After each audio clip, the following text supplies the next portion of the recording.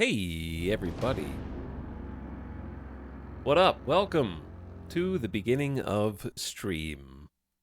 Glad you're here.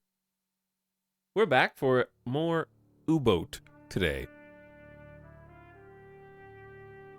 Because I feel like there's definitely still more to do. We didn't even get to fight anybody. Our biggest enemy is ourselves, it turns out.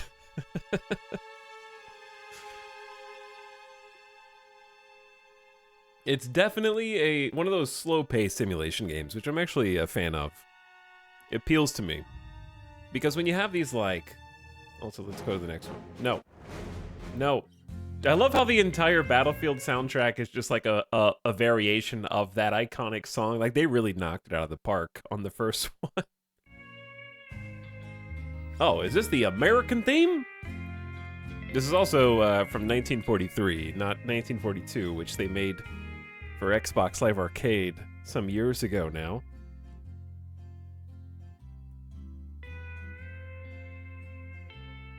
Anyways, I enjoy these slower-paced simulation games because when you have these kind of like lulls between the action, it makes the action that much more kinetic and exciting and nerve-wracking. You have to have, for I think especially like a submarine game or games that are supposed to simulate the everyday life of the peoples on the screen, it can't be all excitement all the time, like a Call of Duty campaign. Because then you just don't appreciate when it actually does hit the fan.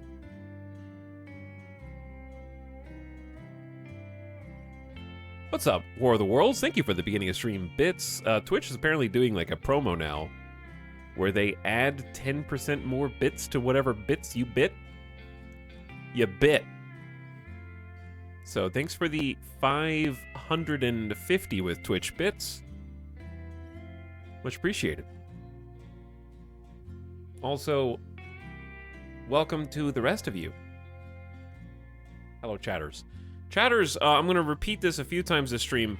Tomorrow, we have to start an hour and a half ago, okay? It's going to be an early boy stream. Because we're in the second edition of the House Flipper Invitational, the House Flipper 2 Invitational, Too Fast, Too Flipper. So I do not get to set the start time for that because there are Europeans and other people from different places around the world who are on different time zones. And 1 p.m. Pacific was apparently the best time for everyone. Maybe not everyone, but most people. So, it's gonna start at like 1 p.m. Pacific. I expect it to go... I don't know how long it's gonna take. My expectations are last time was like 5 to 6 hours, wasn't it? So I'm expecting it's gonna be around the same, if not longer, this time as the first House Flipper competition, in which we placed second. We got second place. Right behind RT and the Barbie house. I was gonna give you bits, but Twitch says my $3 isn't good enough for you. That's right, Bremo. I don't want your stinky VIP money, okay? I have the threshold set at 500 bits because people were spamming 100 bits just to get the notification over and over and over and over again. Whereas people who were paying for a subscription for $5 were only getting one notification. So I need to create a standard, a currency standard, also inflation. You know? That's just the rate of inflation on Twitch. Also encouraging, if you do buy bits, the more you get, the better the deal you get on them. So I don't want you to get ripped off by John Twitch, obviously.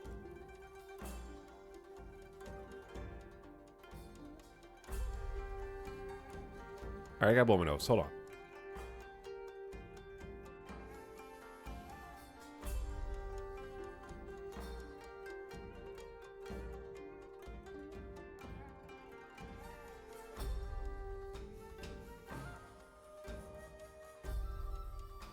Okay, but yeah, tomorrow, House Flipper competition begins. Early boy stream. And I gotta get some practice in for tomorrow. The format is going to be different this time.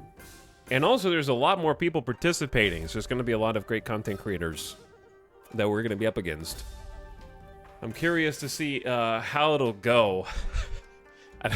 I don't know if I can duplicate the ETAL flip to make as big of an impact. And I'm honestly not sure if there's much I can do to prepare.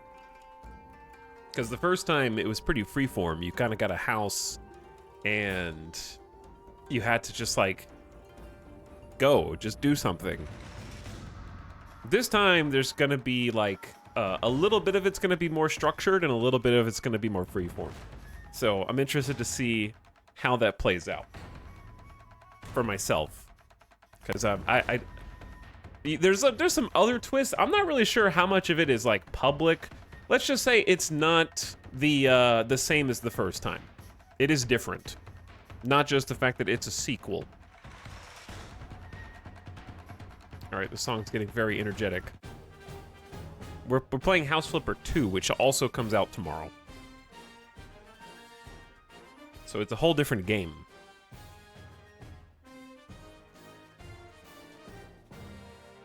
How many meme houses will there be? Probably a lot. That's sort of the whole point, I think.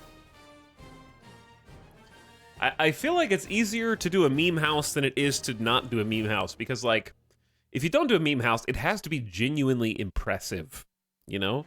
It has to be structurally sound, and you don't really have, I would say, enough time. No matter how much time you got, whether it was an hour or 5 hours, there wouldn't be enough time for me because I am indecisive.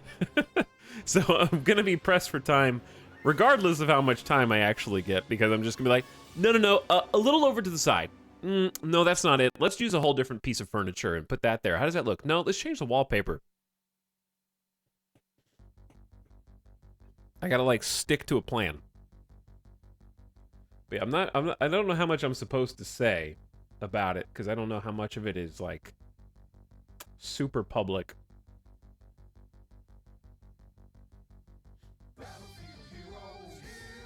Okay. This Battlefield Heroes intro. All right, no.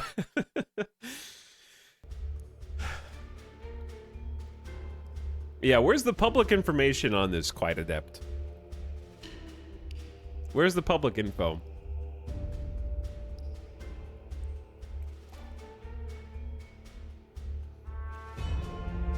I'm not really sure.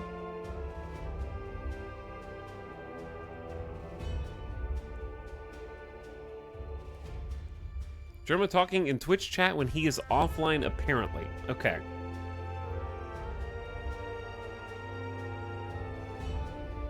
So, okay, yes. There will be, All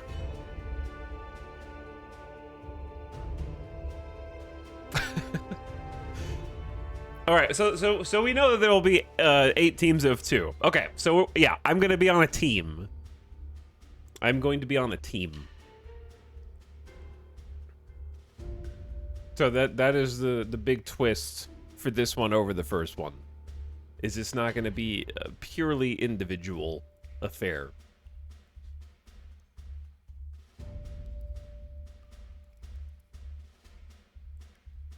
Wait, are you in this competition the day the game comes out? Yeah. Yes.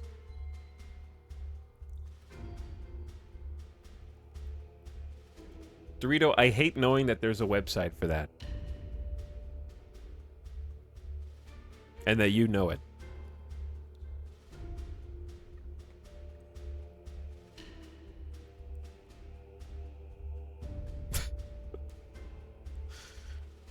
Do you know your team, buddy? I do, but I don't know.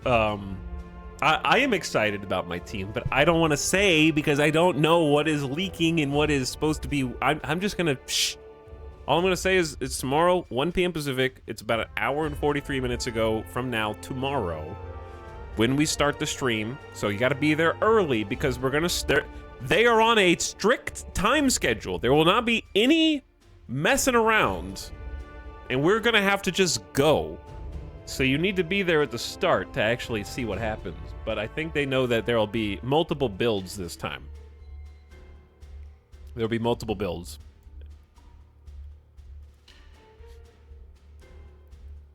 No acceptance speeches. Yeah, no overly long speeches. Give us a hint. It'll be a very solid team. I hope there are no game-breaking bugs day one. Yeah, that would be bad. But yes, it is coming out tomorrow. We're going to be playing it on the day of release. It's not a multiplayer game, but it's quite easy compared to the first game to facilitate the sharing of files. So we're not going to have to do the awkward screen share this time. Wait. Wait, yes we are. Hold.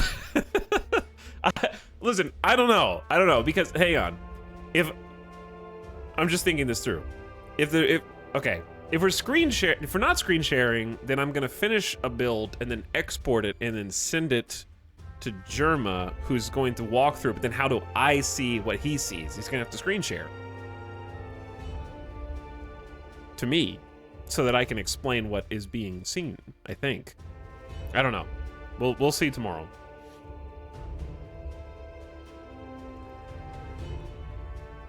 We'll see.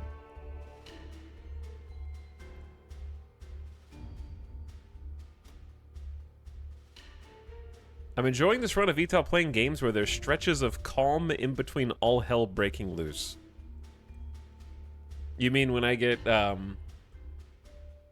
paired up with other content creators? Is that the all hell breaking loose? And then like me streaming other games is the stretch of calm? Make a gingerbread house. I don't know what you can make in this. I'm gonna have to do some preparation today.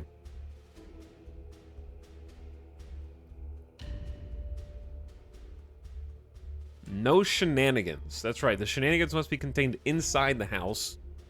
And hopefully turn into something good or funny. Oh, that reminds me. Chat, I think we're allowed, if we want to use imagery again. Like, House Flipper 1 let you just import JPEGs and stuff and put them in the game. House Flipper 2, I think, is probably the same. So, I'll probably mention this again later. If you have any serious suggestions for things I should put in the break glass in case of emergency meme folder, they need to be high resolution memes. I will just I'm not gonna use all of them. I'm not just gonna like put meme pictures on the wall. Preferably things that don't have text on them. Okay? The things that I especially want are like, if I made a giant wall and put this image on the wall, it makes it look like it's a fake background. You know what I'm saying? Post those in, let's just commandeer one of the Discord channels. I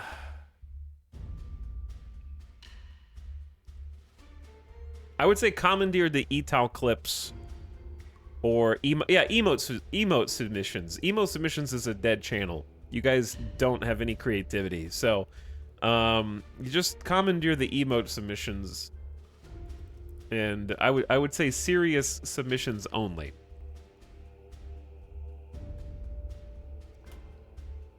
And I'll put those in like a folder to have a break glass if I panic tomorrow and I just need to throw stuff up on walls, like we did in the first competition.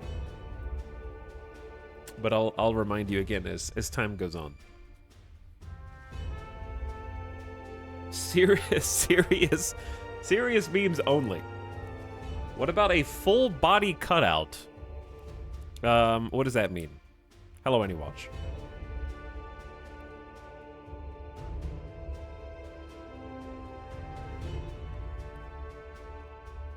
Fake tunnels for roadrunners.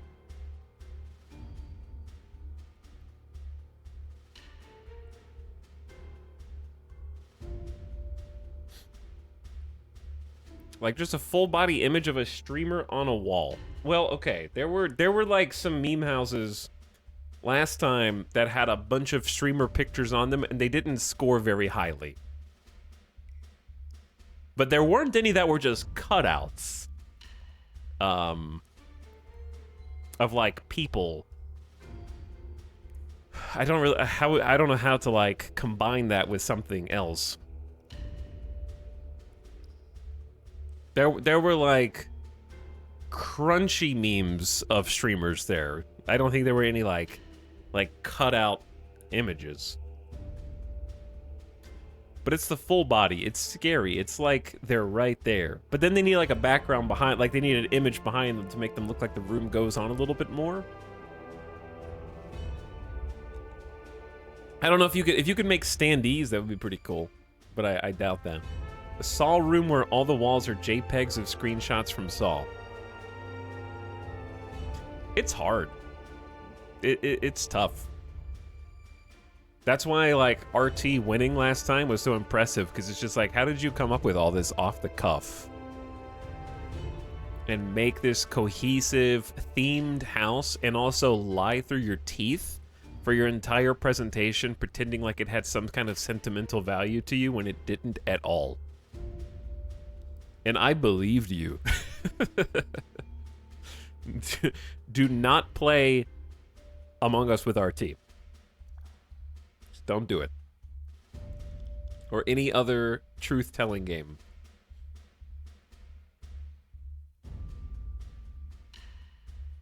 Okay, where were we? Yeah, right here. Is it nighttime?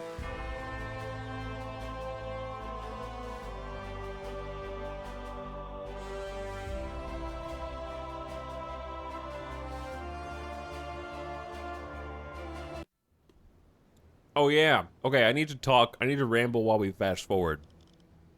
That's right. I need to ramble while we fast forward, because for RP reasons, I am waiting until the sun comes up, and it's almost midnight in the game. And this is as fast as I can fast forward, so we're just gonna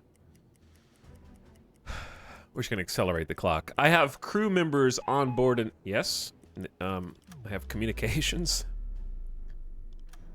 A radioman received a new communication. Freighter in Naval Square. AN 434 Western course, slow speed, cannot intercept. Okay, we don't care. We've already got our target here. Talix, am I still alive? Everybody who got picked yesterday to be in the crew is still alive.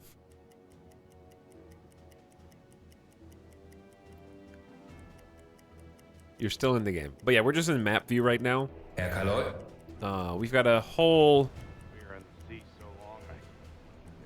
Who's speaking English on my U-boat?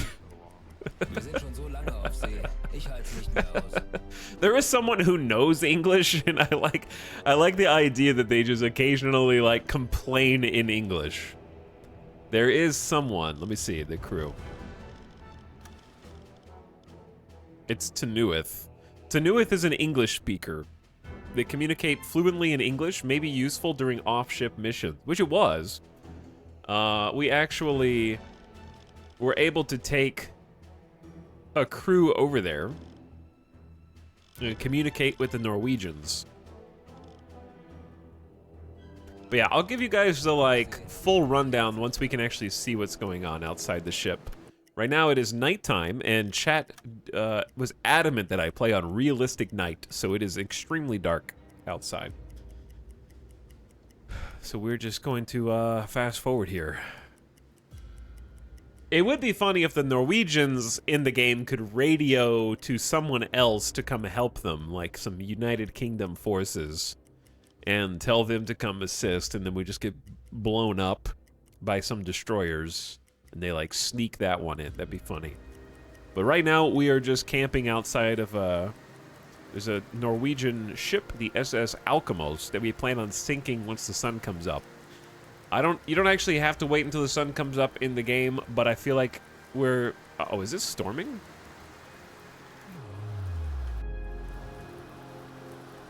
Hang on, let's, we can make it a little bit easier to see by switching to red lighting. It is raining. Oh no. So red lighting will make it slightly easier to see outside, but not by much.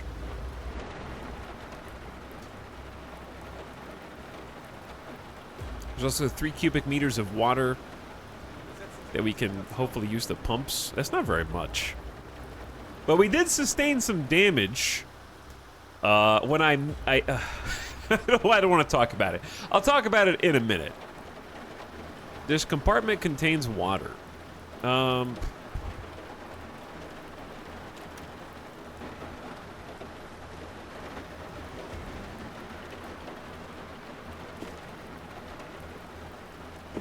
I don't know what to do with it though, other than to use the pumps.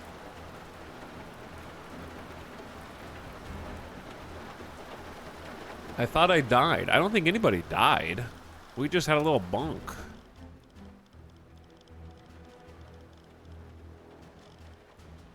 Nobody died. You would have known if somebody died. We have 5 officers, 18 crew, and we rescued 8 survivors. A little bunk in a submarine. Yeah, there's a little bunk in a submarine, okay? If you want to know what happened, watch the featured clip from yesterday. Because that'll show you what you missed and why it happened. Because I was stuck in another menu, treating with the people on the Norwegian vessel when my boat was still going in real time. And I didn't realize it was still going in real time, so it may have rammed into somebody else.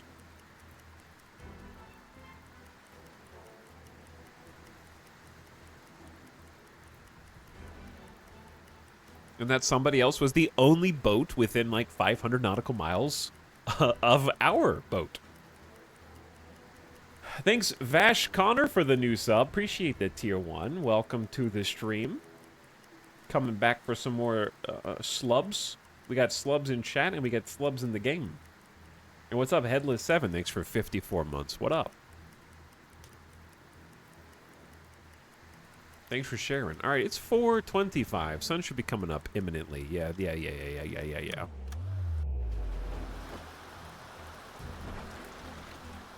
Ooh, the lightning. Oh, yeah, it is storming. We got some lightning out here. That's spooky.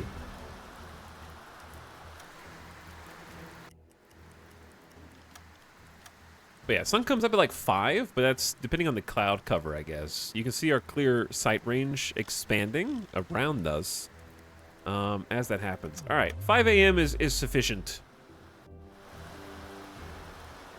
All right, it's still really... Dude, am I going to make them evacuate their boat in a storm? Oh, no. Chat, I can't sit here forever. I can't. How long is this storm going to last, honestly?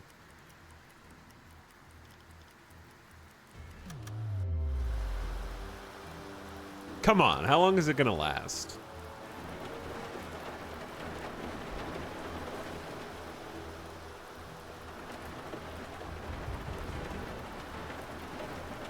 War crimes don't exist yet, but I've already waited so long.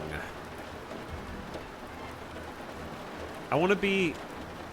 They're just innocent Norwegians with medical supplies. If they were more suspicious, then I wouldn't have as much trouble sinking them. But morality-wise, they've just got first aid kits on their boat.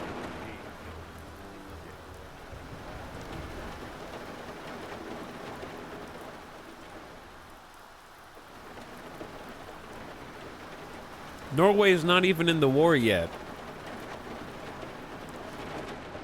You're the bad guys. Okay, but we're playing as, like, this crew. We think we're the good guys. Okay? We're pretending that we think we're the... Also, we're, you know... Give them a chance. We can change history.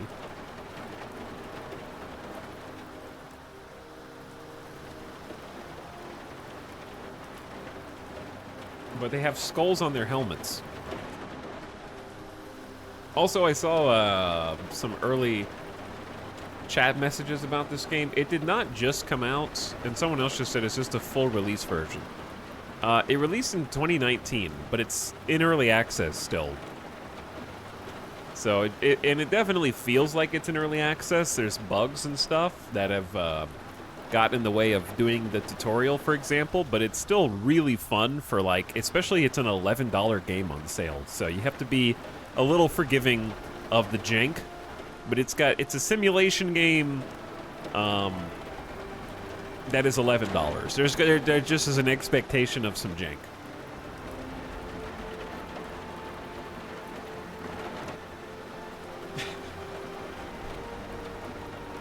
Yeah, I think 1.0 is coming soon, and they're going to add some new submarines.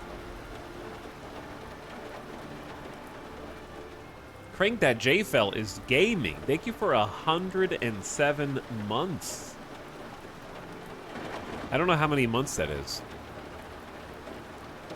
I mean, I know how many it is, but what's the next year threshold? That's 8.9 years. So one more month and you will have 9 years of sub. That's an incredible quantity of months. You're gonna make me sneeze.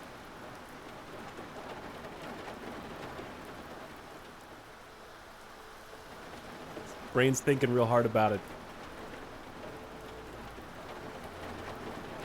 Okay, it's fading away. Good thing I'm not allergic to that, so I can have more 9-year subs. It was a close one, though.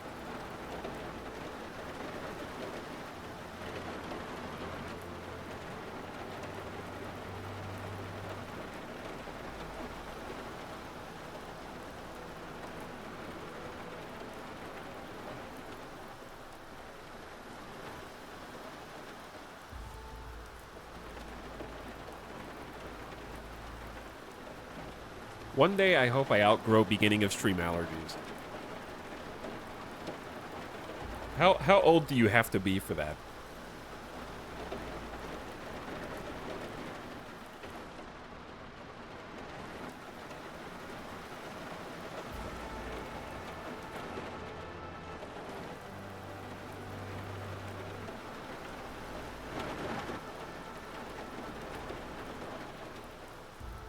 Okay, let's try that. Ooh, not a sneeze, but allergies all the same.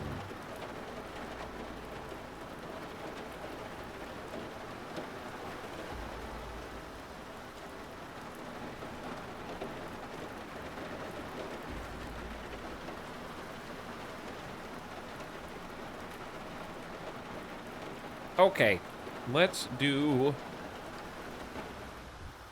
a little zoom. Actually, let's just do a little fast forward. I want to. Here's the problem. I'm stuck between wanting to see the sun come up because it's a very pretty game. I know you can't see anything right now. I guess we can just do 12x and hope we don't get too seasick here. It doesn't accelerate it the actual time that this says. We have a 12x, a 48, and 140. But it doesn't actually fast forward that fast unless you're in the map mode.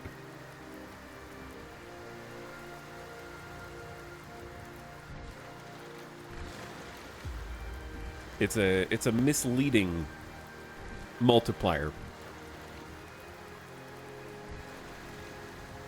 Hello, Biggie and chat. What's up, Lavolt? How's it going? I guess I can. You guys can see the sub during this. I can explain stuff that's happening in the sub while we're doing like a little 12x. So this is the front of our sub, and we got the 4 torpedo tubes up front. So we're in a U-boat in late September 1939. The invasion of Poland has just begun, and we're doing some, like, basically I would describe it as ahistorical. Because our first mission, we did an extensive amount of training yesterday. The first like 5 hours of the stream, we're doing training missions. Basically, it's quite a lot to chew on, and the learning curve is fairly steep, as you might expect from a submarine simulation game. So I had to parse quite a lot of information, but I feel like I've got the basics down. Other than combat, anything that involves combat is going to take a lot more trial and error. But just maneuvering the boat, taking care of the boat, and steering and piloting, like, I got all that down, I think. And diving and how to use it. So that was very successful. We've got a crew that you can see walking around in here. There's a bunch of bunks, and there are some crew management aspects to this game, including customizable settings for difficulty that include, like, making sure that they have enough food. We have a chef on board who's cooking for them. They have to have supplies. We have to manage the fuel. There's some resources there that we have to deal with. There's also, we get paid for doing jobs, and we have to use those payments on different things. But we got chat members who have taken up the spot of the crew, including Officer Nataruk, Tenuith, Overtly Esoteric, and Hugo Prev. And then Captain Jeff E., of course, is the leader of this fine vessel. So some of these guys who are regular names aren't actually on the boat. They're just people that we can take from a port, I guess. They're not, like, on the boat. But Narfwax on the boat, Absinthe and Angry Eddie and Bad Joke Joel, CS Moz, Crash Hitman, Feistel, Golden Pony Boy, Gagexian Prime, H-Star Killer, Honey Chain, I Try Way Too Hard, Influx, Poff, Cirquack, Swartz, Zapperer, and Zeltergase are all our crew members. Now, this is a captain of a different vessel and his officer, and we rescued these service members. I believe these are British service members that we rescued after sinking one of the trading vessels. So our overall mission right now is to take our crew and our submarine and patrol this area in green in the North Sea. So we're on a patrol, and our goal is to sink 4,000 tons of enemy trade ships and to travel over 1,000 nautical miles inside the marked area on that patrol. And to, like, send any kind of feedback or discoveries that we get. This is a pretty big game. You can go to a lot of different places and different time periods. We're just in 1939 right now. So we sunk one of them, and I decided to go ahead and pick up some survivors. So we have the maximum number of survivors. We can leave them at the nearest port or supply ship for a small reward. So if we found a supply ship that was not hostile, then that would work. But yeah, everybody's in here. They got jobs. So the regular crew members just do odd jobs around the boat and assist the officers when necessary. We've got some coffee and supplies for people who need to stay awake at odd hours. Hugo Prev is our officer who's in the radio room right now, listening for any communications that might be coming in. And then we have a listening room for the hydrophones to try to detect other noises out at sea. This is our depth steer station when we need to dive. We've got the navigator station when we are, like, traveling actively to avoid getting lost and make sure that we have, like, our position accurately determined, because you can get lost in this game. There's a gyro compass, water pump to keep water out of the boat. It leaks in various ways, not least of which is accidentally ramming a neighbor boat to create holes in your own boat. That's one way you might need to use the pump. But we've got, like, hatches that can be closed, which are watertight up to 16 atmospheres. Some more bunks. There's a little bit of water in here, but it's not much. But yeah, the bulkheads. There's our chef quarters. We got the galley with the food supplies. I'll probably, like, move the potatoes and then put in the giant stack of canned bread. I think that'd be a good idea. Into the galley, so they have plenty of variety of foods to eat. I think the variety keeps up the morale. And there's Chef Zeltergase, currently prepping the food. The engine room is quiet because we are at a stop right now, just floating. We got ventilation if we start running low on oxygen, which will never happen while we're on the surface. Nataruk, you're doing great. And then further back, we've got the compressors, which I will explain when we need them, and a rear torpedo tube. One single tube. We don't have any scrap metal, but you can work it in the workshop. So there's our boat.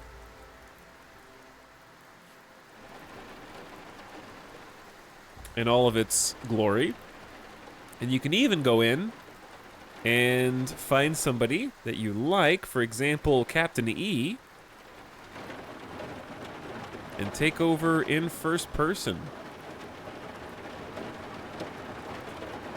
Try and spot enemy vessels on the horizon. Or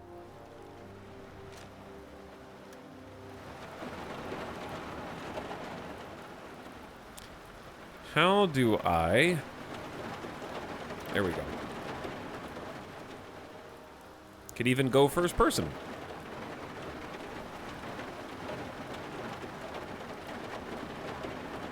I know it's really dark, so actually, hold on, I can do something.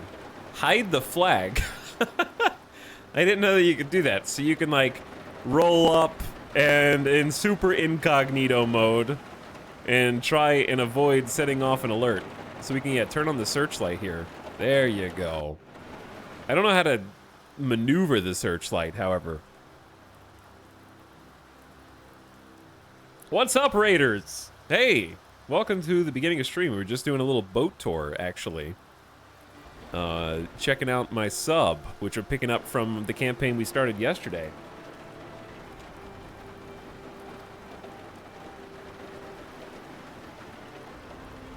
Comrades are here. Oh no. Don't worry, we're playing in 1939. Shin comrades. We haven't invaded the Soviet Union yet, so we are still technically not enemies. How are you? The Red Light District sub. Indeed it is. What's up? Chimp, Ugg, Jarton, T-Jock, Wanderer? What's up, Trammel? Hey guys. How you doing? Are we advocates for unrestricted submarine warfare? We are currently, like, I am using my own morality and ascribing it. We're trying to be the good guys. I'm presently camping outside of a Norwegian trading and cargo vessel. I was experimenting with the spotlight, which is probably something that we want to turn off, but I was just looking at the graphics. I'm using the power of roleplay to wait until the storm subsides. I'm going to demand that these Norwegians, who are going to an enemy port to trade medkits and healing items. What's the better word? Healthcare, I guess. Healthcare supplies to a British port. They're actually going to the port of London right now. And I think they're on the other side of us. Yeah, they're like right over here. I know it's quite difficult to see them. It is dark outside, yes. It's very dark. That's why we're fast forwarding right now.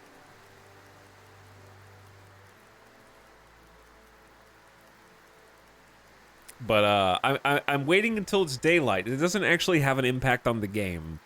But I've already taken 8 survivors. I can't take any more survivors, so I'm going to have to leave them here. There actually are mechanics in the game to give survivors of these types of wrecks food and stuff, which boosts your reputation, which in turn allows you to spend reputation points on additional allowances. Because you're actually incentivized to have good reputation, because in 1939, you're trying not to get the rest of the world to declare war on you yet.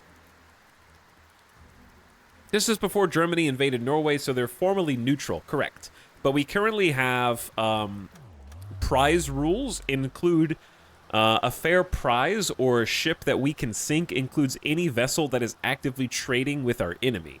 Which in this case, we have confirmation that this ship, we actually sent the crew to board it and speak with the enemy, or the neutral captain. And the captain basically confessed, gave us the manifest of the ship, and said that they were going to the Port of London. So it's a fair prize for us to sink without any sort of repercussions. And the rest of the world will not get mad at us for doing that. We are well, checking out another video game production game. Oh, nice. Yeah, I just kind of got my feet wet in that genre with Software Inc. recently. But shout out to Shin. Thanks for the raids lately, dude. Appreciate it. We got the double shout out. The old and the new. playing City Game Studio. I haven't heard of that one. All right, and boom.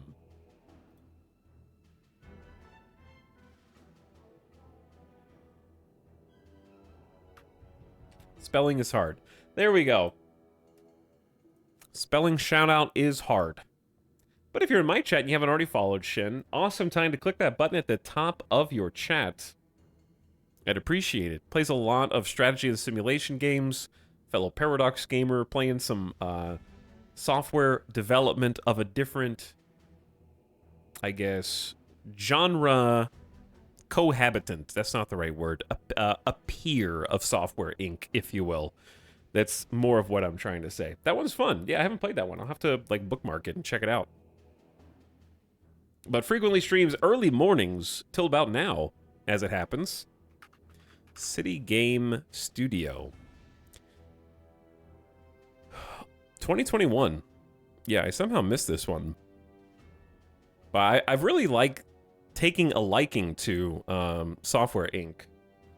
And I love simulation games. So it's been fun to get to play around with some that have passed me by. But thanks for coming over, everybody. Appreciate you. We just got started, actually. We haven't even been streaming in hours, so we got quite a lot to go today. Including, hopefully, completing our first missions. We did like 5 hours of tutorial yesterday. It took a while to kind of get my bearings. And we're in our first patrol right now in the North Sea, late September 1939, and we're about to sink the remaining total gross tonnage necessary to fulfill our quota, if you will. Interestingly, there is a tonnage quota in this. Even though, yes, I am keenly aware that in 1939, German U-boats were not very successful at sinking any trading convoys. That was something that became very successful after post-1939. So we're a little ahistorical here, because we are going to find success where Germany did not.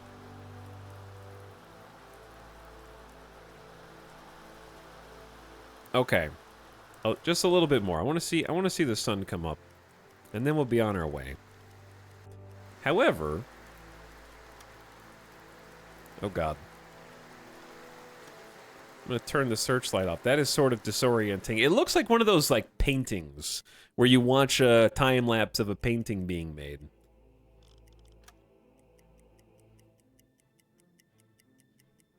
I spent much of 2019 and 2020 playing Software Inc. It is addictive. Probably the best building tools I've ever used.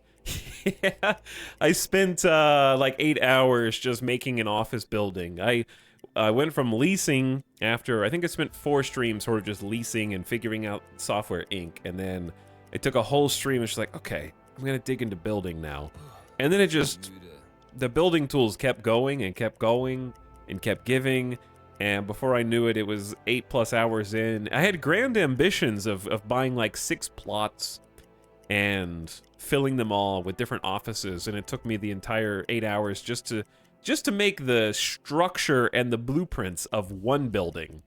And I was like, okay, I guess I live in this building now, because I don't know if I want to do that 4 or 5 more times. And I've been slowly kind of piecing it together. So we've been furnishing that office in Software Inc. and getting the wallpaper just perfect, and the floors and the furniture aligned. And there's so many things, and the building tools are very fun. Surprisingly solid, because you get it. There were so many people that were just like, Software Inc., why is this building game so robust? All right, it's like 10 a.m. We've waited long enough, chat.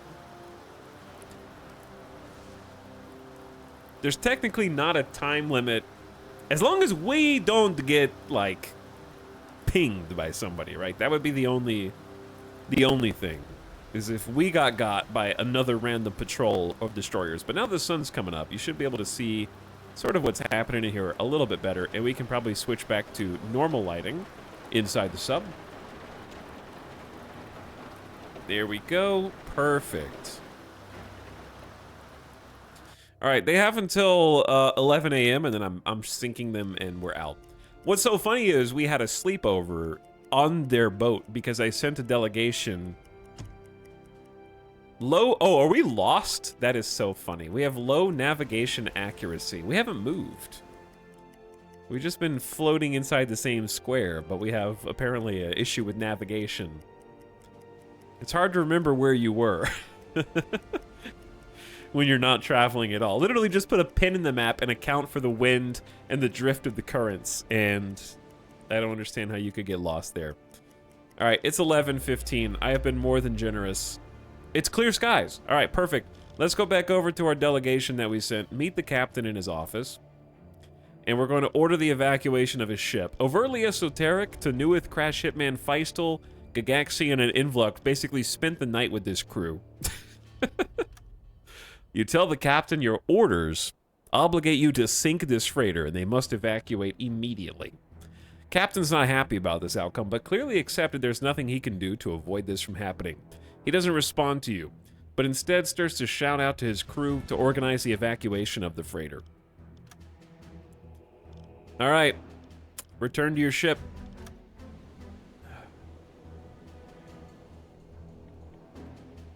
The delegation has come back.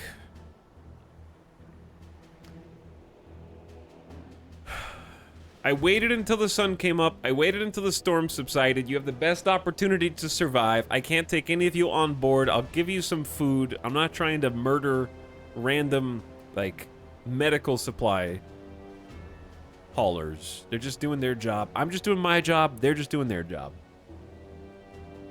I wonder if you can do the same with British ships. Maybe. If you hide your... I didn't know you could hide your flag. So now that I found out, you might be able to, like, approach them with your flag hidden or something. I feel like, though, if you were in 1939 and you're hiding your flag, who else are you gonna be? If you were friendly... If you were a friendly British vessel, you would be flying your flag. Who... There's nobody else, dude.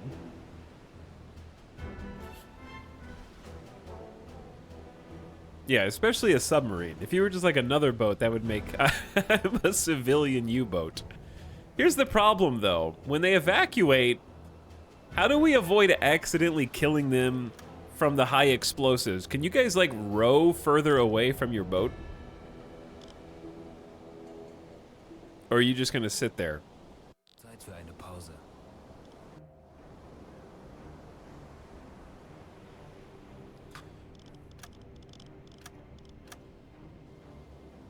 All right, let's see what happens, chat. I gotta sink it. We're just gonna use our deck gun here. So let's get the Captain E.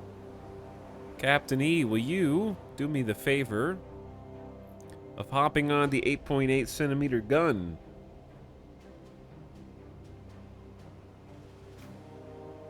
I'm sure they'll be fine. Yeah, I'm sure they'll be fine. They're not gonna be repairing any of the damage that we do, so...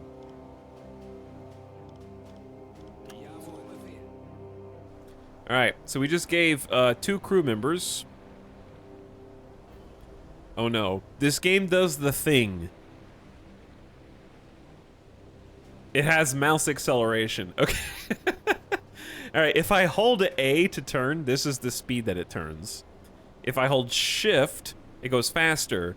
And if I hold shift and move the mouse, I can make it whip around!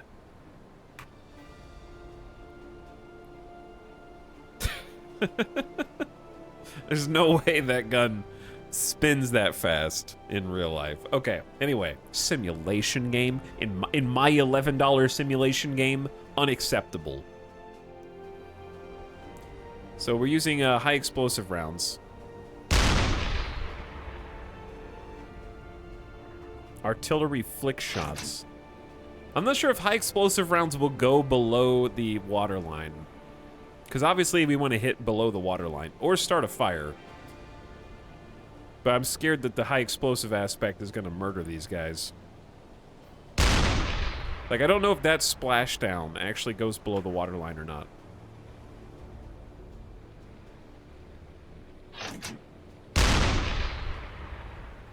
Yeah, we want a high explosive to either start a fire up here or blow some holes. Yeah, you probably have to use armor piercing for the waterline shots.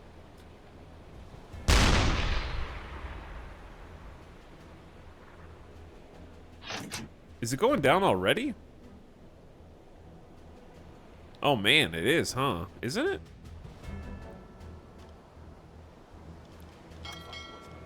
No, don't belay that order, sir. We have already intercepted.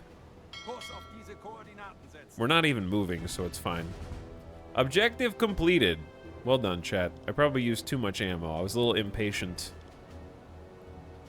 You guys might want to move away from where it's sinking, because it will suck you in with it. Get wrecked, Norway. Get wrecked. Alright, lads. Hold on.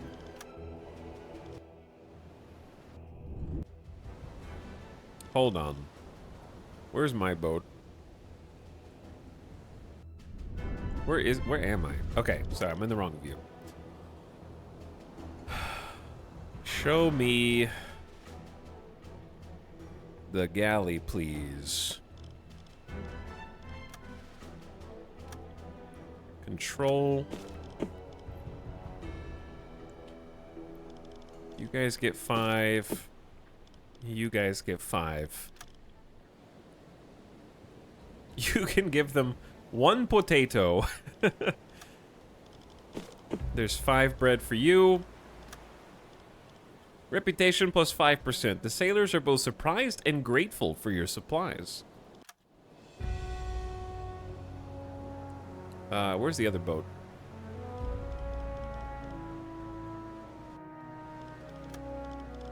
Wait, I already clicked on that one. There we go. All right. You are welcome. We're almost to our first reputation point.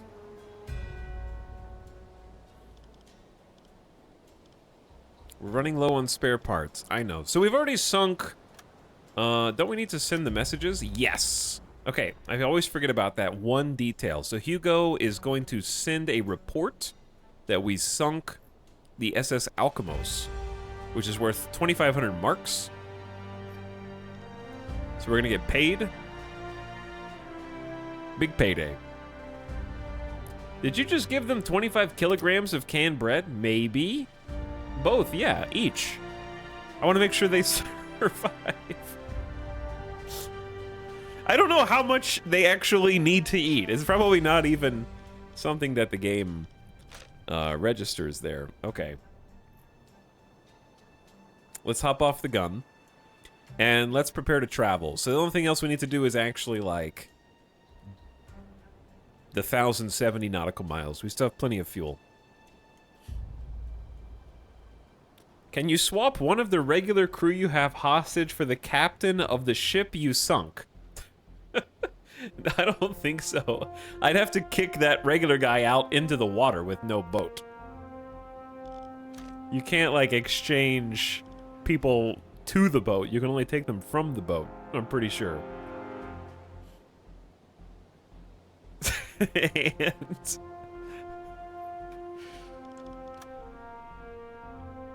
I also don't know how to get them off the boat other than, like, there's not really any way to interact with them, as far as I can tell.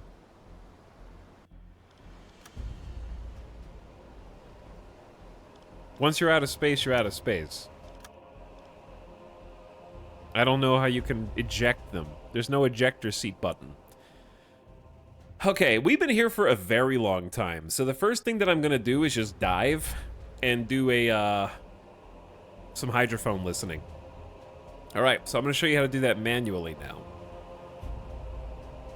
So step 1 is... Hang on, let me see if I can remember this myself. Hugo is gonna need to move Kapitän? to the listening room where the hydrophones are. And we got an assistant for you to make that even more efficient. Okay? Number 2 is we're going to need to check the depth below. So I need to, like, select somebody. And we're going to use the echo sounder to kind of ping directly below and see how much space there is. Because we want to dive to around 50 meters.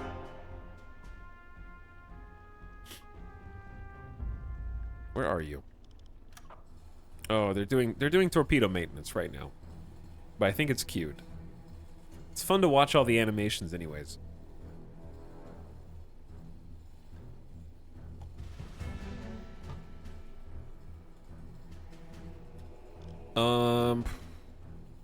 We have 2 assigned sailors. We should probably assign... Hitman, where did you come from? We'll assign one to help Tanuith go faster. It's like 100% maintenance speed increase. Yo, is that a tiny submarine in our big submarine? Kinda.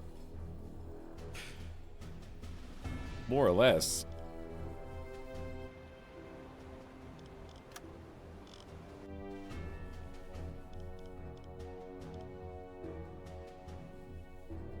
All right, here. Take an extra person. Yes, scrub that torpedo. Crazy, isn't it? I always pictured them as like the size of a person, not something that's that huge. Yeah, I'm in the same category. I was gonna say boat, but I stopped myself.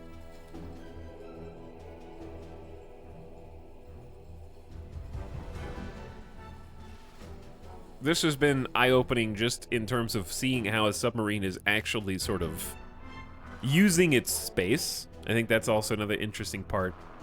Seeing how cramped it actually is, and... You're gonna do the other one now? Okay, I'm gonna get... I'll get somebody else to go do this then. Nataruk, go ping the echo sounder for me.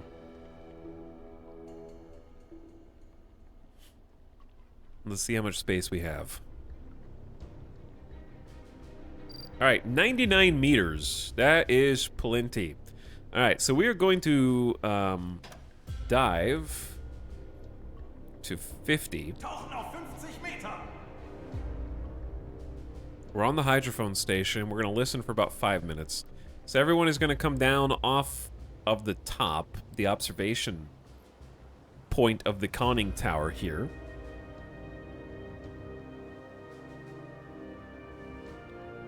And they're going to assume different positions to dive and get ready. They're gathering in the torpedo room, which is fun. Clear the important areas. Try way too hard and Zapper handling the actual diving itself. Star Killer's up here on the helmsman station. Wechseln auf E-Motor. Auf Zero. All right, and oh, I didn't even see we were already under.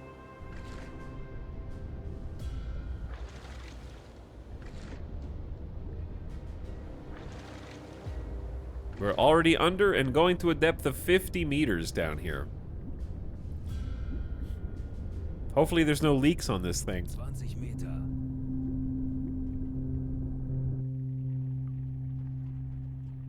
We have taken some damage, and we're probably out of spare parts, so hopefully we don't bump into anybody. We're going to be very cautious from this point on. 40. Which is what we're doing right now.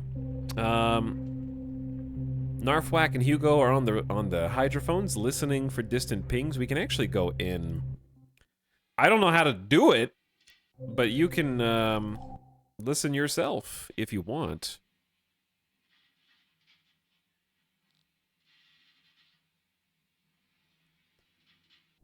I always mouse wheel out and it's left click, right click. Oh, okay, chat, someone explain what is the little needle versus the big needle for here? I feel like I would have to read an instruction for this to actually have any idea what I'm doing. And then we have low, medium, and high. Manual hydrophones.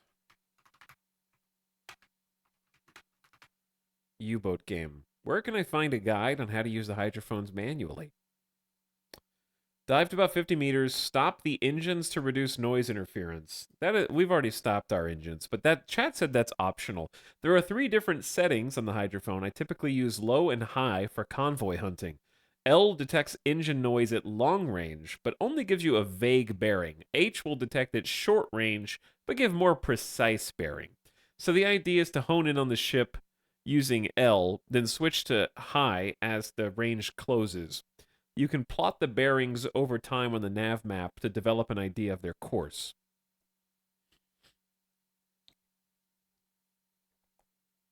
One thing that helps with the automatic detection with hydrophones is to turn the sub 90 degrees port or starboard at a low speed at 50 meters, and then turning off the engine so any blind spots on the intro level hydrophones and the top level hydrophones can be resolved. Does the game actually model the gaps in hydrophone coverage with manual system?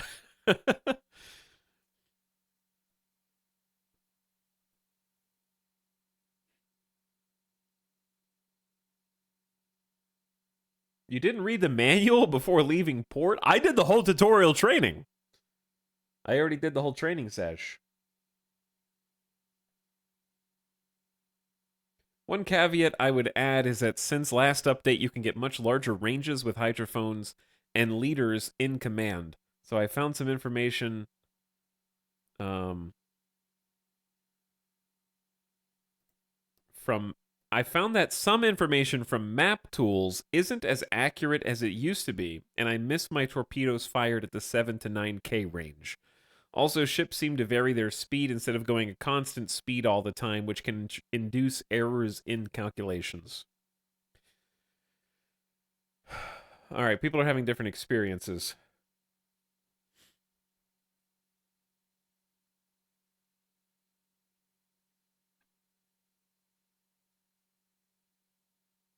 Okay.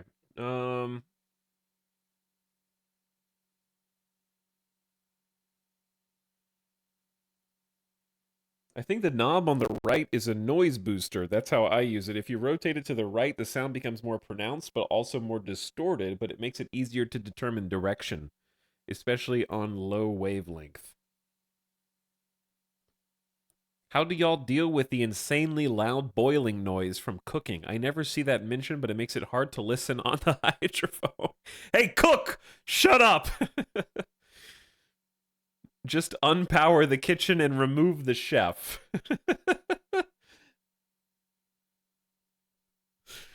That's so funny. Tell the chef to shut up. I'm listening on the hydrophones.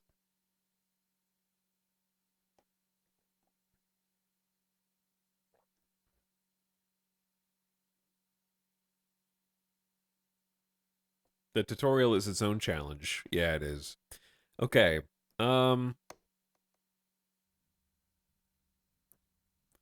So, we want to go to low. Boost. I still don't know what these 2 needles are.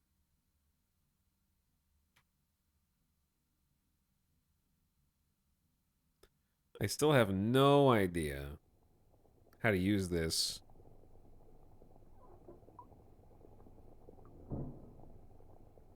Like, I think that's just stuff on the ship. Because I hear thuds. And there's also people walking around.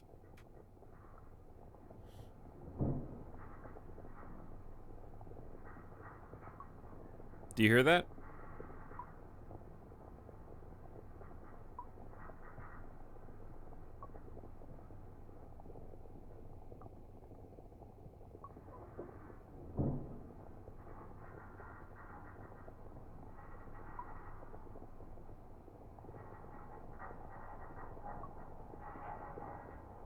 The big needle is showing where you are searching with hydro in relation to your boat. So what's the little needle? Frequency or something? No, this is low, medium, high frequency.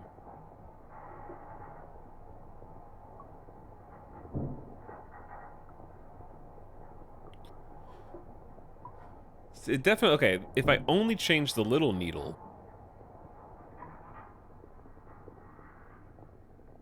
it definitely changes what I hear. right? Over on this side, nothing.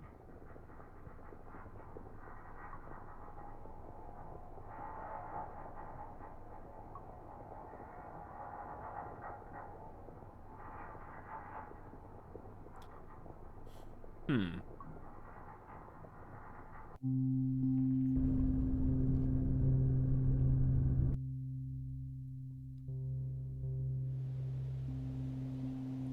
So we are under the water, obviously. But we're facing north, I'm pretty sure.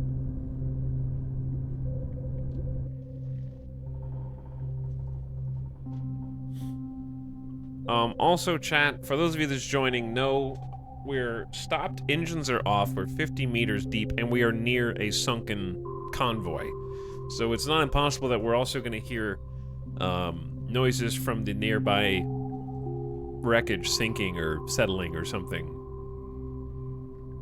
But I'm just using this opportunity to dive and listen, try to figure out how to use the hydrophone manually.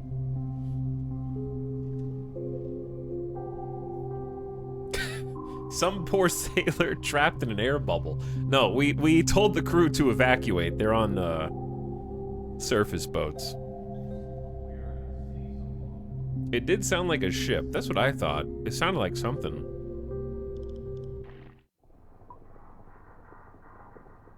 So if this is bearing, this would be like 190 degrees from our current heading, right?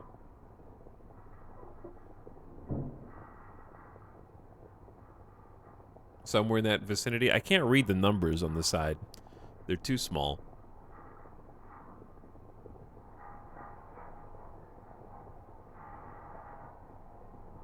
But there's definitely something. What if we switch to medium?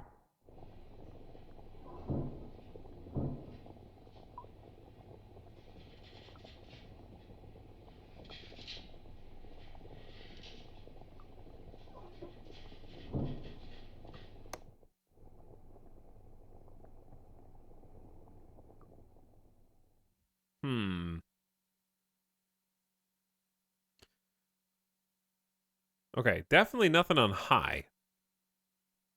Like, nothing. Complete silence.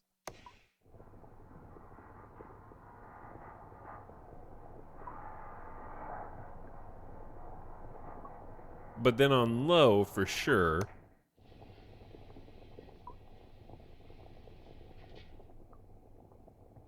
And then medium, when the little needle crosses this threshold and goes all the way over. I don't know if I knew what the little needle was.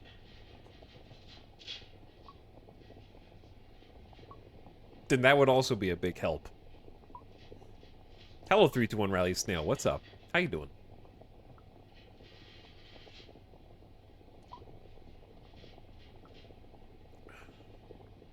Reporting for duty. Welcome, KJ. I probably don't need to know how to do this, but it feels like it could be useful. You might find stuff that the AI doesn't.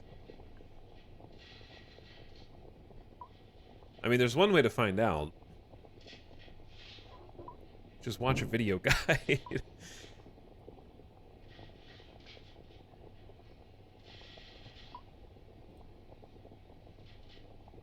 Like, I've read a whole thread about how to use this, and no one has an explanation for what the little needle does.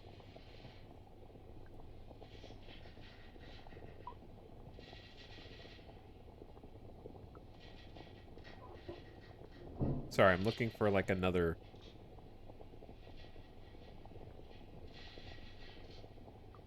Okay, this is a better question. If you actually did detect something, would it show up on the map, or do you have to remember that it's there? You know, like when the AI finds something, it'll put a little blob on the map that's like, hey, Captain, something's coming from that direction, and you can sort of head toward it.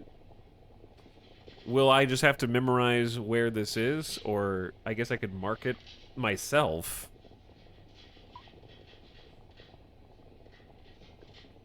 Mark a line on your map in that bearing, then move the boat, take a new reading, and make a new line. Alright, but this is my position relative... bearing relative to the current heading of the boat. Right? Station.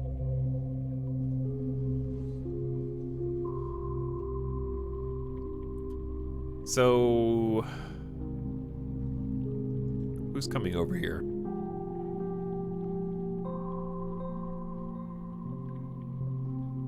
Besetzen Sie diese Station. What happens when we turn on the gyro compass? Gyro compass is operational. All compasses on board point north. This reduces our chance to get lost by 60%. Okay, is there any reason to have that turned off? Number one. Number two, where's my compass? Tox, would you go on an actual submarine? No. I would refuse, I think, to go on a submarine. That would be definite anxiety attack waiting to happen. I don't think I would want to be surrounded by water. I also just don't really like being on the open ocean. I would make an exception for a cruise ship because it's there in my mind. It's like a too big to fail type of situation. Even if that's not logical, it would make me more comfortable. But like just a regular boat going on the open ocean, no. Do you get seasick? I'm not gonna. I mean, I just don't like the ocean. That's seasickness of the mind. What's up, Sim? You are my most watched streamer this year. Thanks for being amazing. How's it going, dude? Thanks for the 60-month sub. I had to look down the check to see if I was wearing your shirt today. What's up, man? We got submarine life here. I'm trying to learn how to operate a submarine.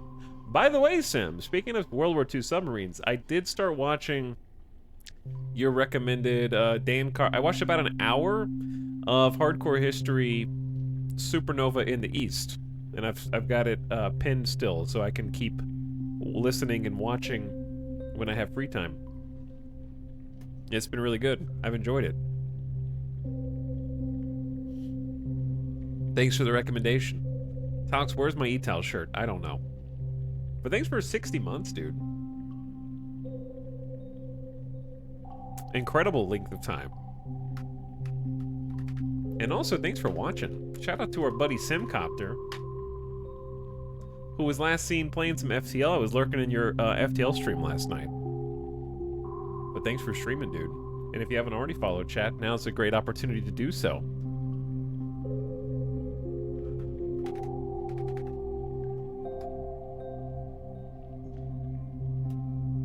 That man's only job is to sweep that exact spot every day.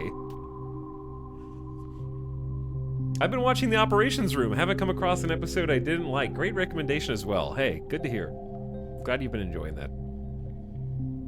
They're just so much quality history on that channel, and I really appreciate the way that they present the data and information.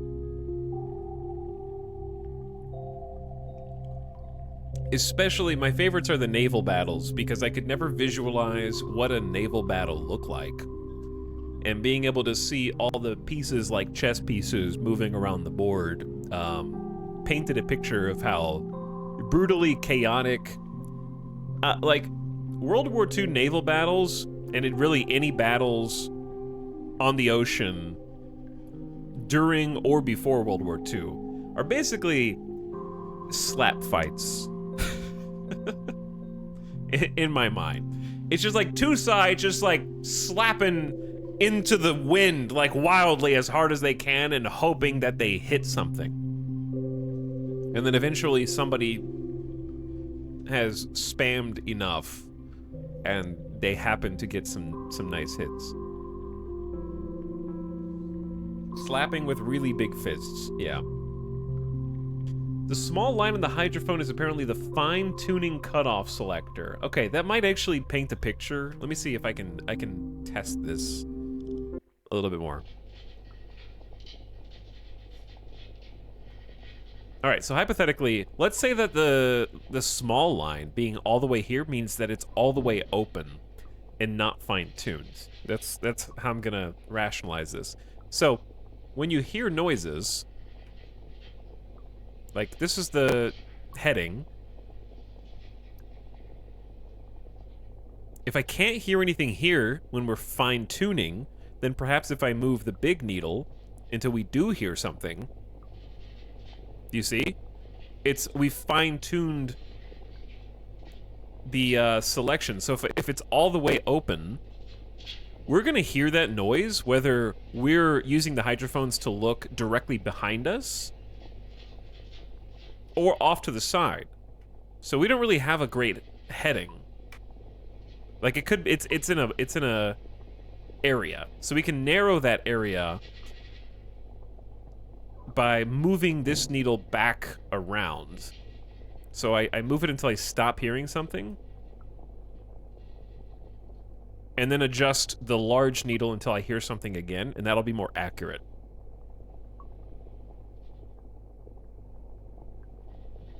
Okay, it's like here. I might have to move this all the way up and around. So let's just move it all the way up around.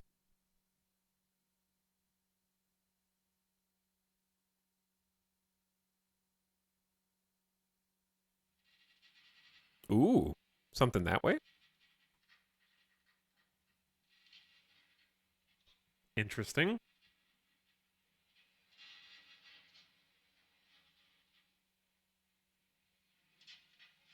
Oh, yeah.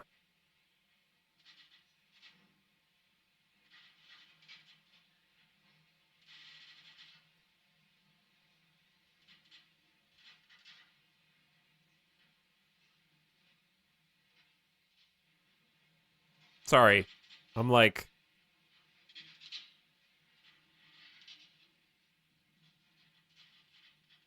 Okay, so we got this all the way throttled.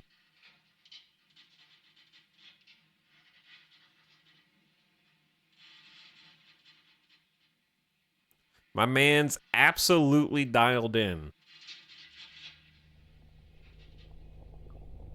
See how it fades behind us?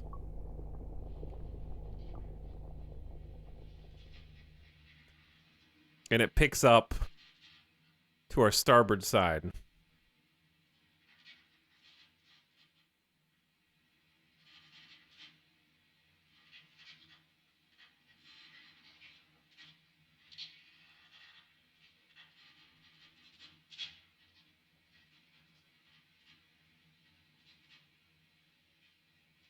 Chat, I'm going to attempt to explain once more, for the third time, calmly, that we are not moving right now. we are at a complete standstill. 50 meters down below, and we're just experimenting with the manual controls to figure out how to use them. Next to the wreckage of a convoy, and also at a complete stop. Therefore, our electric compressor, our diesel compressor are both off, and we are on, I believe, battery power only at the moment, which is only being consumed by the gyro compass at 2 per minute. So I'm glad that I saw that, because I'm going to turn this off. I disagree.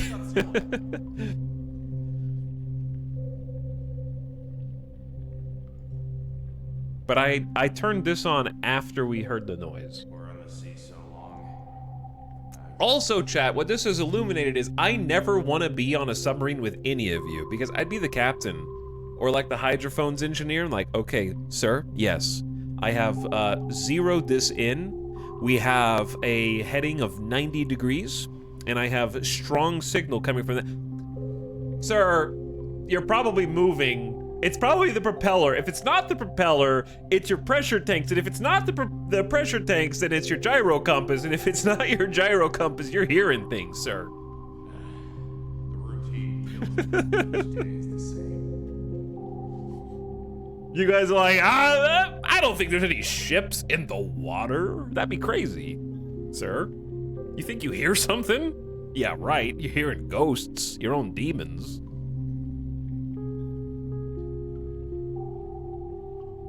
I make propeller noises in my sleep.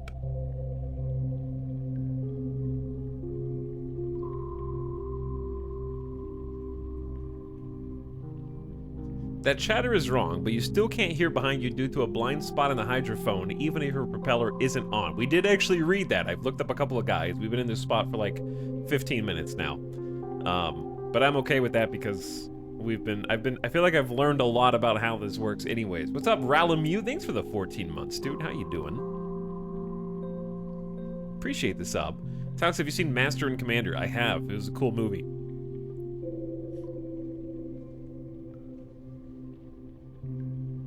Okay, anyways.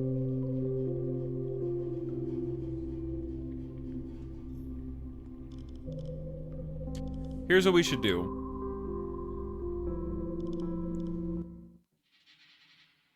I say the only thing we can do is try to figure out our current heading, set a heading for the thing, head towards it, and see if we find it. And then if we don't find anything, we'll scratch our heads. And if we do find something, we can, or if we start heading towards it and the sound is now coming from the front instead of the side, then we can confirm our suspicions, right?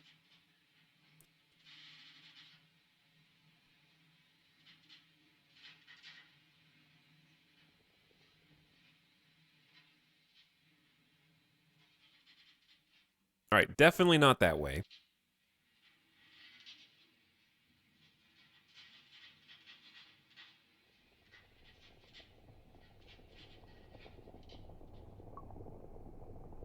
Definitely not. There's the blind spot.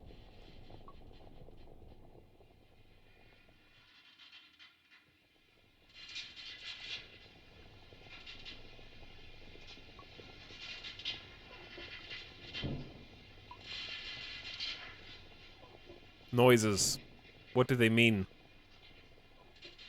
I assume there must be a compass somewhere on this boat. I couldn't find it. Alright, I'm just going to choose in between. And let's take a heading of 135 degrees. So let's go ahead and surface.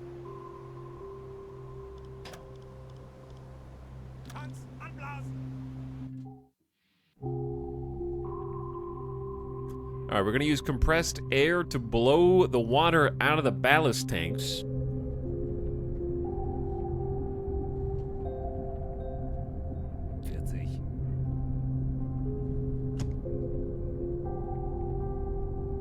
Which is going to give us buoyancy, because these are going to be empty air pockets that are going to help us float.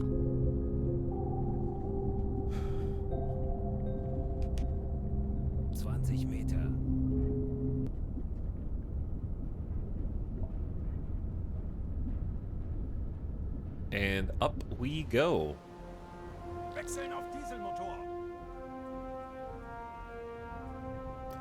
So, now that we're here,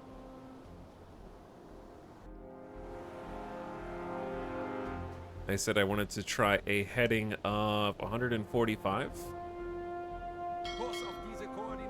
So we're going to set a course. Go ahead and start in forward 2. I need some help back on the engines to manage our fuel reserves.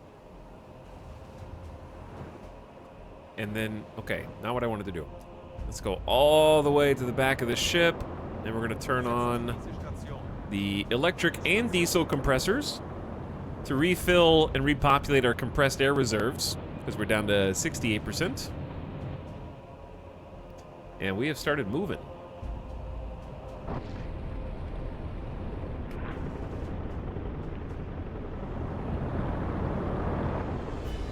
Looking good.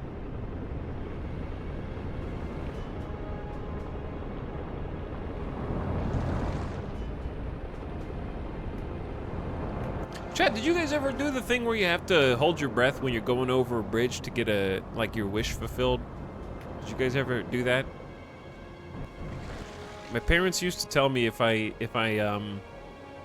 went over a bridge to hold my breath, and if I held it for the entire length of the bridge, that my wish would come true.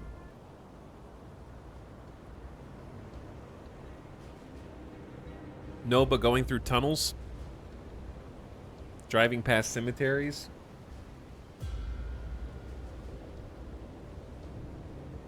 I've done that.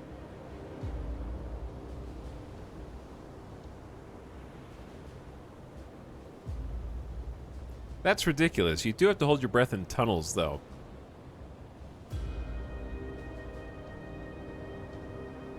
This is a thing here, too.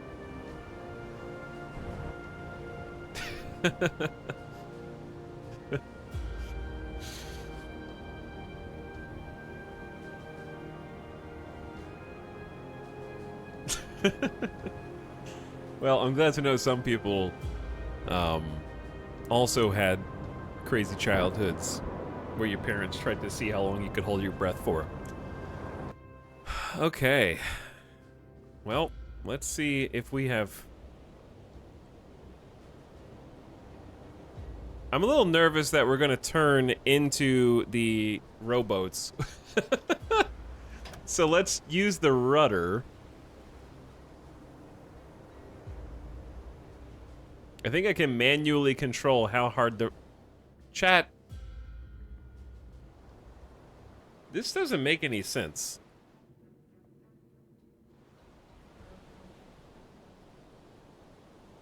But yes, it does.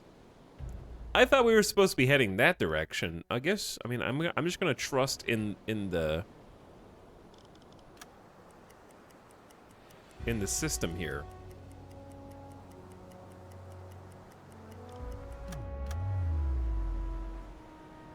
I think we've already... Did we already turn and straighten out? Or did the order that I gave get canceled after I told them to do something else?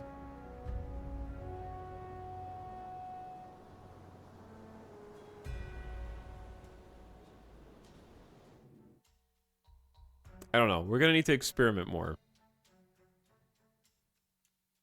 I'm worried that my order to turn didn't register because our engines were off.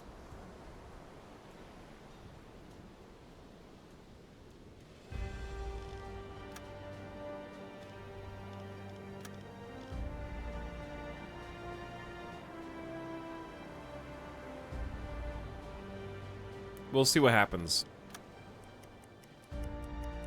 So I want to speed up. Forward 3. Smoke over the horizon. Is that not our smoke from the... Is a different smoke? Funnel smoke spotted? No, that's a different group, chat. In the direction that we just started turning, based on the sounds that I heard in the hydrophones. Coincidence?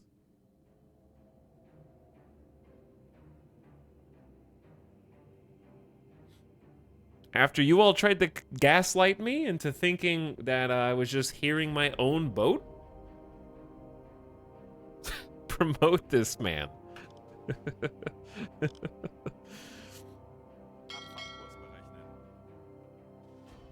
Alright, they are heading away from us, I believe. Wait. Is that gonna be the other submarine? That we already had? No, they're sailing away, though.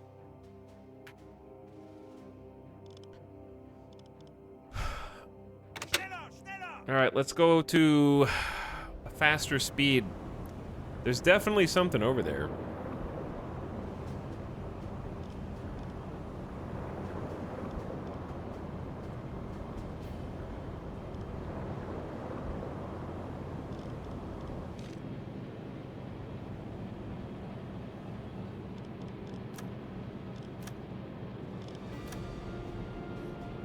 I see smoke.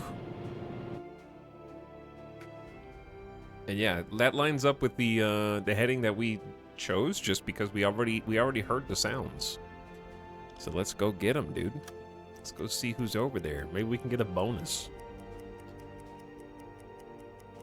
We got multiple people on deck right now to extend our max sight range as far as possible. Captain E's up there with 2 helping sailors.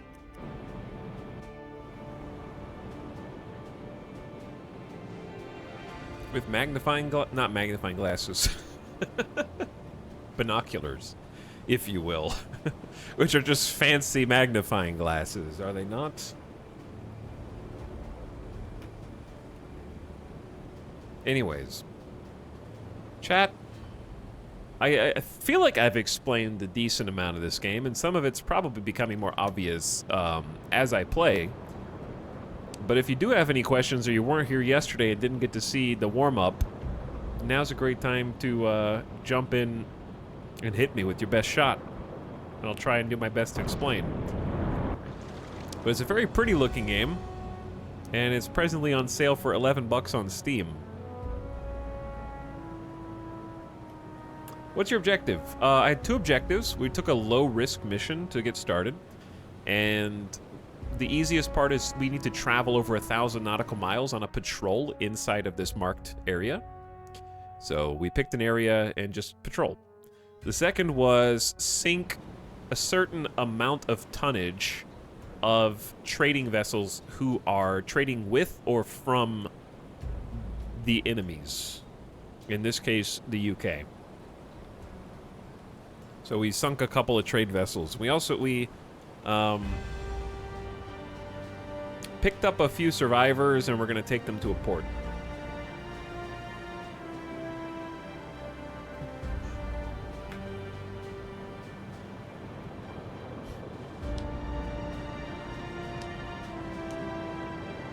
Hope this game does well and they make one set in the Pacific. That'd be cool. Because right now, it looks like you can go to East Coast ports in North and maybe South America? Yeah, there's Buenos Aires. And France? Well, so far we haven't... We're in the North Sea specifically to intercept the United Kingdom and Scandinavian trade. Which is why we found Norwegians.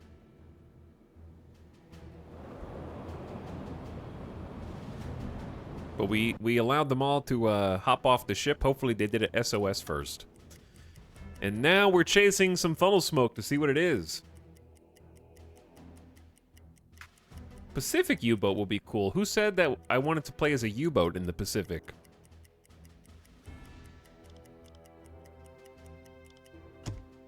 Alright, who is this? It's a freighter!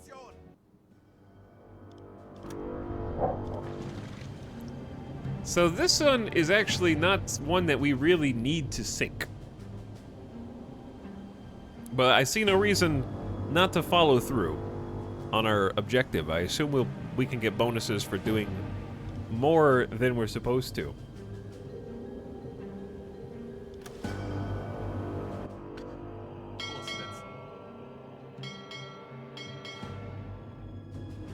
Alright. Let's get closer. Chat, is there, I guess, other than the first-person only mode, is there a game mode that restricts your information a little bit more? Like, that you can play from here, but you're not allowed to send your camera over to the other ship to see their flag from the maximum visible distance?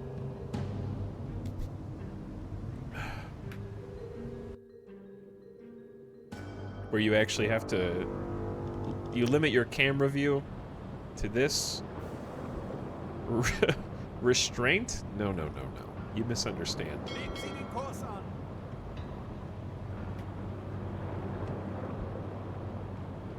Restraint is something that you have when you change gameplay options before you start playing, not when you're actually actively playing, you know?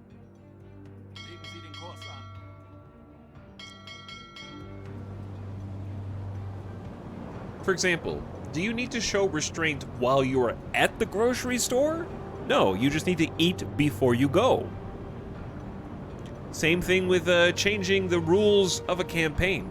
I can set those rules once and lock myself in to following them. But holding on to that for the whole campaign is tough. I thought there was a realism game mode. There is, but it's a first-person only game mode. Which I don't want to be first-person only. I just want to be third-person with benefits.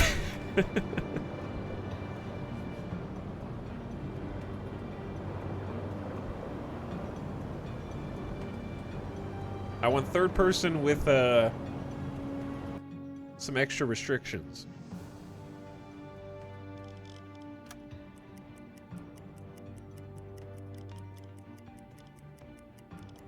All right, everyone's at alarm. We are just a 3-ish nautical miles away.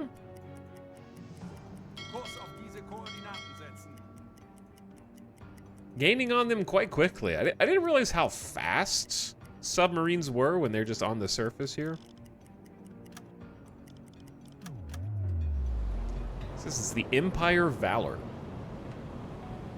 I mean, that's just a sink it. That's not a delegate with I can help them afterwards, but like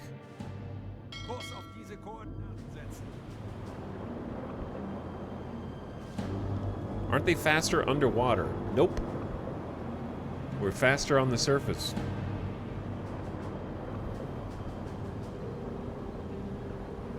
Faster than a freighter, but slower than any other warship, basically.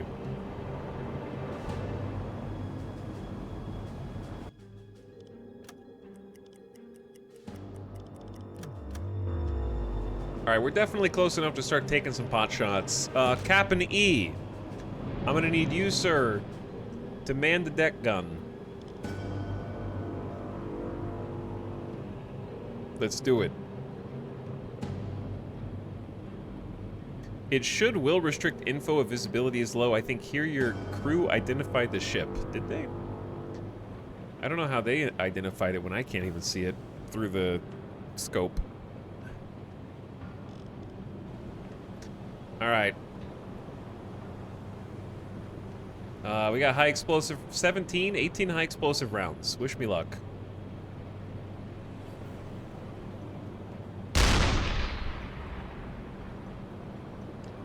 This thing doesn't have as much drop as you would expect. All right, that hit the water.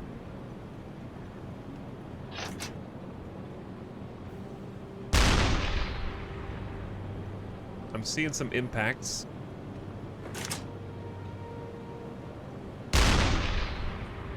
Oh yeah.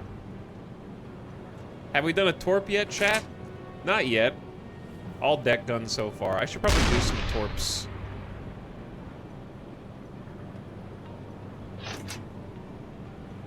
I can't see where the cannon is hitting at all. It is small. Do you see the poof of smoke in the smokestack back there?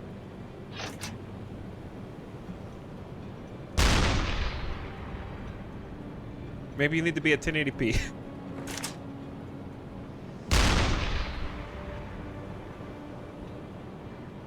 All right, I think that's good. So, how do I stop them or command them to shoot someone?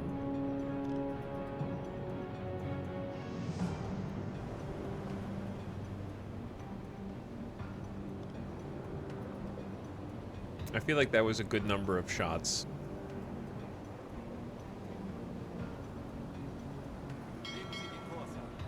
Those are warning shots. I think they're more than warning shots. Buttons under time for auto-targeting. Okay. Fire at ships, fire at aircraft. Gotcha, gotcha. The warning that you're about to sink. Tax, you ever played Cold Waters? I don't think so. I haven't really played any boat or submarine simulation games. This is like the first one. Actually, their HP is still quite full. They seem very calm. But we've seen this before where the HP was very full and they were still taking on a bunch of water and then sank shortly thereafter.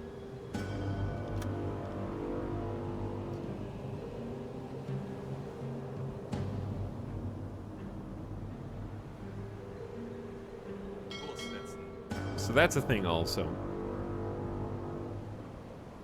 Because that happened to us earlier, actually. We just shot a few times, and next thing I knew, boat's going down, dude.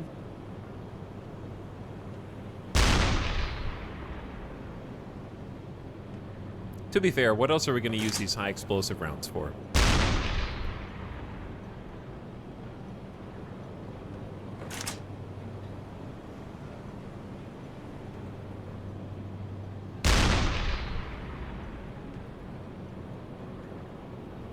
More U-boat. What's up?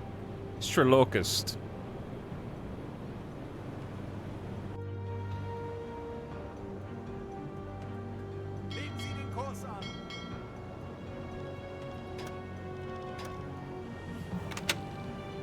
Alright, we're gonna switch to forward 2 here. Slow things down. Turn to the side. And pull up alongside them.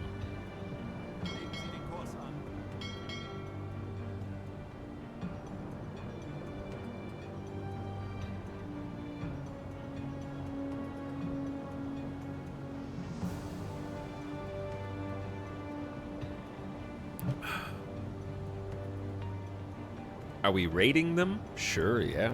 Rating, I guess. If you want to call it that.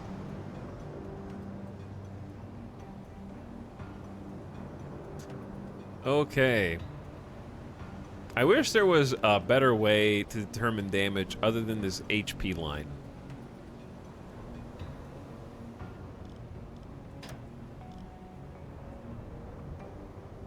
Are we still going faster than them at forward 2? What's our raid message?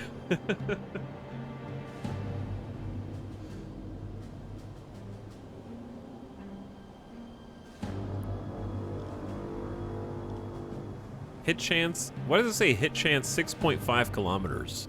Is that like the optimal or the maximum range for torpedoes?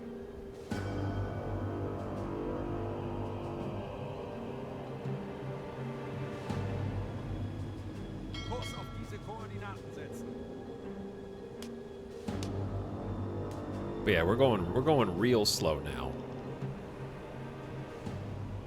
All right.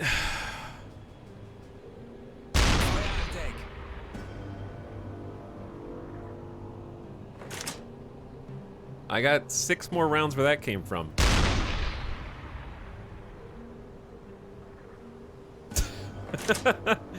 Can you see the damage now, chat? Just casually walking. Yup.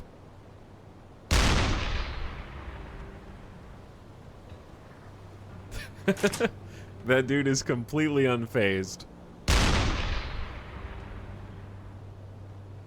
Don't worry, we can restock when we go back.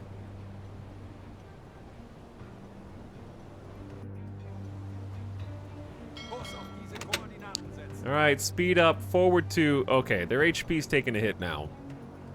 Can you try to hit that guy specifically?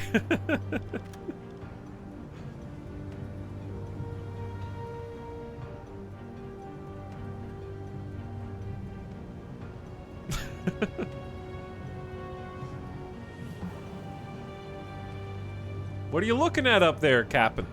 Don't you guys want to start putting the lifeboats down now? I know you put out the fire, but I'm sure you're taking on some water. Because the last boat that looked just like this sunk after 3 hits with high explosive. I don't know how you guys are still up and about, dude. I knocked down your flag. That means, like, flag football rules. You got tackled. You have to stop. Legally. Alright, I say we just fast forward and see what happens here.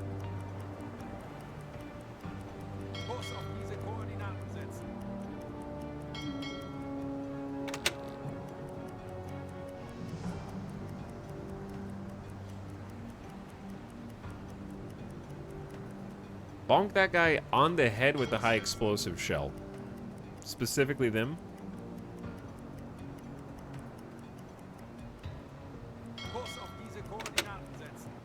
I feel like forward 2 is too fast and forward 1 is too slow.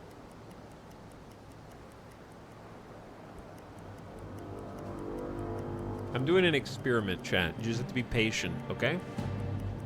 We're doing something in science called take an action and then observe the consequences of that action.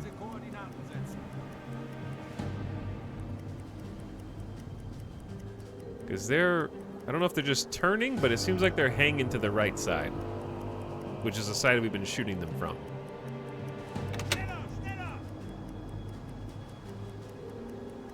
Is the action ramming? It is not.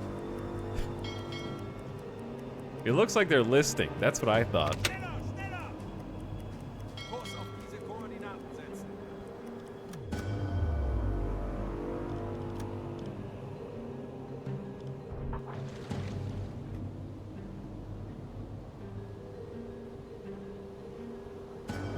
I feel like they're definitely listing, dude.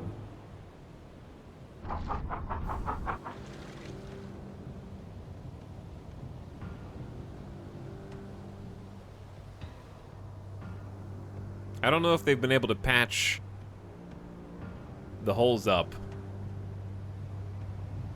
Depends on how many spare parts they had. It might just be a case of be patient. Send over an attaché and ask if they're sinking yet.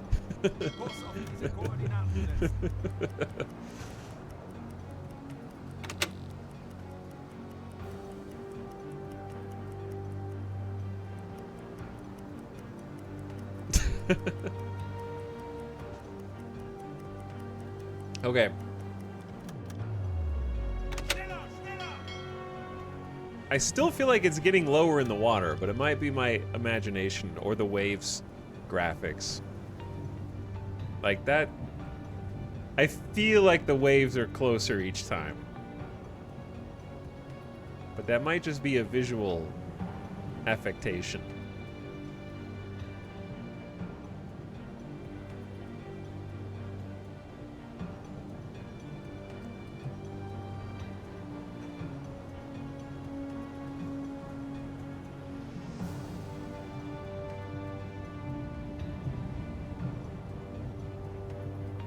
Let me save, and we'll just do really fast forward. I wish there was an easier command to just follow a boat without crashing into them at 1,000 times speed.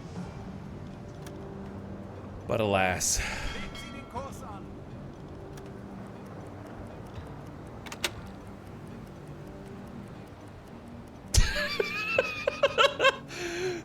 U-boat drift! That was too close, dude. U-boat drifting right there. This is dangerous.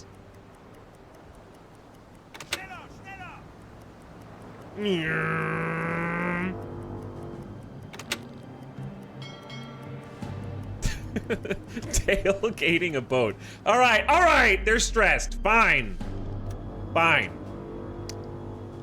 The crew is getting stressed. It's okay, fine.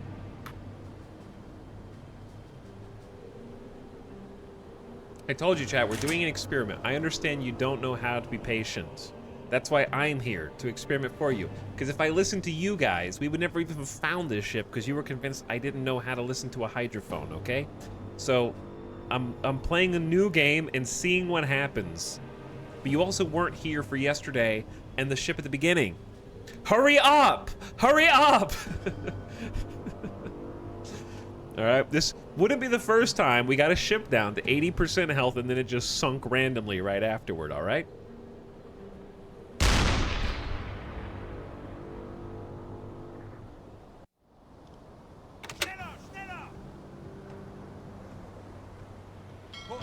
We've already done that.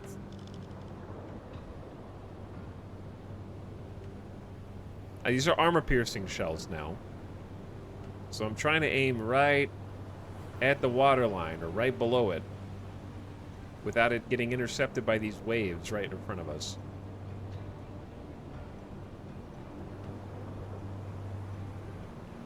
And we're bobbing.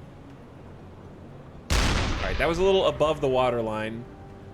Not my finest shot.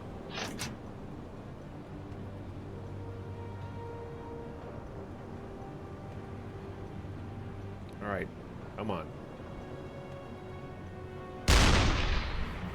I feel pretty confident in that one. He's waiting until nature sinks it for him. No, they've taken some damage. They've taken some damage. Look at the health bar.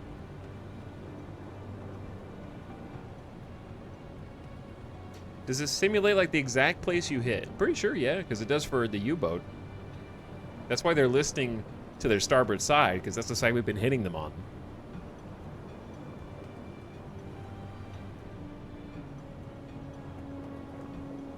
Every single person in chat wants me to do something differently than I am currently doing it, and they all have a different idea of what that thing should be. Guess what?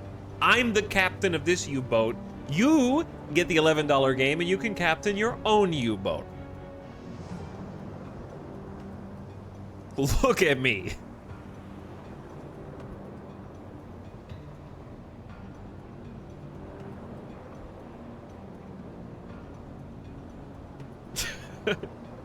Use the Yamato gun.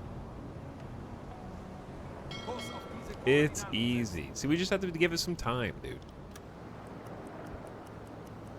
They're still trying to fix... Alright, slow down.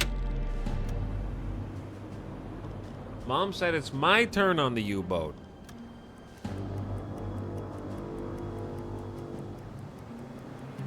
Alright, the waves are lapping up over the top now.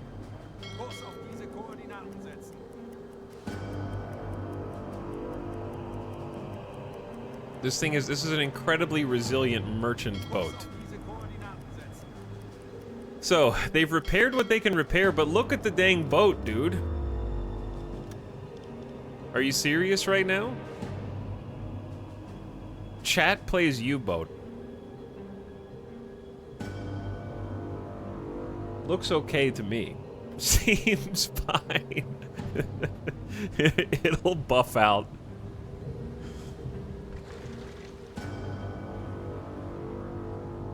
They're about to be a U-boat too.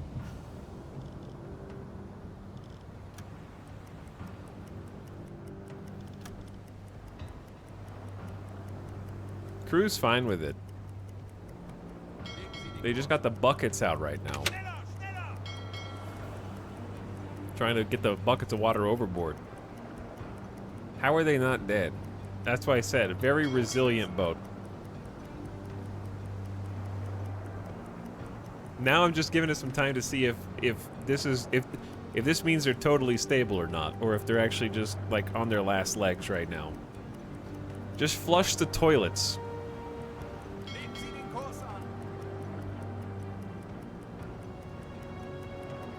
Guys, just give up already.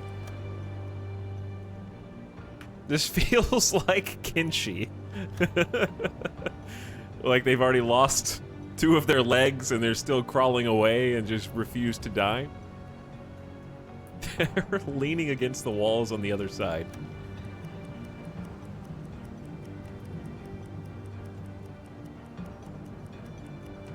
Bro, literally how?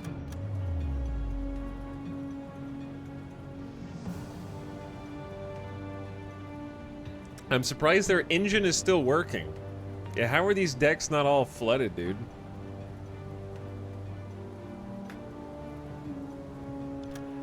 All right.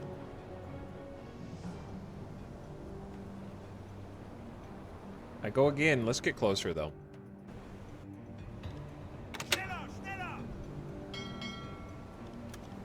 I know we're already really close.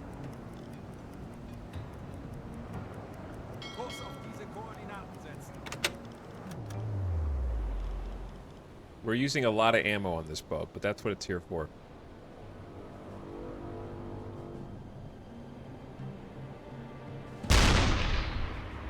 Okay, I'm checking the waves and then checking their HP to see if that hits or not. That one's a miss. That was a hit, but it did. I don't think it hit at the water line. It's actually pretty tough with the bobbing to predict.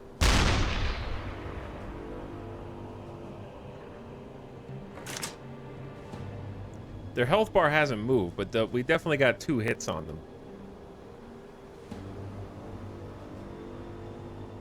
Alright, I'll try chat's suggestion. Armor piercing at the smokestack. We did a fire already and they just put the fire out. But why not a second fire? In SH4, the shells would penetrate through the water and then deal damage. I mean, they've got... I wonder if the damage that we can see now is from the fire. Or if it also includes the other shots. Do you have torpedoes? Sure, yeah. But I've also got a deck gun. And they're not fighting back. So, we're just trying to use all the tools that we have. Torpedo would be a waste, yeah. We only have like 8 torpedoes. And we have another 24 armor or 24 shells for this. They're dead. They just died. Their health bar just drained.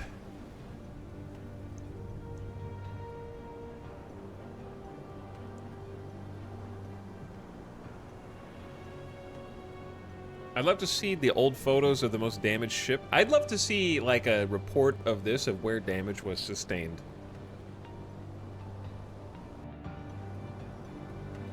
I gave you guys plenty of chances to get in the boats.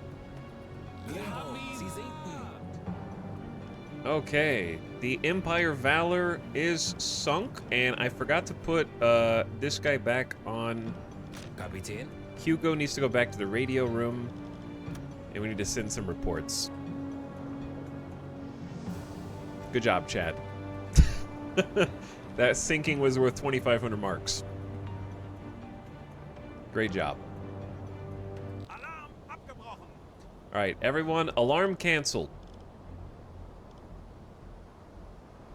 Now, because I'm such a nice guy,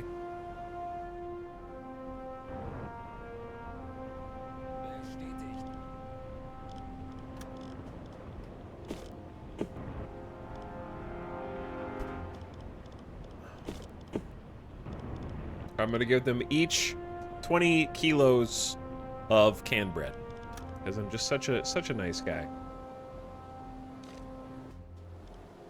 I can't take you on board though.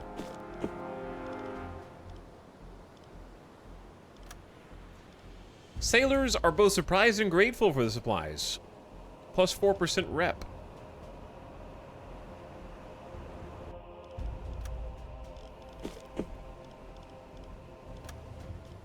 You're welcome. All right, we are at 93% to our first reputation point. We should rename our U-boat Canned Bread. Give them so much, their lifeboat sinks. All right, we need to travel more. How much more do we need to travel? Kurs auf diese Koordinaten setzen. Kurs auf diese Koordinaten setzen. I mean, at least 500 or 600 nautical miles. Kurs auf diese Koordinaten. Don't worry about my planned route, okay? Don't worry about it. All right, forward 3. Captain Etal, please go back to targeting. Der Dienst in der Marine hat Tradition. We need somebody to use the navigation station. We're kind of lost. Who is capable of using the navigation station? I'm gonna have Captain Etal go do that, actually, because it seems like it has to be a leader.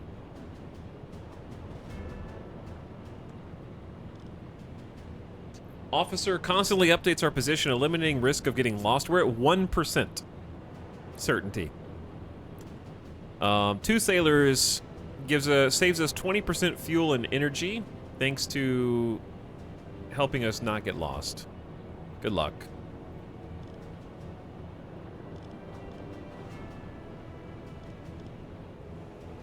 All right, let's go to forward 3, check, and Ponyboy, Swartz, and Feistel are on deck looking for contacts. So let's go like 50 nautical miles and then dive and look for hydrophone contacts.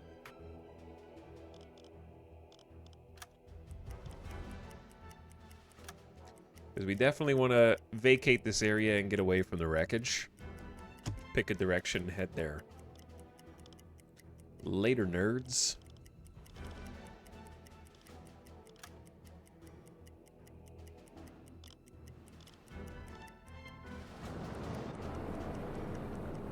Alright, how do I know what our accuracy is while we're here? It's 4%. Okay, it's gonna go up. Clearly we needed an officer here more and not just on the surface all the time looking for contacts. My bad. I've learned a lesson. So müde. Uh-oh. Chat, we accidentally stumbled upon a ship. In this exact direction. Zu Befehl. Where are the contacts? We're going for them. Accidentally. Yeah, accidentally.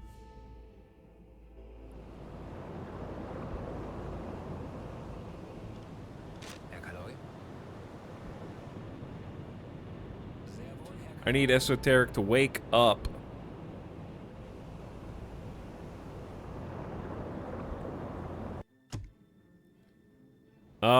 It is a Type 7C, so it's a friendly.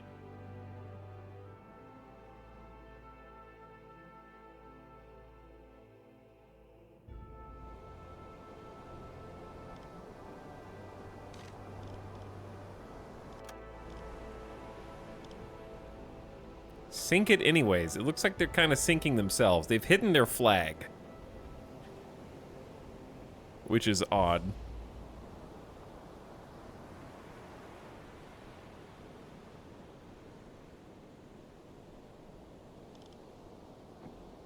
Spies! Pirates! It's a pirate submarine! Brag to them about your kills so far.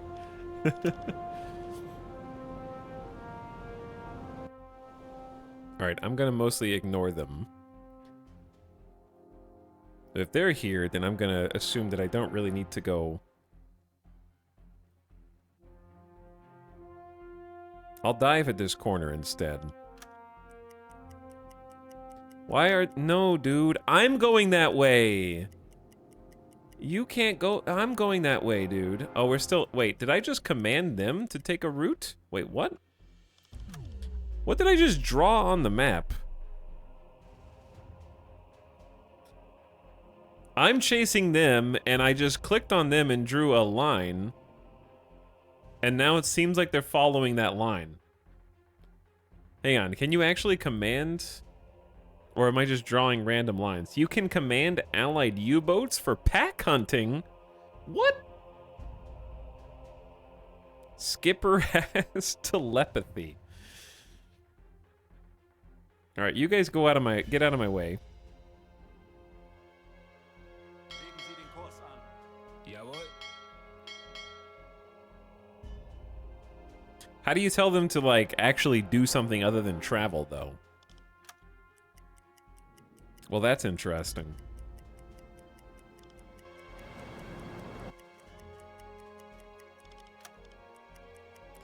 Alright, visibility is getting real low.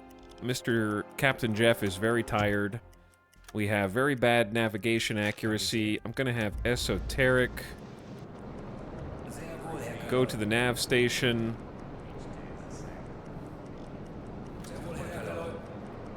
With some helpers.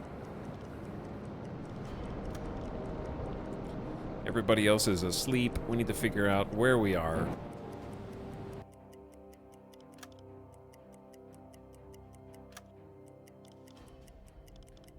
Alright, I would say like right about here.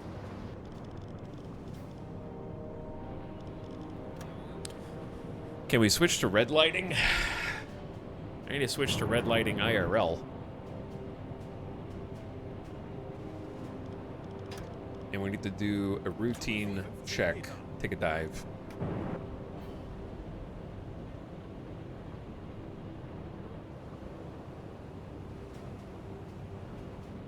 There's some red lighting. Red lighting IRL would be a nice touch. I know, right?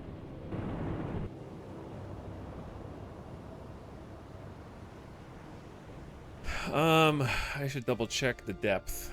Depth is only 42 meters. So I'm gonna dive to 50 and slow down.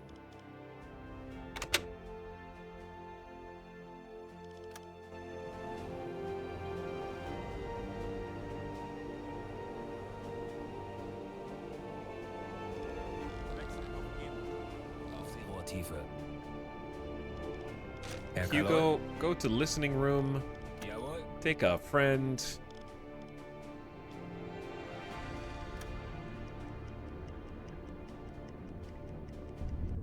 Okay. 30. 30 meters. That is about as far as we want to go. So we just want to wait down here like 5 minutes.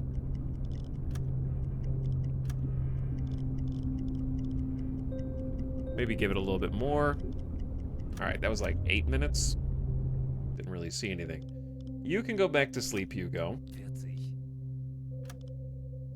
Send them to bed, and when they get off the hydrophone, you can see the range shrink, which is cool. And then we're gonna speed back up to 3. And surface.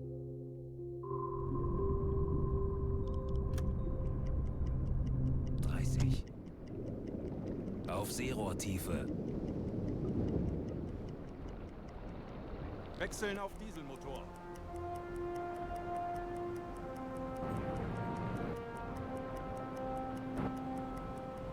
Don't question the skipper. I did one thing and said another, Chad. It's okay. Alright, let's turn on the electric compressor to get our O2 back. And continue our journey.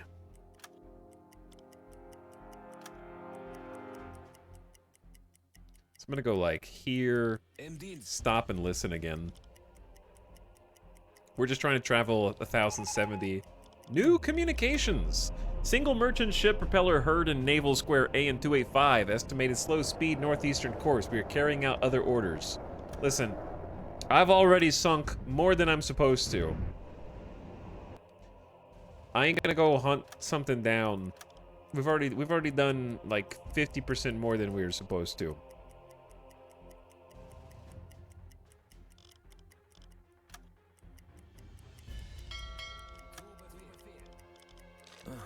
So müde. All right, we need to do like another little search.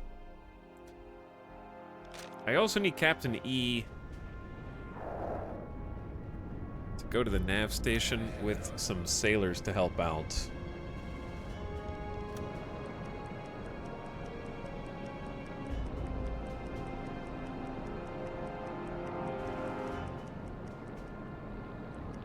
Can you move underwater and use a hydrophone? Yes. You might be slightly more accurate if you turn the engines off, but there's a blind spot that points back toward your engines so that the hydrophone doesn't pick up your engine as a false positive, or your propeller. Tauchen auf 50 Meter. All right, we have only 35 meters of clearance, which the game actually accounts for. So if you click on routine check, even though they dive to 50, they're actually diving to 30, which if we have 32 meters of clearance, they won't scrape the bottom of the boat on the seafloor, which is nice. What does a red light mean? It helps you see better at nighttime, easier on your eyes.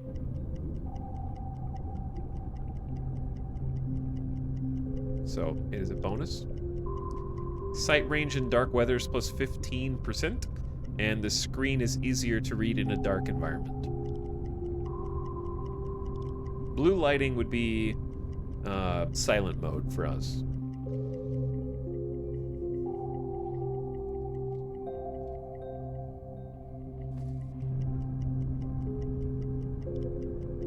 Alright, so let's hold this. Actually, if we do a routine, they'll do that automatically, which is great. All right, so didn't detect anything.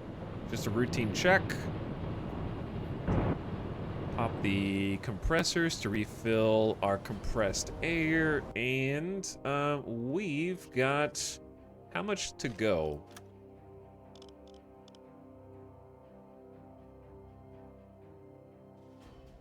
Let's change course for here, and then pop over, and then we'll go back to port.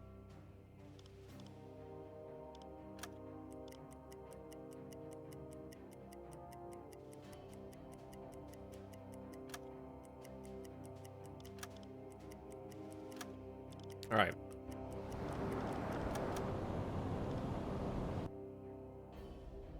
Now we only got 20 meters of depth. It's getting very shallow here. So I'm gonna go to like 18. Flood the tanks. Get Hugo on the listening room. Do another dive. Make sure that we're not gonna accidentally stumble upon any destroyers.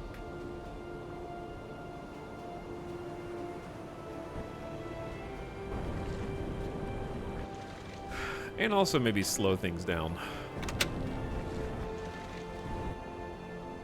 I didn't know the North Sea was so shallow. Yeah, apparently it is infamously shallow in different places.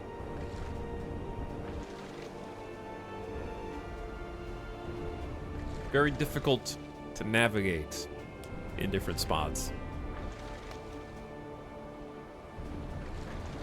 But anyway, thanks again, Ralamu, for the 14 who said, Wahoo! Wahoo, indeed. This is bad that I both hope we do and don't find something. Propellers detected. Skipper. Propellers directly behind us.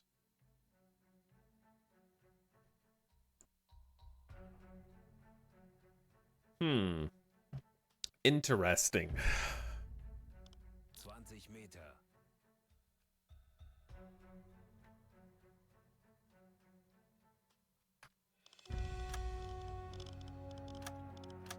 Do I want to investigate? I guess so. Legen Sie den Kurs an. Jawohl. We still have a marked area.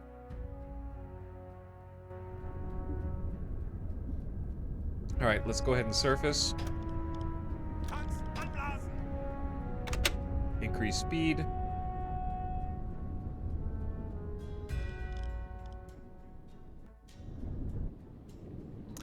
I want Cap and E on the navigator station. Auf Seerohrtiefe.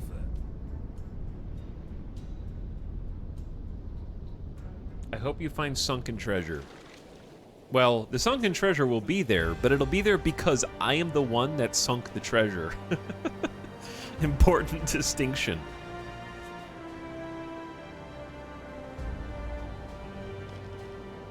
I'm also going to get Esoteric to go up to the targeting site.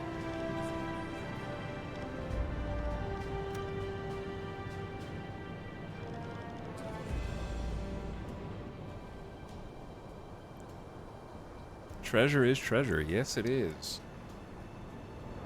Okay, so we've laid a course. We're going to go up to forward 4. Increase our speed. And you'll see our max sight increase. Zeit für eine Pause. As we get people up on top. All right, let's see what we're dealing with.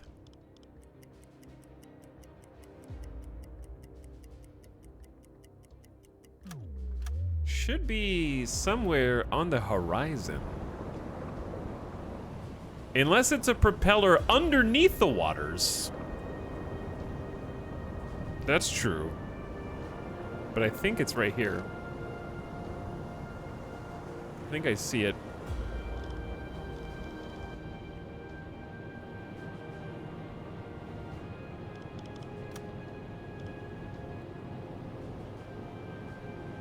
Can't see it from this level, though. 4K gamers in chat?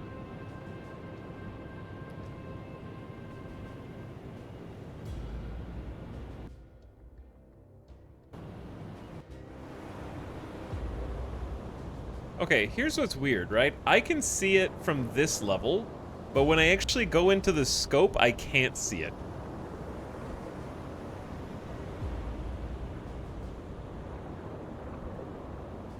Like from...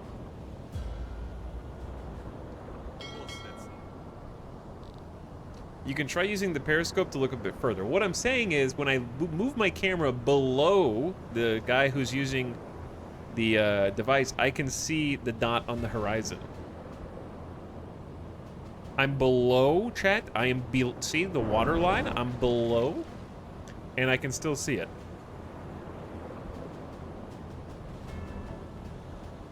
It is directly in front of the ship. I am looking... Now I can see smoke, but that's not what I was seeing before. I was just seeing the actual, like, physical entity.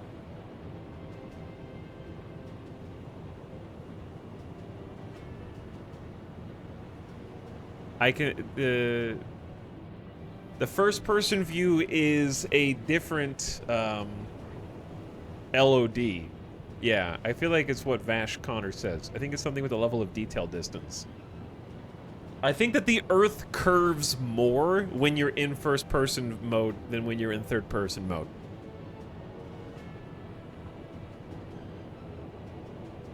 Is what I would say. The Earth is actually rounder right now than when you go out to this view. Explain that, flat earthers. I mean, I wonder if I could do...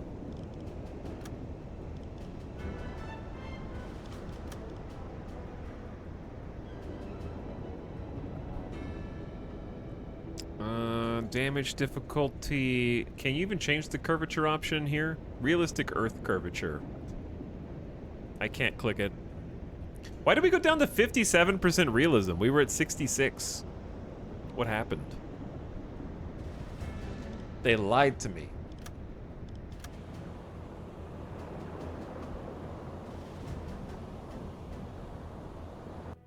But yeah, they haven't even identified it themselves. That's the other thing. You can usually see stuff before your crew can mark it on the map. Even though it's very obviously in the distance.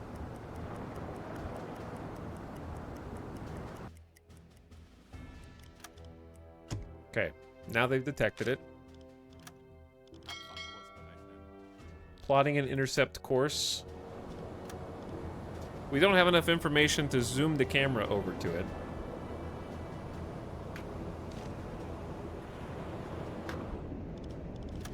I think it's nice you can spot things before your crew. Sure, but those things should be marked on the map once you do spot them. Like it would be if a crew member spotted them. Right? Like, if your crew finds it, it automatically marks it so that you can plot an intercept course, but if you spot it, you can't, it won't, like, fill that information in for you. Same thing with the hydrophones.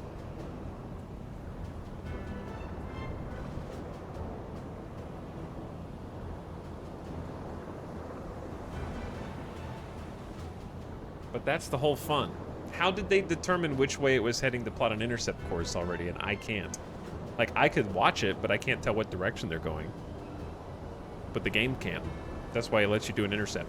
All right, I'm gonna take a BRB while you guys intercept this thing. Take a pee break. 10 knots looks so slow. It's gonna go fast. It goes like 18 knots when we straighten it out. Captain getting gaslit by the crew. No, just by chat, which is the crew. Constantly. Every time I say something, chat's like, nuh-uh. With no basis whatsoever. Okay.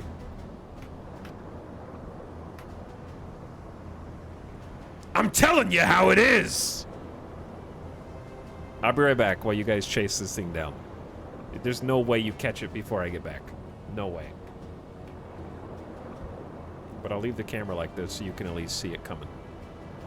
You're just an egotistical streamer. Shut up.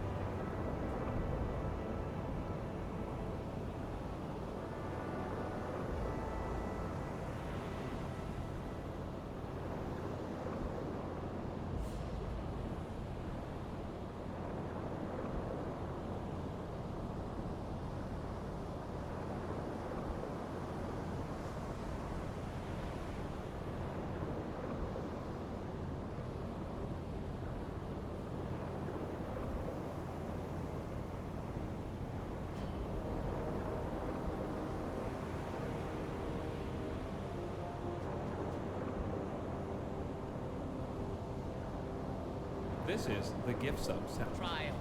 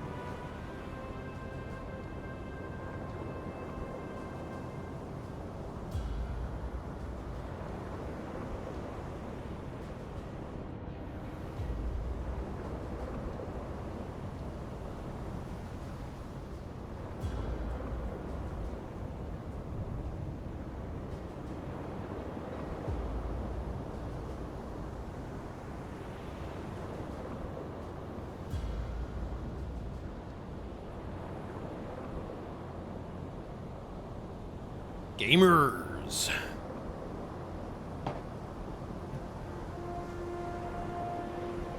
Hello, gamers.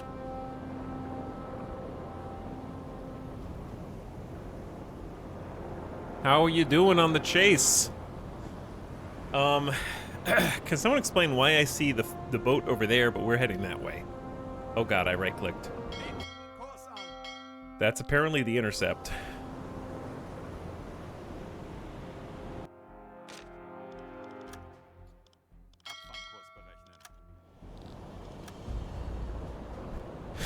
Abfahrkurs berechnen.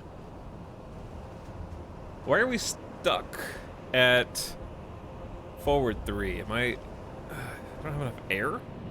Okay, I clearly have some issues on the boat. Number 1, Besetzen Sie diese Station. let's get the compressor on. 2, let's change to normal lighting. I don't know, I forgot to do that.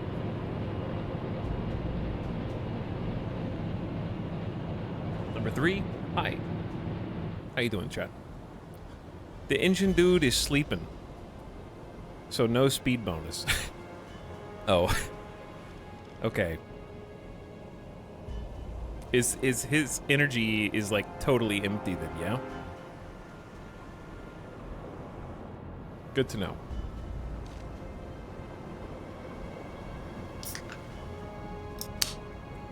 We all live in a Type 7. I think it's a Type 7. What's the point of the lights? They have different buffs depending on time of day. That seems to be the one thing that chat has asked the most questions about, I think. So it must be the most fascinating portion of the game. You guys are just like, it can't be that realistic, and then it is. And it boggles your mind. Gamer RGB lighting. That's right, Mary Skipper. Okay, well, let's see what happens if we fast forward then. We are moving to intercept, and I know chat wants to use torpedoes. If this is a British ship, we'll torpedo it, okay? Because we've been using all the deck guns. We have to identify it first. Which we are currently probably better off doing. Actually, Esoteric is on duty.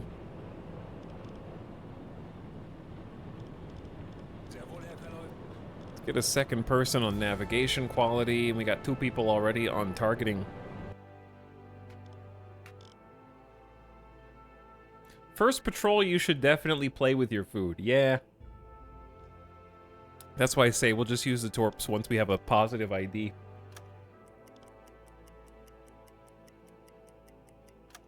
All right, they're about to be in the actual clear sight range. Yep, we got alarm. Crew, wake up. I still can't move the camera over, which is odd.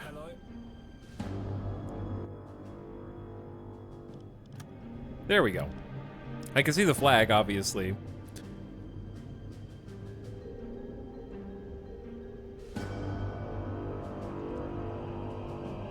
Well, game time. Now, I need to remember how to fire a torpedo. So, to get a targeting solution, I could, apparently there's a way to do it yourself, but I don't even want to bother with that. To get a targeting solution,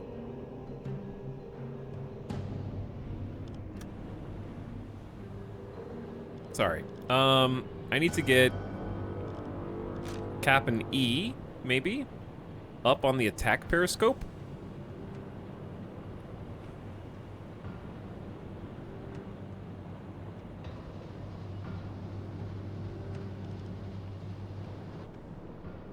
And then you can, like, use the attack periscope yourself. I'm looking at clouds right now. So I don't want to worry about doing this myself at the moment. E. Time to bust out the protractor and the compass.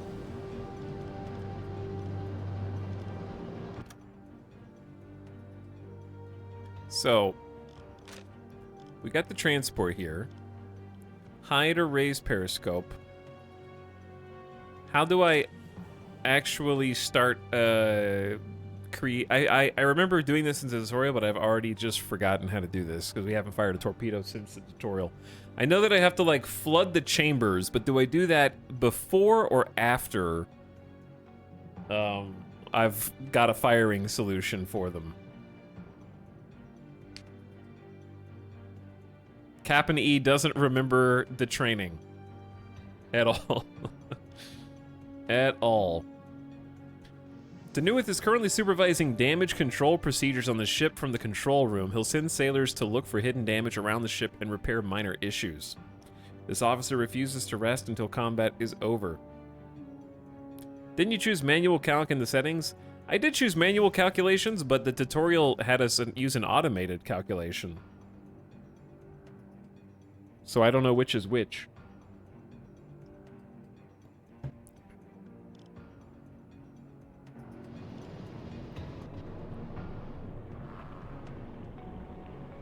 Because there's already torpedoes in the tubes.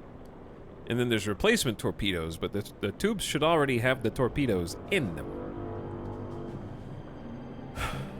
And then there was a whole torpedo, like, UI there. Do the firing solution. Yeah, that's the... Did you hear the part where I said, I don't remember how? That's what we've been talking about. Just do it, chat! Just do it, forehead. Come on. Something up here probably. It's easy. You just do it. It still says unknown ship. We know what flag it is. We even had a visibility on the flag a second ago.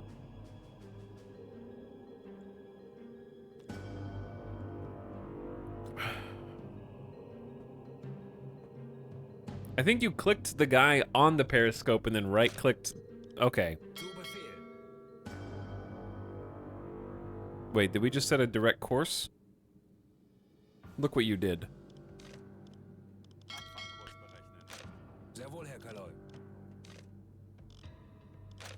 But yeah, that's what I thought too. Periscope, buttons on the bottom, manual solution. What?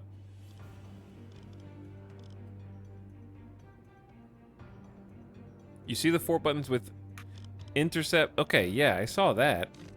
But these are blocked out. Opening targeting stations list is blanked out.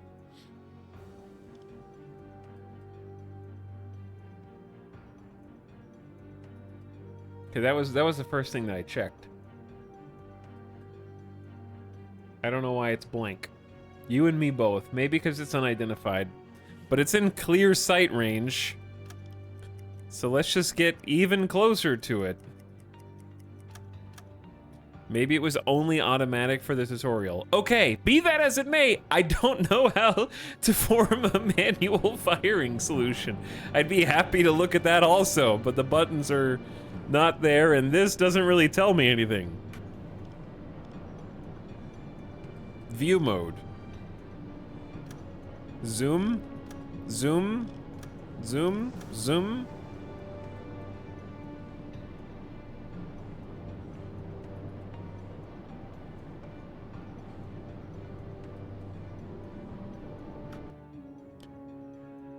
Now the question is, have they already spot? Okay, we definitely know it's Great Britain, so let's do what we would normally do. Yeah, I agree. Let's go to periscope depth.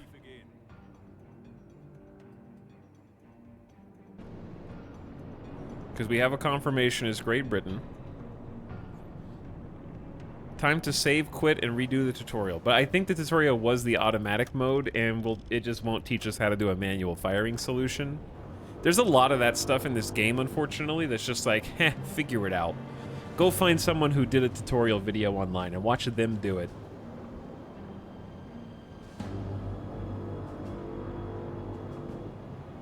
Getting the manual solution is pretty in-depth and will require a guide or video. Chat chose this. Because they don't have to deal with the consequences. Only I have to deal with the consequences. Wechseln auf E-Motor.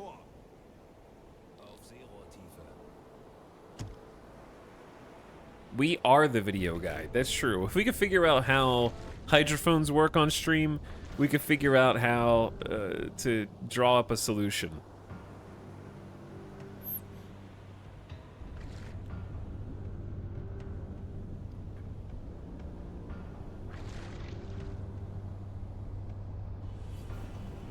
Manual targeting in Silent Hunter was like identify the ship in a book, then you moved a silhouette above the ship's mast to get the range, and you use a line to draw its course on the map.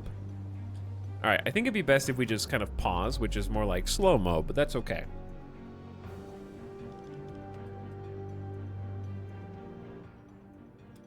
Because, like, one of the things we know how to draw on the map. I understand that. Right?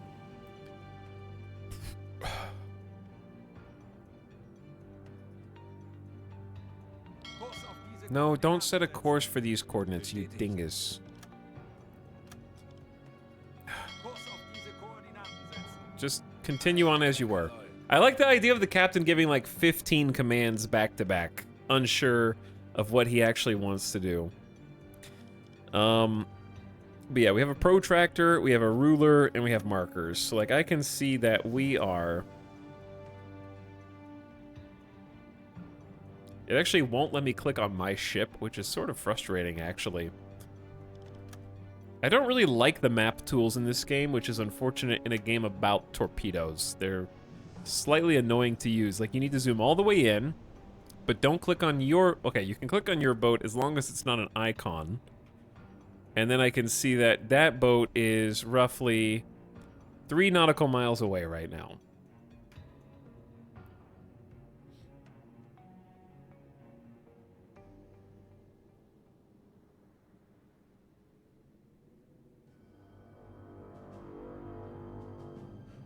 Then you check how far it's traveled in like 3 minutes and 15 seconds to determine how many knots it's traveling at.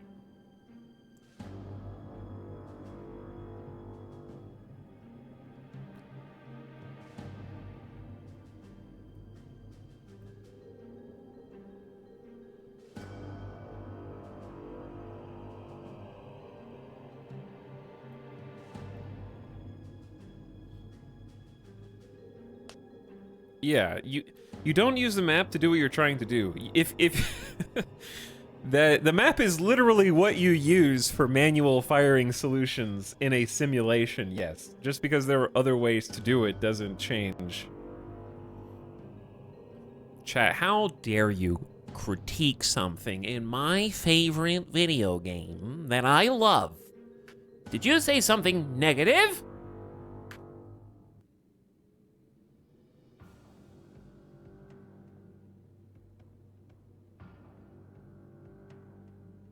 Streamer hates WEboat.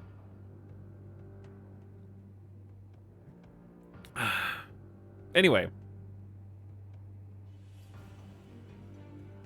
The hardest part about playing games like this is filter. I have to learn to filter the the jab. We call them jabs, but aggressively wrong backseaters. For example, just Lars, I know you're trying your best, but when you say, click on his little earphones, sure. Yes, this is the radio and hydrophone op, who's currently in the listening room, which has nothing to do at all with what we're doing at the moment. But I appreciate your determination.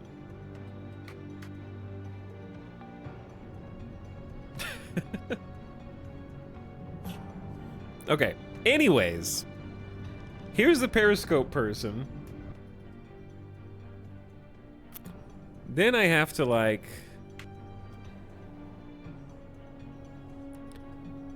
Did you guys just see something in the distance there? That just, like, flew in the sky for a second? Maybe that was just a wave. What is the command to raise... Okay, there we go.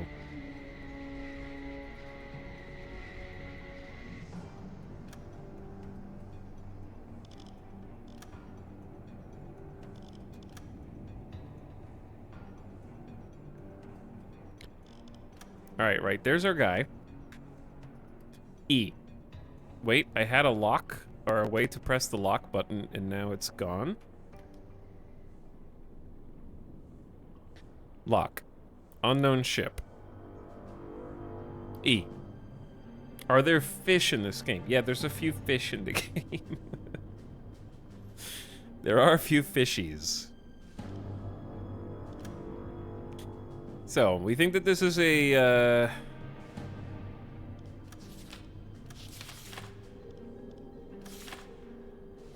well, we don't have any data on it. It has one smokestack behind the bridge. I mean, it very well could be this Empire Bell just facing the other direction.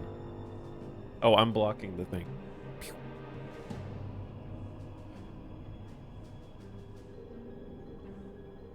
So what's the difference in these three? Is it just like helping you clarify the information, I guess? Those are the same.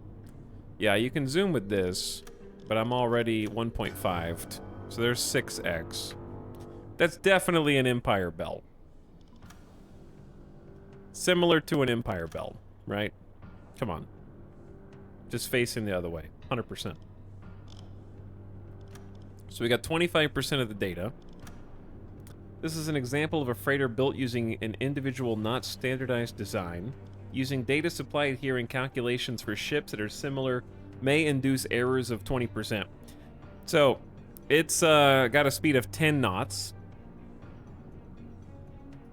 That's probably the main information. We want to know how fast it's going. So it can go up 10 knots. We may not be going that fast, but that's what we have to assume, right? I don't know why German intelligence decided that was an important footnote. Oh, you can right-click for magnifications. Chronometer tool. The chronometer is usually used to estimate the velocity of the target. Instructions. Point periscope at the front of your target, start the chronometer, wait for the whole ship to get past the observed point. But we're moving. This can't account for the fact that we're also moving, right? Are we just calculating that?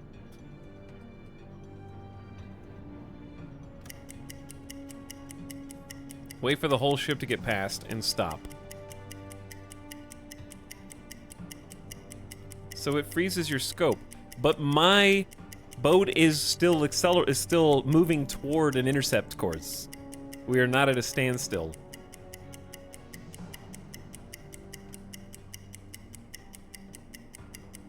So it's not accounting for our speed.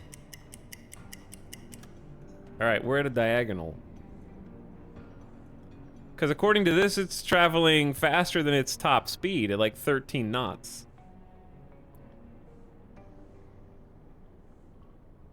This, assuming that this is knots, it's at like the 13. Need to click to set. Click to set what? Oh, this? Okay, it says 7 knots. I don't know. Maybe it accounts for our speed.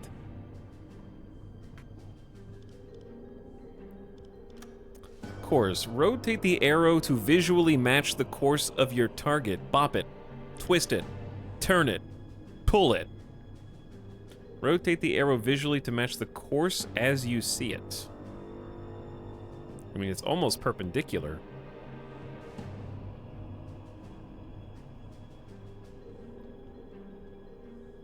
Right?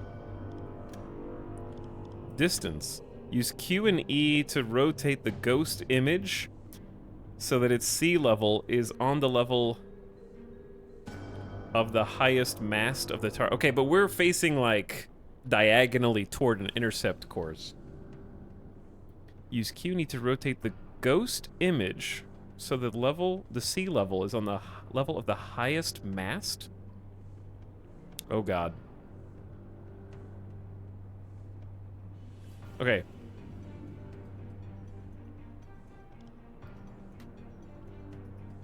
I can't, there's no more fine-tuning than that. Like right there, I guess. Which one's the ghost? Who's the ghost? Is the which one's the ghost? They're both ghosts. Who's the real one and who's the fake one, dude? The ghost is the moving one. They're both moving. Hold on. Okay.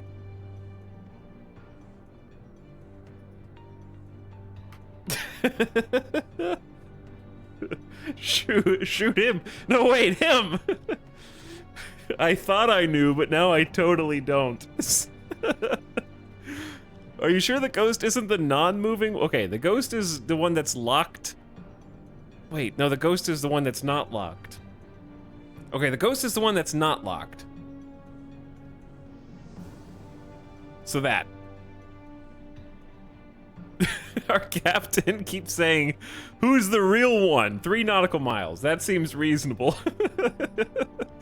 All right, collect the data 100%. Launch torpedoes? But we're facing like a weird direction, bro. We're facing the wrong direction, dude. Hold on.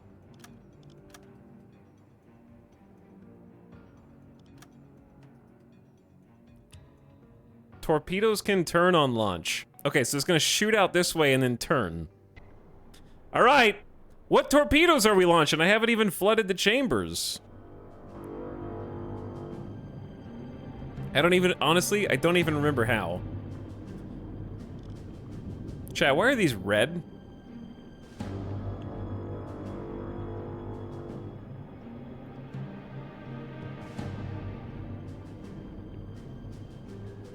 They're spicy. These ones are ready to launch. They're warmed up. Okay, how do you, flood the tubes? Honestly, I just don't remember. Our solution's gonna fail.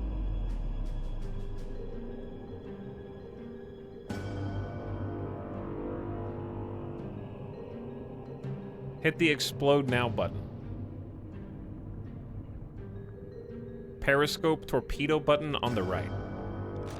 Okay, I didn't know if that was just gonna try and, like, dry fire them. Because I saw this, but I didn't know if that was gonna, like, dry. Okay, okay, okay. I thought that was, like, the ultimate go button. So we got a, let's use a T1. Are the T1s the fast ones? Are these the electric? The red makes me nervous. I know, right? T2 is electric. All right, let's use the T2s then. Rohr 3, bewässern. Flood tube 3 and flood tube 5. Rohr 5, bewässern. Okay, speed 30, depth 1.5. I can change the depth and dispersion. I don't know what those do. Tube 3 flooded. Now you can hit map. Estimated salvo spread. Okay. AZ is impact fuse. If you click on AN, it changes to magnetic fuse. Interesting. Not sure when to do either, but yeah, they're both on impact fuse for now. I know that depth is how far down. My question isn't what it means so much as when to change it. Lower is harder to see and more likely to break the belly of the ship. I guess you just don't want it to go under the ship and miss the bottom of the ship. Okay, that makes sense. She just wanted to hit lower without missing.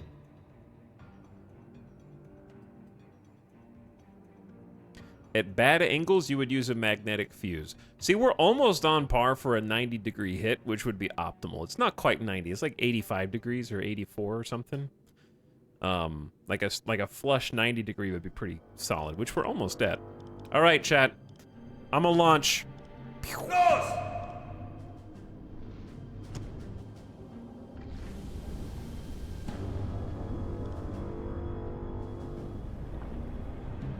Where's the other one? Oh, wait, they already fired. They're reloading. Oh, there they are.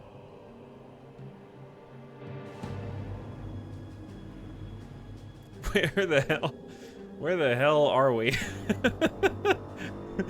I know we're under, but where's the other ship? We can't see it. I want to be able to see it. You can camera view the torps. How, though? I can see them, like, from here. They're slowly moving. How do you camera view the torpedoes? Close the firing window. Ooh. Ooh. Oh! Excellent. That is spicy. It's going, chat. Let's see if we mathed it out. It's a damn miracle this thing is even swimming.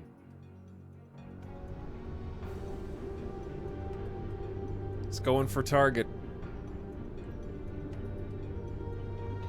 It's like a small sub, but then it blows up. Let's see if we use the right ghost. Yeah, these things go, what, like 50 kilometers an hour, 57 kilometers an hour? And then the Steam ones go like 80, but they make more surface waves. So this one's like more stealthy. It doesn't really show up until you go boom. I see the boat. Oh man, we are so far away, dude.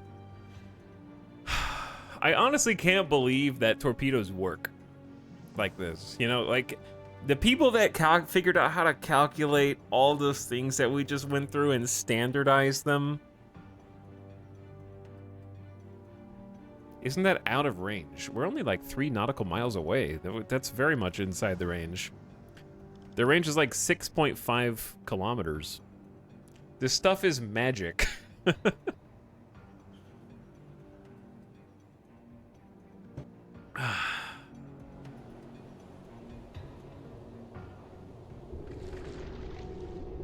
feel like I need to watch this on regular one-time speed just to appreciate the magnificence of the fact that these torpedoes are seeking a target from 3 or more nautical miles away. Predicting, this is why they were actually easy to dodge if you knew they were coming.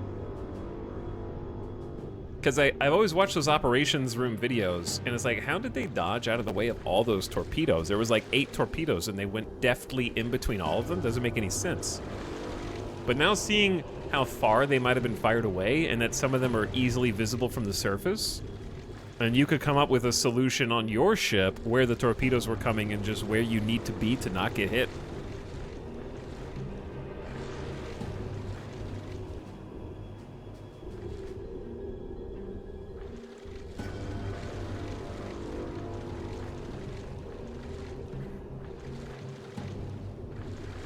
I love these moments in this game, yeah, for sure.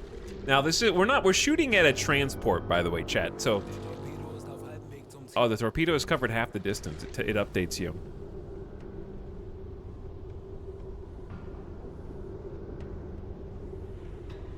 I'm not sure if we've been spotted. I don't think we have. We've also been at periscope depth. Which reminds me, I can take the periscope. The periscope's already at like 3 meters. Whoa. It's getting bouncy out there. Torpedoes are looking good. Yeah, they're looking pretty good.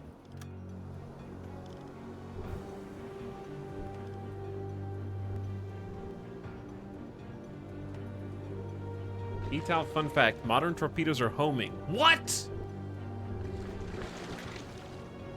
Are you serious, bro? Are you telling me in the age of cruise missiles and intercontinental ballistic missiles and half a dozen targeting solutions, including freaking satellites, that we have ways to guide torpedoes? And they're not just all dumbfired? I am sorry, I was just happy to say that. I'm just messing with you.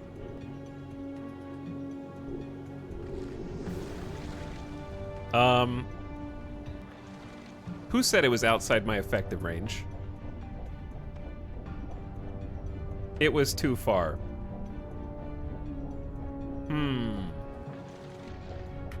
We did it. We did it. Oh no.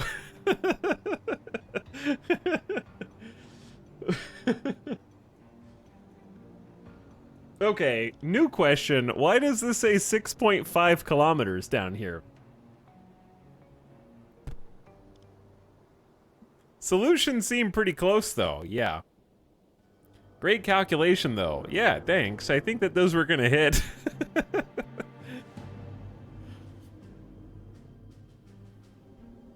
Oh yeah, 1 nautical mile is longer than a kilometer.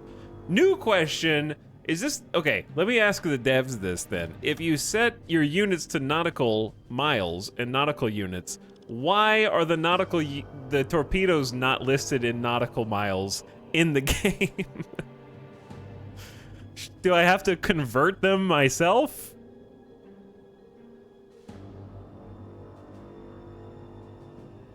Baited.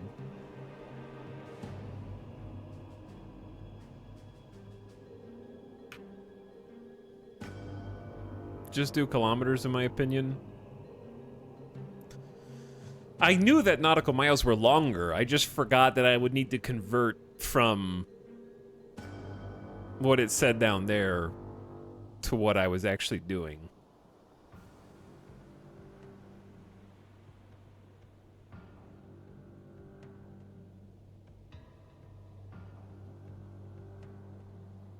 Okay, should I actually change to not using nautical miles, or should I just get good and do the math? Okay, let's do, so if it's, what did it say, 6.5 divided by 1.8 is 3.6. So it's actually like 3.6 nautical miles. Chat, I set the distance for 3 nautical miles. So did we do the wrong ghost?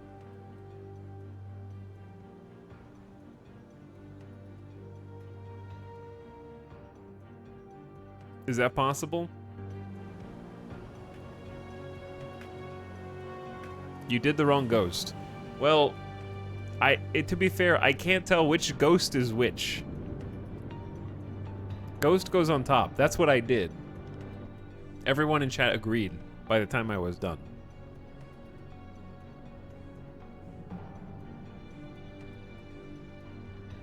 All right, let's do another solution.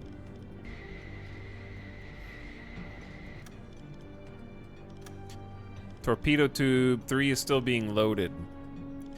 I don't have any more tier 2 torpedoes.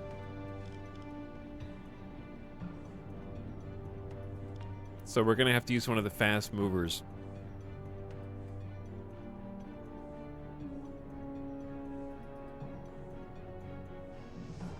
Well, do the opposite, because I thought it was backwards. Unflood the chambers. I mean, they're loading. They're just really freaking big. Wait, are you loading? Herr Kaloy? Jawohl. Oh, I have to, okay, I have to tell them. Wait, what? Now they're moving, what? They need help, I think.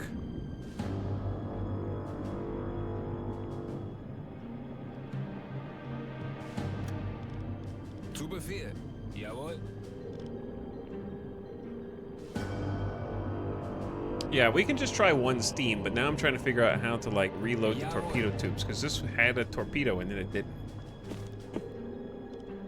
Is your order to carry the G70 torpedo to the torpedo tube? Yes. Bewegung. Los, schneller.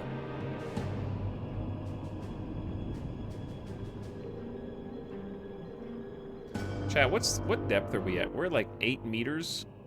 The depth is like 27. Yeah, we're good.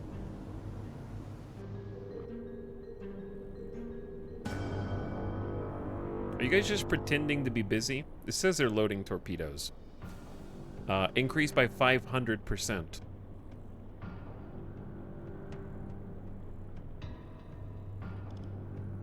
Zu Befehl. And they're loading it to Bay 3? I just want to see how this works. And then we'll shoot another one.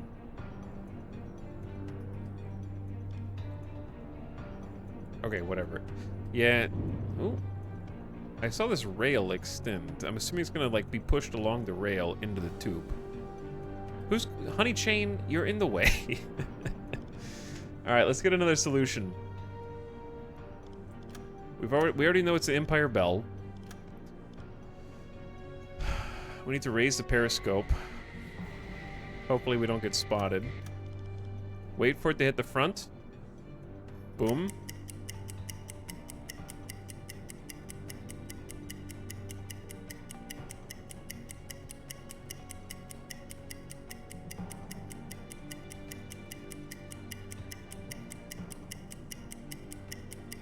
I know that we're also moving relative to them.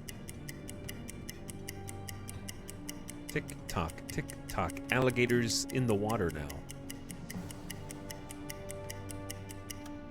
All right, stop and set. Velocity is still 7 knots. Course. Rotate the arrow so it matches. I think it's going more like that way. Distance. Okay, the ghost. Dude, that's the ghost. This one up here is the ghost. Look at it. That is a solid ship. That's the ghost. Rotate the ghost so its sea level is on the level of the highest mast of the target ship. All right, its sea level is right there.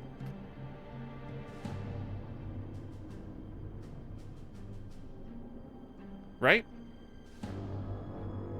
Like, the mast is touching the sea level. 2 nautical miles distance. Let's flood one of the steam tubes. Rohr 2, bewässern! Launch, we'll just do 1.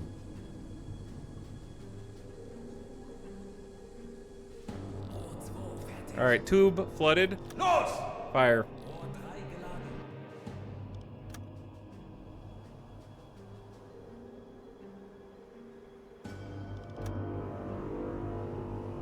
Alright, this one's faster. It's gonna make more bubbles on the surface. You can actually see the streak behind it.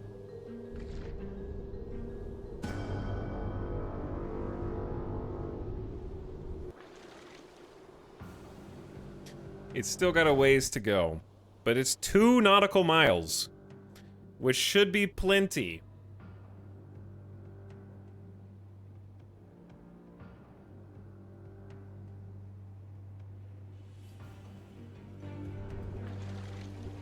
Yeah, this one's faster. The steam ones are like 85 kilometers an hour or something.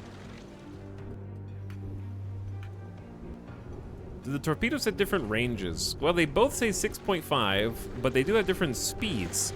And you might think, well, the faster one will, of course, go further, but that assumes that they both have the same, like, energy usage.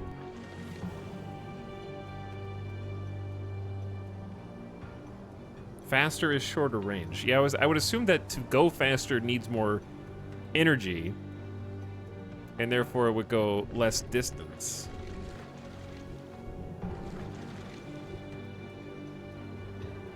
I don't know. Either way, hopefully this one doesn't dud. It'd be really embarrassing if it did. We probably need to slow down, actually. Because it seems like we're getting ahead of them. You can stop your boat now. That's what I was just trying to do, is like... Actually, we were already going forward 3 because our engine guy's asleep, so I guess we need to go to forward 2.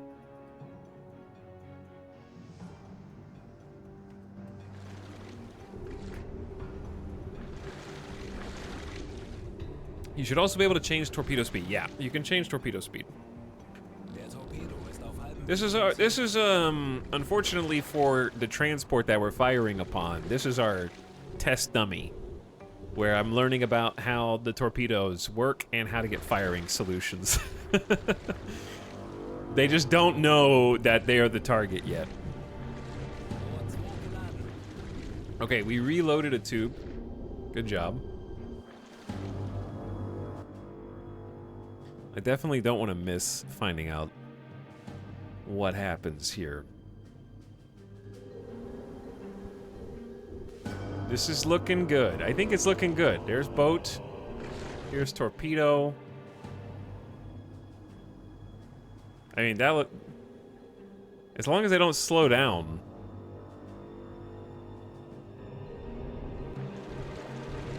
I really love the visuals of going above and below the waterline here. I think they did a great job with that. Too many video games is super jarring when you go, like, through the water. Like, the camera will stick to the surface, kind of. How'd the torpedo come out the side? It doesn't. You just program it so that it turns when it comes out the front. So it still comes out the front, but then it can steer. It has, like, a little rudder on the back. I'm nervous that it's just gonna randomly stop right before it gets to it.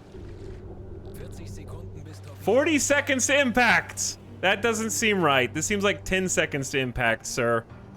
Come on! That's no way it's 30 seconds. Your count is way off. Damn! Oh, shit! Huge explosion!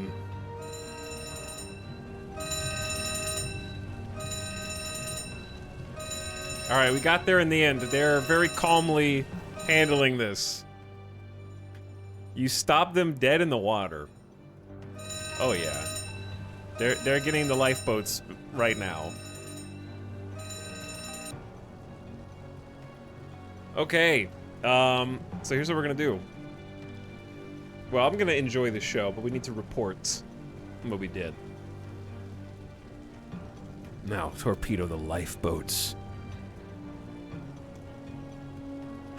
Good job, chat. We did it. I think the first one would have worked if I had calculated the distance, but we figured out how to manually shoot torpedoes, and I was afraid I was never going to figure... I think the game made it fairly intuitive.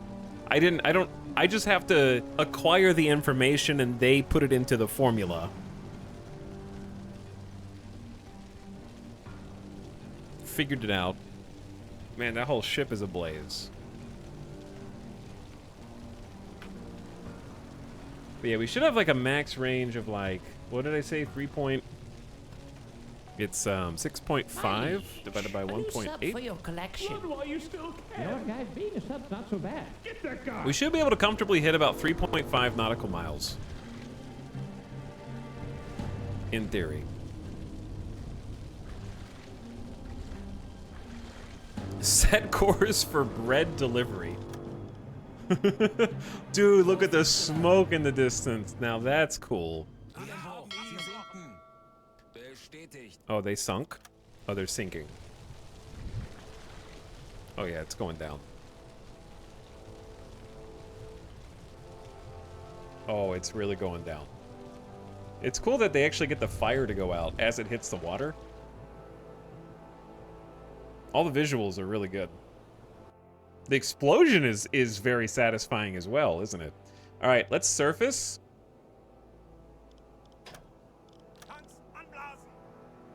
Okay. Go back to forward 3. Legen Sie den Kurs an. Sehr wohl, Herr Kal. And then we can get capping off of this and back on the nav station. Because we need to keep track of where we are. Somebody's got to do it.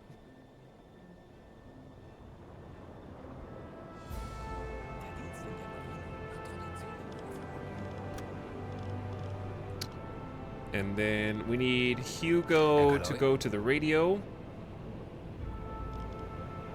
And we need to send a report about our success. Empire Trail sunk is worth 3,000 marks. So we are reporting our success back. Why do you have the gyro off? It drains your battery when you can't have your engines running. It drains it at a rate of 2% per minute.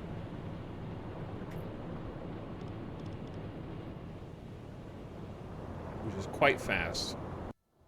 So if you can't have your diesel engine on, then you're just losing battery quickly.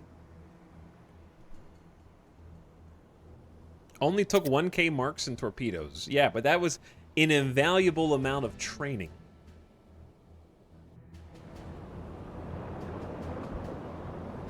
You can't put a price tag on that.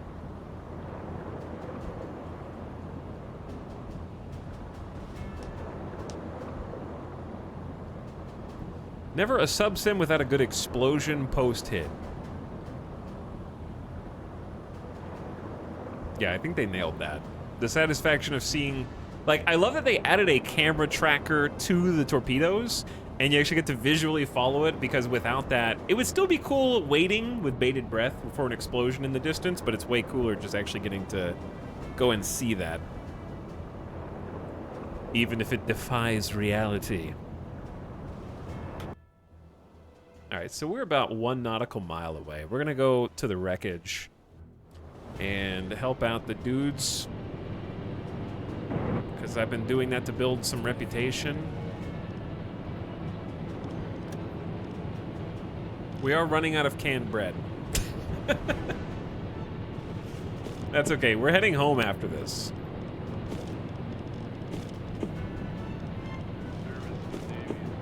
Have some fruit and some cheese, gentlemen.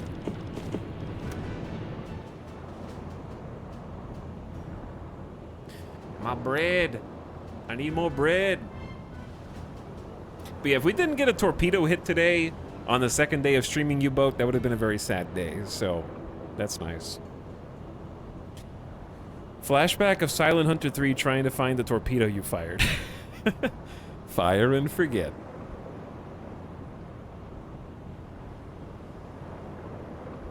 Hello, Veronica. Have you watched a real-time video of the recreation of the Titanic sinking? No, but I've seen some good Titanic documentaries before.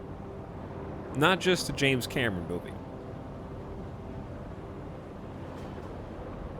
Sweet Muffins, thank you for the gift subs, by the way. What up, Jam and Bin, McSweeney, Bobby Bob, Anacreon, and Scout. Enjoy your gift subs. 3 first monthers in that group, and thanks Bobby Bob for month 2, and Jam and Bin for 46. Big time. Sandra Clance gifted a sub to Secret Sub, who's here for the first month, and then Icer Joker for 66 months says Secret Sub for the Secret Sub. Thanks for healthy 66, Icer Joker. Welcome back. Mr. Super Smiley says, nuh-uh. You were the tier 3 sub, and I told you to shut up. And you know what? I stand by that, Mr. Super Smiley. Shut up. Thanks for the 5 subs in 1 and for a 43rd month. All right, let's get a little closer here. And then slow down. Okay, we need to be a little closer.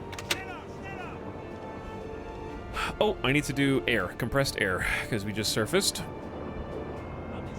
Somebody grab the electric compressor.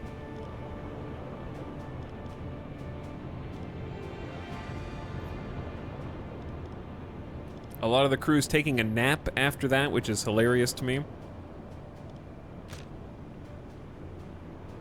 How lost are we now? 30. We got 31% certainty of our position. Can we loot cargo in this game? You can technically send divers, but it's dangerous without the right equipment.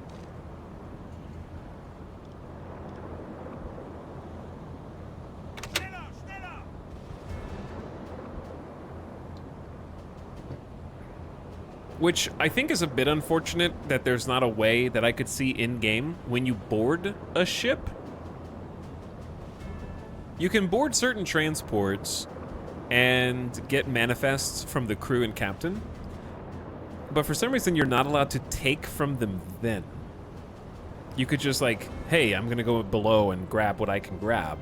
Instead you have to sink it, then you can loot it, which is sort of odd. It would have been nice to loot some med packs. Yeah, I know. I went down there. Couldn't get any. We even investigated the cargo and found the stacks, and there was nothing to do with them. All right, I should be able to interact with these nerds now.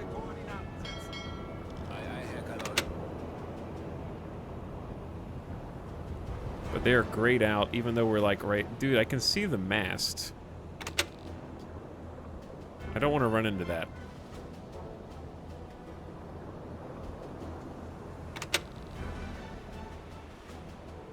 There we go. Hello, 5 survivors. I can't take you on board because I don't have space, but have some bread. And 9 survivors. Enjoy your 25 kilos of bread each. And we now have a reputation point, thanks to our good deeds. Reputation points may be used to purchase additional allowances from a leading officer in a port, promote sailors to officers, and carry out tasks in headquarters, which I'm assuming equals, like, research, R&D. All right, we don't really have that far to go. Let's go like 200 nautical miles that way. At forward 3, and prepare for night.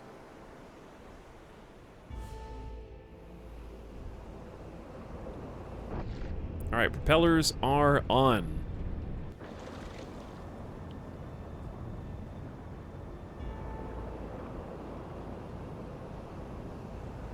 If I was on a U-boat, I'd have the merchants dump their cargo at Cannon Point rather than sink them if I could afford it. Yeah, that would be advisable too. Geez, sorry about that whole blowing up your ship thing. Would you guys like some sourdough in these trying times?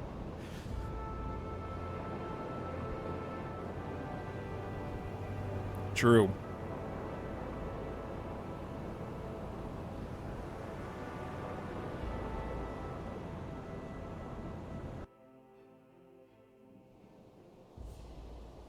All right, we should be going nice and wide around the wreck.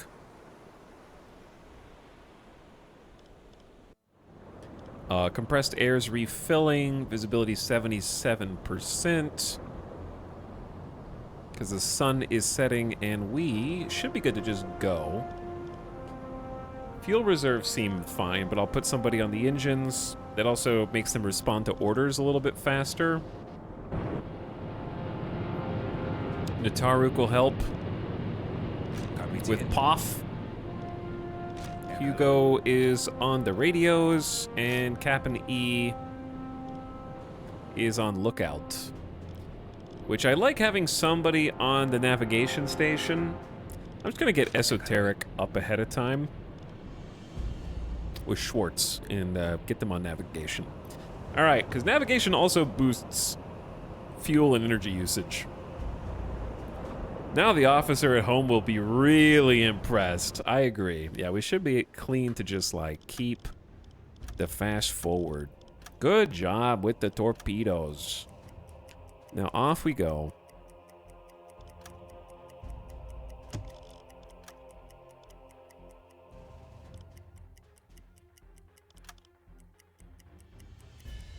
Let's finish off this patrol and go home. We just been bumping into everybody out here, dude.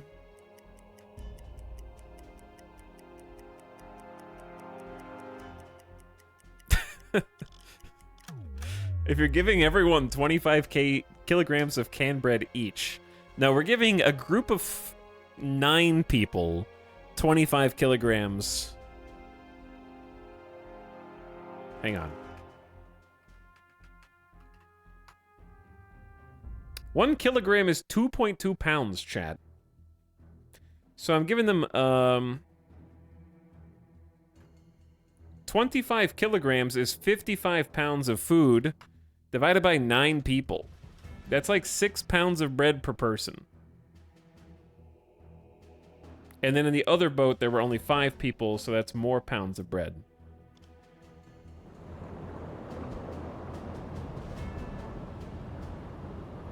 How many nautical pounds, though?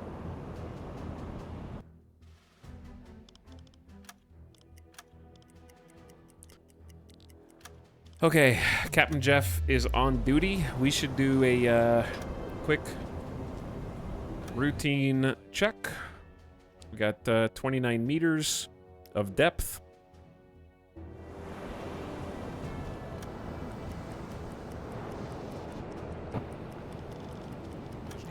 Switch to red.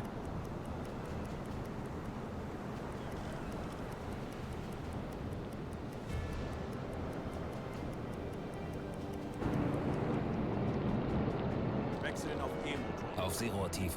6 cans per person is decent. That's like 48 servings per person. I don't know how long they're gonna be stuck out at sea in the lifeboat. That sounds like a terrible way to die for me. That would be my nightmare, dude. Being stuck in a lifeboat at sea. Oh my god. And then no one comes for you. That's my nightmare.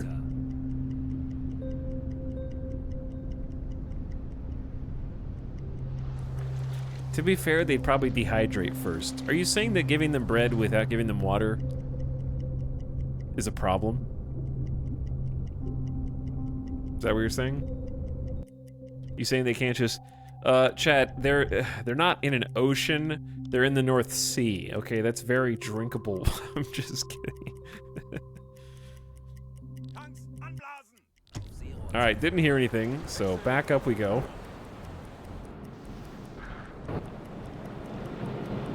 Let them drink cake.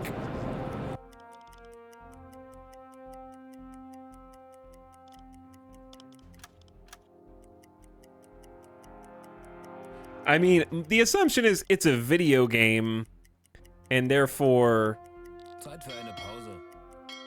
when you give them supplies, it's assumed you're giving them water, since there is no measurement in the game for any of your sailors of giving water to, like, I don't have to supply my sailors with water, so it's sort of just implied. All right, we're going home. Patrol's over, baby. And we still, dude, imagine being those survivors we saved and they have to stay with us for like multiple more days while we sink additional trade vessels and we never took them to a port. Like, I could have just taken them up here to Bergen and dropped them off. That probably would have been like a nice thing to do. They just been like looking over our shoulders. They're like, damn, I'm glad we were the first ones saved. I wonder if my friends are alive. You know?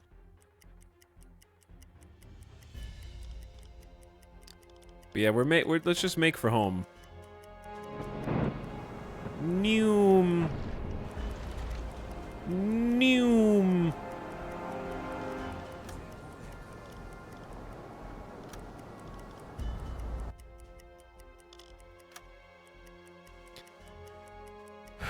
And turn normal lighting on.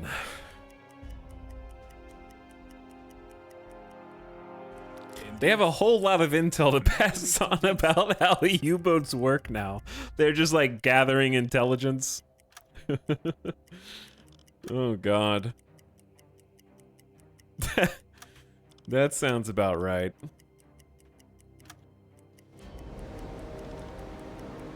Okay. Slow things down here. We're coming in for port. I'm gonna have to park this myself. Don't look. Uh-oh. Don't look. Talik's radio reports are due. Shh. So it's 200 marks. You know what's more important than... You know who else is due? What is up, Nerdcastle? Hodgepodge with the Splatcat raid? Clairite, what's up? This is a raid. Give us your gold. No, that's what I say to you. I'm the one sinking merchant vessels for money. Okay? That's my line. Smexy's back. Blair's back. Ibital 1408. It's probably not how you say your name. JD Kavoth. What is up, Raiders? Thanks for the raid, dude. We are playing a boat simulation. The U-boat simulation. This is my crew. Chat is the crew right now. And we just got finished with our first ever patrol. And we're on the way back to port. I did like 5 hours of tutorial yesterday. There's a lot to chew on in this game. And you can't really see too much because it's nighttime right now. We're in the North Sea. We just finished a patrol of the North Sea, and we got some Norwegians on board that we have to bring back to port that we rescued. But yeah, this is a submarine simulator, and you can go all the way in if you want. So it's pretty cool, and it's been on sale on Steam for like $11. It's a little janky at times, and it's a little difficult to it feels a little bit like homework at the beginning, to be perfectly honest. But it's been really cool. A lot of fun. Going to the battery room. Rescued. Yeah, I rescued the Norwegians. I may have blown them up first, but then I rescued them, you know? And isn't that what counts at the end of the day? But these are crew members from chat. Zapperer, Feistel, Star Killer, Narfwak, Absinthe after a hard patrol, ready to go back. Have some days off. They've been on duty for quite some time. Excuse me, sir. Yeah, it's got crew management, and you'll see some things that are familiar from other games, like setting up task lists, schedules. You could assign squads, though I haven't had much time to do that or need to do that. We just got done figuring out how to do manual targeting solutions for torpedoes, the difference in different types of torpedoes. It's got a lot. But welcome aboard, everybody. Glad to have you. And shout out to ya boy, Splattercat, who has been gaming on that new, like, MMO/survival. I've been hanging out watching, enjoyed it a lot. Once Human seems like it kind of... People said it kind of came out of nowhere. I don't know if that's true. Somebody knew it was around. But surprised a lot of people, and I've seen a lot of people having fun with it, so hopefully you guys had fun with it too. Thanks, Splat, for the raid, dude. Appreciate the raiders coming over. Highly recommend if you're in my chat that you toss Splattercat a follow. He's usually streaming a little bit before me, and usually finishes also a little bit before me. We still got some good time today, so if you just came over, you're welcome to hang out. If you got places to be, thanks for stopping in and saying hi. Appreciate the new follows as well. Very nice of you. But yeah, click that button in the chat. Splat's been playing some Once Human, and if he's not checking out something new and awesome. He is killing someone in the Warhammer universe, or someone in the MechWarrior universe, or torturing himself in the Battle Brothers universe. One of those things is probably where you'll find him. But can't recommend enough. Lots of great new game recommendations there as well. And still rocking the YouTube. General killing of fantasy universe things, yeah. These are things I enjoy.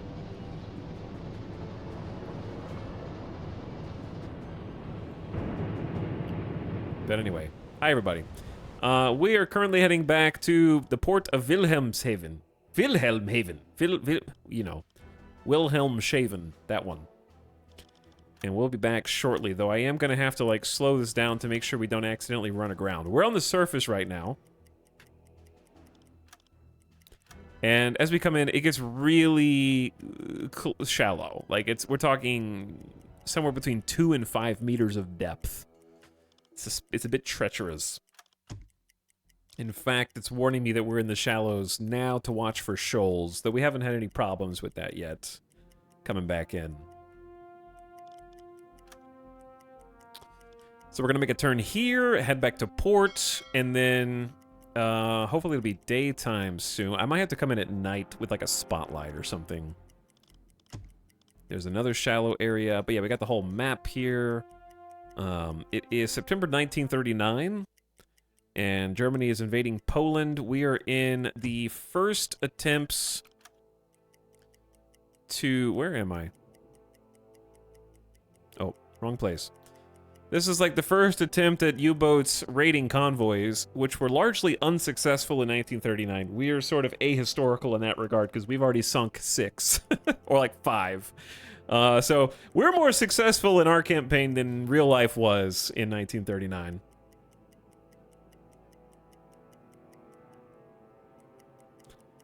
But yeah, it's like it has different time frames that you can play in. And as the war goes on, there's different, like, scenarios that you can jump into. 100% accurate assessment of playing Battle Brothers. Indeed. To love Battle Brothers is to love suffering. Let's turn our searchlight on here. I assume that will help when coming back into port. It's very dark. We have realistic night mode on, so I know you can't see anything right now. That's expected. Somebody should be climbing up. Captain is currently asleep as we come into port. We're gonna put a couple people helping our engine person, Taruk, who's in the back.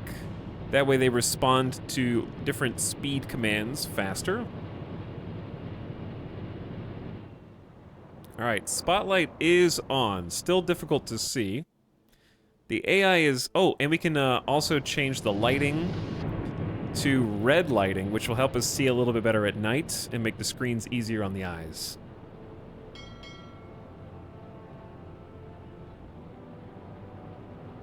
Ito, comments on your House Flipper team. How confident do you feel? I am extremely confident that we will have the most fun. We'll have the most fun, and we will fulfill every obligation and expectation given to us by the rules of the game. I personally guarantee that I will not do the same awesome gimmick from last time, because I'm not sure if you can do it in the sequel of this game. Otherwise, I absolutely would.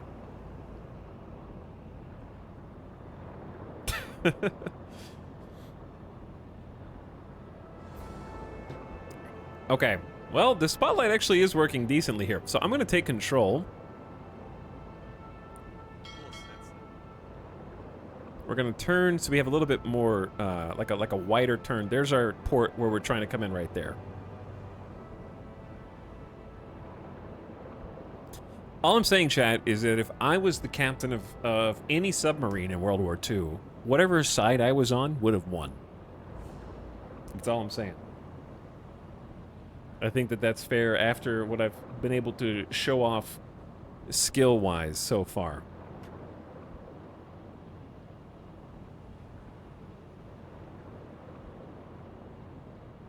Can you house flip your U-boat? Not sure about that.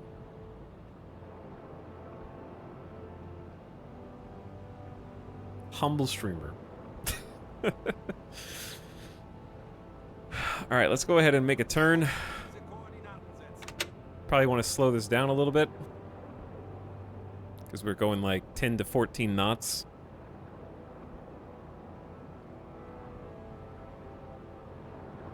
And it splits up into two sides here as well.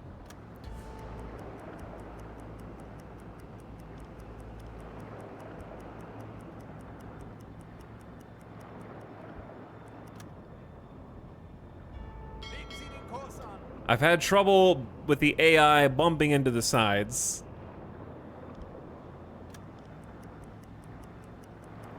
So I'm sort of just taking over manually here, because we have to go through one of these two.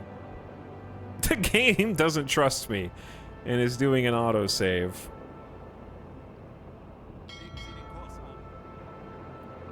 Can you drift? I've accidentally drifted a couple of times, yeah.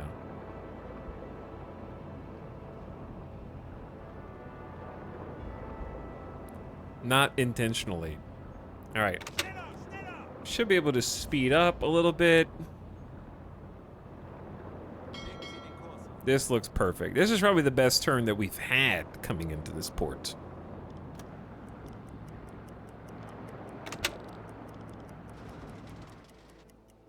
Okay, they bring us to a stop automatically when we get in here, which makes sense. Noom. I apologize to whoever is seeing my spotlights, but I really need that headlight to be able to drive through here. 5 knots max in the harbor? What are you, the harbor master?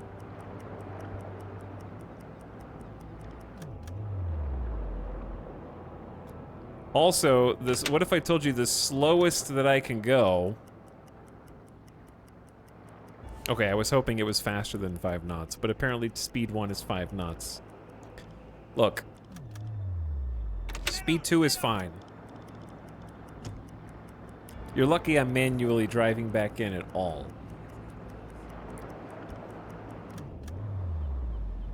Does this have a story? I mean, it has a campaign, so to speak, but I don't know if I would call it a story. The story is the Germans lose. Spoilers.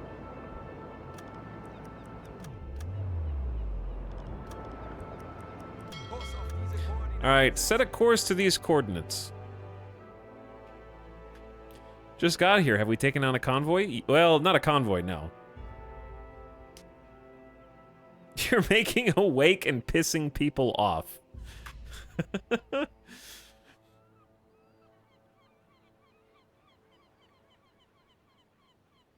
You have survivors on your ship. Release them by talking with the recruitment officer before undocking. Okay.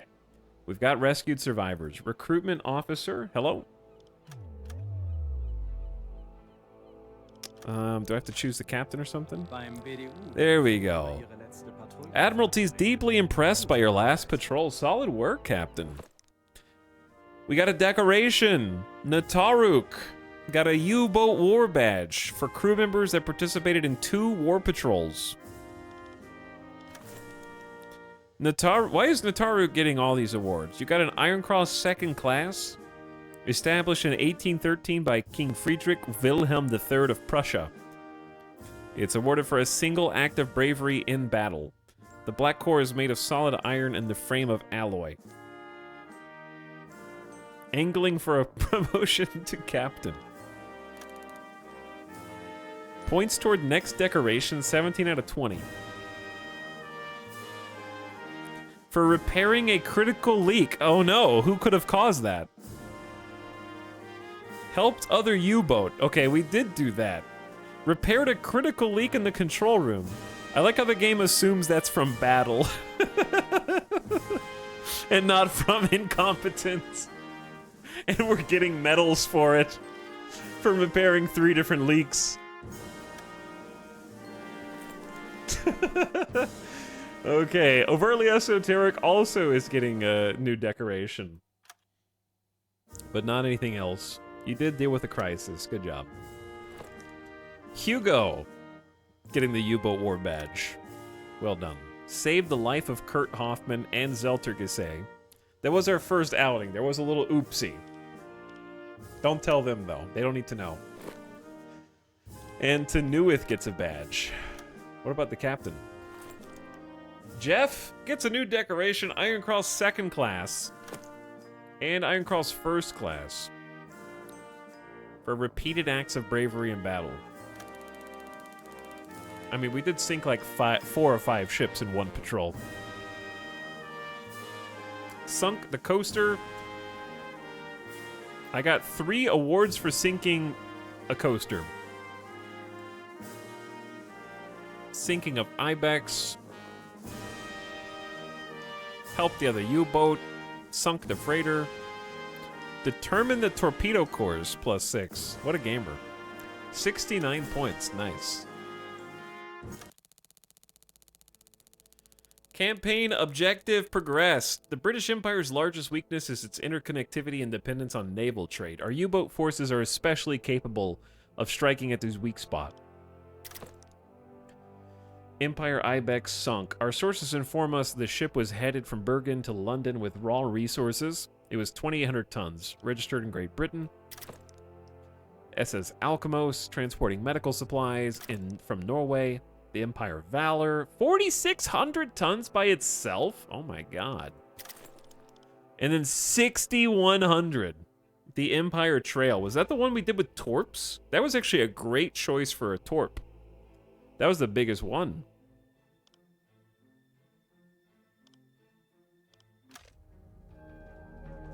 This is like a fishing game where you try and get the biggest fish.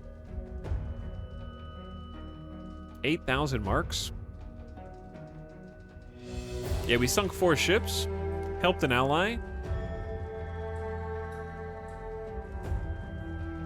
Well done. Okay. Release survivors. How do I release survivors? Chat, how do I release the survivors? Eat them. Don't want to eat them. Other officer. That's not what it said. It clearly says, talk with the recruitment officer. This is the recruitment officer. That's... Oh, I clicked on the recruitment officer, but it intercepted me and spoke to the other officer. Okay, that's what happened. To finish the assignment first. That's very confusing. I brought survivors from a sunken ship. You guys are all free.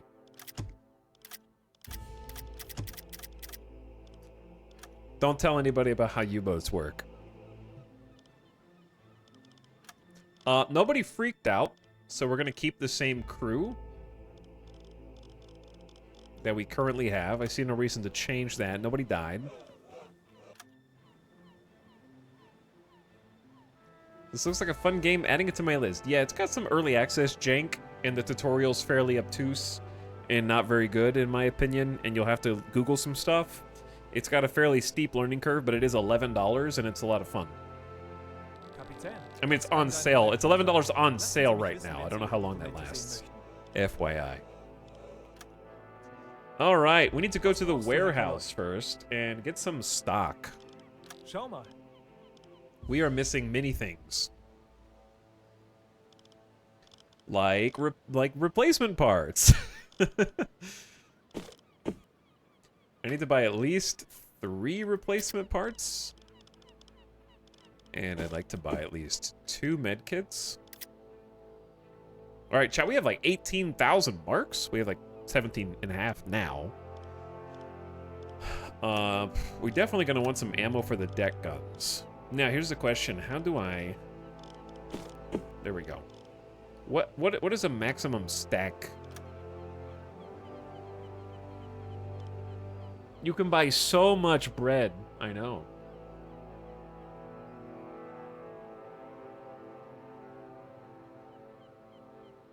Is anybody else getting audio static and audio desync? I don't know. I've seen a couple people in chat mention something, but unless you clip it, I can't hear what you hear. But that can only be two things. It could be three things. Number one, Twitch is bad.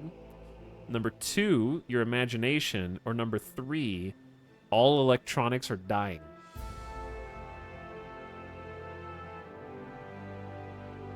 There's some desync for me, but it's Twitch. Number five, some of you are using Frankerphase Z, which has audio settings that do third-party manipulations to audio.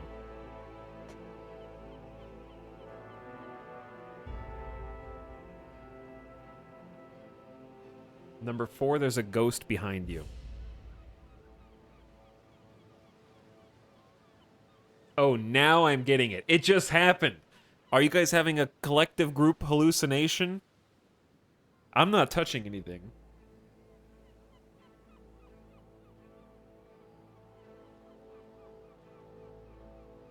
Number six, you're eating canned bread.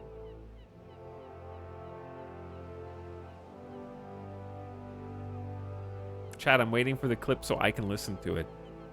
So I can try and troubleshoot for you. Otherwise, I can't do anything.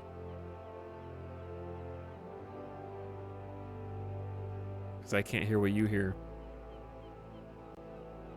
You only exist because we group hallucinated. Probably, yeah. How do you know I haven't just been leaning into the microphone and going like... You know, just like... Sometimes. Alright, let me hear it. Some desync for me, but it's Twitch. Number five, some of you are using... Okay, yeah, there is a little crackle. Number five, some of you are using... Interesting. All I can do is unplug stuff, plug it back in, and hope it's not breaking down. It's usually like a cable or something. Hold on.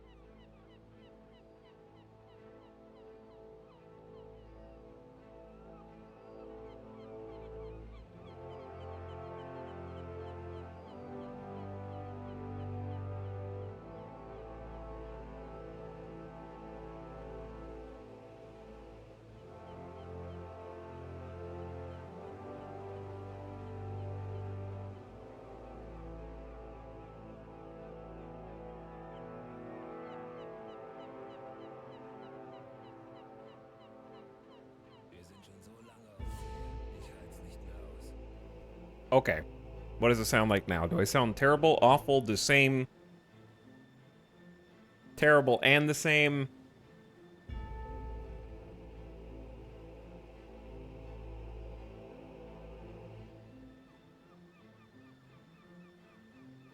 You sound the same. We got one guy in chat saying they heard it, everyone saying nothing, no crackle. Crackle, no crackle.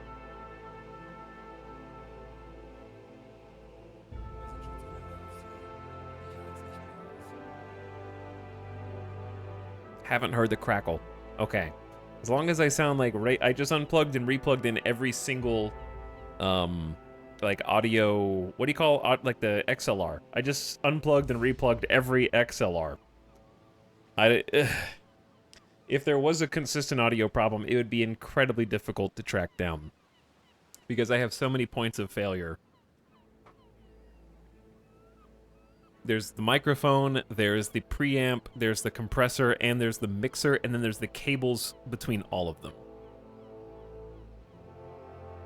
And then there's like the computer sound card, or like I guess it'd be USB.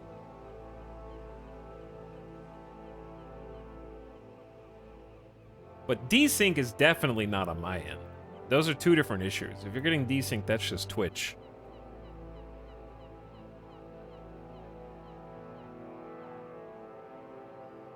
crackle would be on something on my end, presumably. Okay. Anyways. Hi. I was going to move some armor-piercing ammo over. Now, these are fairly heavy, right? These are like 9 kilograms each, and we have less than 500 kilograms of room. I think at least like 8 would be good. Maybe more. 13? How many would 13 be? They'd be like close to 110 kilograms. That's okay. Let's do like 13. Because it's like 390. We'll have 30. 30 rounds of armor piercing. What annoys me about this is you can't... I want to buy multiple types of ammo. You can only buy one at a time. But that's okay. Alright, and then the flak. We have armor piercing and then high explosive. Let's buy like 217.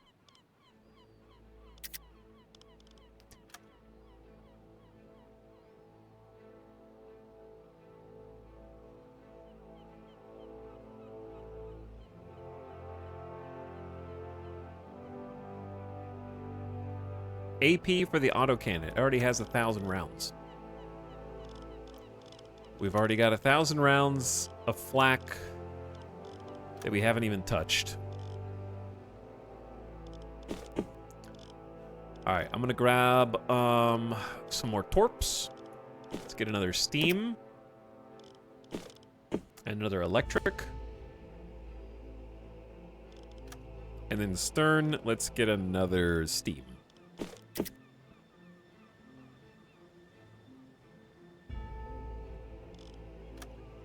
Okay, now I understand what buying a diving suit would do, but that's 13.5k, which is a lot.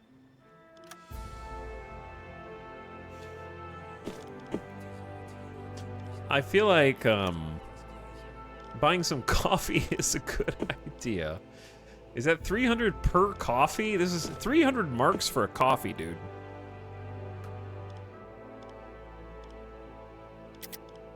It seems like a lot.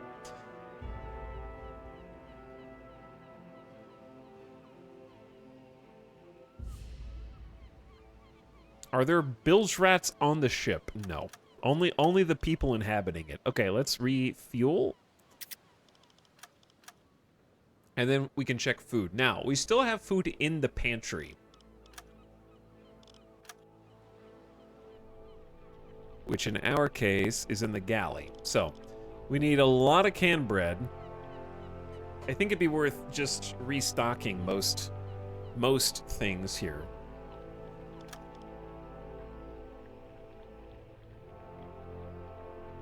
So let's do that. Was brauchst du, Herr Kaloi? Schau mal. Okay, food. We didn't get canned fish or meat last time. And it's fairly cheap. Let's get like... Not 1,000. Okay, I can't backspace. There we go. 30 cans of meats. 30 cans of fish. 30 units of cheese.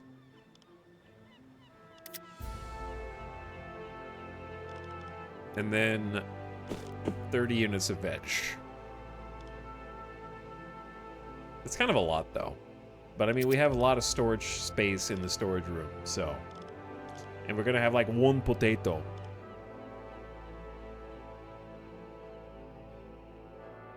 A single potato. Alright, it's gonna take 3 days just to transport all those things. And then if I wanted to upgrade my ship, I could do that, too!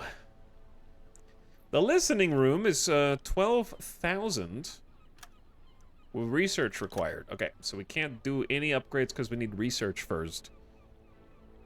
And then decoration, we could get a Christmas tree. I didn't mean to buy that. It was free. It's September, bro. It's not, you haven't even had a Halloween yet, and we're celebrating Christmas earlier every year on the U-boat. Okay, whatever. You can have your Christmas tree, I guess.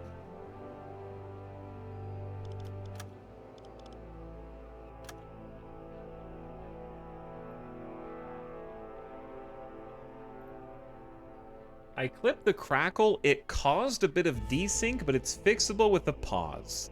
Okay, if the crackle and the desync are related, then it's a Twitch issue.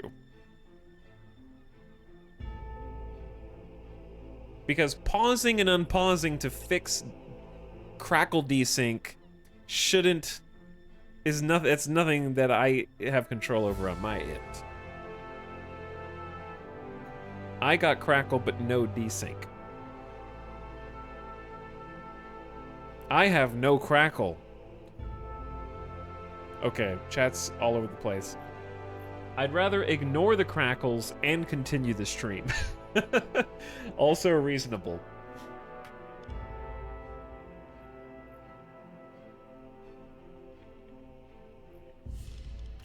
Chat, you got the crackle? You got the crackle?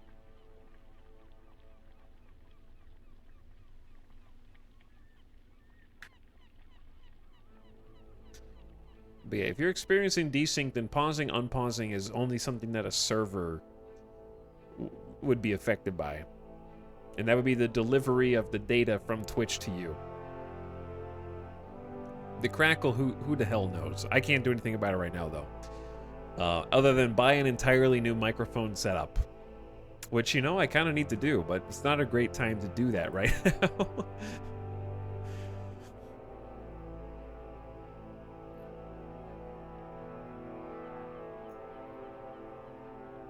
I got crackle, but it was when you switched back to viewing in the sub. I'm thinking it could be the game glitching your audio. That'd be weird.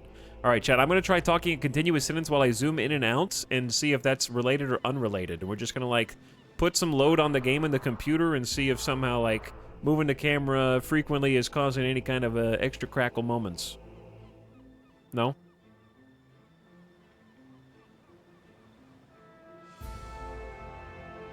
Anecdote. Okay, anyway, back to play. Take an assignment from the leading officer. No, we need 3 days of off-duty time because they gotta load all the stuff we just bought on the ship. So let's just simulate that time. Okay, and then back to the warehouse.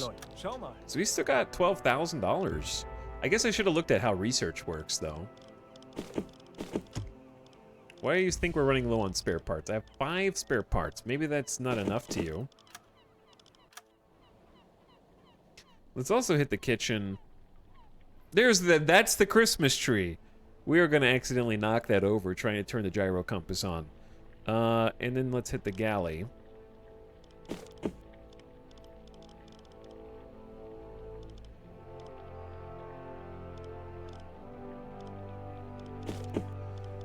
And then move the we got a ton of food. We got a lot of food. 1 potato. 1 potato, please. The saddest Christmas tree. I kind of agree. I forgot about the pumps. 3 cubic meters of water. We'll go ahead and pump that out. And then I wanted to look at... We don't need food. Do we want like another stack of replacement parts? It just costs money. So it depends on if we want...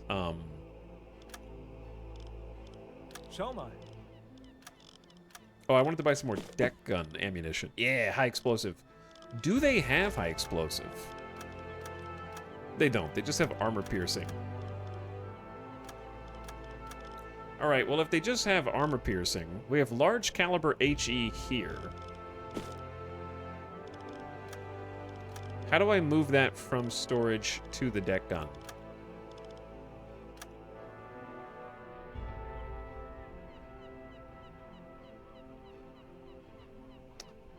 I don't actually know where that's stored.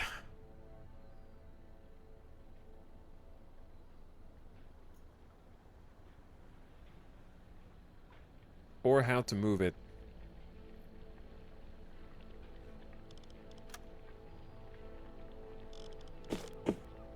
There you go. It's in the kitchen for some reason. Not 100% sure why that is. And there's a... Oh, those are flares, so you can see at night. That's a really cool feature. Okay. We can't buy any more, so we have 5, and that's all we have. But yeah, if we only have high explosive or armor piercing primarily, then probably buying like 20 more armor piercing, and then we're full. All right, that's good. That'll take another 11 hours.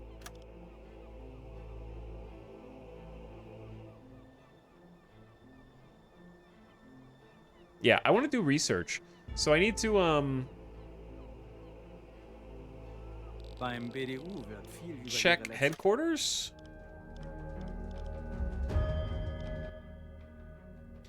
And then we can do improved torpedo pistols.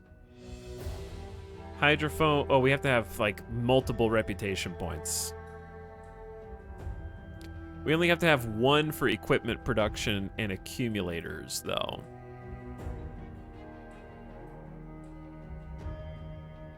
So accumulators.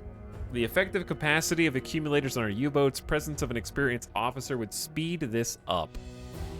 Define accumulators. And then equipment production is raise the production capacity of basic equipment for U-boats.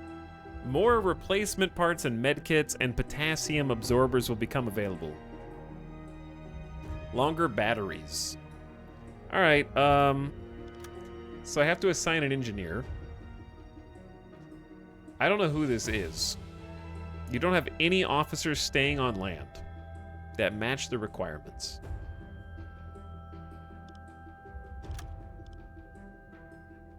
It just has to be an engineer. Okay, so if I go to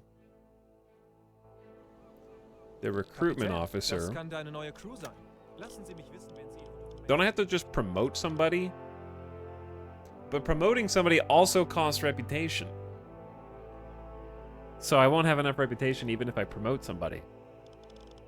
Right? I would have to physically leave an officer.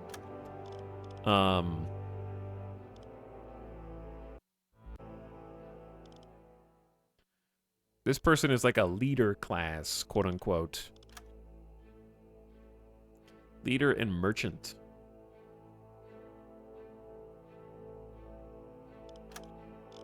You got a free officer from the last mission. Yeah, I'm looking at him. That's not an engineer. It has to be an engineer, though. Does it not? Because they do not fit the requirements. That's what it just said.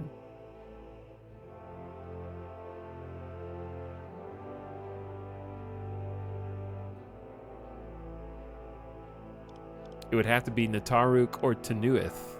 Or I'd have to promote somebody. Because,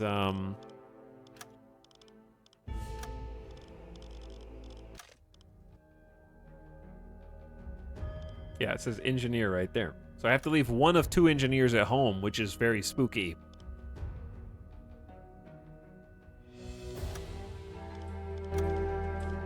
And the only people that I can recruit from the dock are just raw recruits. So what if we just said, who cares about research right now? And just do another mission instead? Feel like that's better? Beim BDU wird viel über ihre letzte I can also ask for favors. Allow us to leave ports with no assignments. Increase officers limit on board to 6 or to 7. Allows 2 missions simultaneously. Now that's a spicy one. That reminds me of Derail Valley, actually. And there's a new offensive, chat. Scapa Flow. Hold on, does that mean anything to you guys? You guys don't like Scapa Flow.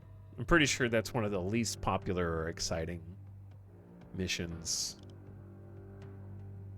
So probably we'll never do that one. This is the tonnage war that we have been on and contributing to.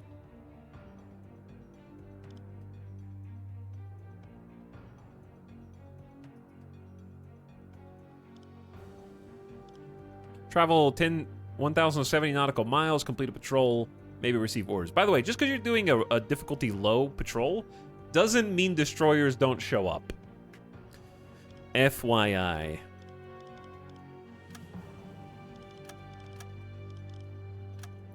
Enigma recovery. U-boat command suspects one of our U-boats was sunk by the enemy north of Ireland. There are many shallow areas in this region, and thus recovery of sensitive equipment from the wreck by the enemy is a real possibility. We cannot let this happen. Plus 200% reputation, 8,000 budget. That one's medium difficulty. The U-boat command has prepared a plan to strike at Scapa Flow, one of the most heavily defended important Royal Navy bases. If one of our U-boats could sneak in and sink a recognizable Royal Navy ship, it'll be a signal that there is no safe place to hide from U-boats. Also medium difficulty, apparently. Wait, no, that's the tonnage war. This one doesn't have a difficulty.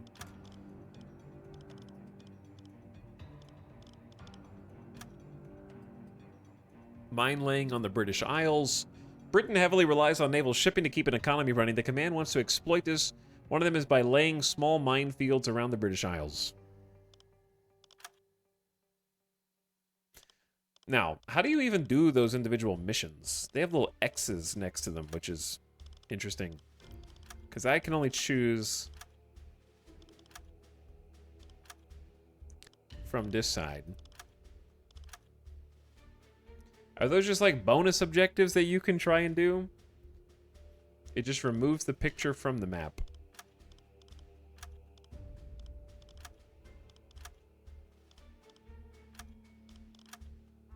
Okay, so it's the little stars. Which I click on and now they're gone. I don't... They're like missions over there that I can't do. But yeah, it's just on the left. Hi, Ital. Hi, chat. What's up, Bree? How's it going? And Palava, welcome. Welcome.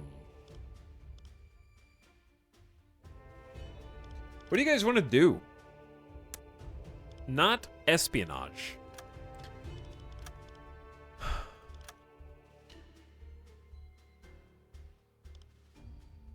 Either of these tonnage war ones contribute to the overall tonnage war. The one that's medium difficulty probably has, it's much closer to the mainland. And is therefore, I would assume, harder as a result. Recovering the encoder might be a smart idea. I don't know how to do you just manually do that while you're in this area? Closer to mainland means airplanes, correct? Yes. You might need a diver. That's a good point. All right, in that case, I say we just do another... We just did a low difficulty. I feel like we're ready for medium, but yeah, I might need a diving suit. I don't have one. I know that I can buy one. I don't have the money for it now. I spent my money. I think. I'll check. Was brauchst du, Herr Kalon? Schau mal. I spent a little too much. I could have afforded it.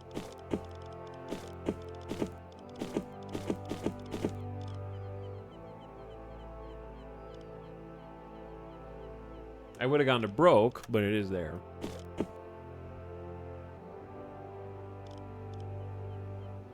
Just ask for a loan. I mean, you can ask a favor, Beim BDU wird viel über ihre letzten but that's different. geredet. Gute Arbeit. If you send your merchant trade dudes, you can get lower prices. What do you mean send? Like just have them clicked when I go to the Was warehouse? brauchst du, Herr Kaloi? Schau mal. Oh my god. Really? Why wouldn't it just give you the lowest price? Just having them in your crew should be all you need to get the better price. Scammed. Yeah, I just got scammed. Because I didn't click the merchant first and then click on the shop. Okay.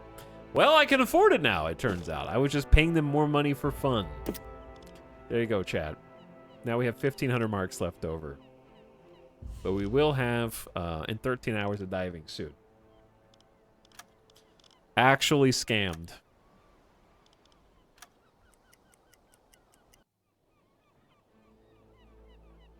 Was that actually 13 hours? Because it seems like it's still the same time of day. Beim BDU wird viel über ihre letzte Patrouillenfahrt geredet. Gut, dies sind die heutigen Okay, Aufträge so if we von wanted to BDU. get crazy Streng and get sunk, which I feel like is what's going to happen, we could go to the medium difficulty sector, close between Ireland and what, Scotland up there?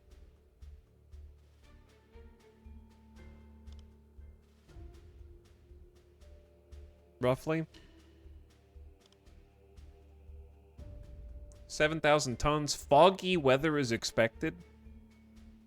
Anticipated number of vessels in the area small. That doesn't matter, though. It's still medium difficulty. That's a hellhole, but you got this. I mean, we got to do it at some point. I mean, we just did a whole patrol. We tested the torpedoes.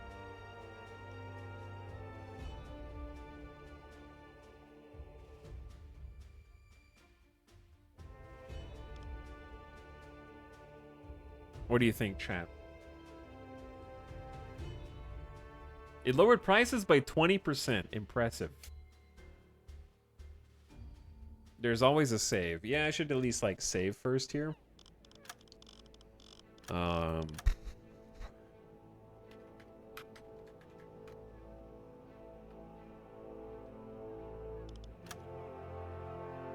I'm scared, but that's okay. That means you should do it. Beim BDU wird viel Let's über go. ihre letzte Patrouillenfahrt. Are there any Dies sind die orders? Aufträge vom BDU. Tonnage Streng war geheim. here. Enigma recovery with a diving suit here. Select it. Reach the patrol area. All right. Off we go. We've got fuel. We've got a lot of reputation, actually. Because we're almost to a second point, it looks like. The crew is configured and ready. The spotlight is still on. I never turned it off.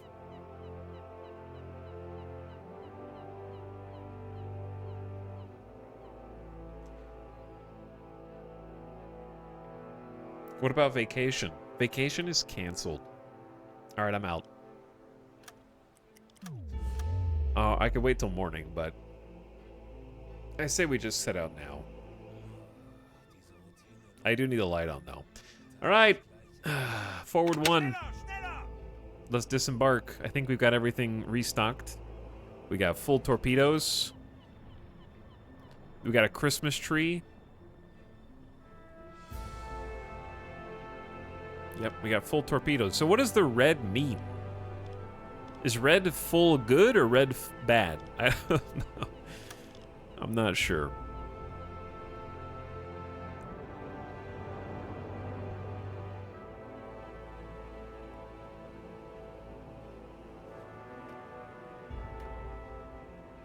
They are heated and prepared to fire. Like heated like a chicken sits on eggs, kind of heated.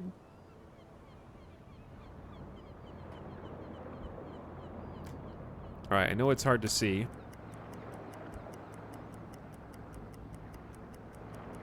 But we're heading the right way.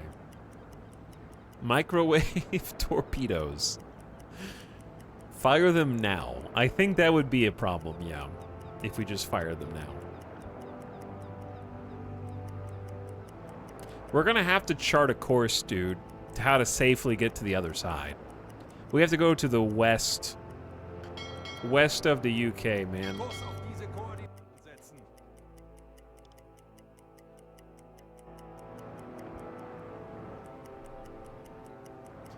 Let's do red lighting and we'll be able to see a little bit better. Yeah, I can already see better. It actually helps you see better outside, which is kind of awesome.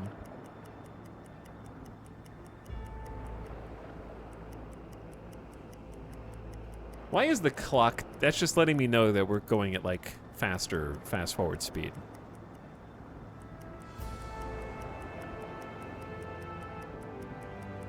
Angle looks good.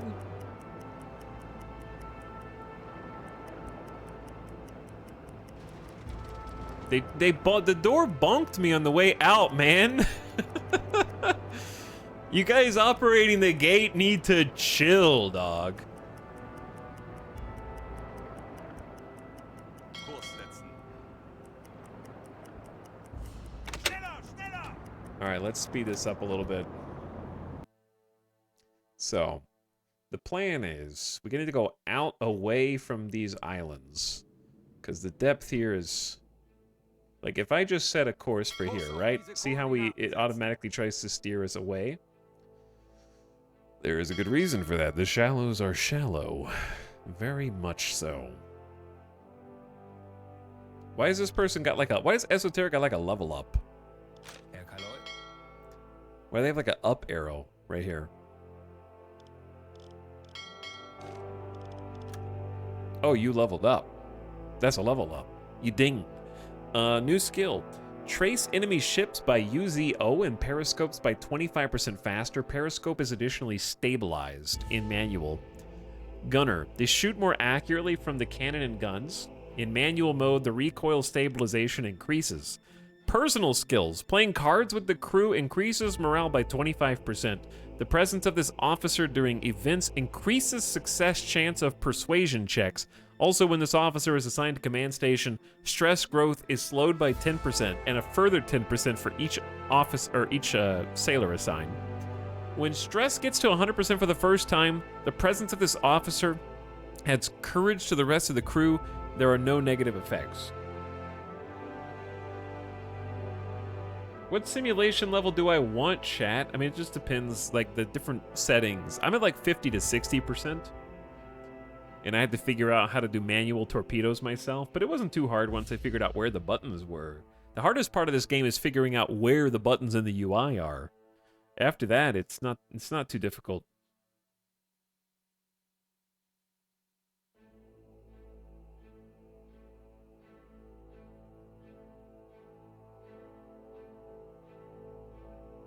They're already a merchant. Cards, I like the personal skills one too. Persuasion checks, command station. All right, and then I want to go change their tasks. Because we have cards at like a 6.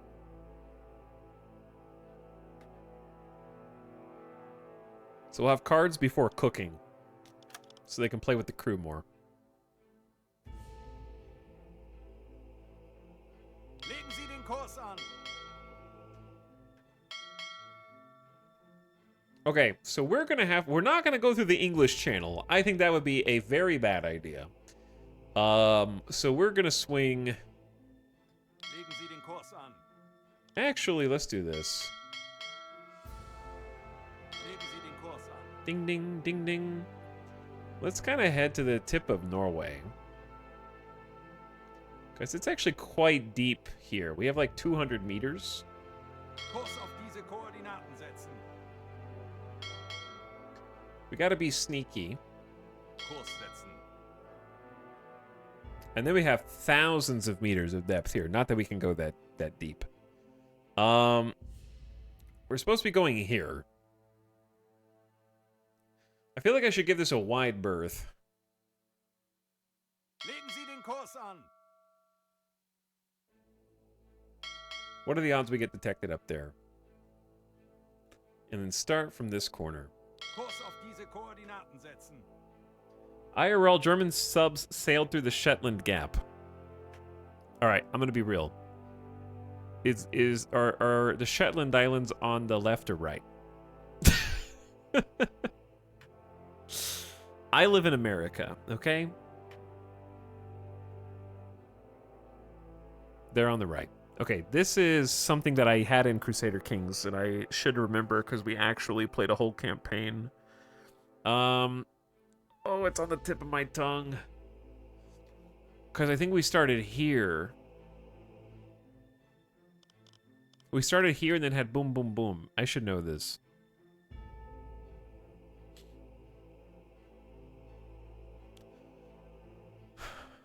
Orkney. Yeah, it's Orkney, right? This is Orkney.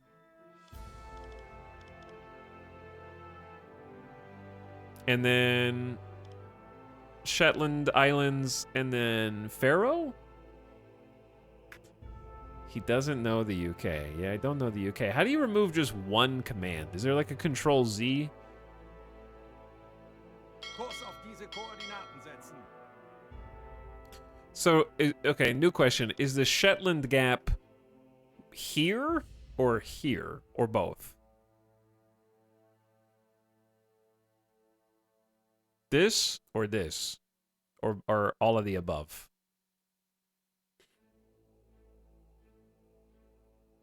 My question is, why did the Scottish let the Germans do that?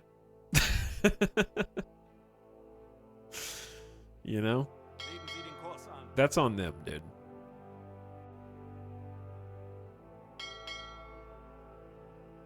Between Shetland and Orkney.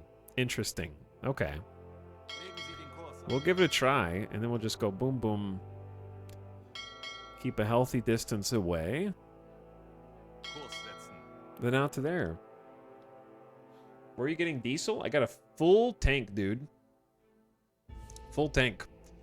We can travel 9,300 nautical miles at current usage. Our total route is 1,391 nautical miles.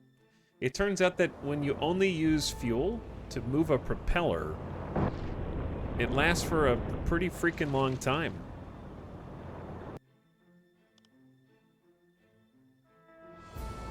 Alright. We're gonna go forward 3 now that we have our task.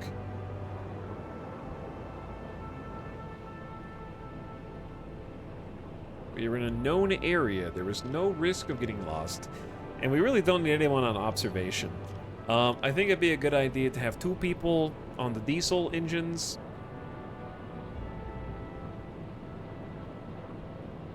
If we wanted to put somebody at the navigator station, it does make the fuel usage better. But we'll need someone on observation once we get outside of these safe zones.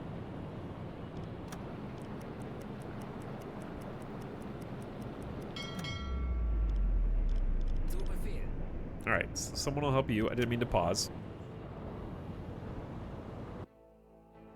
If you look closely, you can see the lighthouse in the distance, letting us know there's land that way. It's rotating, very small pip.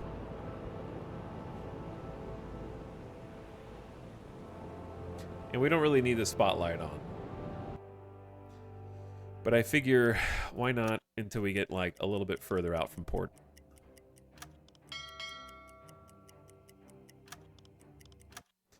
Alright, spotlight off. There's nothing to spot out here. Let's run stealthy.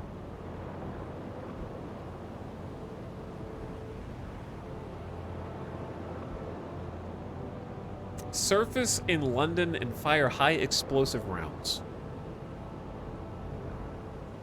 It's that easy, dude.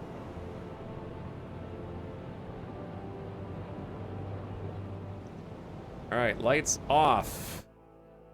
To the map we go.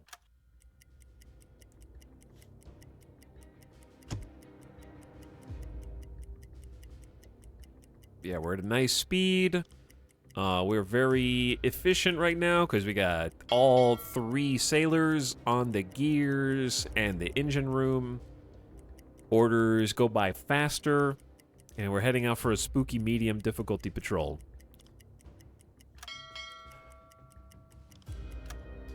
Alright, we are in open sea, heading up toward the tip of Norway. I'm not sure at what point I should stop and start scouting. I feel like this close, we're probably fine, but once we get a little further, we'll want to park ourselves and check every so often.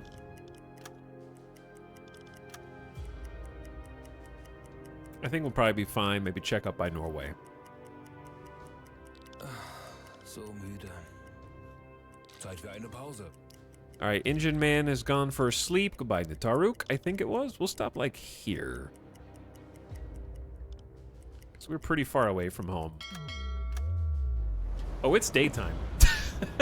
I didn't realize how much time had passed. Why is everyone asleep right now?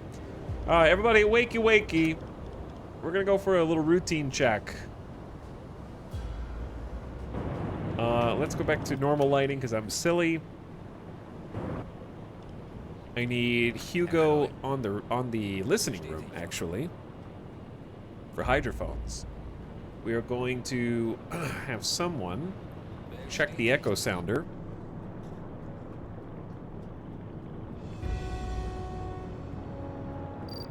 125 plus meters. All right, we got plenty of space. We're gonna dive to 50. Noch 50 Meter. Sehr wohl, Herr Kaloi.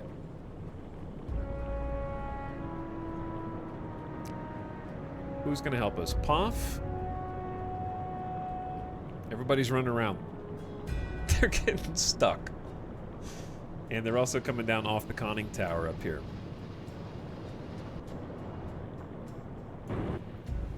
Time to dive, chat.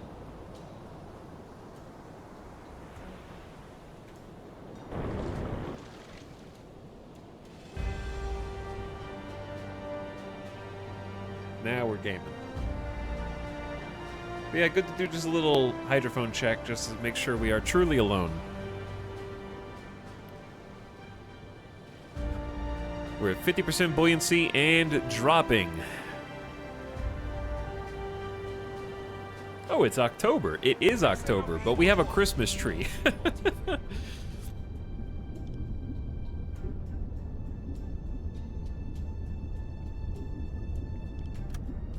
30. All right, do a little time dilation. We are at 50 meters of depth. We're gonna give them about 5 minutes in game. Diese Routine bringt mich Jeden Tag das Gleiche. Just to listen. Little routine check. We don't expect to hear much down here. Traditionen meiner Familie. All right, that's about 5 minutes. I'll give them 2 more just for fun because we haven't done any listening at all since we left. Okay. Go ahead and surface. Tanks anblasen. Hugo, you are free to rest if you'd like. Sehr wohl, Herr Kaloi. Let's help with the torpedo maintenance. 40. Sehr wohl, Herr Kaloi. And we're back.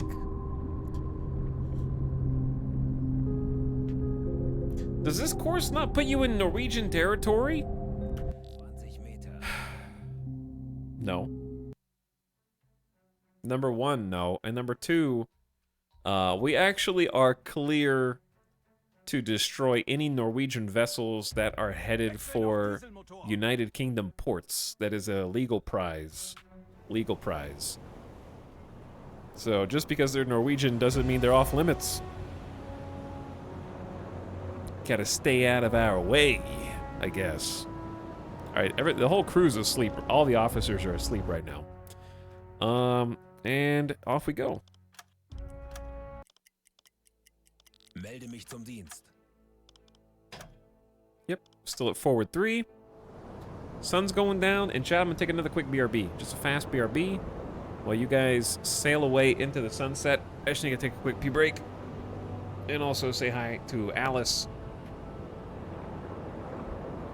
So enjoy the sunset and the bobbing. Let me know, hold on. Let's turn on the electric compressor because we only have 70% in the air reserves. Enjoy the ocean spray. I will be right back.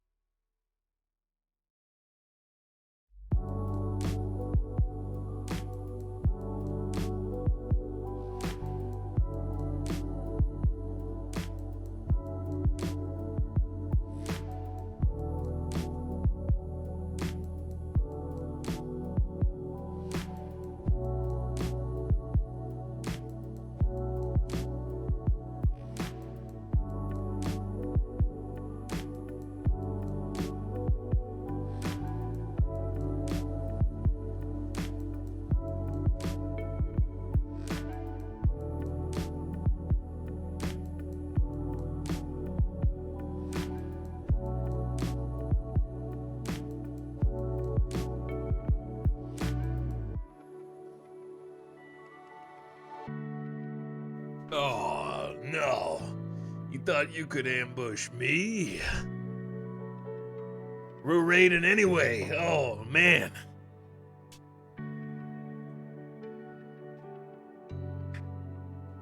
I thought I heard something sneaking around in here. What is up, Raiders? I had to get some water and take a quick bathroom break. I'm back. It's a trap. You walked right into my trap. Hey guys, how's it going? Thanks for the raid. I know he's AFK, we're here anyway, raiding a chair stream, but the chair's not even there. What's up, Aqualux, Weather Guy, D-Doom, EJ? You got caught. What's up, McCheeto? We're playing a game called WEboat here. We just took our second mission. I've never played a submarine simulator before, like the Silent Hunter series, and I picked this game up on a Steam sale just on a whim, because I love games that choose one thing, in this case, a submarine. There's like one submarine in the game right now, until the 1.0 release. It's been in early access for a few years, apparently. And they just take that thing and they just want to simulate the whole thing. I respect the ambition. So I picked it up on Steam sale like in March. And I'm finally gotten around to actually testing it out, and I've been really impressed. So I'll give you the tour, show you what's up. We are heading out toward the west of the British Isles right now to patrol a zone in this teal square. Our goal is to try and find and sink convoys and trading vessels to try to impede trade from the British Isles, who are now the German enemy in October 1939. I have to create this asterisk. Even though this is a historical game, it's still a video game, so I already know that Wolfpack tactics were not successful in 1939. They were largely unsuccessful, but this being a video game, we are doing things more efficiently than historical U-boats did in 1939. So we've already sunk like 4 convoys. And that was on a low difficulty mission, but we went above and beyond what we were supposed to do. And got paid in a bunch of marks. We got thousands of marks. Video game different than real life, apparently, yes. And I've actually been trying to build... there's a reputation system in the game where basically that we don't have unrestricted naval warfare in 1939. And I'm a nice U-boat captain. So when if I find prize vessels that are from other nations, we've already found a Norwegian vessel. We boarded their ship, talked to the captain, got his cargo manifest, found out he was going to do trade in London, which he knows is bad. And I waited until the sun came up and the storm stopped before ordering that he evacuated with all of his men into boats. Then I sunk his ship, which I could do without raising the national ire of non-belligerents, and gave each of the escaped rowboats some food to sustain them until they could hopefully be picked up by somebody, okay? And I got reputation for that. And then I also rescued some survivors from another crash, which I don't know how the crash happened, of course, and took them on board my U-boat and then rescued them and brought them to shore, to safety, you know? Because they were just innocent Norwegians. We're not even at war. Anyway, you do everything in this game. And we have a crew of chat members, handpicked by Nightbot, who are operating this submarine in great detail. And we can pick any of our officers and follow them around through the submarine. Even taking a first-person cam as we walk through the submarine and inspect its components ourselves. It's actually on sale right now. It's $11 on Steam. Now, with that in mind, it is pretty janky. Like, the tutorial is rough, And it will not teach you. I'd say the tutorial, if you do all of it, will teach you like 33% of what you need to know. But there are some people online, there's some videos online, and as long as, like, for me, it's not that hard to play.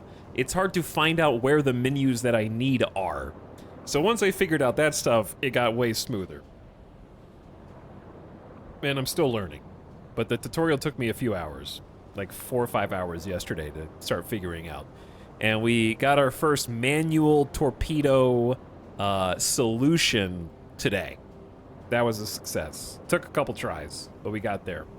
So it's been really rewarding to play. And it's really good for the price. But it is that early access jank, and there are bugs, and it's possible to soft lock the tutorial, FYI.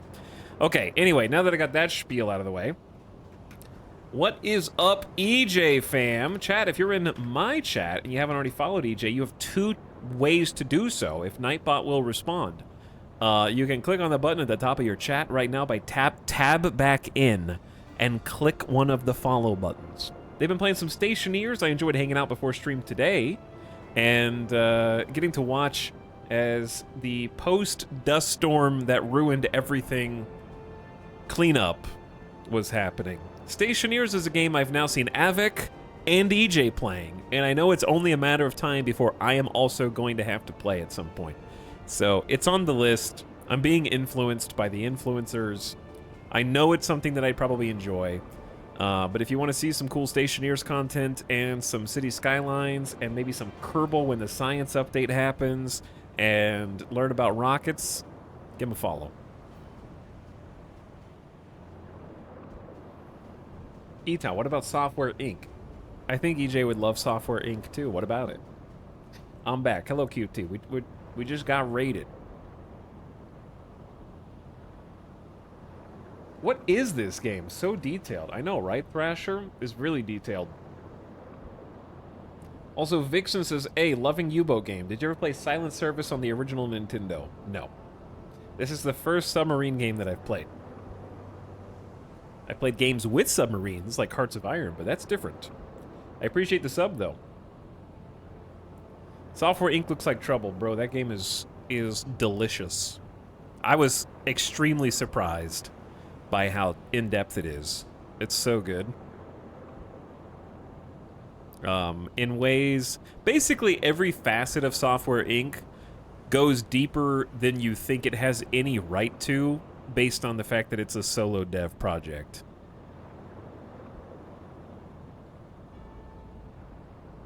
Because you think it's... I had a predetermined idea of what it was, and then it just kind of kept going, you know? It was like, I can do that and more. But yeah, we have like a crew down here that I'm assigning to help. So we got 2 sailors helping our engine master, or chief engineer of the engines. The chat members are doing their best to help. There's Try Way Too Hard and Angry Eddie down there. And then we've also got Captain E is asleep right now. Both Captain E and Esoteric are asleep. One of them should be up at pretty much all times, but we're just letting them chill.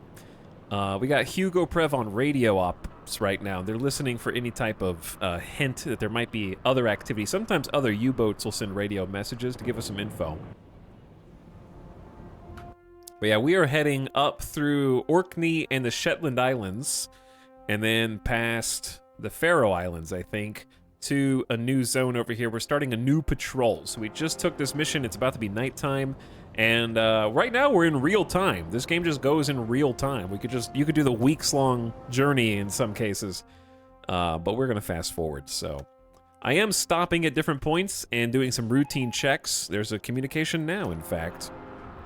Single steamer, naval square AN228, speed 7 knots, course 239. 2 duds, 1 miss, could not continue attack. That's embarrassing. 2 duds and a miss. AN228. Show me. AN228. That is here, actually. North? That's slow. Duck in the water. I wouldn't say it's on the way, but we could go if you want. It'd be nighttime when we get up there, potentially. And they were heading, what was their heading?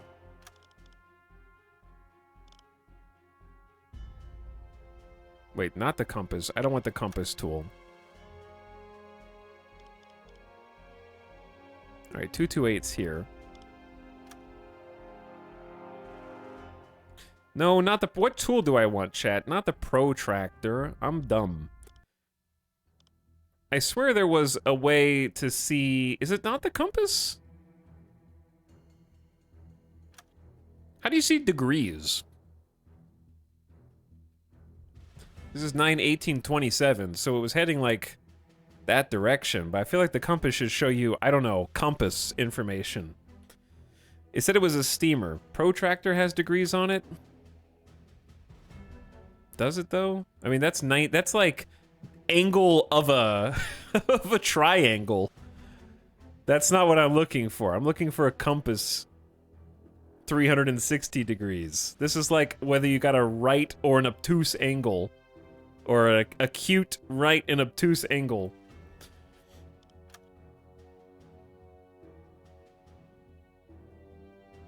Also, I hate that the eraser makes you delete every pip individually. Okay, but yeah, they're just like up here heading, I think, southwest. At like 7 knots.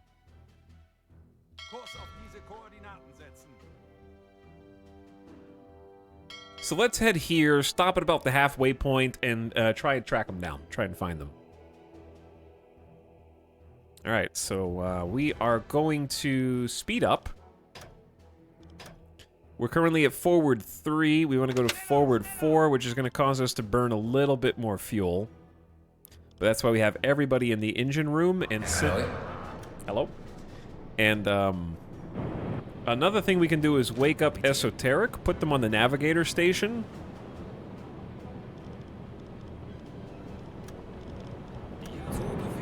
With a couple of crew members, and that will save 20% more fuel and energy.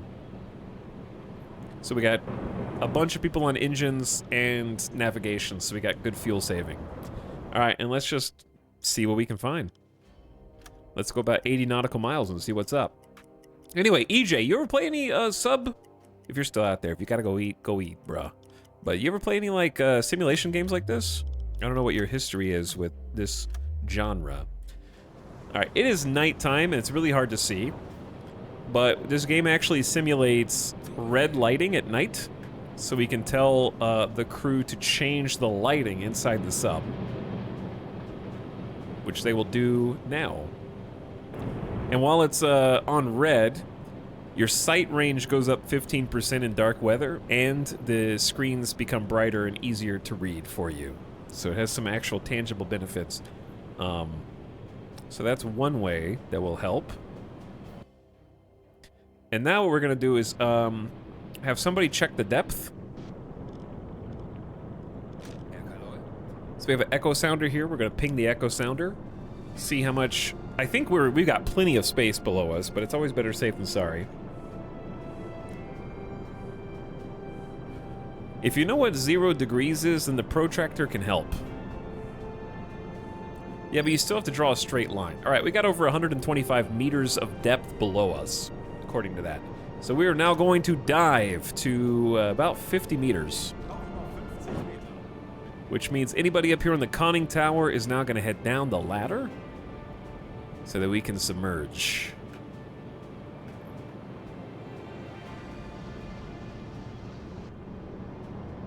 Down they go.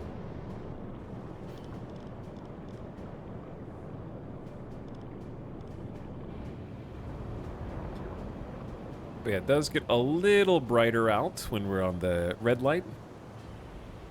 Probably hard to see if you're on the phone right now, but I can see the stars, and I can see the top of the sub. It looks like we got a moon reflection off of the hull here. Closest I've played to this is World of Warships. Yeah, World of Warships, I haven't played since, like, it came out. I feel like that's a game I would actually love to play in some free time. but I'm too intimidated by like War Thunder, World of Warships, World of Tanks, all those, because they've been out so long that I feel like I would be left behind on the earning, you know, like earning the different tanks and boats and vehicles of war. 40. The lower tiers are the most fun anyway. I played War Thunder on release, trying to come back is so intimidating. Yeah, that's how I feel.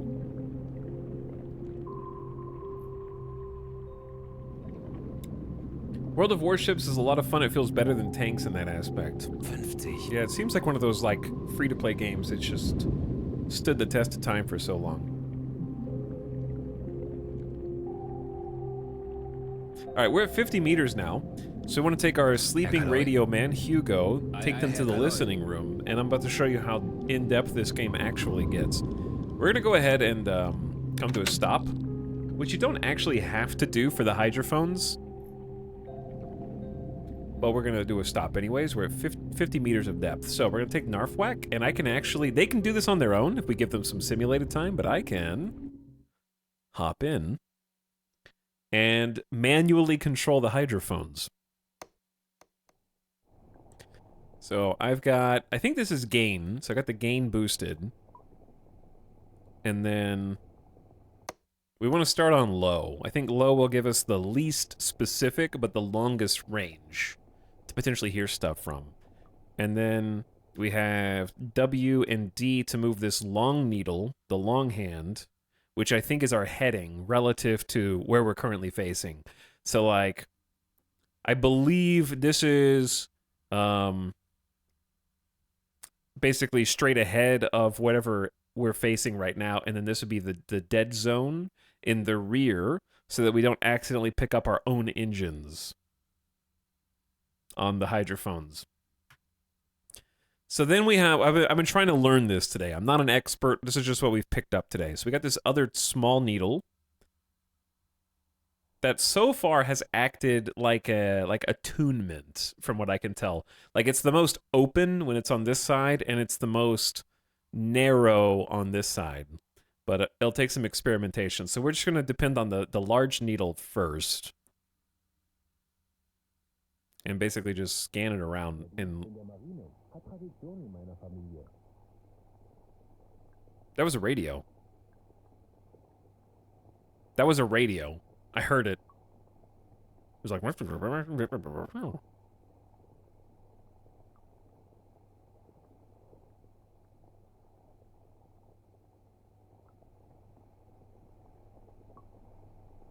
Okay, I hear... hang on.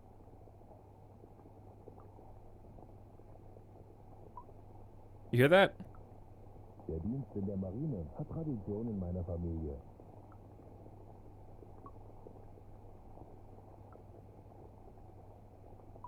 That's a screw. Yeah, we're hearing a screw.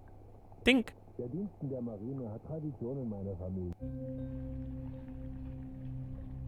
No one's talking on the ship right now. Hang on, would it be better to go to blue? Perform their tasks quietly. Aye, Herr Kaloy.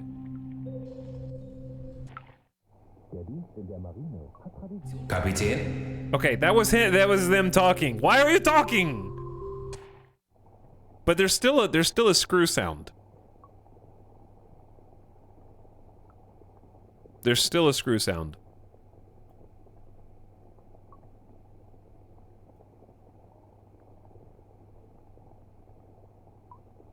Do you hear that? Dunk. Dunk.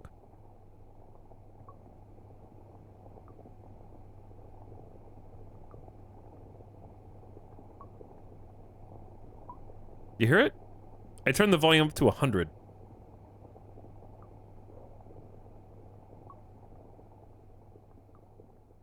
And then it goes away.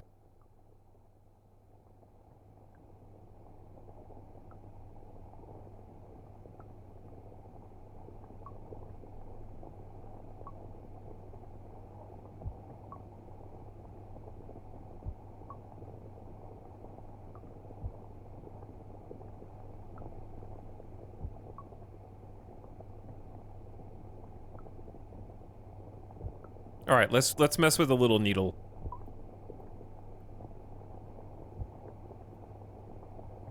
I can hear the captain's heart beating.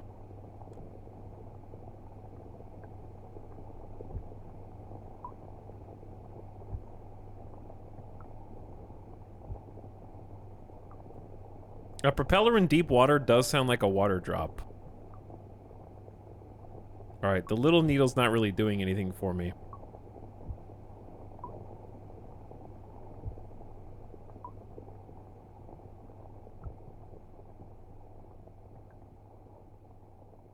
But you can tell it stops when we point it forward. All right, let's change to medium. There are enemy subs in this game, right? There's definitely enemy destroyers in this game. I'm not sure if there are enemy subs.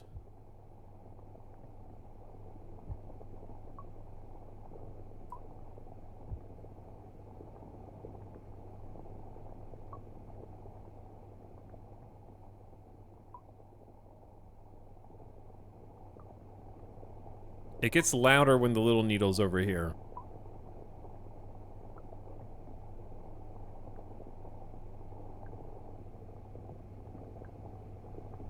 Alright, well, there's definitely something happening back here. And on high, high is the closest range, but most accurate.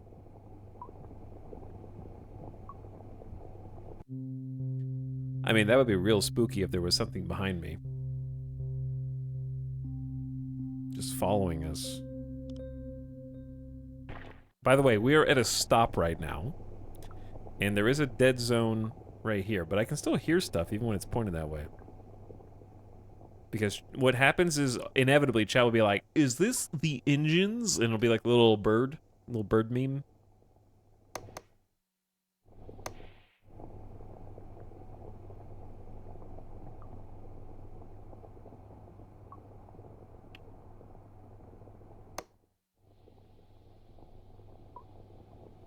How reliable is radar? Well, it's not radar, it's a hydrophone sonar.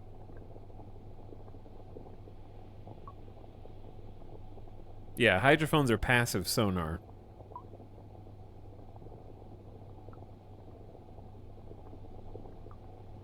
Alright, here's what I'm gonna do. I'm gonna let the AI do some scans. Oh god. With the volume down. I'm gonna let them scan for like 5 minutes and just see what happens. If you ignore the water drop sound, there was a propeller sound you could hear. Assuming the sounds are realistic. I definitely did hear that, yeah. But I want to see if the AI finds anything in the next, like, 5 minutes. We'll fast forward those 5 minutes so we don't have to wait in real time.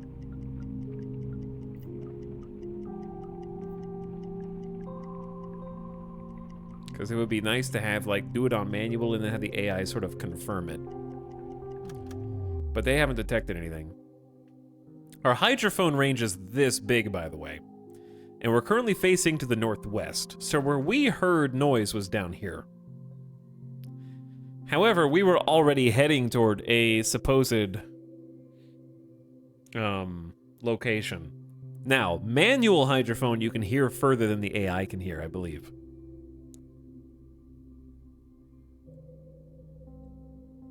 I could be wrong on that, but I believe I read that a couple times.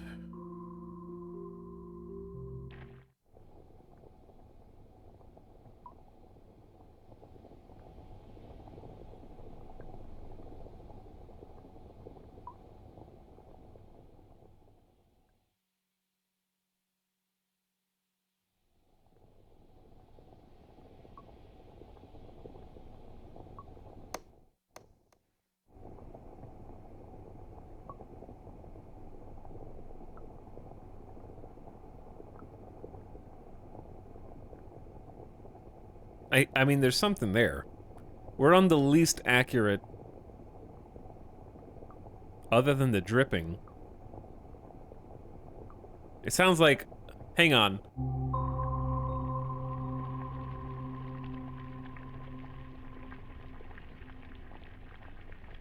Are you cooking bacon right now while I'm trying to listen on hydrophones? Are you cooking freaking bacon right now? How How do I stop for them from cooking bacon while I'm trying to listen on the hydrophones?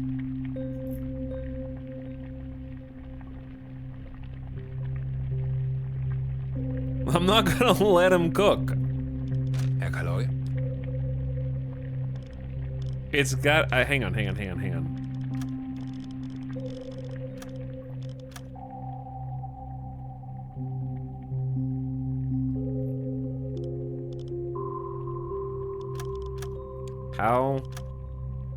How do you stop everyone from, how do you ban cooking? I can only ban the officers from cooking. Oh, here we go.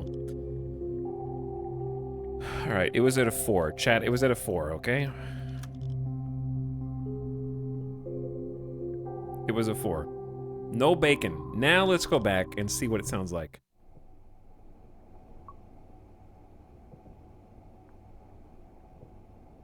Okay, it was definitely bacon. There's still a ping.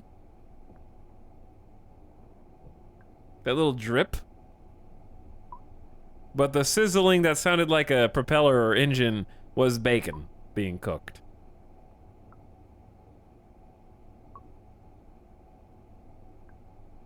But there is still like a screw sound.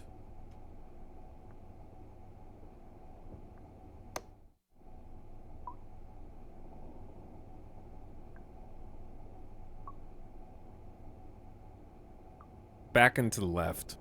Fooled by bacon.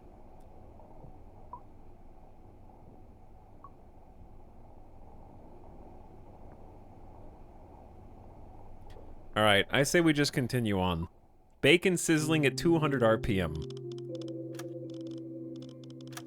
This is how Reddit threads get started, though. You know what I mean? Like, that's how rumors begin. Who was Cook? Overtly esoteric?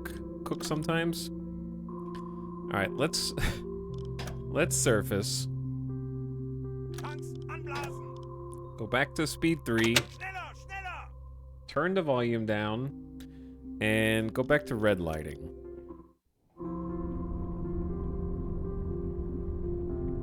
Imagine going silent and some dude is just like, it's bacon time.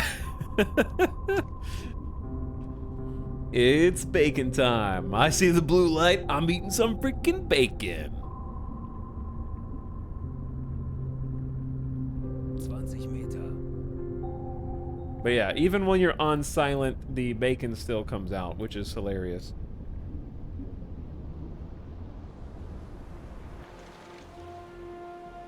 Imagine losing your mind at the hydrophone trying to identify a ship seemingly tailing you. There's still a noise coming from back there, though. That's the thing.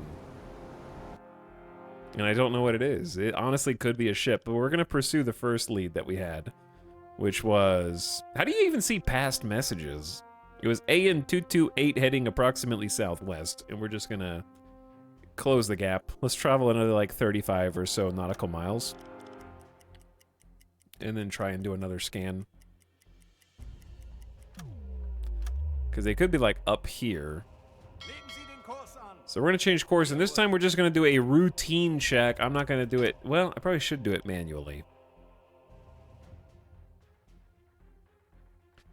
Alright, dive to 50.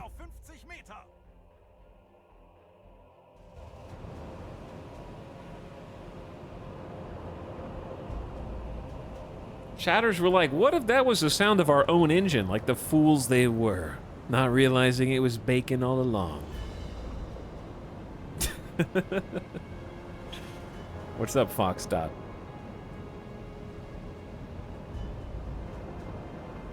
Oh, I forgot to do O2. We'll be fine for this dive, but I need to remember to do the compressed air tanks when we surface again. Now, if a destroyer comes along and I've only got 67% compressed air, that's bad.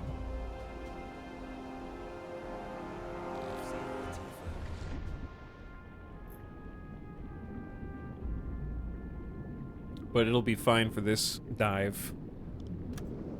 All right, we are at 20 meters. Wait until 50. 30. I mean, Hugo is still doing his job regardless. Also gonna come to a stop here. 50.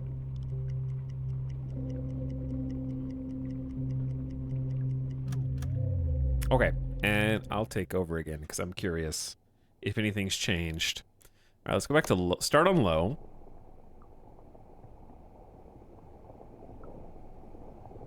Definitely still back there. I can still hear the ping. Little drip drip.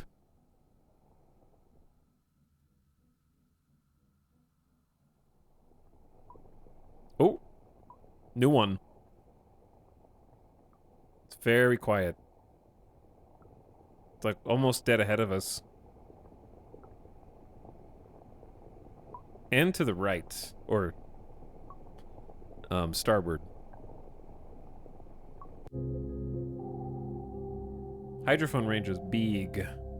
How big? It is over about 70 nautical miles.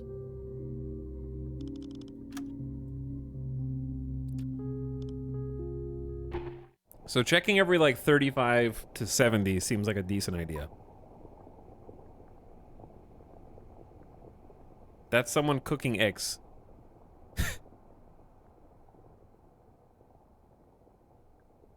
It's not. Okay, hold on.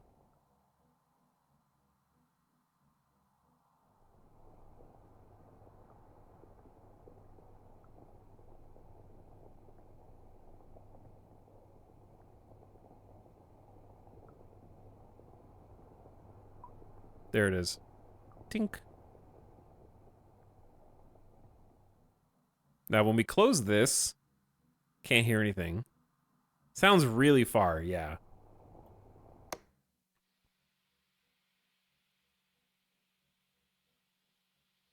Because when I switch to medium, I don't get anything. All right, I think we just need to continue on. We're about 30 nautical miles from AN228. I think we need to get closer.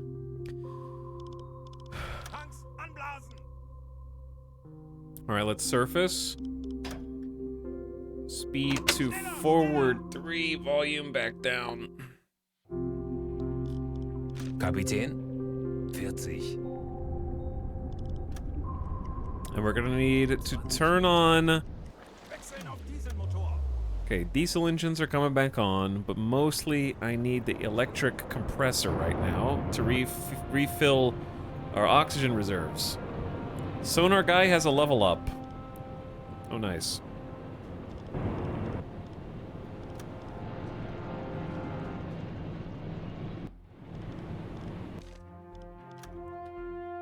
Paramedic. This officer may provide medical help without the use of a first aid kit, but with a first aid kit, it goes twice as fast. Radio usage practice. This officer has long practice of using the radio and can send and receive messages 33% faster, considerably decreasing the chance the enemy will notice and triangulate your transmission in the latter case. That sounds important. Sensitive hearing. They've spent tens of hours on the hydrophone and learned better to recognize the quiet sounds in the background. The officer can detect enemy ships from 25% greater distance. In addition, in manual mode, the sea noise is slightly quieter. That one. I'm just picking that one, so it doesn't drive me insane. I like the skill tree so far, though. Bacon volume reduced. It said sea noise, not bacon noise. All right, we only have 34% compressed air.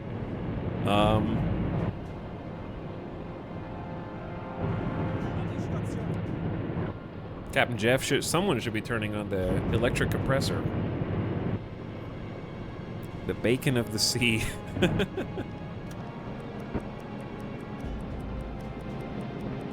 Captain Jeff, put some pep in that step, dude. We need the compressor on.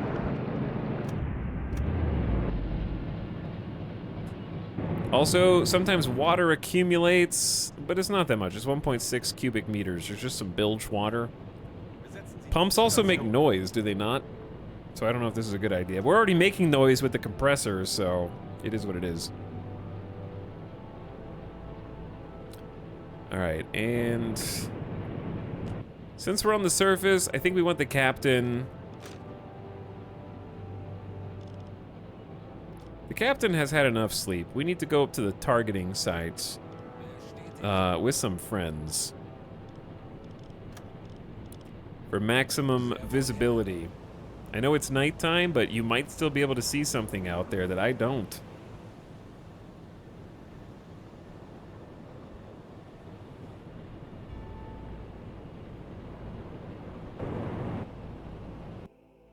But yeah, we really don't have much surface visibility at all, obviously. Missed a trick with Capitan. That's fine. It's good. Capani is good. Alright. Now, everything should be in order. Let's change course and go, like, here. Sie den Kurs an. Zu Befehl. Alright, let's close like another 20-ish nautical miles and then maybe look again.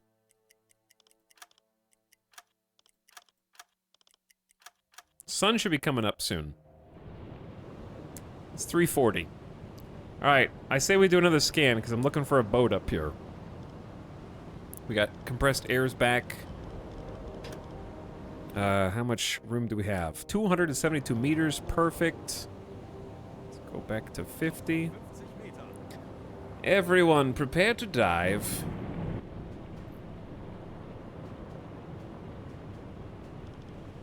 Herr Kaloy. Gonna need Hugo to wake up. Go to the hydrophone station. Use the new perk. All fancy, dude. So fancy. Seerohrtiefe. 30. I just saw a fish. Look, chat. A fish. Keeping us company. 2 fish.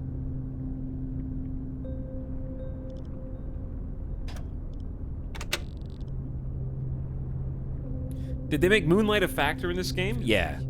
I believe they did make Moonlight a factor, though. I don't know how to prepare for it. Though foggy weather is a thing. In fact, it's supposed to be foggy right now. And the turning on red lighting actually makes it slightly easier to see outside. But yeah, darkness is definitely something we gotta contend with. Okay. Let's try this again.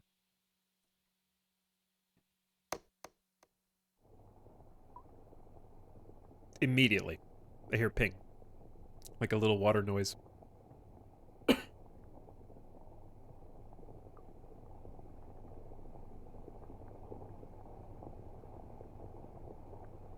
That's sizzling bacon. Alright, chat said I should put everybody on alert. Alarm! Auf Gefechtsstation! The crew works harder at the cost of increased stress. And if I put them on alarm...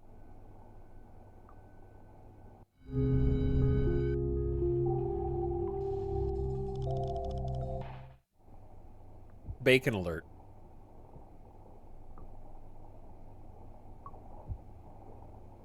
Heartbeat.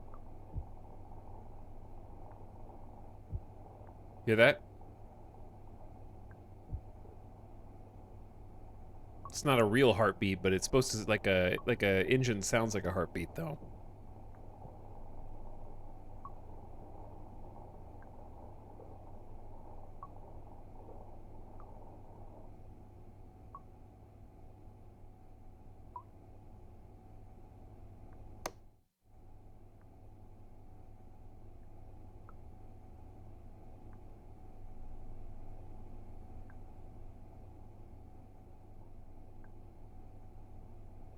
Dude, it's like it's actually too quiet.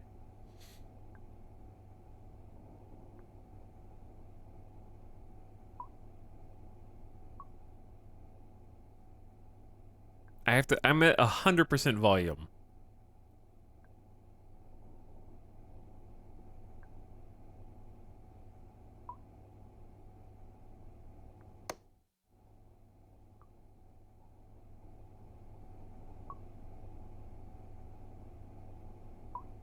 Okay, like it's weird that I can hear stuff directly behind me when this is supposed to be the dead zone.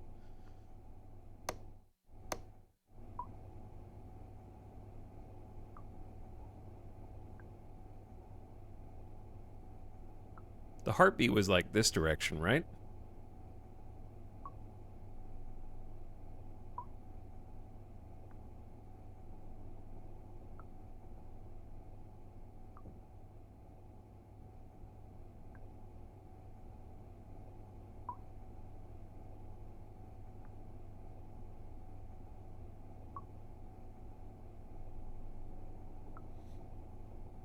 We have not sprung a leak, chat. Sorry, I'm having to, like, sit here quietly to hear.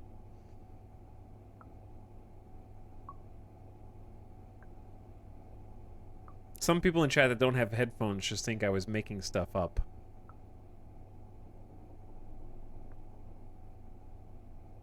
Because it was like it was actually a thump from that way. Let's take it all the way back around.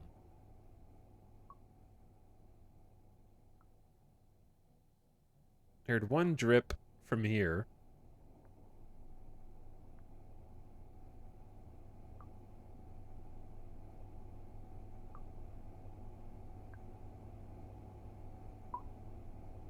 Alright, so it's strongest behind us, but there was definitely like a small faint drip to the north and west. And then also down this way was the thump.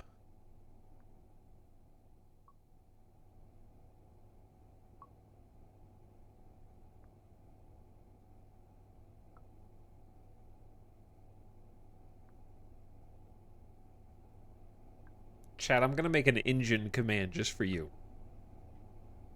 I'm gonna make a Nightbot command.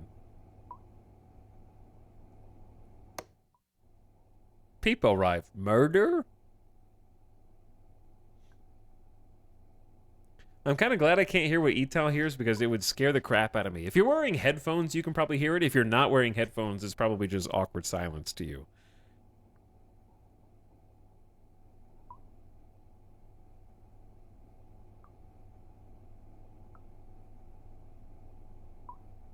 I have no idea what this drop sound is. Yeah.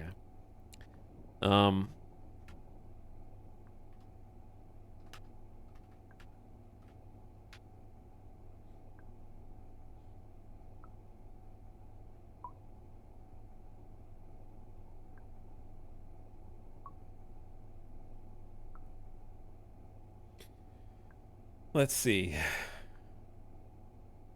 Also, I found some more instructions. You aim the hydrophone scope by turning the large wheel, as we've been doing. You can rotate the wheel with A and D. Holding shift will let you rotate it faster. Yeah, we know that. But everyone always stops there and only explains what the large needle is for. And that's it. They're like, that's enough information. You don't need anything else.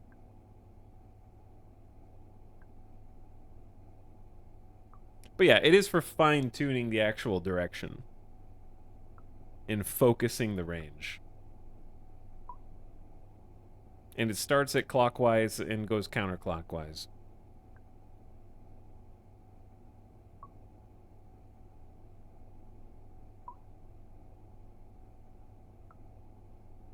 Okay. Anyway, we're doing it right. Ship propellers sound exactly like what you think they would sound like.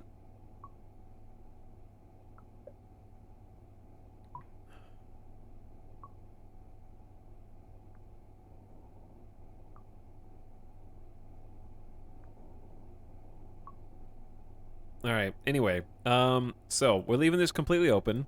Start on L.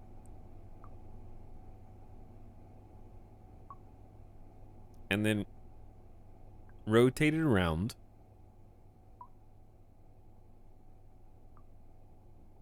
We're directing the hydrophone with this. It's pointing relative to the current heading.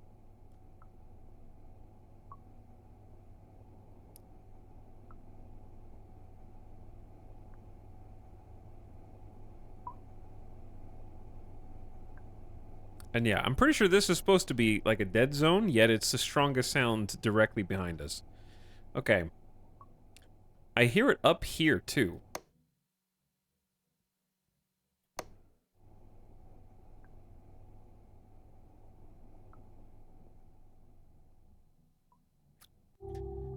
Chat, Chat, I don't think we're gonna find the boat that was at 228 traveling at 7 knots at a, like, southwestern heading.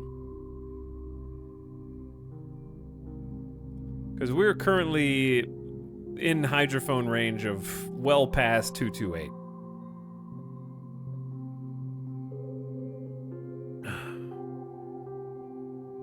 Well outside that range. I have anxiety. That's okay. There's nothing bad happening yet. We'll just go this way. Legen Sie den Kurs an. Jawohl.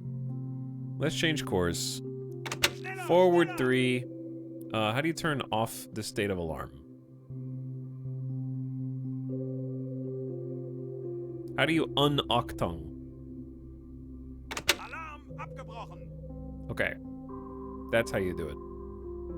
I'm still salty about the bacon sounds.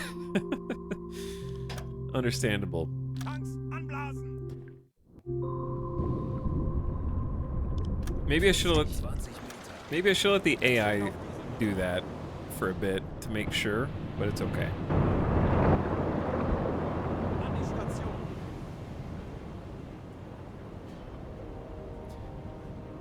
And we're off. Hugo can go back to bed, needs some rest.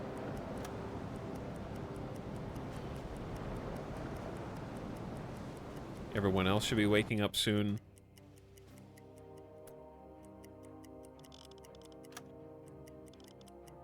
And more importantly, the sun is going to be coming up, so you guys will be able to see again. Oh, isn't that nice? Look, chat, graphics. Whoa. Isn't that crazy? Okay, let's, I'd say let's travel maybe another 40 or 40 to 50 nautical miles and then stop for a routine check.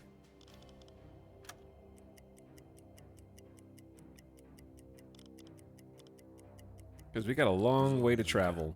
All right, that's more than 50 nautical miles.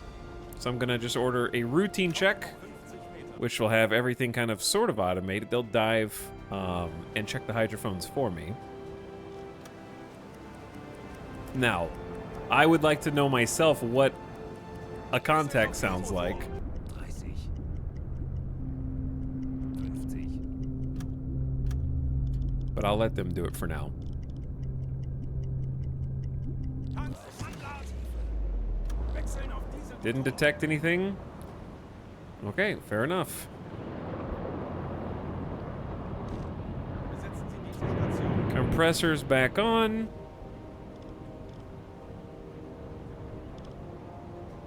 Everybody's still sleepy, even though it's 9:28. Captain E is up on top, looking for any potential contacts. We're at 99% certainty on our current position, so that should all be fine. And then Hugo's working the regular radio now and not the hydrophones. Perfect. All right, back we go. Kurs auf diese Koordinaten setzen. Kurs setzen. That's our route. Ooh, bouncy. All right, I said let's go like 70 nautical miles and then do another routine check. Right around 200. The weather is looking... Oh, is the weather just looking bad? Or maybe they went down below. Yeah, they must have gone down below. I feel like everyone's sleeping at the same time. Maybe my crew schedule's not the best.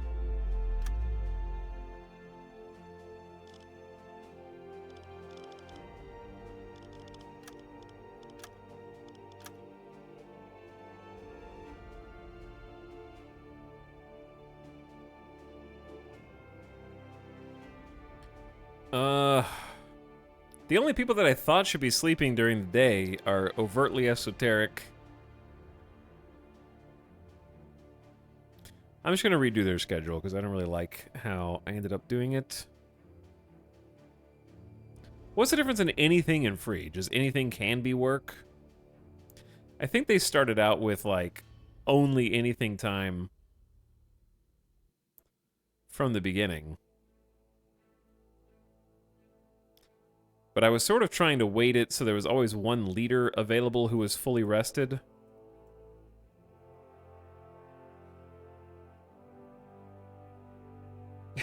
I found a clip of a ship propeller on a hydrophone. It sounds like something from the Diablo soundtrack.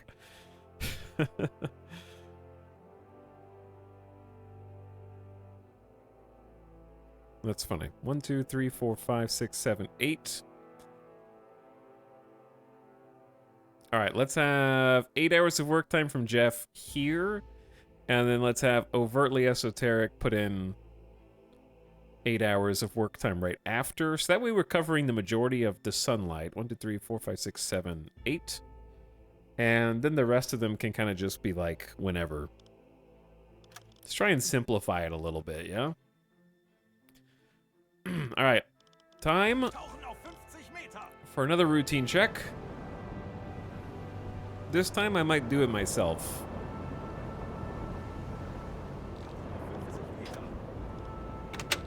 Alright, come to a stop. We don't have to come to a stop, but I feel like it makes things easier. That way we can be certain it's not our own propeller making noise. What's up, rando? You got raided. Shouldn't have gone to sleep. Now you're here. Had yourself a little nap? Welcome to my U-boat. We are trying to make sure that I'm not actively being hunted right now. Though that would be crazy.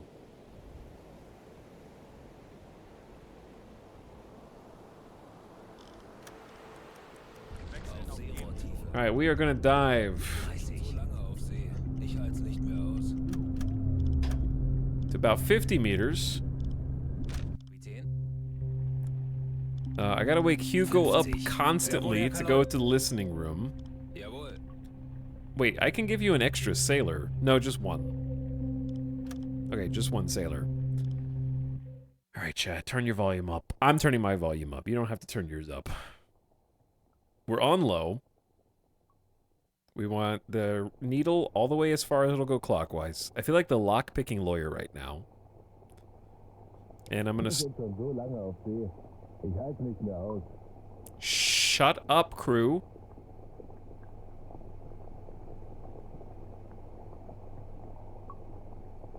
I hear the food as well. I can hear the food cooking. 2 is binding. Alright, go to alarm. Which actually does increase the max hydrophone range, which does have benefits there. Battle stations, battle stations, stop cooking! Alert! Actually, let's double check that that does stop the cooking. The cook is here. But they're not cooking anything, are they?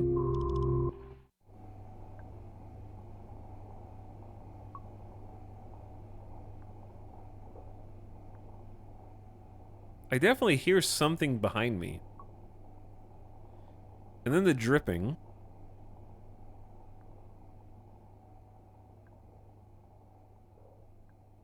And then it gets quiet up in front. Starts getting louder.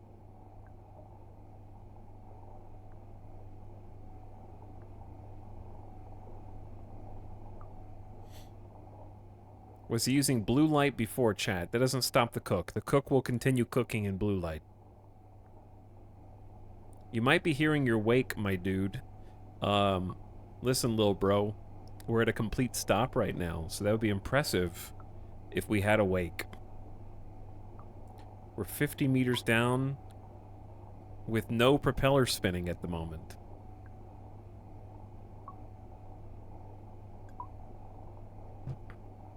And I do that because every single time I go onto the hydrophone, somebody says that, or it's your engine. Exclamation point engine. You guys are just tabbing back in at different intervals.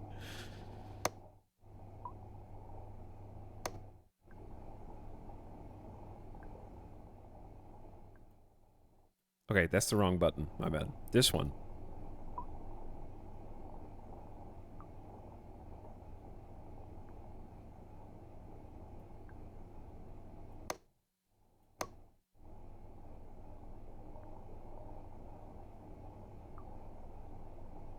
I hear a weird noise. Besides the dripping. It's like... It's other than the dripping. But it's so quiet.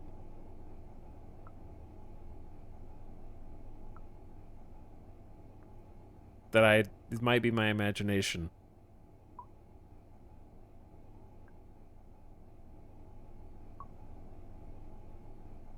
Dude, it's so quiet. I even took the upgrade for this dude.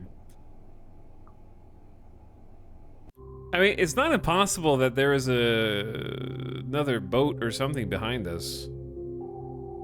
It's honestly not impossible. Let's go back to low and just do like a full 360.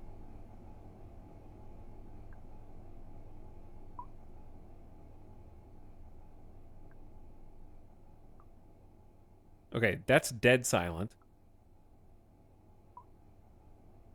Then the drip, which intensifies. Barely hear it at 100 volume with headphones. I know, dude. I think they need to boost this a little bit just for the game's sake, even if it's not realistic, because my volume can't go higher. If I were if this were real, I'd just shove the headphones into my head so I could hear.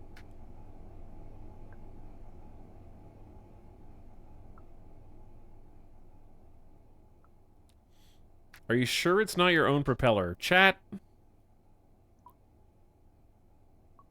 I know this person's not memeing because they only have 8 messages in the chat. Did you? Okay. I'm trying to be patient. I just can't tell. There must be people just clicking on the stream, getting to this. I'm alt-tabbed and I constantly hear chat saying it's the propeller. It's like the only thing I hear on this stream. Alright, I'm gonna let the, Hold on, did somebody put like an Apple tag on my propeller? Is that why it's pinging? Because it's not fucking moving, chat. It's not spinning in a circle because we're not moving, chat. It's just staying perfectly still. So unless somebody's out there ding-ding-dinging on my propeller, then it's not making any fucking noise.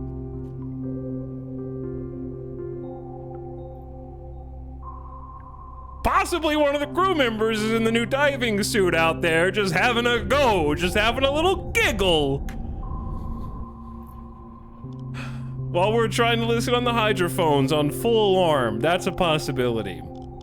Okay, I got, bring it down a few notches. I got it out of my system. Alarm abgebrochen.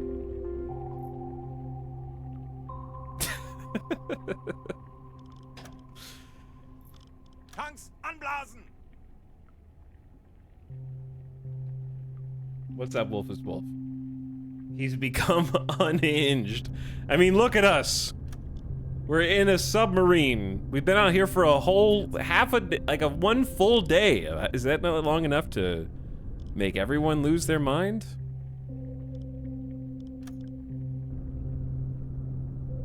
All right, back to forward 3. Forward 3, back to surface. I can't prove it. 20 Meter. I can't prove it one way or the other. Wechseln auf Dieselmotor. The Phantom ship is always behind us. We've been driving in a straight line. An die Station.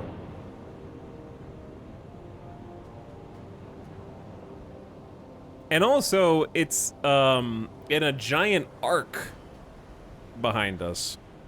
Like we're on the lowest setting, which means it's very broad range. It's basically like, I would say, close to 120 degrees behind us, like a third of the arc in any of those directions.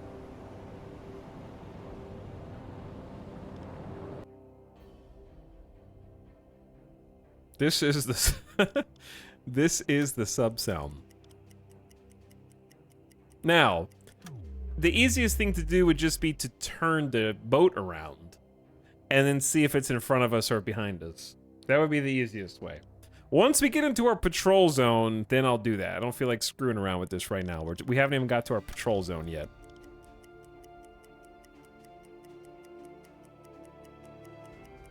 We just traveled like another 80 nautical miles, and we're getting really close to the Shetland area. So I would like to take another...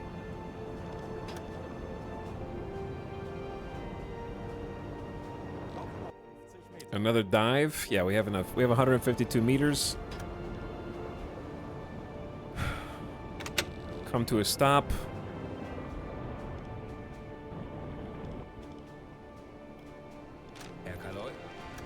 Hugo is flooding the tanks right now.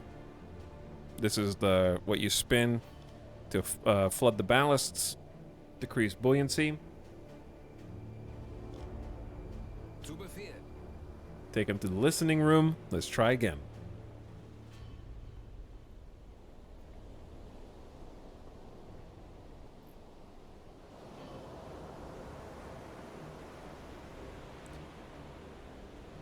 Chat, who put a bicycle red reflective sticker on the back of our submarine? Maybe that's how they've been following us.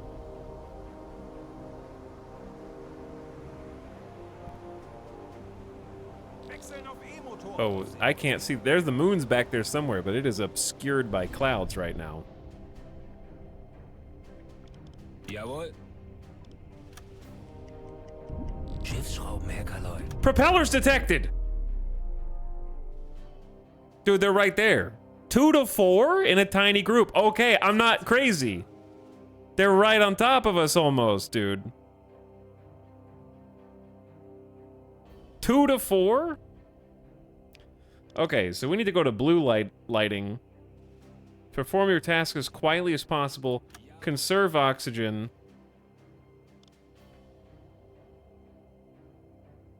And then dive.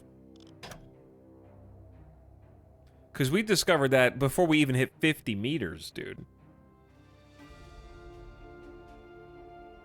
We just traveled like 90 nautical miles without checking at a constant speed. And if somebody was behind us here, they could easily have gone in a straight line this way at high speed to intercept and ended up right there. Easily. It's Alex, I just started my first patrol, accidentally killed most of my crew due to fast forwarding too quickly underwater. And they all suffocated. Okay, so we need to like dive, I would say to the maximum safe distance. How much space? We have 152 meters here. We're gonna crash dive to 145 meters. Okay, chat, where do I need to put people for this? 30.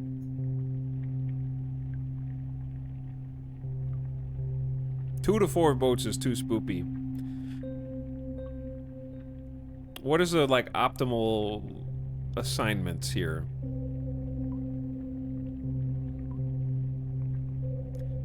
Do we need to go to, like, alert? I mean, they seem really close. How far is that? It's like 13 nautical miles, dude.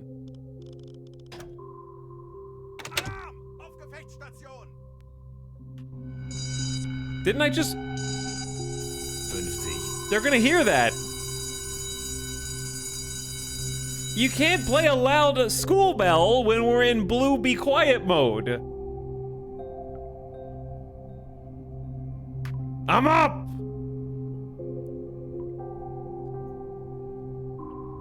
70.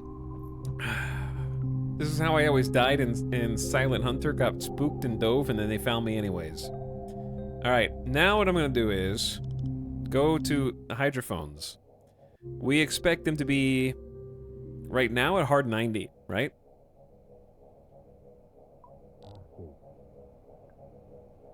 I mean, I can hear that. Womp, womp, womp, womp, womp.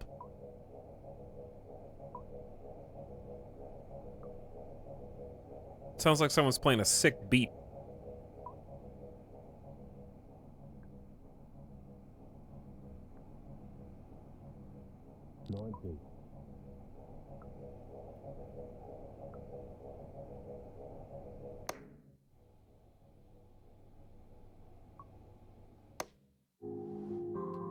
Okay, so like that's look at the range of high on. Wait, no.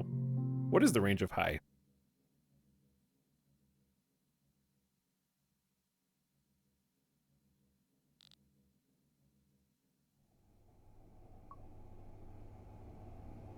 Very close. About medium.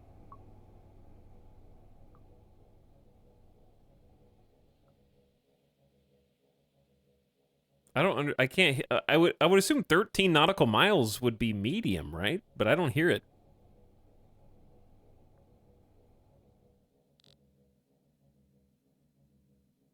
Maybe it's because we're like too deep now.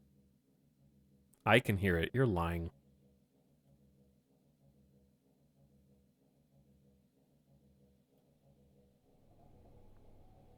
There is no sound.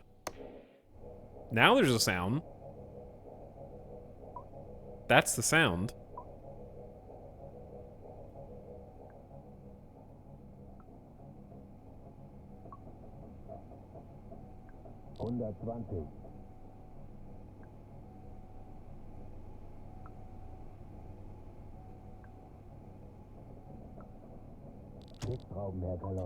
Skipper, there's a propeller behind us and to the side, dude. Chat. Come on, dude. Oh my god, I told you. There was a ship behind us, dude. 130.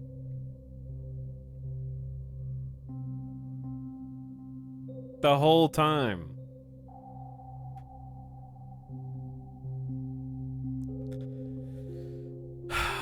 Okay. Anyway, we are at a depth of 145 meters right now. Maximum safe depth. And we're at a stop.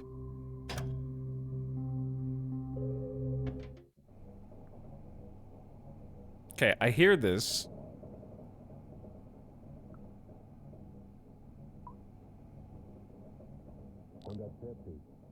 Shut up.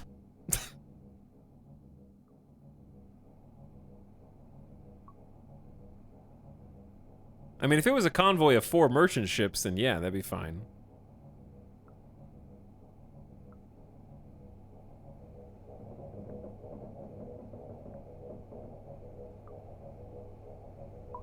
So that's what it sounds like when there are multiple. And there's a wide area that they might be in. Let's try and hear the tiny group on the other side.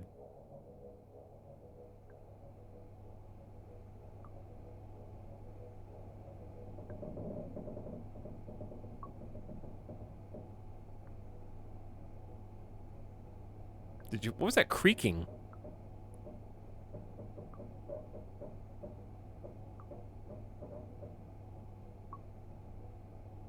That's just the pressure? We're deep. Okay.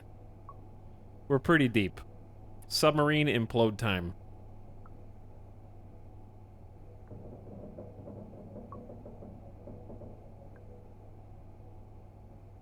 Scraping the seafloor.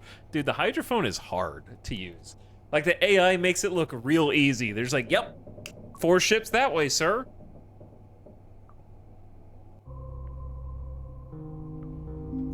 Creaking, is it a sub or pressure of this sub? No one in chat knows. Everyone just pretends to know.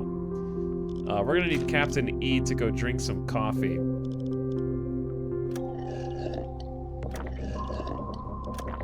Okay, see, that's creaking from this.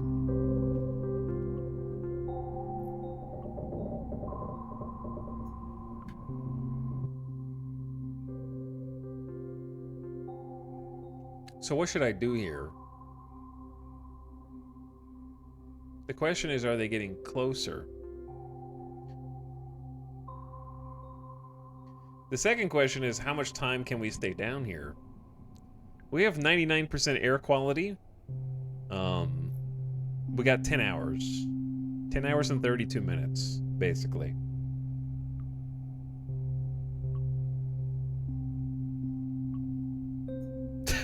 Put some allied tonnage on the seafloor. I mean, if they're this close, they have to know that we're there, unless it's a merchant convoy. We're gonna do this for 10 IRL hours. What's up, Blu-ray? Thank you for the wub 11-month sub, and then Cybersade with the E sub. What's up, Cybersade? And then Wolf is Wolf. Yes, it is my propeller.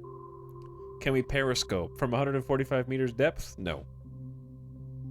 And in the dark of night? Also no.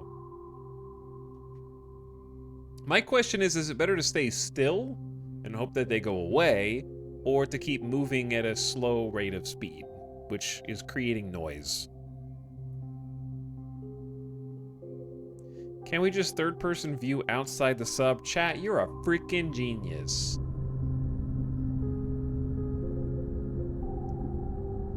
Do you see anything yet that might be helpful? Have you uncovered anything yet?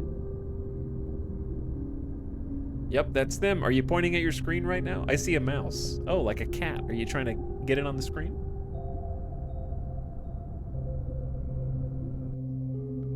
I think I saw a fish. That would make sense, yes.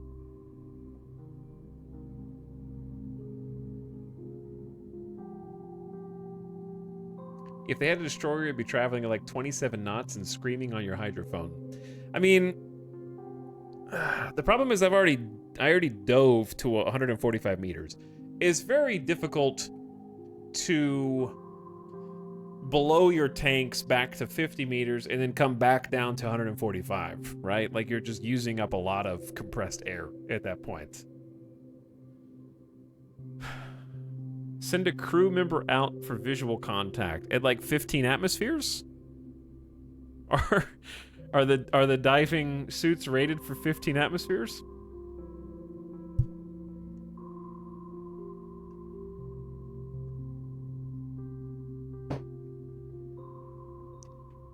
Okay, so we know that there's a proper group. This isn't even our patrol zone, dude. What you're saying is make a save and then but the problem is it's so dark, dude. I want to wait until like daytime. Let's just go. Oh, they're moving away. Interesting.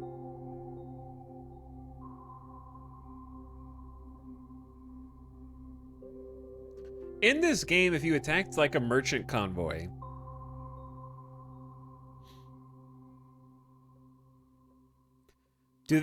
is it possible for them to send alert to the mainland on reporting your position?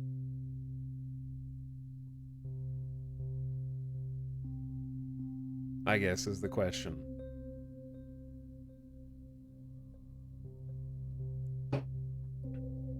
I see evidence of my thalassophobia is completely warranted. Okay, I want to see what happens if we go back to, say, like 50 meters. You'll often see a radio encrypted message or SOS. Interesting.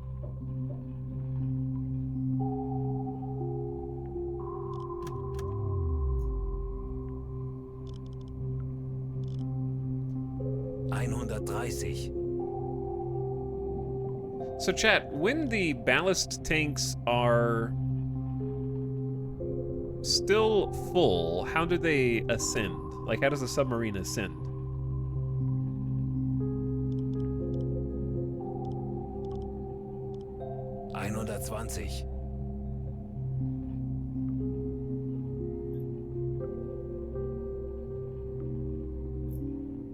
Because they still have full water.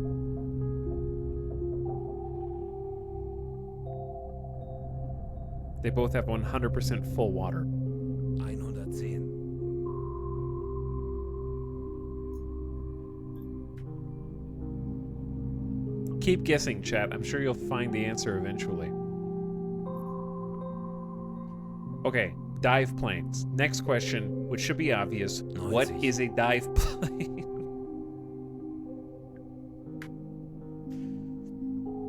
Just ascend using the diving planes. They work like ailerons of a plane. How do you use ailerons of a plane when you are at a complete standstill because we're stopped? Do they just wiggle?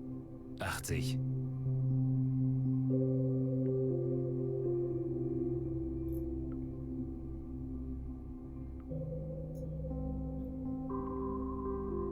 Diving planes only work while moving, I think. Well, we're at 50 meters. 60. Immersion ruined. Immersion ruined, chat. Ballast tanks are both still full, so there has been no change in ballast. Unless there's a third secret ballast tanks.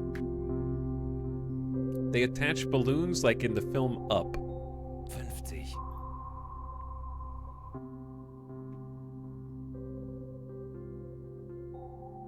Okay.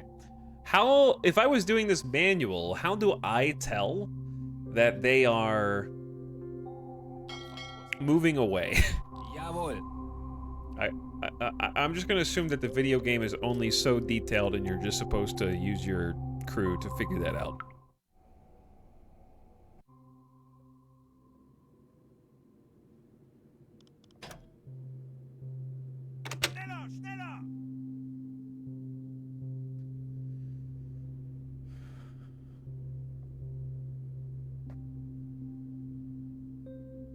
Have you tried moving the crew all to the rear of the sub?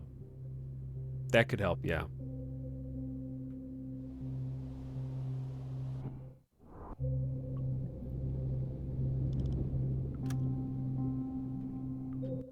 Alright, I could probably take us off of alarm for now.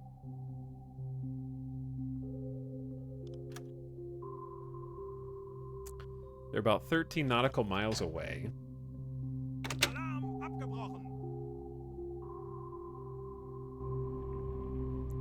Let some, the captain get some shut-eye for a sec.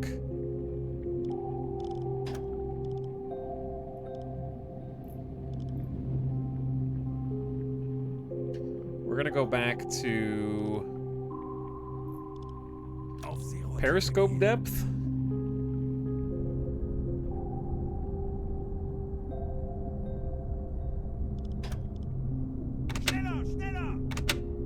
Go to engines 3. 40. Execute the turn a little faster.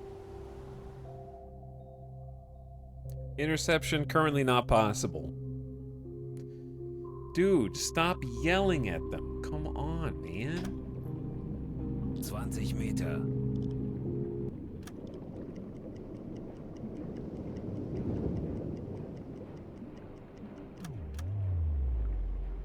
Okay, it is still nighttime. I don't really want to do this hunt at nighttime. And yeah, here we are. Auf Seerohrtiefe. Alright, so Hugo maybe should just go Herr Kanoy. back to radio now? Wish we had somebody on both, but it is what it is. See, now we don't know that there's a contact up there. Because we don't have them on hydrophone anymore.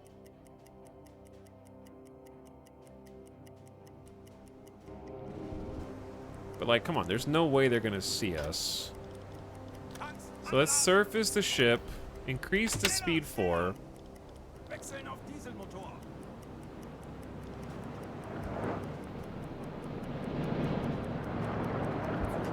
Turn on the compressor. Wait, not you, Hugo. Whatever. I saw a kraken.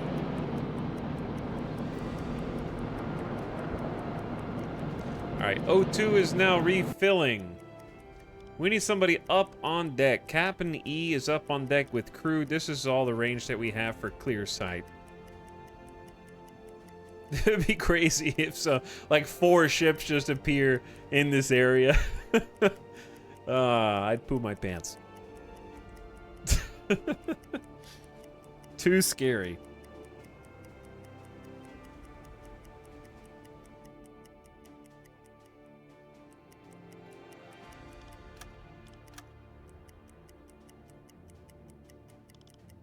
Alright, we do know that they were moving away, though, at like Kurs auf diese this distance, but it's gonna be freaking midnight before we go over there, dude. All right, I say we go to Periscope, or just like a quick 20-meter dive.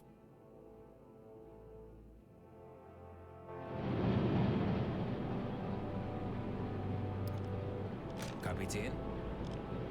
And try and get them back on the hydrophones.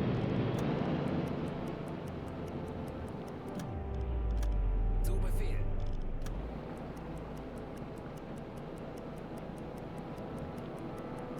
I too have pooped my pants. That's good. How many of you poop your pants already today?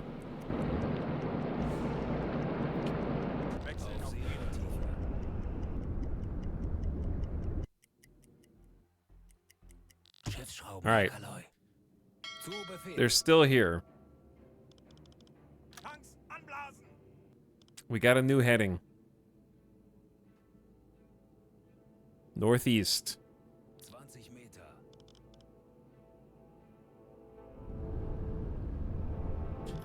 So we're gonna head that way. Aye, aye, Herr Kaloi. That'd be cool if it was like 4 convoys and we just pop them with torpedoes. If there's like more than 2 ships, I'm using at least 1 torp. For sure. I can't wait for the sun to come up though, dude. It is dark. I can't see anything. Oh yeah, I need to turn the air reserves on. There's an easier way to do that. Electric compressor. There we go.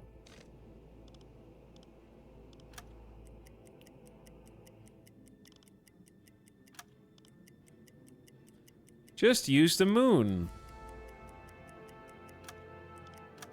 We've already got Cap and E on top of the deck with 2 people up there, and this is the furthest we can see. And we're going 16 knots right now. I can't see anything. There's apparently a submarine right here.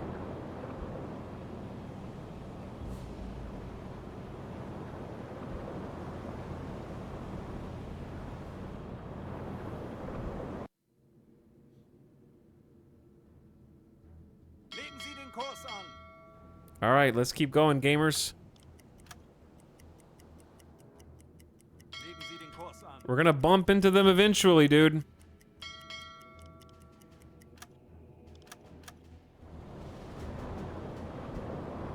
We could just turn on our spotlights and let them know we're here. All right, let's go back. Quick 20-meter dive. Herr Kaloi? Bestätigt.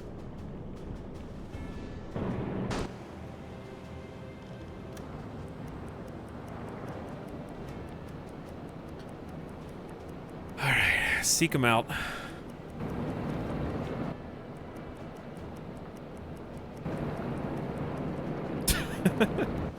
What are the odds it's a German ship? It's 2 to 4 ships, so almost 0.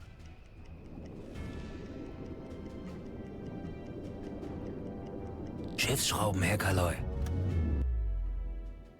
All right, now they're further east. So let's go try and like. Jawohl, Herr Kaloi. 20 Meter.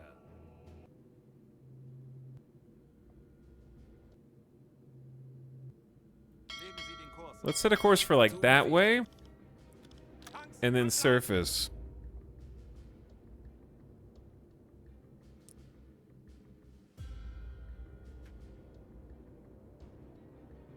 It could be the entire German surface navy.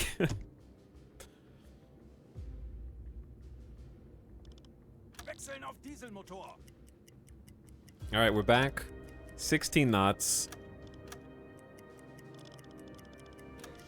Hit the electric compressors.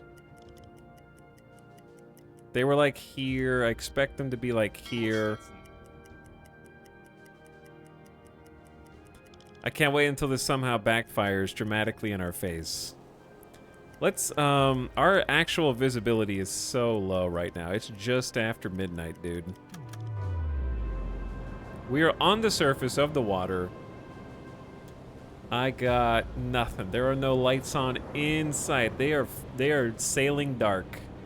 Not a single candle on the high seas right now. We are listening for radio as well.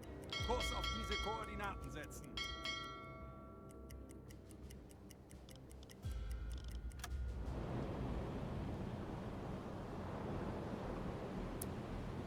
This is with spotters on deck, man. It is dark.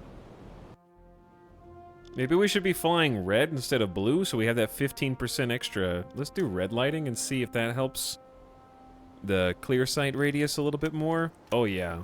That gave us a little pop. I'm already doing that, G-Nug. I already did it. All right, I believe we're going to bump into them shortly, and it's going to be really awkward.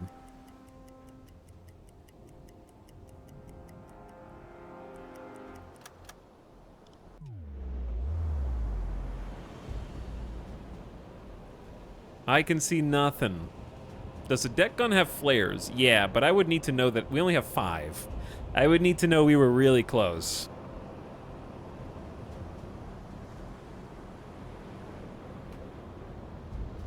All right, let's take a little dive.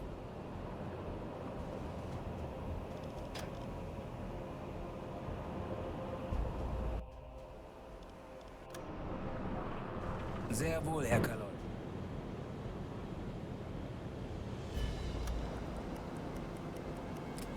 Fill the ballast.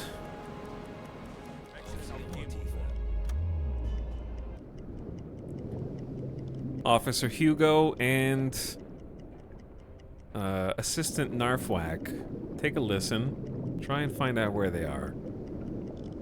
I mean, this might be a good opportunity for us to find out where they are. But 20 Meter. that hasn't gone so well for us. Oh, they're on the wrong station, you stinky.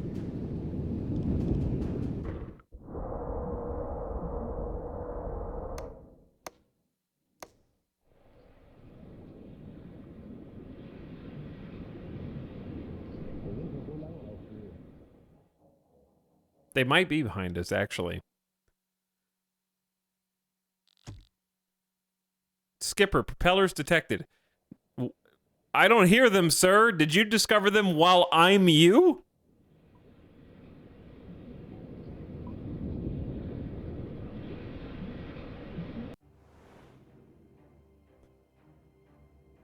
No, I'm me. No, me.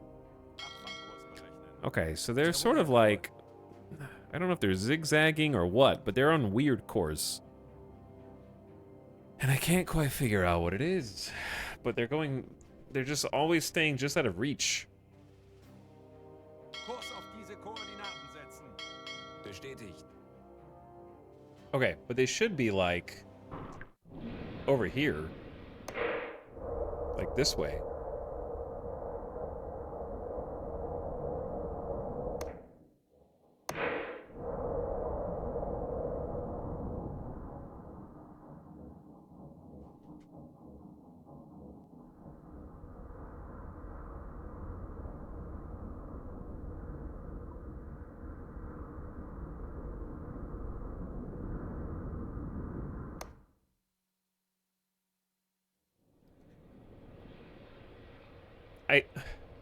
I definitely hear the bacon.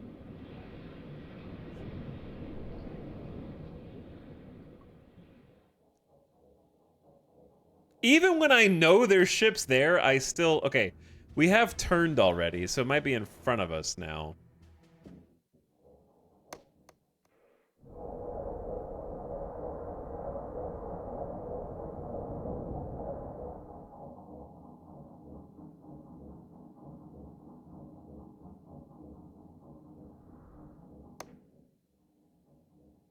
The medium and high just don't seem to do anything.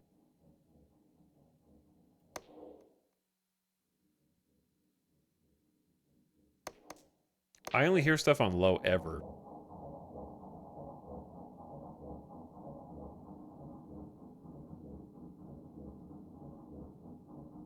Okay. I mean, I believe you that they're like... Kurs auf diese How far is that? 7 to 10 nautical miles in front of us? Kurs auf diese Koordinaten setzen. Bestätigt. Up. Tanks anblasen. Surface. Diese Routine. Wechseln auf Dieselmotoren. And then... Electric compress.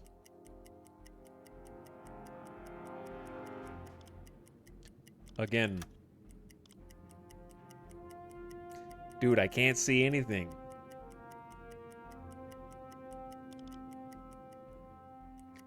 They're just supposedly up here somewhere. Maybe we'll get lucky and they'll bump into us. Or I'll be at 140x and just randomly take damage. That's probably how it's actually gonna go.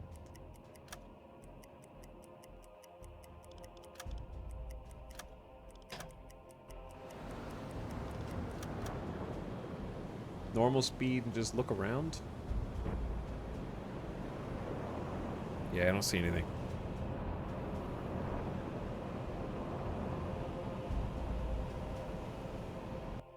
Can you use the hydrophone at the conning tower depth? Yeah, it has to be periscope or deeper, I think.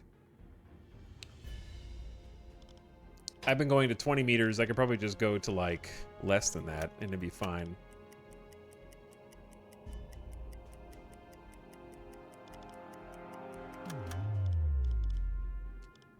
Auf Seerohrtiefe gehen. Alright, down the periscope. Eventually the sun will come up. We only have like 3 more hours until the sun comes up, so this hunt might be a hunt that we want to run away from anyways.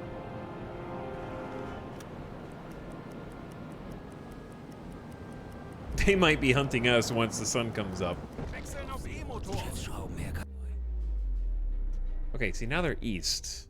Like, what's this actually might be like, enemy forces. Because I swear they're doing like a patrol. Like, I feel like we're following a patrol.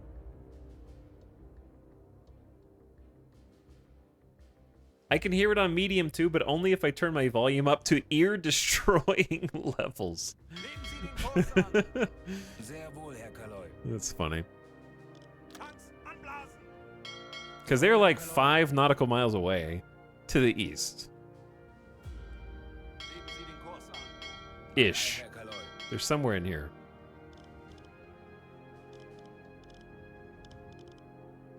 Kapitän? Then Etau speaks. Ah! Yeah, it seems like a patrol. I'm gonna guess this is a patrol. But I think it would be fun for us to, Wechseln auf Dieselmotor. to see what that looks like in the game. Because right now I have no concept of what enemy forces look like other than the tutorial.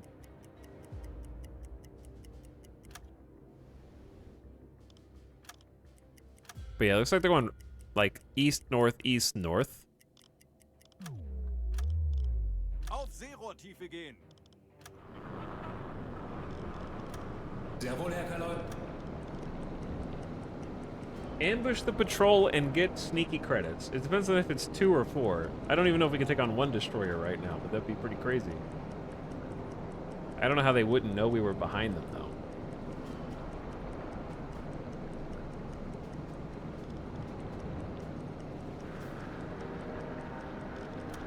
Auf Seerohrtiefe. Alarm! Feindlicher Zerstörer. Alarm! Alarm! Destroyer in sight! We found them! Ah!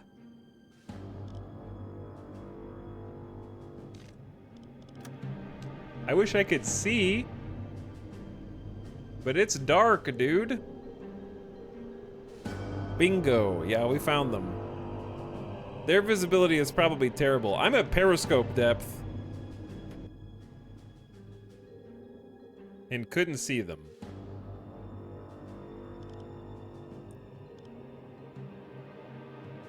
So I don't, because they are 3 nautical miles away and facing away from me.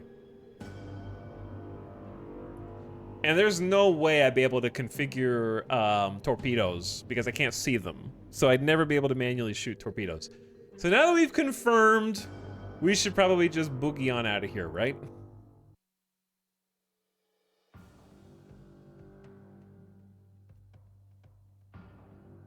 Better rest the skipper. Yeah, don't worry, we're just gonna leave. I can't do anything. I'd have to follow them for another like 2.5 hours and then get killed by them when the sun comes up.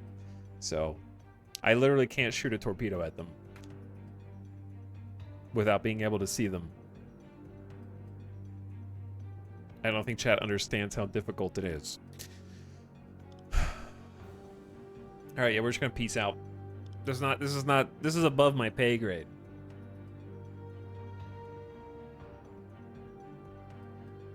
Okay, people leave. Yeah, people leave.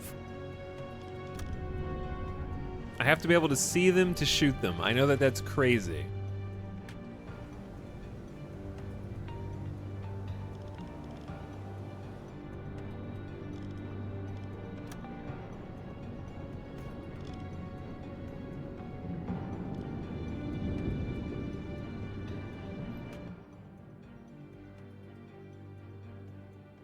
But we're just gonna stay at periscope depth until they disappear.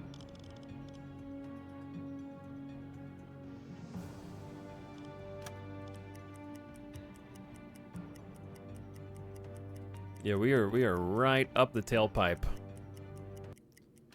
All right. Now we're gonna go up to surface level. Turn on the electric compress. Turn off the octung.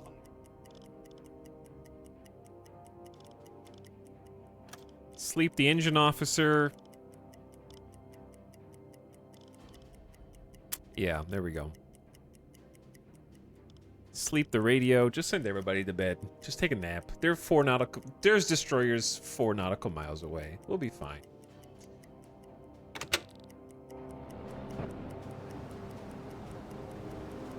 Yeah, we're just gonna go the other direction now.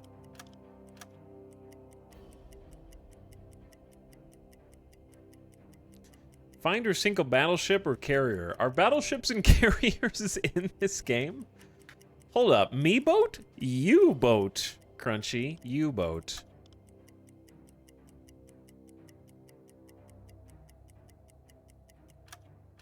Okay, we're getting close to British territory. We should do a routine check.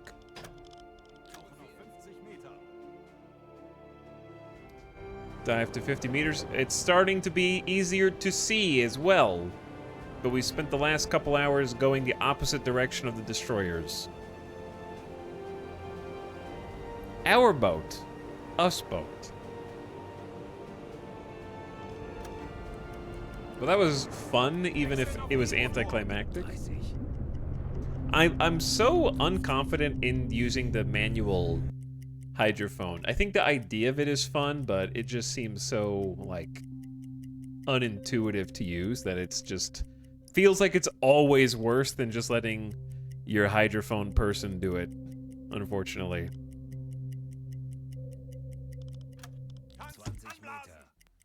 Okay, they didn't find anything. Is it too realistic? I just think that the sound, like the audio mixing is bad. It doesn't feel like you're wearing headphones listening to something at maximum volume, you know? Like, you'd be able to turn the volume up more on this boat.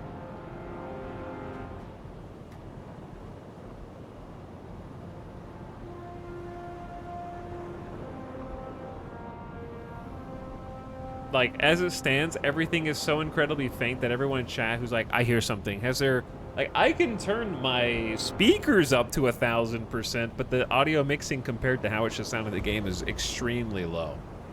Just get good headphones, Etal. Yeah, I guess my Bose headphones aren't good enough for chat.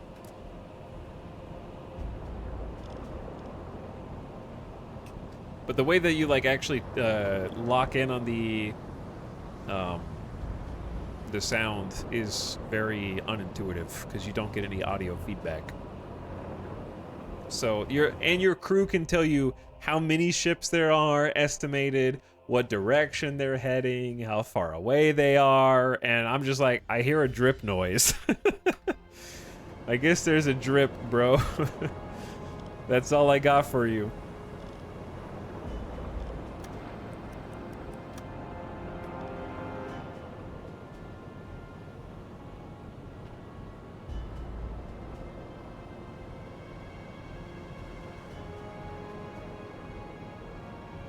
Excuse me, streamer. Bose is kind of a meme in audio file forms.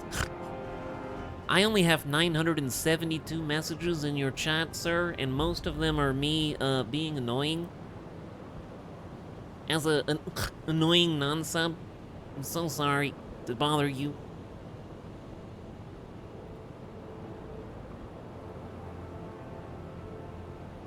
I cranked my personal surround sound 5.1 system Dolby Digital to 1050%, and I'm pretty sure that I can hear a screw at approximately 72 degrees at a distance of 17 nautical miles heading northeast.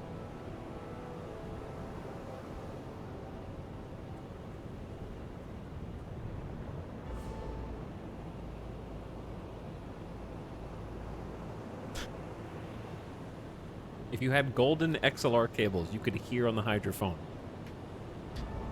It's those damn golden cables.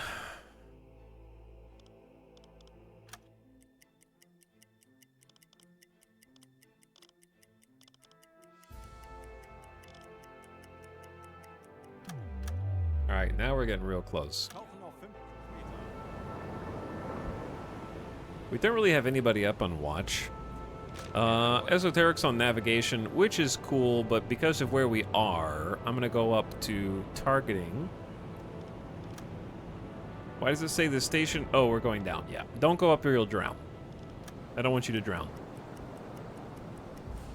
Auf Seerohrtiefe 30. That would be embarrassing. 50. Okay, down to 50 meters, 5 minutes of listening. See if you hear anything.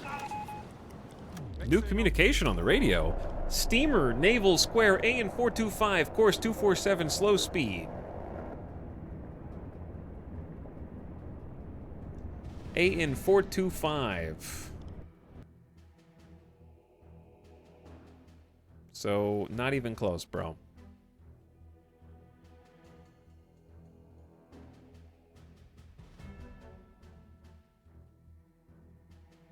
Okay, I mean, relatively close, but that is not our jurisdiction right now. Legen Sie den Kurs an. Jawohl. Kurs setzen. That is our course. Okay, so here's what we want to do. Somebody needs to wake up. Cap and E, you're on targeting site duties. Zu Befehl.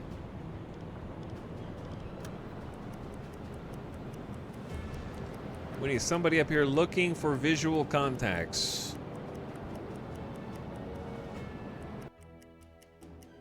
Okay, nice. We got clear sight for quite a ways. I say we go about here and do another routine check, like somewhere in here.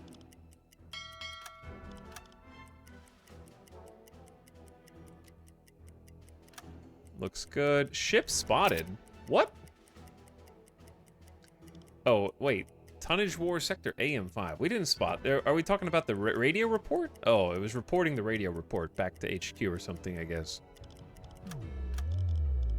Tauchen auf 50 Meter.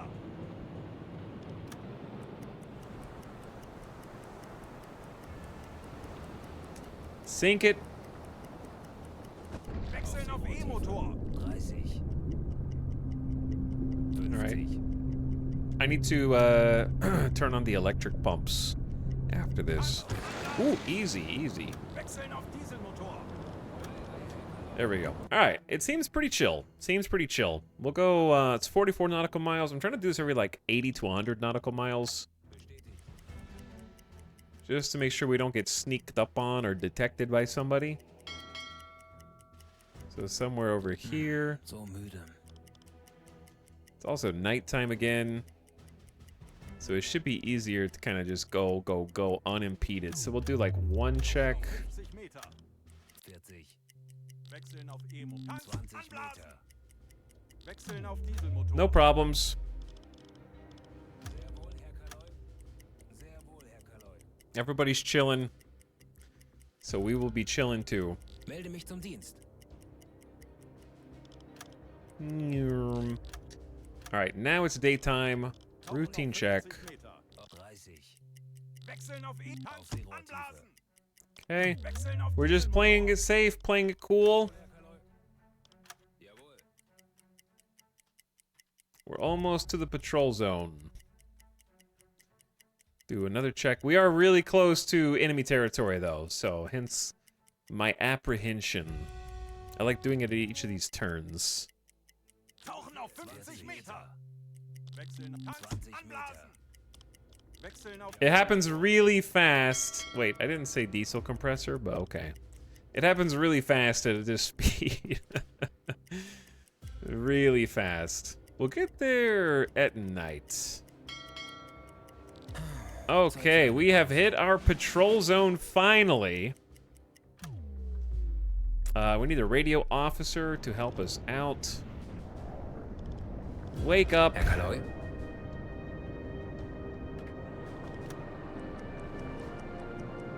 Send a report. Back to HQ. Can this be considered a map game? No. Definitely not. It has a map on it, but it is not a map game. I'm sorry. That is not a map game make. Okay, Far Cry has a map. Battlefield has a map. That does not make it a map game. Jawohl. 50 Meter.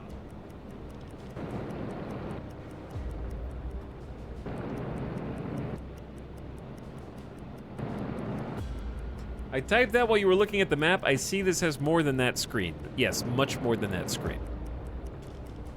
So much more than that screen. That you can Kapitän. take control of individuals on your ship, in fact. Wechseln auf E-Motor. Tiefe.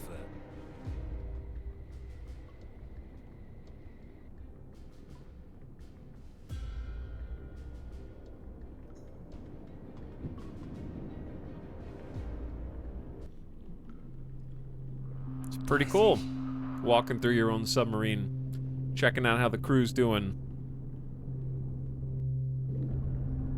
Alright, we're doing a routine check with 50. going to 50 meters. We wait for 5 minutes while the radio operator uses the hydrophones to listen for any potential contacts. And if they don't detect anything, we go back on patrol. Just bought the game. Good luck learning it. It's a bit of a steep learning curve. The tutorial leaves a lot to be desired. You'll have to Google some things, but it's very fun. Wechseln auf Dieselmotor. Kind of addicting.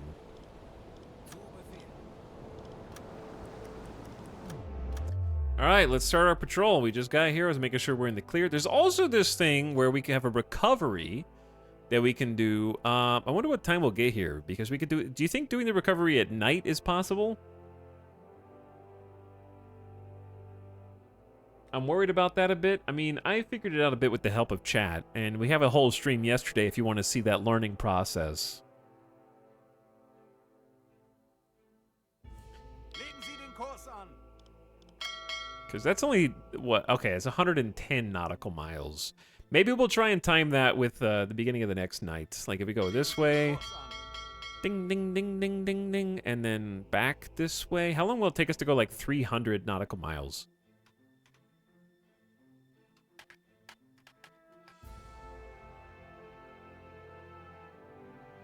So, if we go 1 nautical mile per hour times... Wait, how fast are we going right now? 3. So, like, we should be going like 14, 15 knots. At normal speed. Times like 24 hours. Is like 360 nautical miles, give or take. We could probably go like 360 nautical miles. Which is about this far. Oh no, the thing disappeared from the map. How do I get it to come back? It's gone.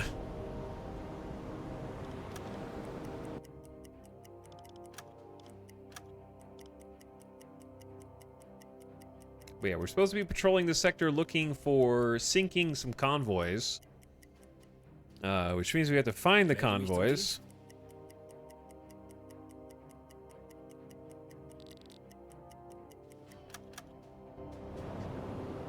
Beautiful daytime. I can actually see what the heck is happening out here. Alright, Overtly Esoteric is doing navigation primarily. Do we know where we are? 51% determined. So let's add somebody to Esoteric to assist with the navigation quality and reduce fuel usage. Let's get somebody to help to with maintenance of torpedoes, and the captain's asleep right now. We probably need somebody up on top on lookout, I would say. We've kind of got like the schedules backwards for these guys. Etao's supposed to be asleep now. I don't know. We have 2 leaders, and I feel like they're doing different jobs at different times, which is odd. Because we need people like up top now. Just in case. And we can do navigation when we have a different leader. Once we can get a 3rd leader on here, that'd be amazing. Have more people.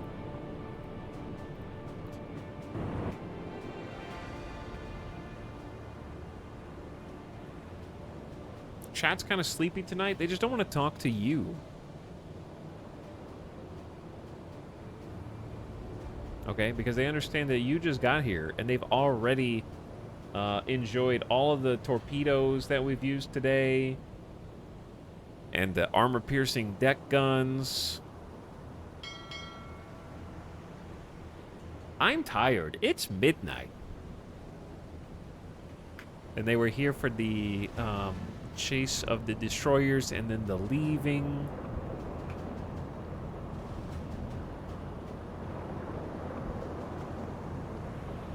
I'm warming up torpedoes in the microwave. That's good. Good deal.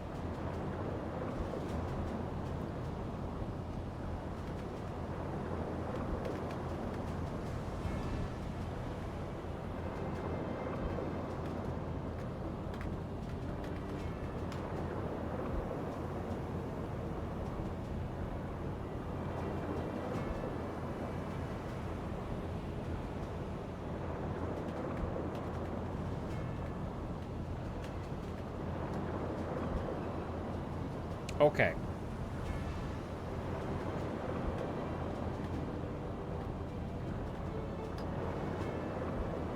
There we go. I must atone for my late arrival. Thank you. I appreciate the apology first and foremost. Did we just do, no, we haven't done a dive yet. Let's do a dive.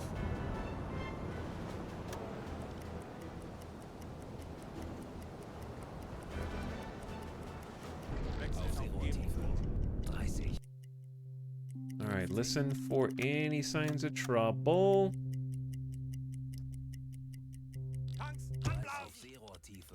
Nobody. Okay. Well, we're gonna find some baddies here. We should get here around nightfall, and then we're gonna do a diving mission to ostensibly find the wreck of another submarine, which I'm not really sure what we're hoping to achieve with that, but it's like right there, and there's not a lot of places to hide. We're gonna try and roll up at night. Why is everybody asleep?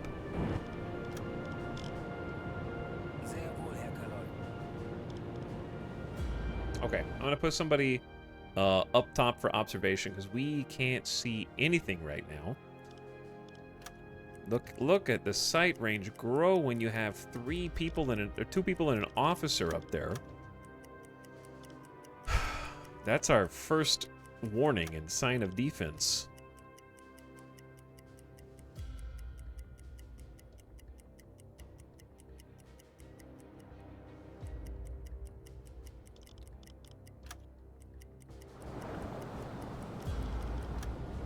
But then they... Wait, are you guys still up there? You're still up there. It's just really foggy?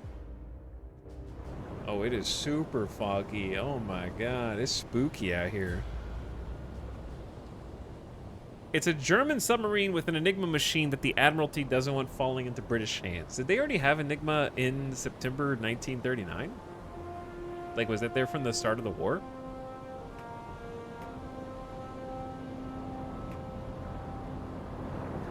Or was that introduced later? Are they behind us? Nobody's behind us yet. They might be in the future, though.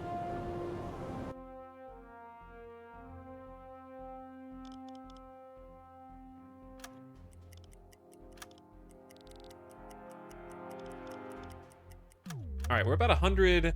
Here's what we're gonna do. We're gonna go dive here. We're sort of approaching exactly on plan. That is awesome. Is that the sun behind the fog layers? That's pretty cool.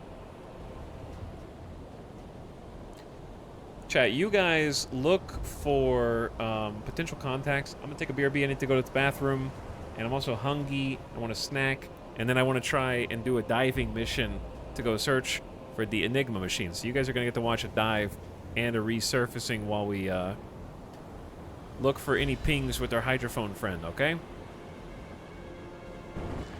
Take care of the sub. And I will be right back after I figure out how to alt-tab this.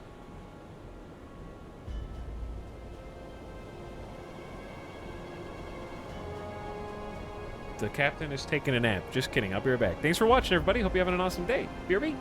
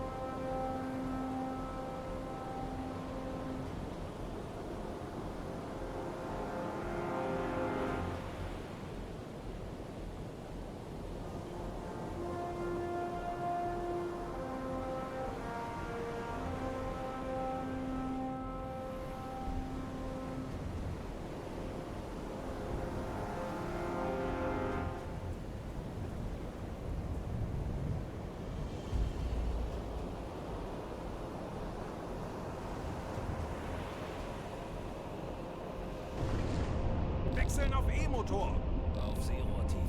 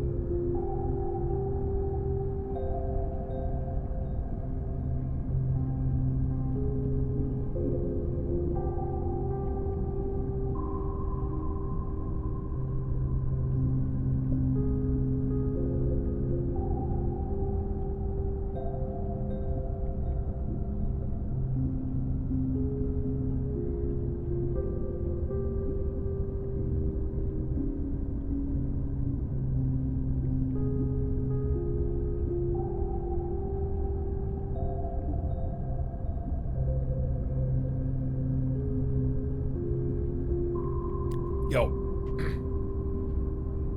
Hi.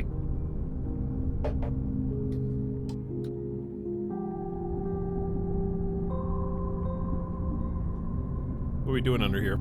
Oh, we're still, hydrophoning? Did you find anything? Is time moving? It's real time if you're not fast forwarding.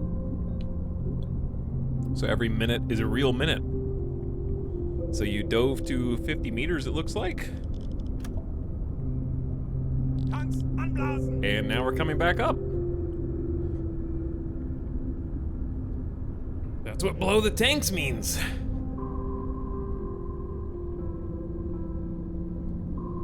Chat, I just ate, 40. at Alice's suggestion, a little Hawaiian roll with a cold barbecue chicken nugget in between, like a little mini chicken sandwich. And it was pretty good.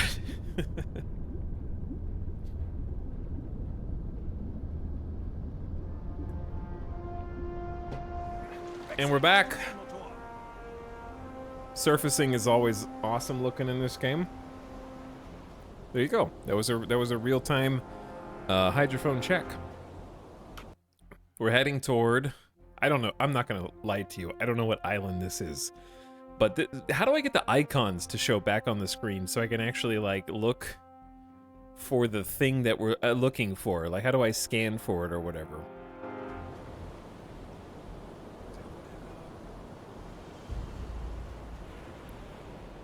All right, let me read some chat. Hi, chat. I need to read some subs first. Hi, subs.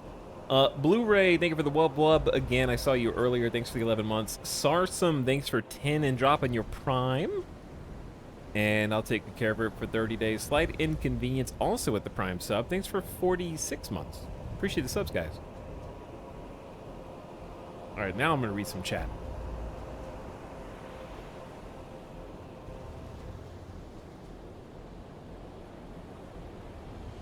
Loving this ambiance.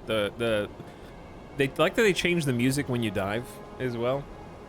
Hey, it's Alex. What's up, Ledger? What mic did you use? I've used this mic for like 4 or 5 years. Chad said it was crackling today, which doesn't bode well. But hopefully that has subsided. But I'm using back in the early days. My very first videos was a microphone from Best Buy. I think it was just a cheap Logitech when I first started doing things in 2011, and it was awful. Then I switched to a Blue Yeti for a while, but I ran my Blue Yeti microphone through some Audacity passes to try to clean it up so it wasn't raw. And then I eventually switched to this setup, which maybe it's time for a fresh coat of paint in the near future. I don't know what to do. I've had like mild crackle before and then it went away, and this is the first time chat's mentioned it in a while. But I don't know. It's really hard to track down because if it happens so infrequently that it's difficult to pinpoint it.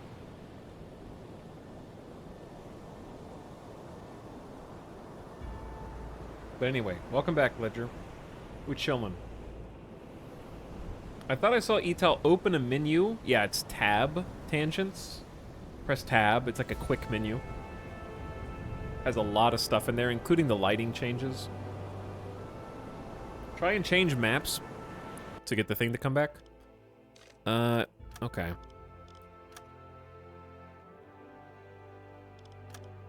Where am I?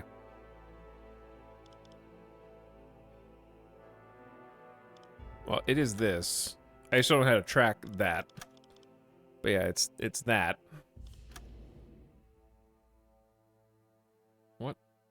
What map is this? Tactical map. I know it's right here. I know it's right there. How goes sailing the Grand Seas? So far, so good. We sunk like a number of small merchant convoy. Sorry, I was inspecting the lighting. And we completed a patrol successfully. We got some commendations and awards. Then we sort of went back to our home port. Well, that was while we were at the home port. And restocked, resupplied, refueled, got food, all that stuff. Set out, took a harder mission. So we're on a medium difficulty patrol now. And the reason it's more difficult is because of where it is located. The first patrol was here in the Northern Sea. Now we are north of Ireland. West of Scotland. I just right-clicked on accident, which I don't want to do. And as part of this patrol, we're taking on a secondary mission objective to dive to the wreck of a crashed U-boat that has an Enigma machine on it, and we're going to try and recover that so it doesn't fall into British hands. So I intentionally waited to try to make us get there when the sun went down at night so we could try and do it under cover of night. Though I'm not really sure how we're going to go about detecting where the wreckage is. So that's going to be interesting. So that's where we're on our way to now. Now we also tailed some destroyers earlier, some enemy destroyers, and were able to get away from them. They didn't chase us because it was nighttime and we were sort of in their wake behind them, so they didn't notice that we were there. And I decided to boogie on out. And now we're just cruising, so we can just, Noom. We need to do another hydrophone check soon, though. Like, as we get close. I'm gonna say, this is what, like 35 nautical miles off of our target? I think that's a good time to do some hydrophone. So I can do that manually, because it's fun. Hugo actually needs to go to sleep soon. Which is awkward, because I kind of might need you to drink some coffee, but send him over to the listening room. Then we're going to dive to 50 meters? But I need maybe the captain to check the echo sounder. Just to make sure we have 50 meters below us. We have 70 meters below us. Okay. So we should be fine. Does this game have key rebinding? Probably. Think so. But anyway, welcome Penguin Healer and others besides. Now it is nighttime, dark and spooky, just like we wanted as we approach the final 34 nautical miles to roughly to our destination.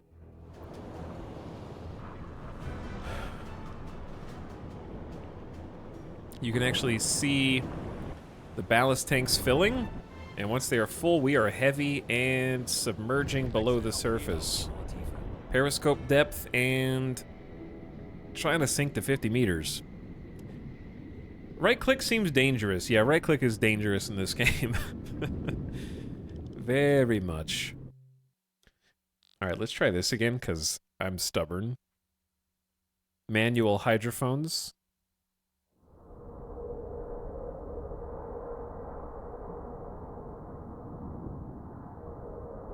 That's definitely something. And the hydrophone's pointed forward. That's not bubbling. I mean, that's not this bacon sizzling, I'm pretty sure. That sounds like something to me, dude. But when I focus it...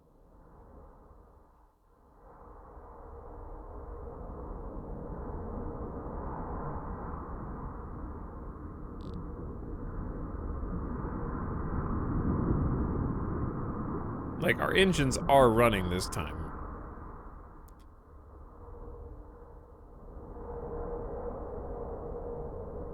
I'm gonna try coming to a stop and see if that changes anything. Sorry, that was really loud. I have the volume super cranked. See how much further the hydrophone goes out when you come to a stop?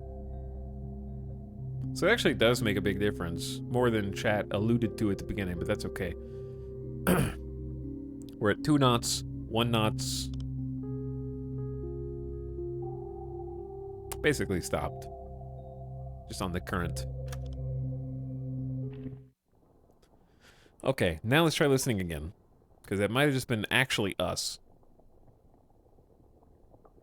Which begs the question, if we didn't stop before when we're doing routine checks, how do they hear over that noise? Now I hear the cook.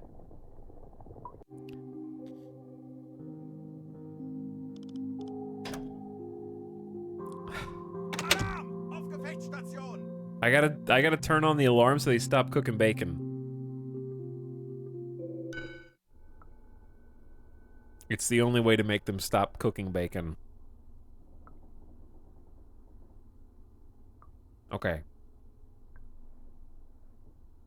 Now we listen. We start on low.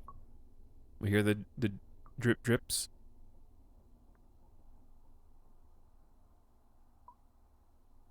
Drip drop.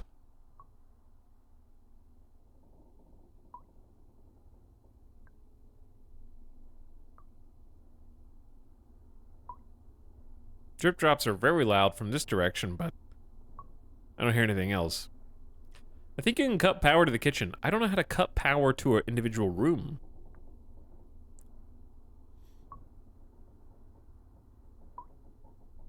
Okay, I don't hear anything on this. That begs us to get more detailed, but I'm gonna let them try anyways. Let the AI do it.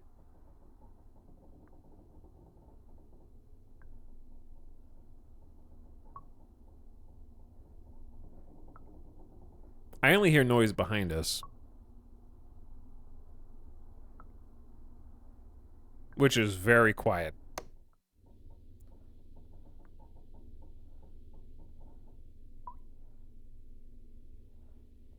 Sounds like a very light static. It's pretty much all I hear. Okay, I'm gonna let them do it and see if anything turns up. So it's 2300, so it's 11 o'clock. Let's give them like 5 minutes in fake time. 1 minute, 2 minute, 3 minute, 4 minute, 5 minute, and 1 to grow on, and 1 to grow on. Okay, yeah, they don't hear anything either. So we're gonna go off of alarm, back to 3, and surface.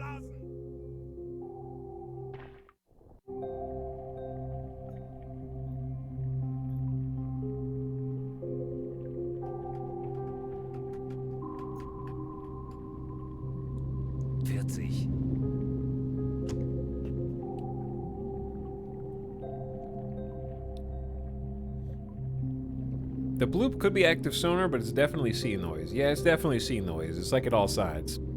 Ledger, thanks for gifting us up to Cyberkale. 20 Meter. Appreciate the gift sub. But yeah, I don't. Chad, if you know how to cut power to the kitchen, that would be fine with me. Maybe you click on the little. Turn the electricity on or off in this compartment. Turning electricity off may protect electric equipment from damage during flooding. Well, that seems like something that could be in the tutorial. Please note, this won't protect equipment from pressure exerted by the water. There is water in this compartment. Click to toggle in order to carry the water to the bilges. See, I didn't even know about these orders. Specify whether the compartment should be evacuated. Okay, those are useful. Let's create some orders to carry water to the bilges.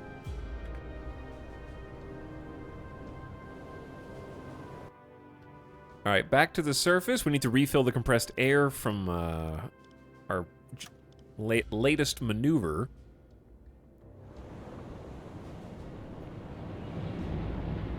Someone will be back there shortly. Chat, what are you guys playing tonight? What's up, Mecha Pope? Thanks for the prime. How you doing? Brand new stuff. Gaming. What are you gaming? Eco. Nice. Yeah, I've been interested in that. I was watching Avic play it. Path of Exile League. RimWorld. Star Sector. Bow ties are not games, QT. Football Manager. Dune. Which Dune? Rogue Trade. Star Sector. Everyone's playing a different game. Stellaris. Once Human. Divinity. Just a lurker, but thank you for the stream. Hello, lurker sub. Very rare. Welcome, Lurker Sub. Software Inc. I am easily influenced. Yeah. Against the Storm. 2 football managers. Okay, so not all unique games. Darkest Dungeon, Mini Motorways. Dad is not a game, Adanian. Skylines. Zachtronics. Tunnet. Ooh, Tunnet. Crusaders. 2 Software Incs in chat. 3 football managers. Okay, football manager, most popular game in chat right now, confirmed. Modded Hearts of Iron 3. Oh my god. Why? DCS. That's basically this game, but different. Cyberpunk. More Stellaris. Stellaris number 3 game confirmed. Satisfactory Eco. Palia. Dark Souls. Neverwinter Nights. Minecraft. Another Software Inc. I got into a death spiral. I want to hear more about how you got into a death spiral. How many employees did you have?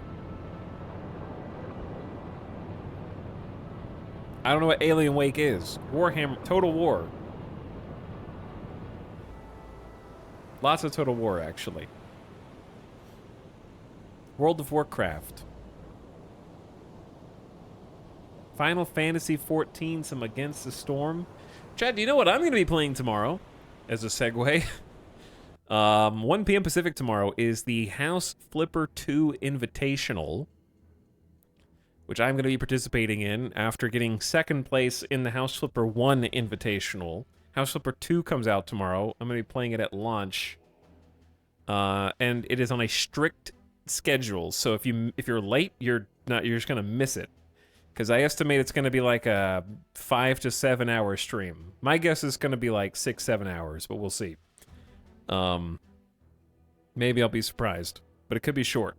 Who knows? How are you going to top your last build? I don't know, Mary Skipper. I think I'm just going to cry and hope for pity points. Or I'm going to lean on my teammate. I think teams have been announced already, so that's not a secret anymore, right? I'm pretty sure that's not a secret. But I don't know, Mary Skipper. I'm going to lean on my teammate.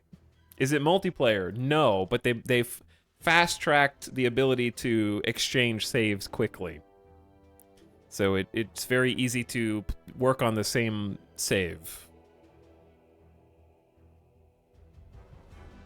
Germa said you get bonus points for doing a Marge Simpson impression. I don't think you said that. I think you just made that up.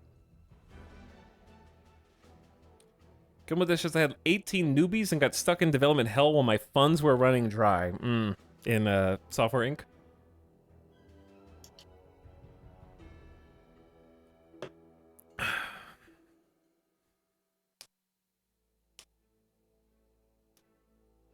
Your postmodern upside down house was fire. Yeah, I don't know how I'm gonna top that. It's a little intimidating.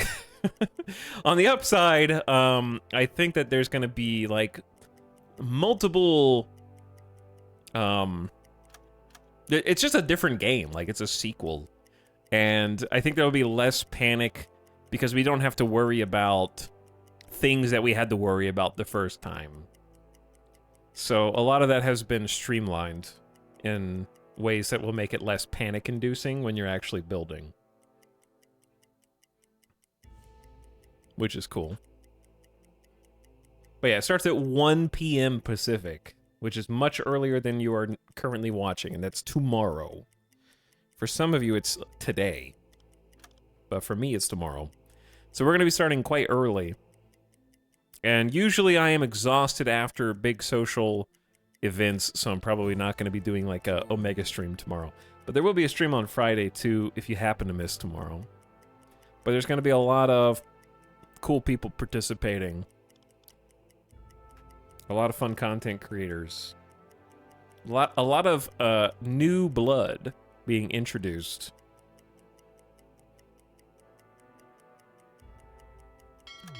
Alright, we're making a turn.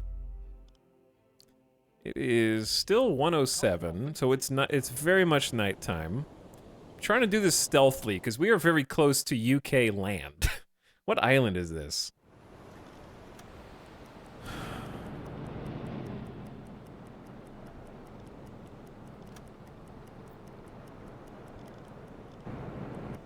Is Hugo knocked out? Chat. Tanuith, Herr Kaloi. Move out the freaking way, bro. Seerohrtiefe. Zu Befehl. Jeden Tag das Gleiche. Jawohl. Jawohl.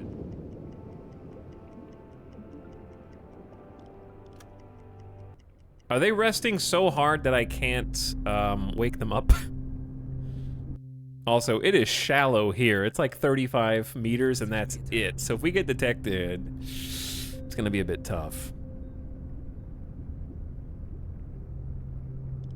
But yeah, I think my radio operator is like actually just out cold. I don't even think I can command them to do anything. They're at like minimum energy or something.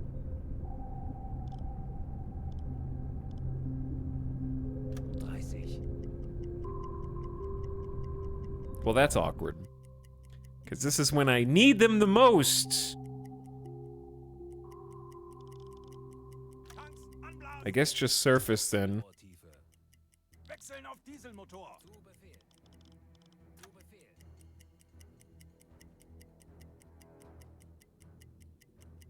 Because we gotta go, dude. We're basically almost there. To where it's somewhere in this area. Yeah, it's forced.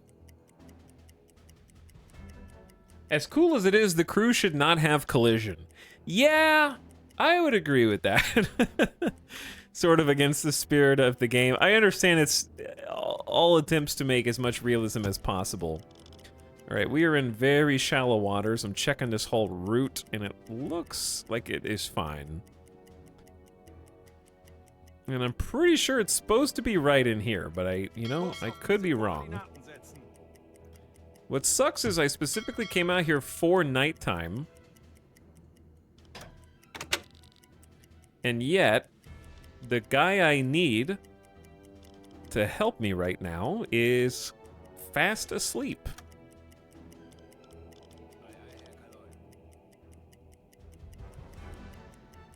The Isle of Tyre? Tyre? So the sun's gonna come up before he wakes up, dude.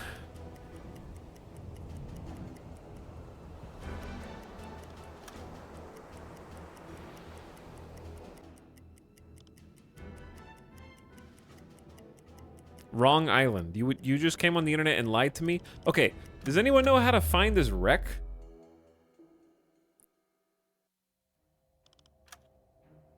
Like, I can see that it is vaguely that direction. When I left-clicked on it, it disappeared from the map. Which is, not good. Like, I can't zoom in any further than that, but it is literally right there. You know? Oh, oh. Okay.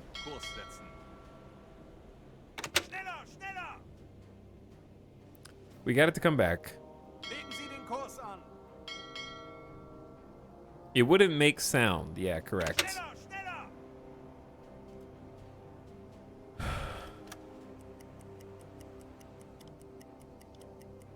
Alright, we got it to reappear on the map, so that's good.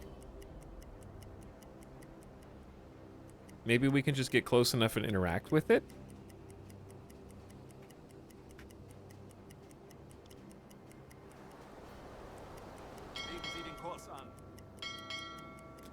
Because we are basically almost there. It is like 240.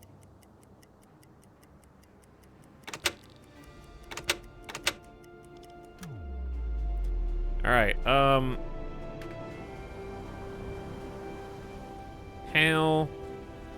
does this work? I do not know.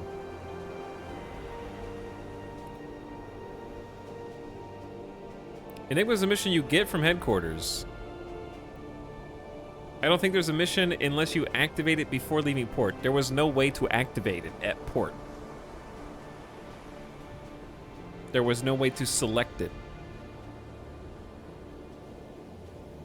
I assumed that it was intentionally in this patrol area so that you could do it.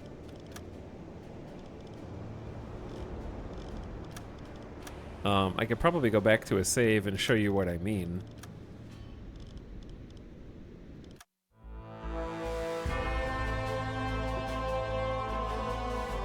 And if... If I am wrong, I will just eat crow. Okay, take an assignment. Beim BDU wird viel über Are there die orders from the Admiralty? vom BDU. Streng geheim. How do you select this? It's supposed to be on the left. It is not on the left. Tonnage War, Belfast, British mine-laying. But yet when you zoom out, there it is. Ends, it says when it ends, January 1942. It doesn't have a begins date.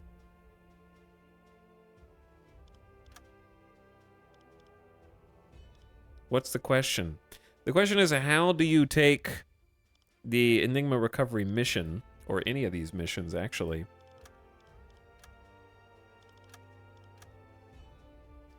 from this map? You could take mine-laying British East Coast.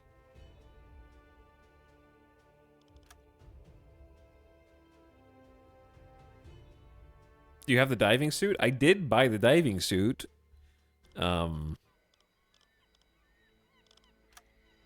With esoteric? Was brauchst du, Herr Kalot? Schau mal. Yeah, I already have the diving suit right there in my cabinet. I already purchased it. This feels like trying to figure out how to play a game from like the 1990s or early 2000s. It's just, it's that very specific. Wait, I have one. No one knows, chat. No one knows.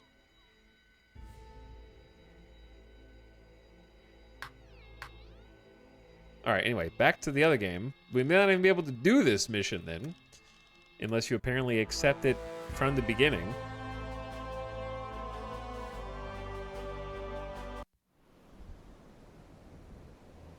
You should at least select the Scapa Flow one. That's what I was just showing you. You can't. At least I don't see any way to, but I will reload again. Alright, we have not taken a mission. Take an assignment. We're at top right. Leading officer. Are there orders? Click on Scapa Flow. That's not Scapa Flow.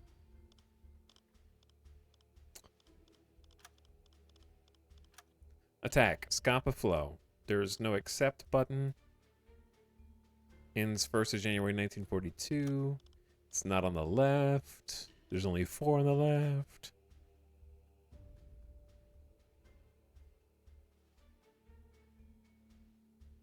Hello, Armor Moon. How are you?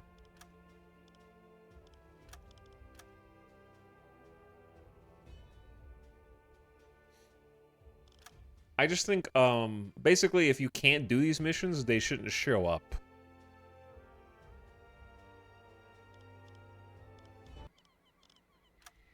Alright.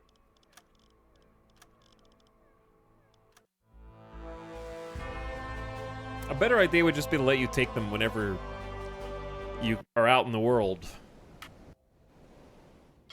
Like this, because that's what's so funny about it is it stays on the map. Like, it's physically on my map.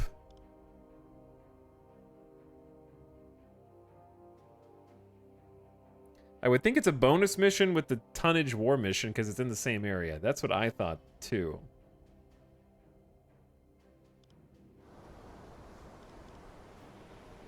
But there's obviously nothing to interact with here.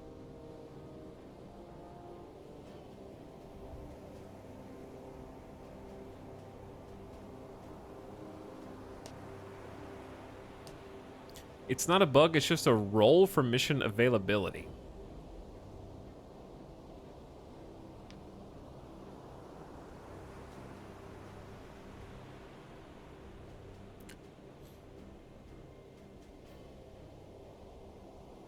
So, like, there can only be 4 missions at a time, and you have to complete a mission before it might be available? That's kind of a poor way to offer content to the player, because some people only care about doing Scapa Flow, for example. And I think you should just let them do the specific content they want to, probably. I mean, that I would believe. Because some people in chat just make up random bullshit, like, maybe it has to be day. Okay. We'll be here.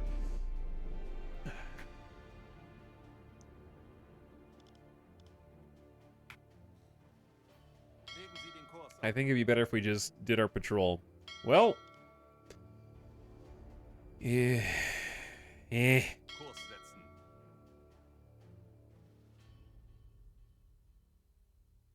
Kurs auf diese Koordinaten setzen.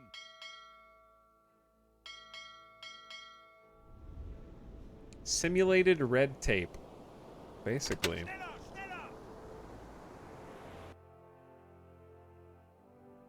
Okay. Let's boogie on out of here, I guess. I want to do... That's what, 50 nautical miles? Alright, we'll do another investigation down here, or when the sun comes up, whichever happens first, because it's already like 5. Alright, yeah, that'd be now.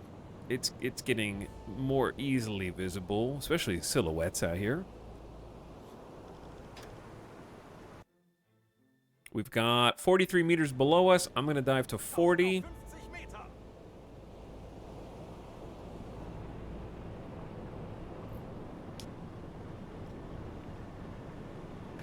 I have at least 6 mission options on my save. Never had to wait to do Scampa Flow or escort missions or anything. Chat doesn't know. Okay. That's all I need to know. Chat, if chat doesn't know, and I don't know, then that would be something that for sure could be worked on before 1.0 released.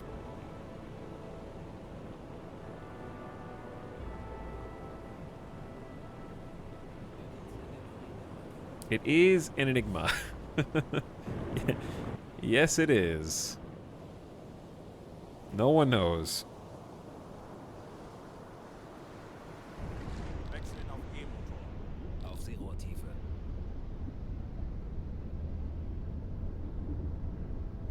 All right, one sec, chat. Okay. Music? Can our radio operator wake up now? That'd be awesome, because yeah, I just remembered we didn't actually do a scan over there. Kapitän? Wake up!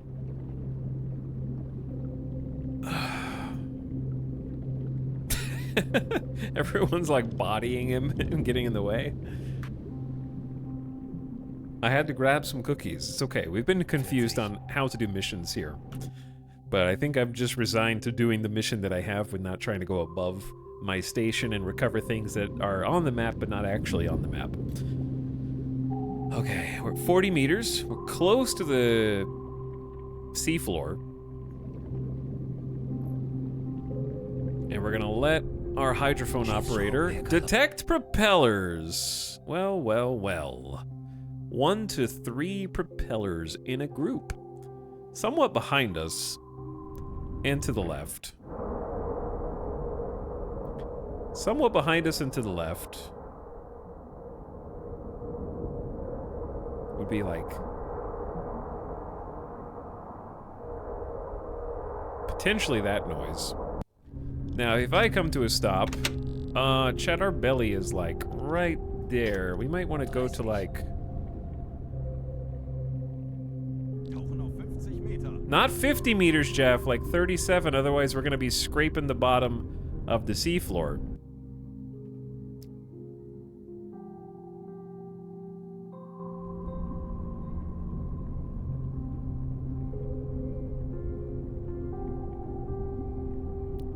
Which would be kind of funny. Schneller, schneller!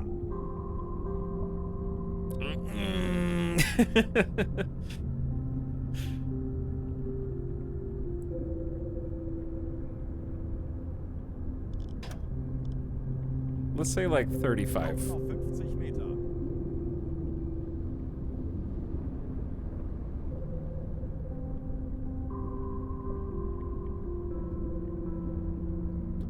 I feel like we have less room than the game says we have, actually. Tauchen auf 50 Meter.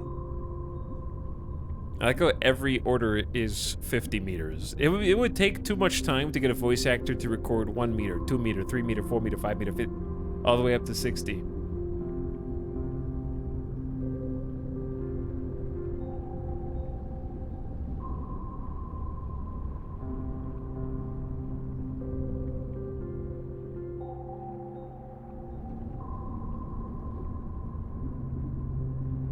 Okay, now we're at 30.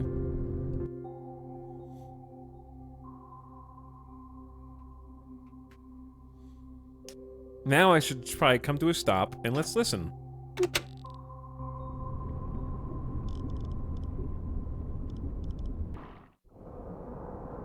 So at our current facing, we're facing south.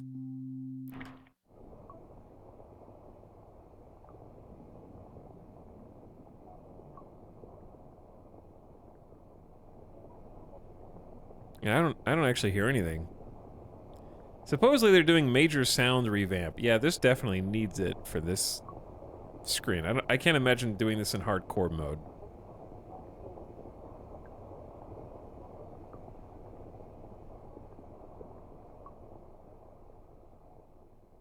There's definitely sound back there. It's just like, this is supposed to be the maximum volume. Oops, wrong button.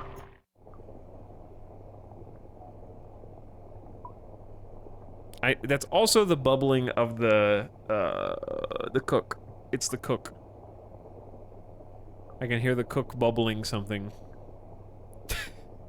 I don't know why I'm so stubbornly determined to try to figure this thing out. I just can't imagine that it doesn't work, because there's so many threads online talking about how to make it work.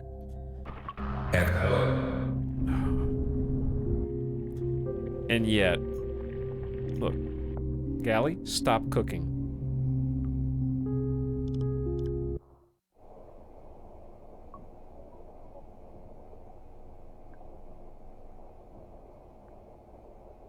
I'm turning my local volume up.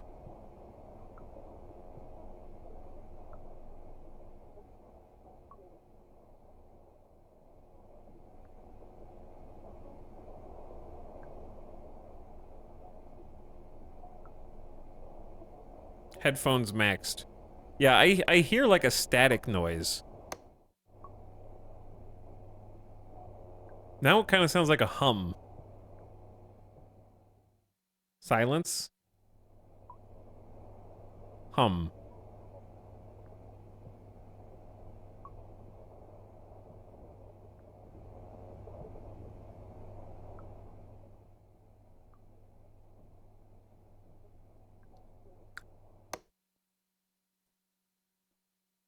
And then on high, nothing, which is like the closest. Wait. Getting it on high too.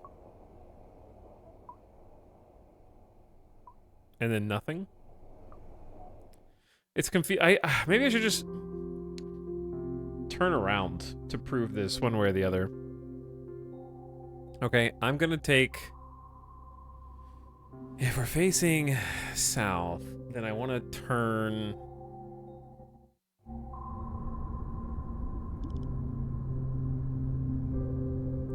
Here's 0. I want to turn like 140 degrees? Kurs auf diese Koordinaten setzen. Schneller, schneller!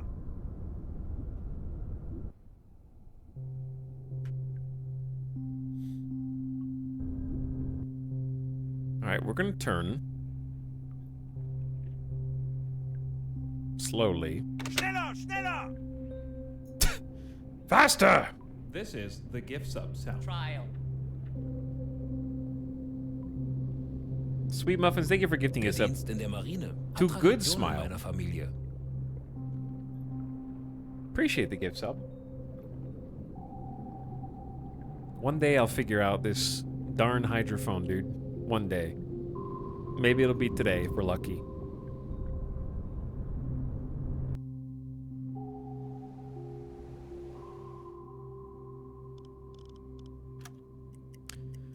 Alright, we're slowly turning. Now I can test to see, I can test the hydrophone from the forward position instead of the backwards position. Come to a stop. Go back to hydrophones. Now let's go to low. Point it. It should be like almost dead ahead.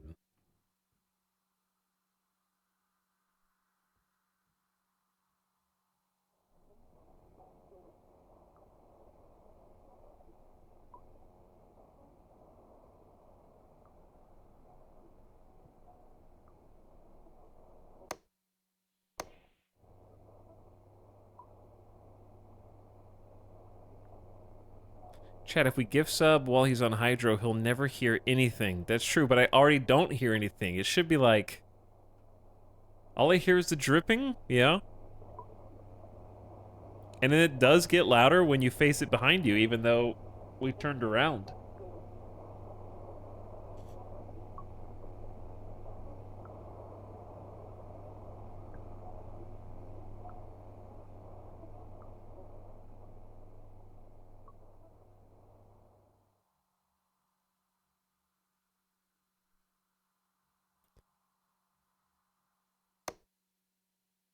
Chat, there is no audio coming. We know the exact direction. Look, the boat is facing northeast. Exactly northeast, dead ahead, is the propeller noise area. We're not getting a single sound. Obligatory, you're hearing your own propeller despite being stopped. I've peed like 6 times during this stream because of the drip.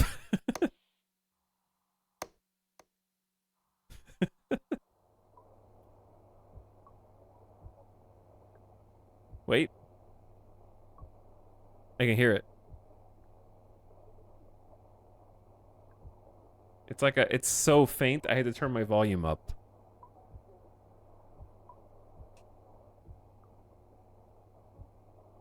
It's like dunk, dunk, dunk.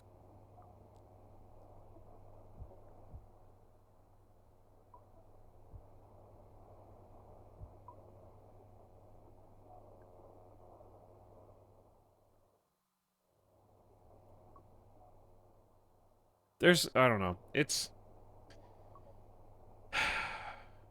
I like the idea of having this manual, but it just isn't practical. Like, even when I know there's someone there, I still can't detect them, you know? And I am on the broadest settings. I'm on low, with the focus wide open, pointed in the exact direction that they are, and there's nothing. So if that doesn't, if that doesn't work and I know they're there, then it ain't gonna work when I don't know they're there. Distance may be a factor, sure, but our maximum hydrophone range is out here, and they are about 40% of the distance to that, which is really, really close. We're talking 25 nautical miles. It's not very far at all. We have a max range of 70-ish nautical miles. So they are almost like a third of the distance closed to us. So, I don't know. I give up. That was my last time. I give up. I'm just gonna let the AI do it, because the AI can track how many noises there are, where they're coming from, what direction they're heading. I'm just gonna let the crew do it. I really want to do the manual stuff. That's why it annoys me. That's the part. If you're wondering why I'm so stubborn about it, it's because I enjoy that gameplay. So it not working the way that I expect it to is frustrating. Because I want to enjoy it. All right, let's. We should go investigate, right? But we need to be careful how we do it. It is. The sun's up. So if we set an interception course, if we go back to just like surface right now, And then accelerate.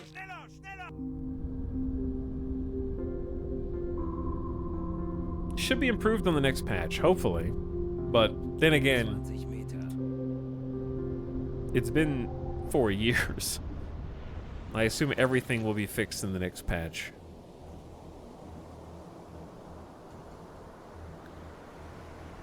Ah, surfacing.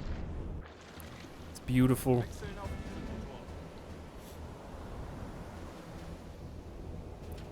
So chat, when you're on the surface, do you just always use diesel engines, basically?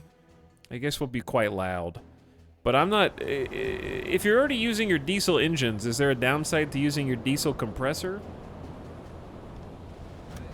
I'm gonna at least use the electric.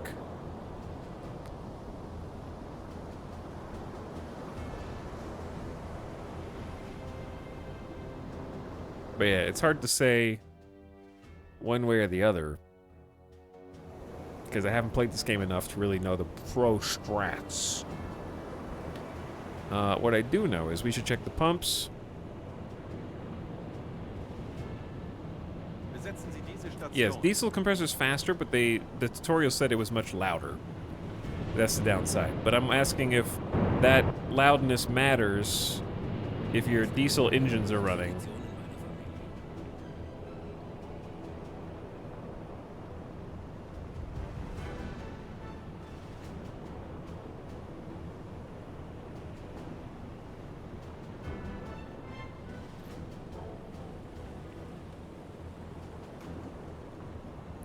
What does this comment mean? I would love to be able to identify a ship from hydrophone, but ambiguity sells the tension. That's not... The problem isn't ambiguity. The problem is that the AI is capable of determining things that are presently impossible to determine yourself. I'm not asking for lack of ambiguity. I'm asking to be able to reliably perform the same duty as the AI in the game's manual mode.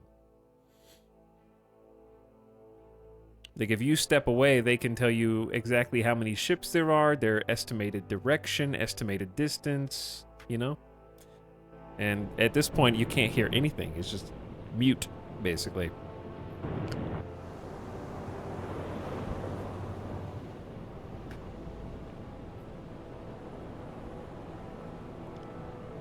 All right, Captain E is tired, but is up on the surface. It might be a good time to drink some coffee, actually, because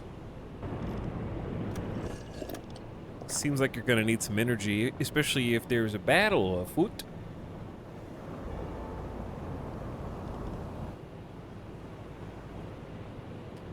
Okay, we are heading roughly toward where we expect contacts. It is foggy, so the conditions are bad. And I have a feeling I'm going to be able to see further than the game AI can. So, like, player has the advantage in seeing things on the horizon.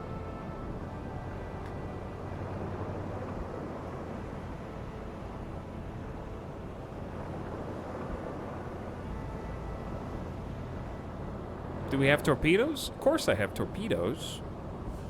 I've got like 9 torpedoes.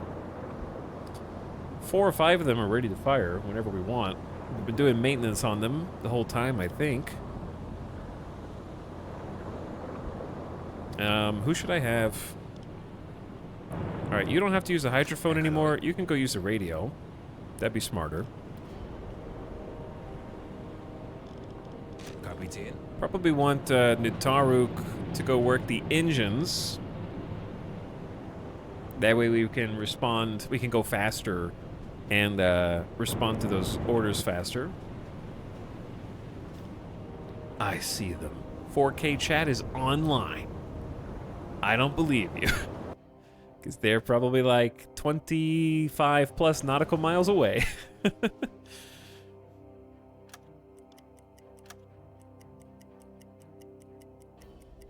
We left the bacon unpowered. That's a great point. You can have your lights back on. Let's also change to normal lighting.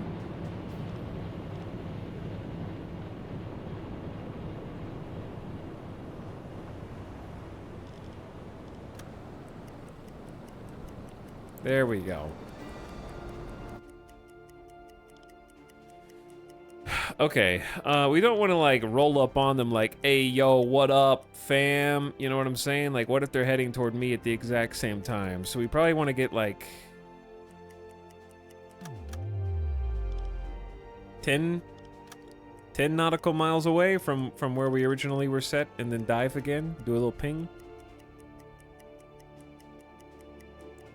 Visibility is going up as the day goes on, which is nice. We can also just use our own eyeballs.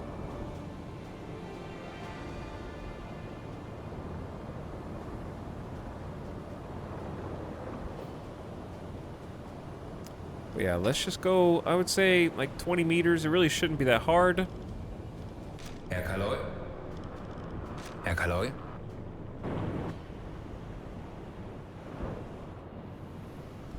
Ahoy, fellow sailors. What's up, Neshcha? How's it going?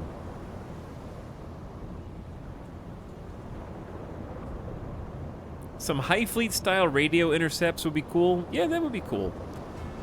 I think for a game like this, when you're doing a lot of traveling, there's time for that without as much panic. Like, High Fleet has so much panic that the messages and the message decoding gets quite obnoxious for me.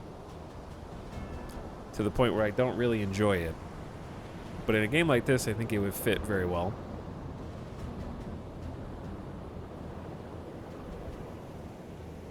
Wechseln auf E-Motor. Auf Zero-Tiefe. Schiffsschrauben, Herr Kaloi. Instantly detected propellers. There's no way that's the same group though, right? How'd they get down there so fast? Maybe they were always heading that way? Legen Sie den Kurs an. Zu Befehl. 20 Meter. They were like up here going southeast.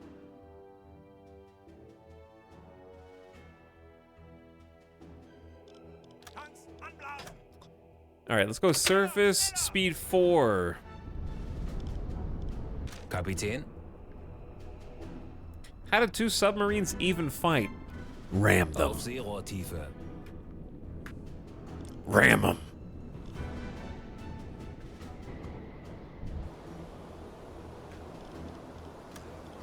Wechseln auf Dieselmotor. Okay, engines should be going faster here. Herr Kaloi? Go back to radio. We got people on visibility, but visibility is still bad, even though it seems great. The game is simulating for fog, but I don't think it's really foggy. I have really great visibility right now, actually. All right, it's going up. It's going up. We haven't saved in a long time. Starting to get impatient a little bit.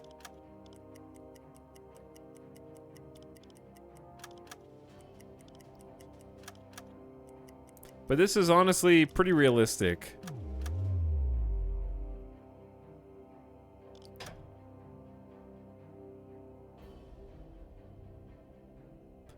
All right, we're gonna dive again because I can't seem to track them Herr down. Kaloi. You haven't delivered bread in a long time. I know, right? That's what I'm saying.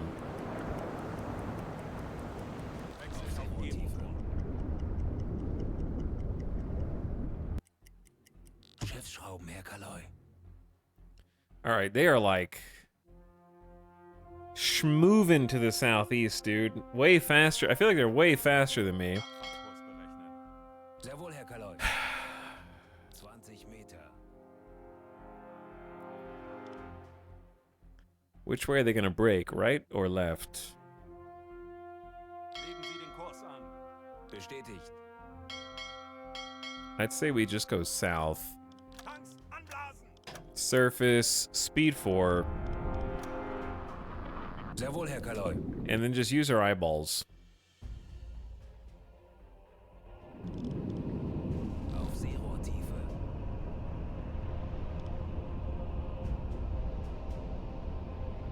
Hunts can take a long time, but we're also burning a lot of fuel. We're at 72%, which isn't that bad. We could use some helpers. Probably on engines for fuel. Wechseln auf Dieselmotor.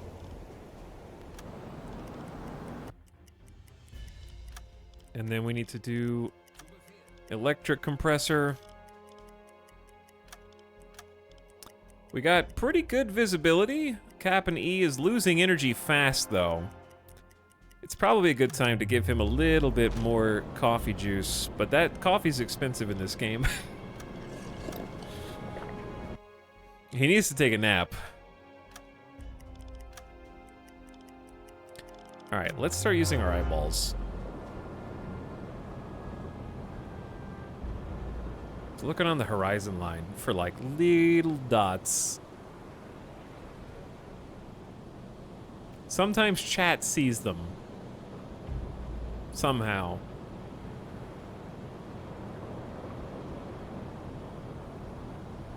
I don't see anything. I feel like I'm looking for someone to attack and Sea of Thieves, you know? I'm looking for anyone roaming on the server in Rust right now. I'm looking for enemy ships hiding out near asteroids and starbays. I guess we should dive again.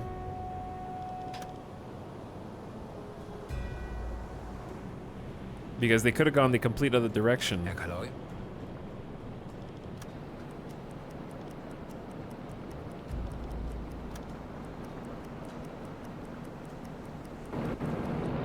Wechseln auf E-Motor. Seerohrtiefe.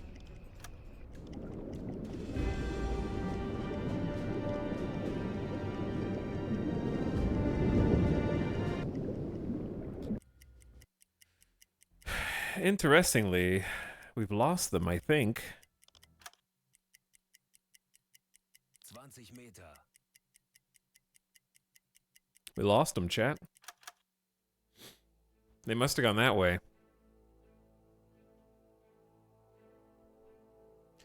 Alright, I'm gonna abandon this one. Tanks anblasen. I tried.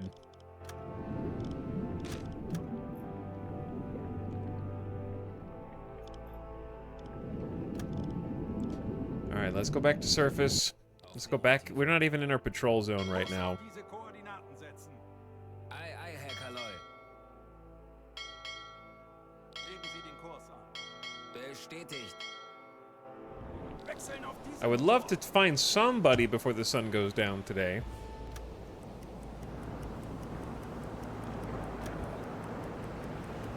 Alright, let's actually get overtly esoteric up top Jawohl. to targeting. Give them an extra helper.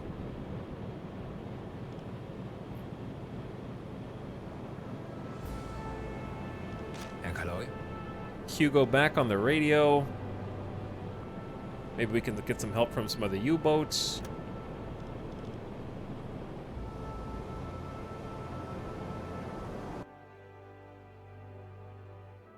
Did you just draw a PP? No. Kurs setzen.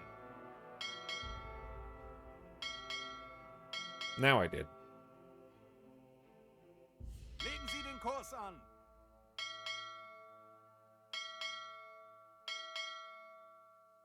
Legen Sie den Kurs I mean, this an. is the optimal search route. Alright, probably not. Probably like... Legen Sie den Kurs an.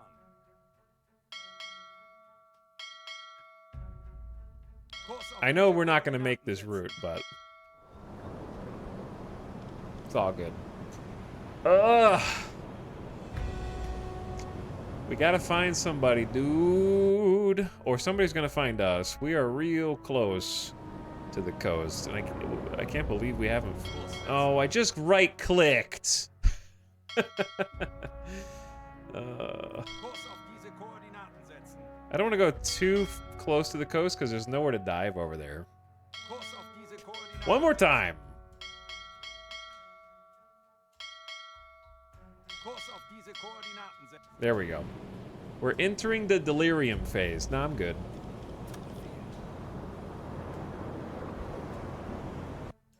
Okay, let's go.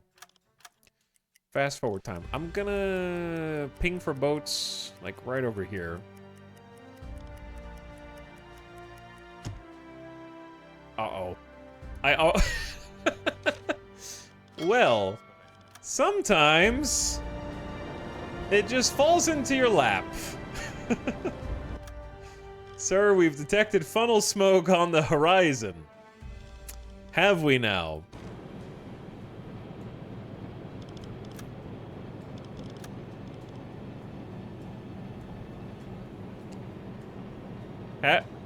Oh, there is funnel smoke over there. All right, chat, look again. See, look how small the smoke is here, and then when you go...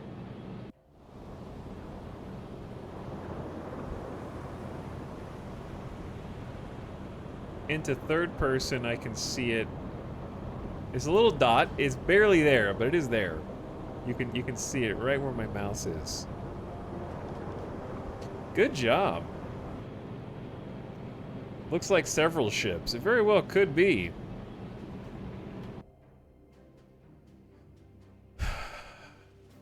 I say we're already sort of behind them. We should just stay on this course until we can get clearer sight. Hope they don't see us, because we're not producing any steam. That's the biggest advantage that we have.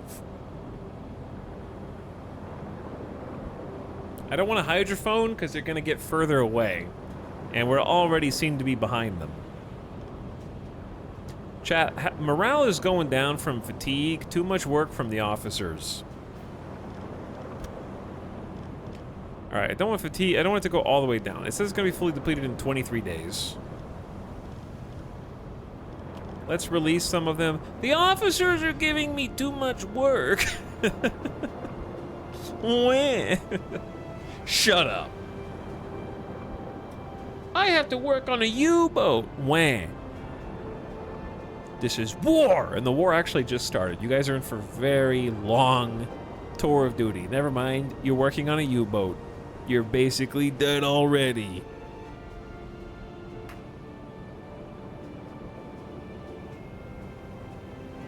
Mr. Streamer, did you know that U-boat servicemen had between a 50 and 100% fatality rate?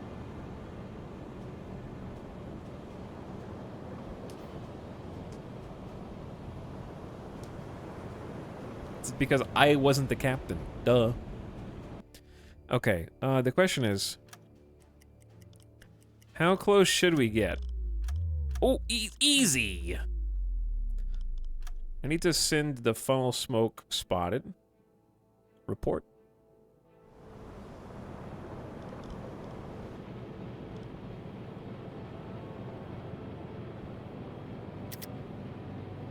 What was that?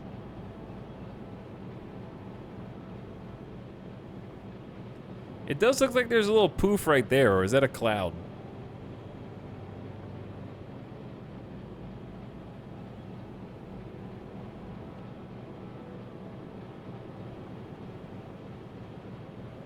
We're about to have actual visibility of them.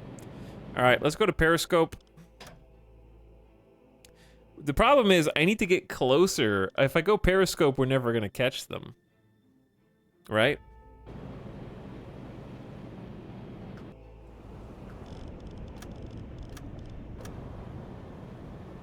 Also, chat, I want to try something.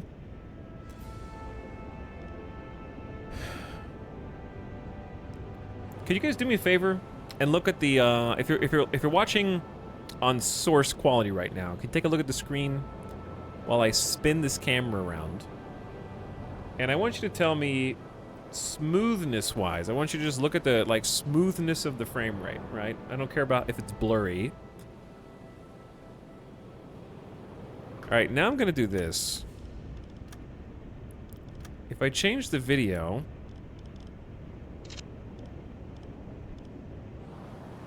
is this smoother or the same?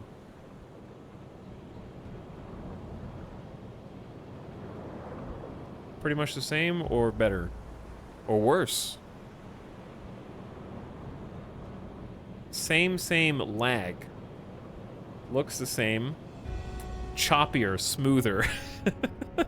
Worse. Okay, interesting.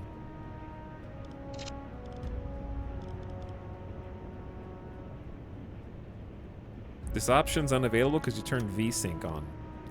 What about max frame rate? 120.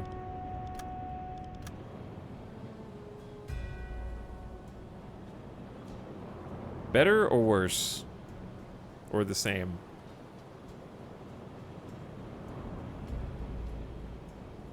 Smooth, slightly choppier, better. Same. Oh, that seems smoother. Worse. Yesn't. Alright, most of chat says better or same. Like, 2 people say worse, most people say better. That one was smooth, but I thought the other ones were smooth too. Okay, as long as it doesn't look bad and choppy.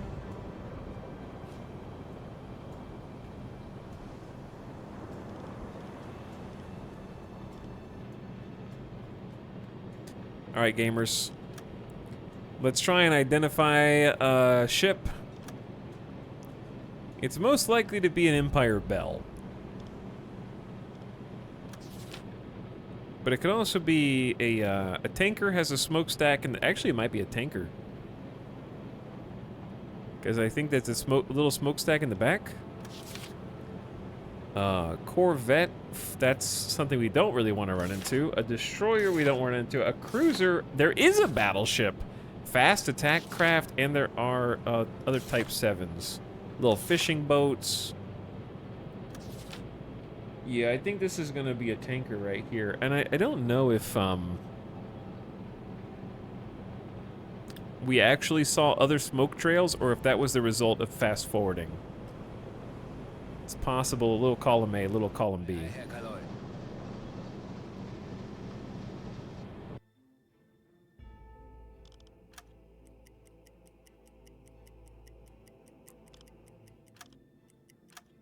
All right, let's get a little closer.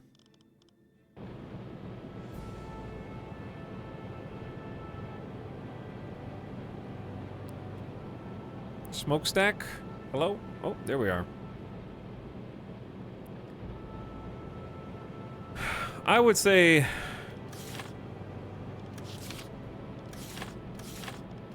that's gotta be like a Dale-class tanker.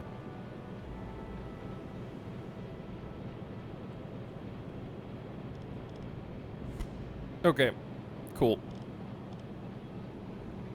How do I, like, use that to ID?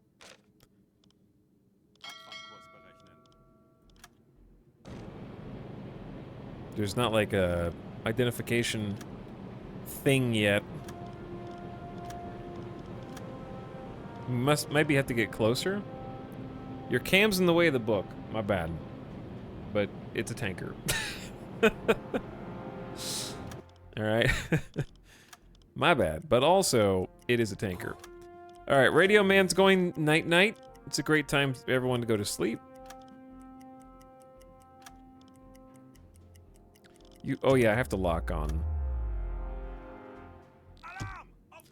Alright, you gotta wake up, bro. It's alarm time, dog. Oh yeah, you have to lock on to it, but it's like kind of annoying. Because the bob?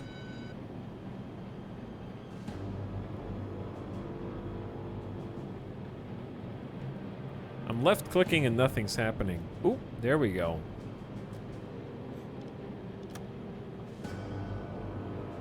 Okay, tanker, smokestack here,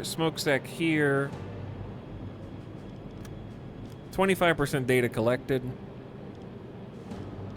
Let's go ahead and chart its velocity relative to our current speed by waiting until the front of the ship hits the plus, starting the clock, and waiting for it to pass.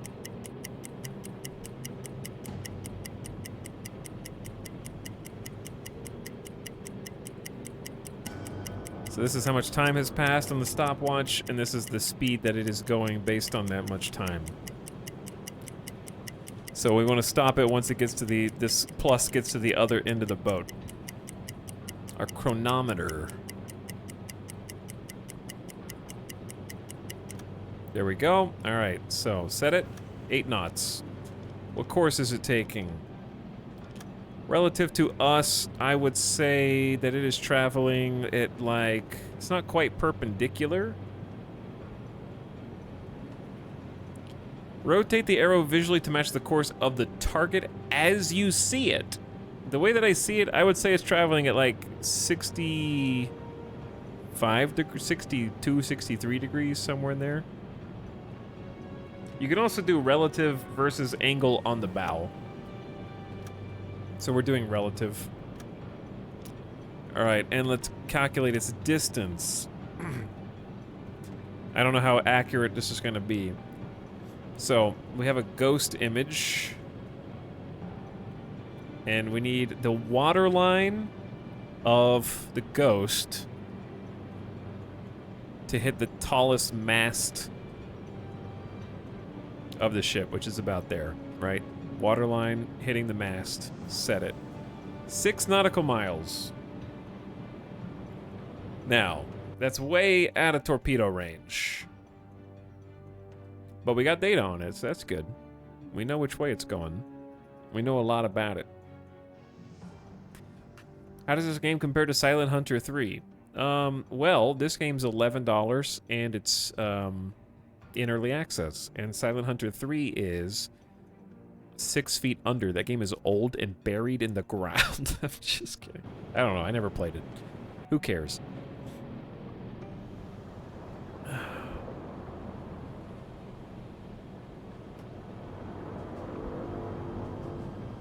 But how do you know if it's friendly or enemy? I have to get closer. That's why I'm going to get closer.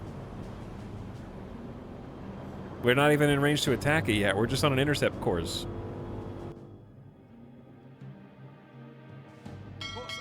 Oh, well, okay. Why can't you not set an intercept course once it's actually in your sight? That's always bothered me. Because you have the information. You're supposed to plot that course yourself.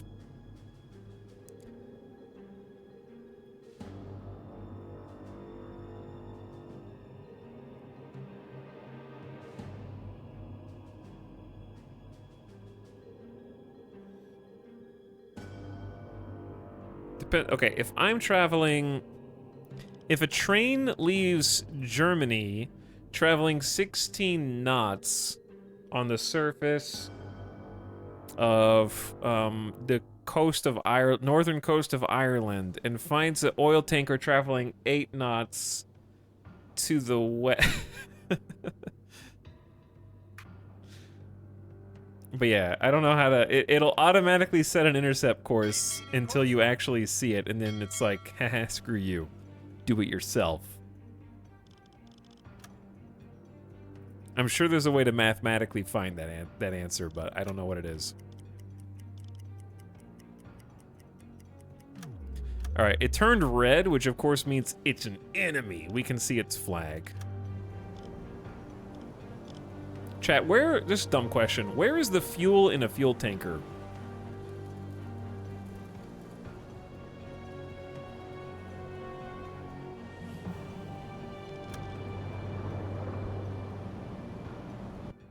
Yes. It's right there, bro.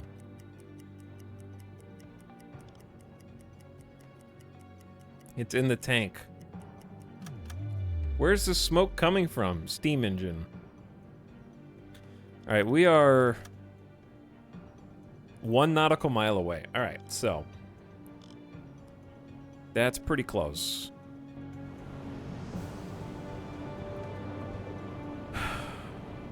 How close should we be before the deck gun opens fire?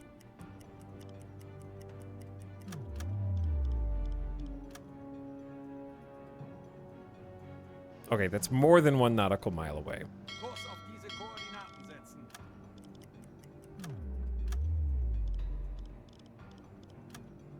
Yeah, they're gonna have a hard time evading me.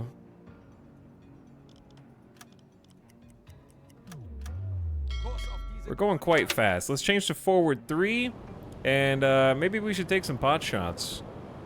See what happens. All right, esoteric. Actually, Captain E has been the sharpshooter this entire time. I don't know if maybe some other people should get gun experience.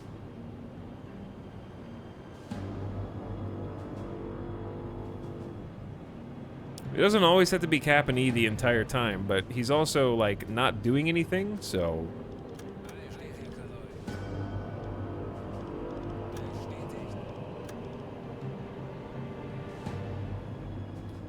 Anyway.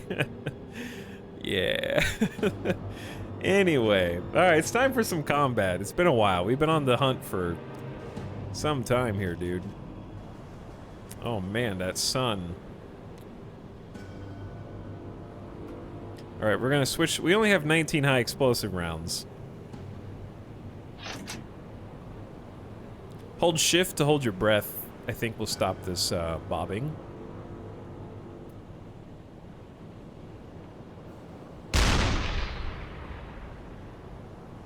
Is that too high? I don't know what kind of drop we have on this thing.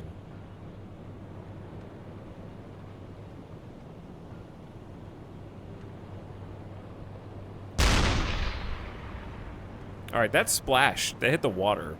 I was aiming right for the tippy top. So we need to aim a little higher? Dude, the ocean. Too high? Game's hard. To be fair, most boats missed in World War II. Ah, that was a hit. It hit the very tippy top of the... What, is that the bridge?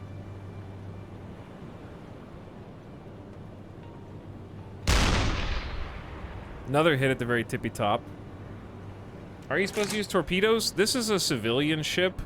They are a traitor of our enemy. So we just go pew-pew with the deck gun because they can't fight back in 1939. They haven't figured out how to fight back yet. Alright, that was a nice low hit.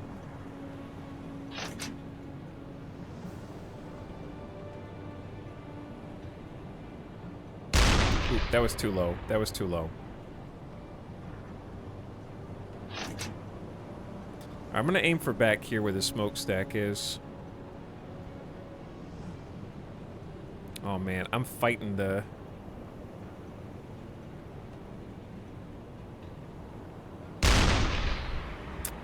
That was also slightly low. That was a hit next to the smokestack. Alright, I don't know how many... Well, this is high explosive rounds. They're more expendable, I think. That was a hit towards the bottom. Alright, should we try switching to armor piercing? Nothing's really catching fire here. Not civilians, military logistics. Oh, okay, that's even better.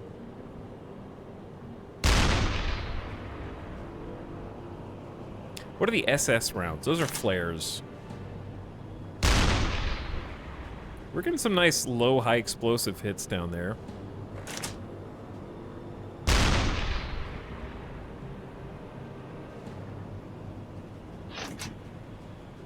Star shell, illumination.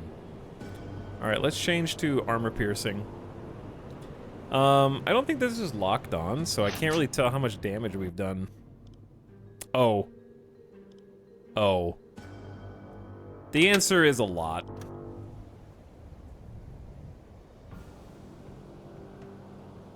The answer is a significant... We may have shot too many times.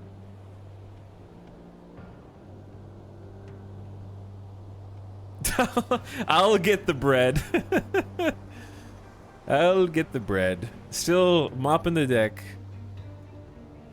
Yeah, it's definitely time for the abandoned ship to go out. There's gonna be an oil spill.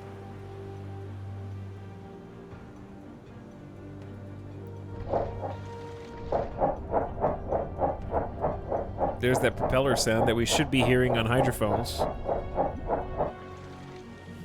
Are you being a bully? Thanks for the 6-month sub, Shag. Well, we are at war, so technically... Listen, Great Britain declared war on me. I'm the one being bullied. Won't you have some pity? See it from my point of view. Thanks for half a year. Also, Shadowlight, thank you for 60 months, dude. Happy 5 years. What up?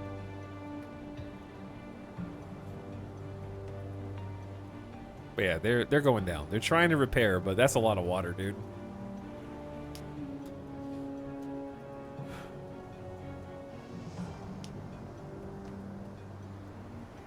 Britain declared war on us for no reason. No reason at all.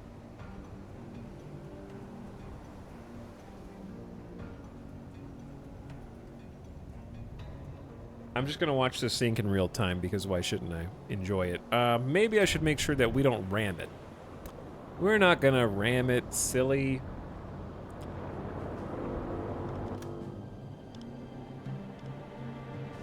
You guys might want to go over the lifeboats now.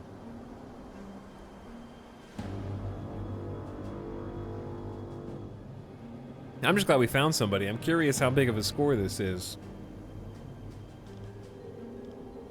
At least I figured out how to mark all this stuff on the map. They're like, who the hell? Chat, what was the average military understanding of what a U-boat was at this at like 1939, October 1939? Would these guys be like, what the hell is that, man? What's that little thing in the water shooting explosives at us? Would that just be like a complete unknown?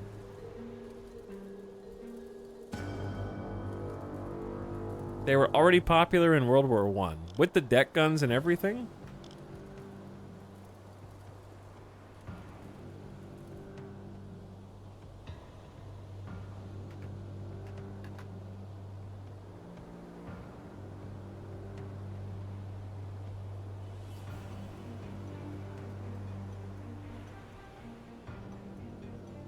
By 1917, Germany had 140 U-boats, and they had destroyed about 30% of the world's merchant ships.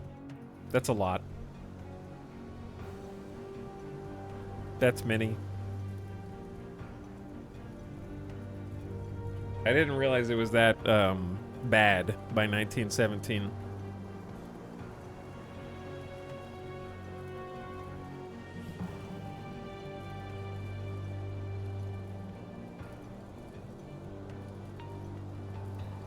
Guys. Dale. You guys want to get on these? You wanna hop on those?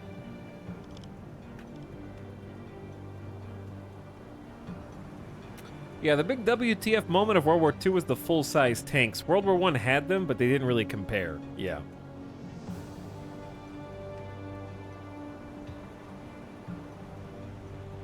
Jettison the command module. Dude, the physics are pretty cool. You can even see the,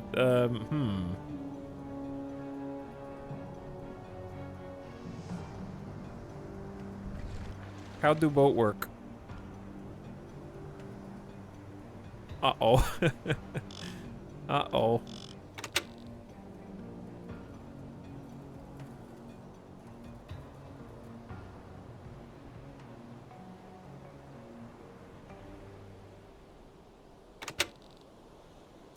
Okay, so they got in 3 of the boats. Oh my god, there's a lot of people on this, dude. 4 boats? I hope you got 5 boats? How many people were on this thing? I can't rescue you all, but I'll rescue the captain. Your crew is strained and stressed. We don't need to be in alarm anymore.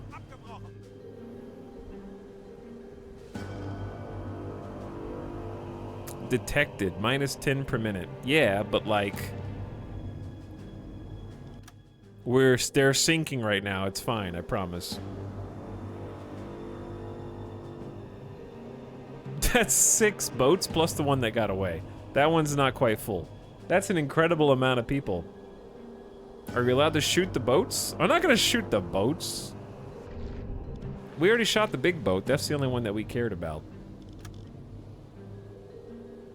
Unrestricted submarine warfare isn't a thing yet.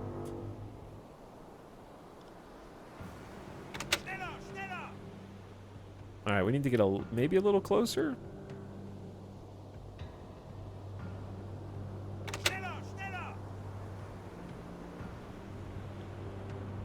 Hopefully they didn't radio for help. We need to help these guys and then boogie on out of here while their boat sinks.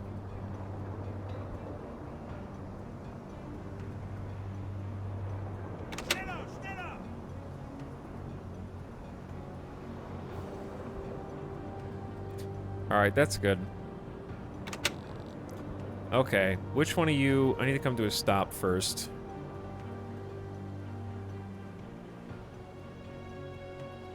I hope they like bread. Oh yeah, where's the food? Where is the food? Oh man. Chat, we actually don't have as much food as I thought. We've eaten more than I expected. We got the vegetables. We got the cheese. They can have some canned fish. We're gonna give them like...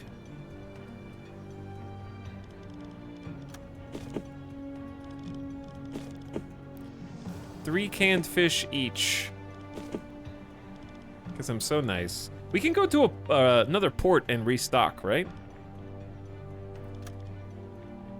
Once you start the bacon, it's hard to stop the bacon. Very true.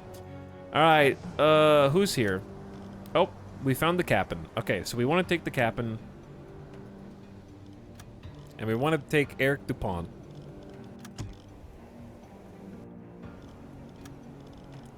Just regular dudes. Just regular dudes. We're looking for officers, you know, people who deserve to come on board our ship.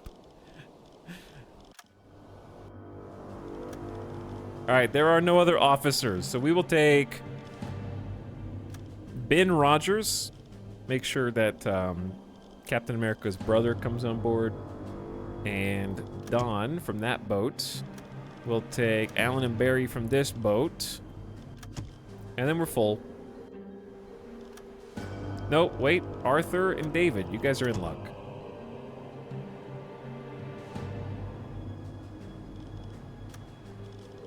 Now, the rest of you are going to get some supplies. Split your 15 kilograms of canned fish should keep you. You're welcome. Okay, I already gave you the ones. Canned fish for you. You are welcome. Canned fish for you. You are welcome. Canned fish for you. You are also welcome. And canned fish for you. You are also welcome.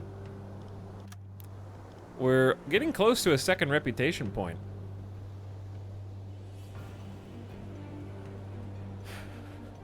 Thanks, I love canned fish. I'm glad you like canned fish. I think I forgot one.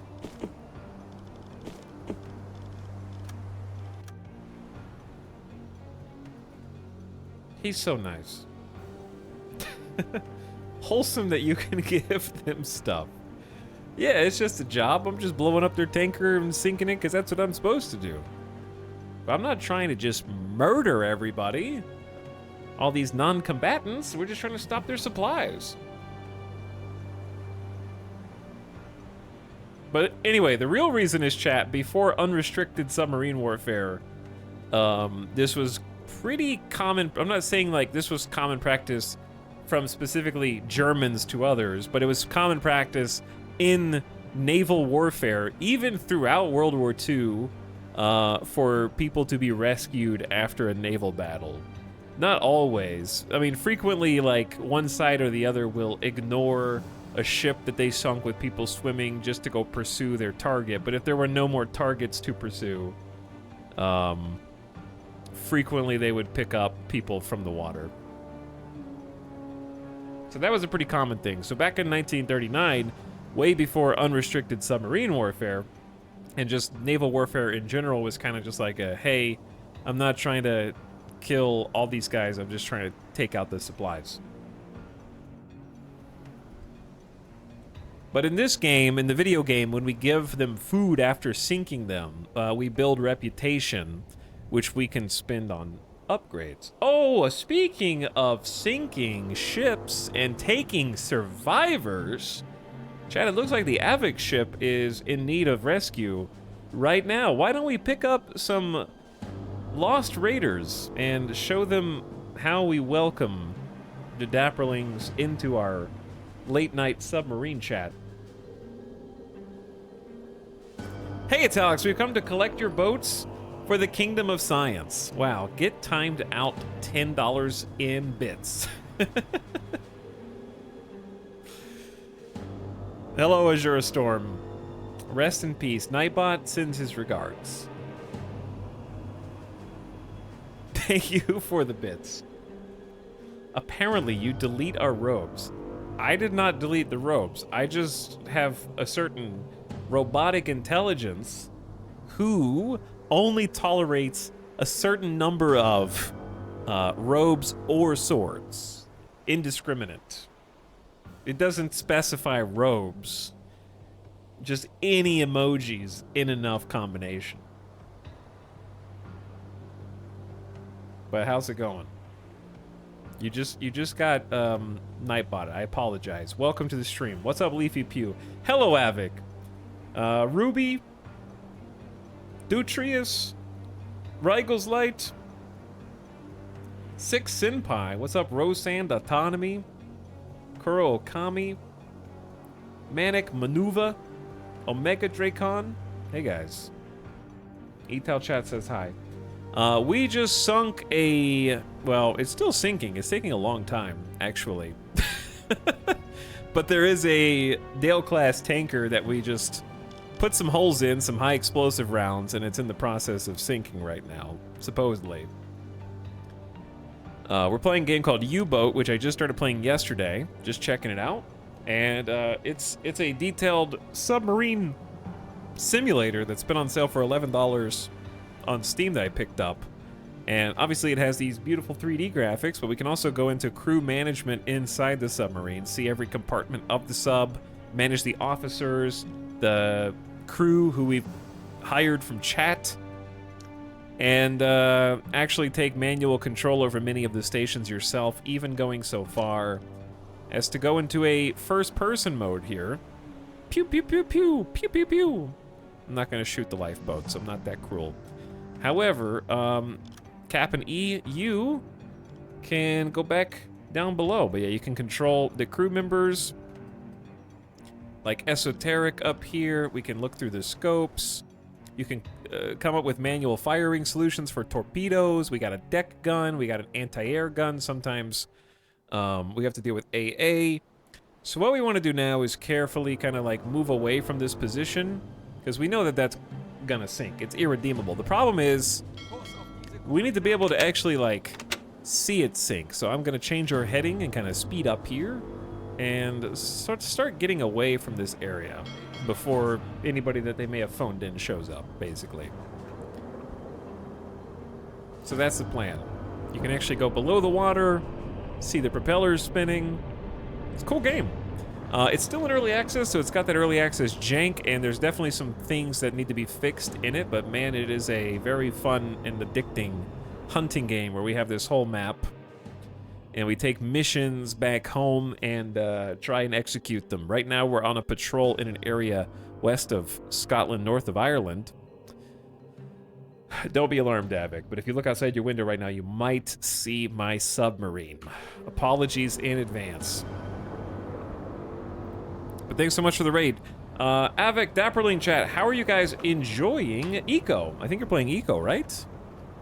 That's a game I've been eyeing for a while, but I haven't been courageous enough to actually play it myself. And if you're in my chat and you haven't already followed Avik, now's a great time to pop over, toss him a follow. Good friend of the channel, awesome broadcaster, and glad to see you streaming more recently. Hope they've been good streams. And thanks for sending all the lovely people over. If you are from the raid, you got some questions about the game, feel free to ask. The sun is going down right now. My question is, how much depth do we have below us? There's 111 meters, so the fact that this ship hasn't sunk yet is questionable. They've already abandoned it, yet we have not gotten credit for sinking it.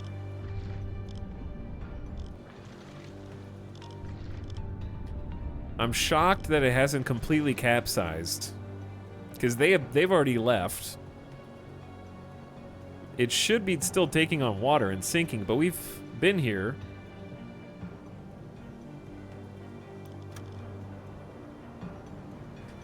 We could just kind of like chill for a second and fast forward and see what happens. This is World War II. It's October 1939. We were just playing as a more successful convoy hunter in 1939. Avic says, yeah, we formed our own town, bringing together several independent deeds. At current count, there are 3 different towns set up with their own governance and laws. That's awesome. Independent towns, and you can, how do you determine who sets the laws, or, like, in your particular town, I guess? Chad, I can't tell if it's sinking or not. I feel like I shouldn't have to put another shot into it, but okay. Sure. Capanese is asleep.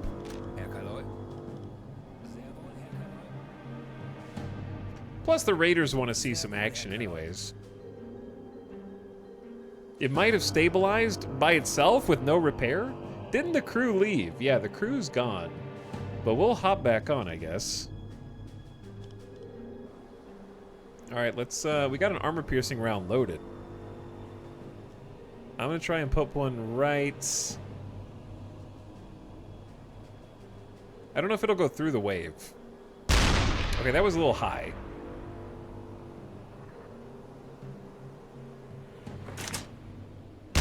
That was also a little high.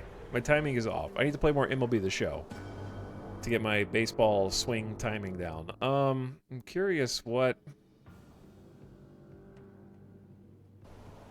if any, damage. Because we weren't certain that it was actually like... No, it's losing health now. It's good. HP's ticking down. That's what we want.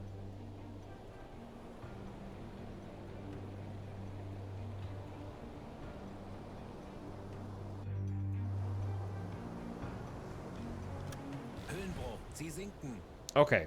It must be like a sort of HP meter. Wait, that was it?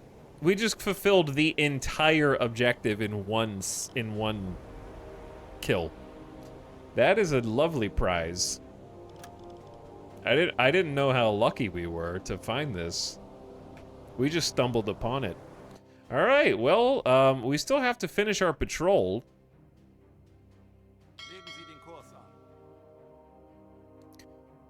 So let's finish our patrol.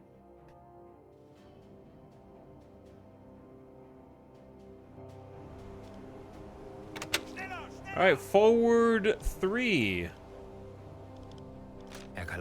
Esoteric, we're gonna send you...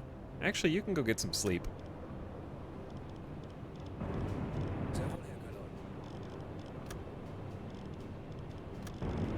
We're gonna give the crew... Actually, crew discipline's pretty high right now. They're just tired.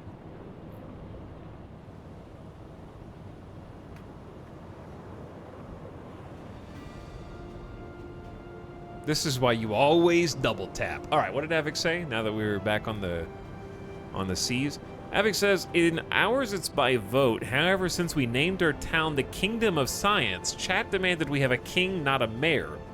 So I can push through amendments to the Constitution without needing a vote. My hands were tied. Oh no. They forced this terribly burdensome crown on me. I'm sure you had no say in the matter. None at all. Chat, why do we have strain and stress from being hunted? There's a free capacity in the headquarters for starting a new task. Well, yeah. Alright, we need the radio officer. Dude, radio officer is sleeping, dude.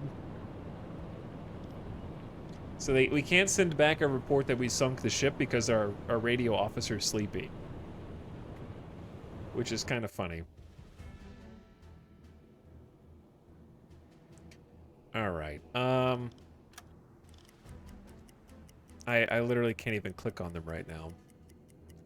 Why does it say stress from being hunted?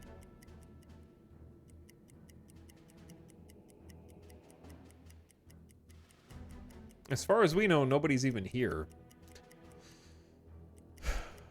Sir, you are being hunted.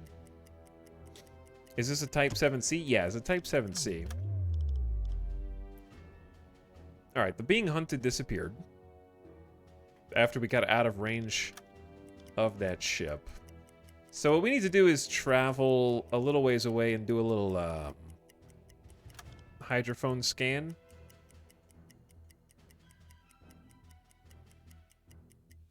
The depth along this is like 80 to 90 meters.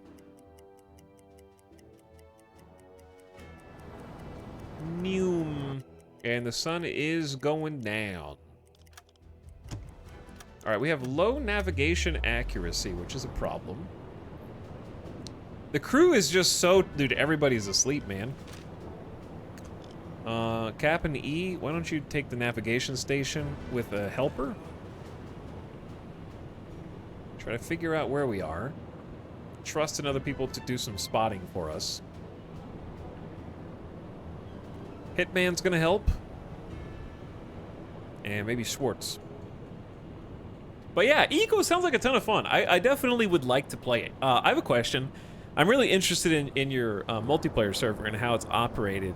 And my question is, do you only have the server on while you are streaming, or does chat and others continue to play while you are not streaming?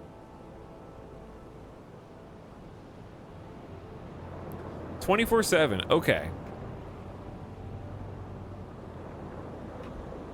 Do you find it that encourages you to try and like kind of play every day while that's happening? Because you don't want to miss anything, especially as king of the town? Because it reminds me of Rust in that way, minus the governance, and Rust is more working against each other more than working together. But I guess the question is, if it's running 24/7, what is like the average length? Because I know that it has like that finite end, right, where you're supposed to be preventing disaster. Is there like a hard set end date for Eco? I know it's a lot of questions at once. My bad. All right, it is gonna be dark. Chat voted for realistic night. We can switch though to red lighting, make it a little easier to see. I know that sounds counterintuitive, but there's a lot of details in this game.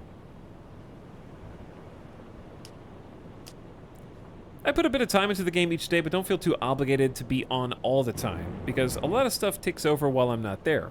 It's 30 days, you can change it, but it's 30 days until the meteor hits. Very cool. Radio reports, yes, thank you. Hugo, get on the radio. He's finally got some sleep. Click to send the report. Hopefully it doesn't get less valuable after we sink a ship. It'd be like, I still sunk the ship, sir, just because I reported it an hour later doesn't mean I should get paid less money. At least in my mind. All right, so Hugo's gonna send a radio report letting them know that we've sunk a tanker, and then the money goes into our account. Beautiful. All right, Hugo, I actually need you to go to the listening room, and we are going to start slowing down, and we're gonna dive to about 50 meters, which means anybody above the conning tower or on the deck needs to come down, and we're gonna take her below.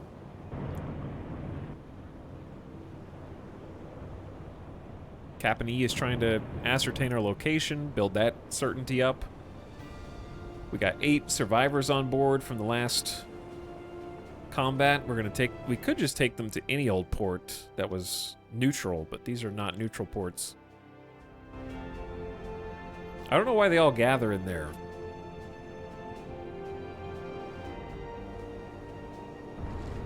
But it do be dark and spooky. You can kind of see the conning tower going below the waves now.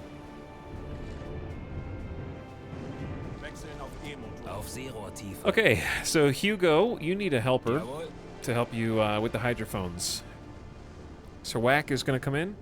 The merchants radio for help. Chat said that they can radio. People can radio for help. I'm not really sure when or if that happens. But yeah, now we're on the electricity, the battery, and we have limited oxygen supply. So we have about 7 hours of O2 at this rate underwater. 40. Well, we're diving to 50 meters. Earlier, we were experimenting with manual hydrophone usage, but I had terrible success with this. And we tried a lot. We tried a lot of things, dude. 50. But coming to a stop is helpful anyways while doing this because it'll boost. You can see that max hydrophone range extending right now as we slow down. How'd we get out of that spot with a bunch of ships? I just turned around and left.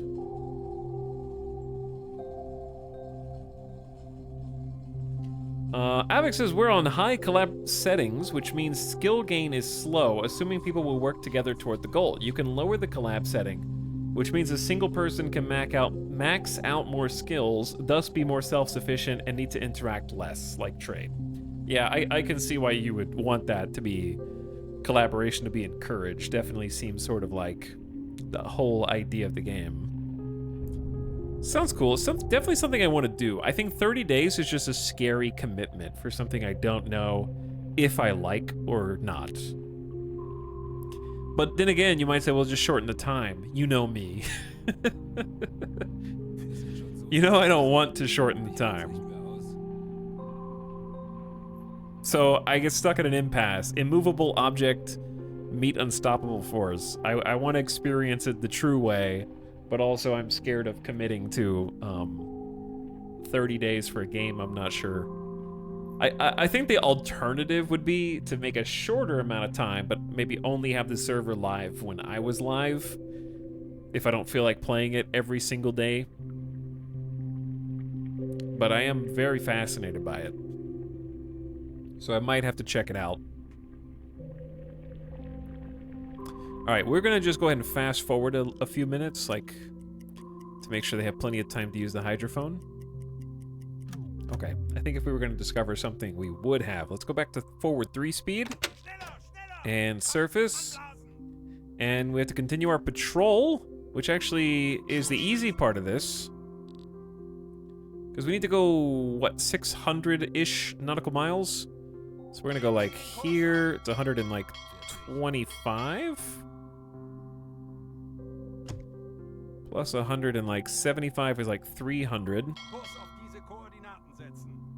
Sehr wohl, Herr Kaloi. Plus like 150. 20 Meter. And then out.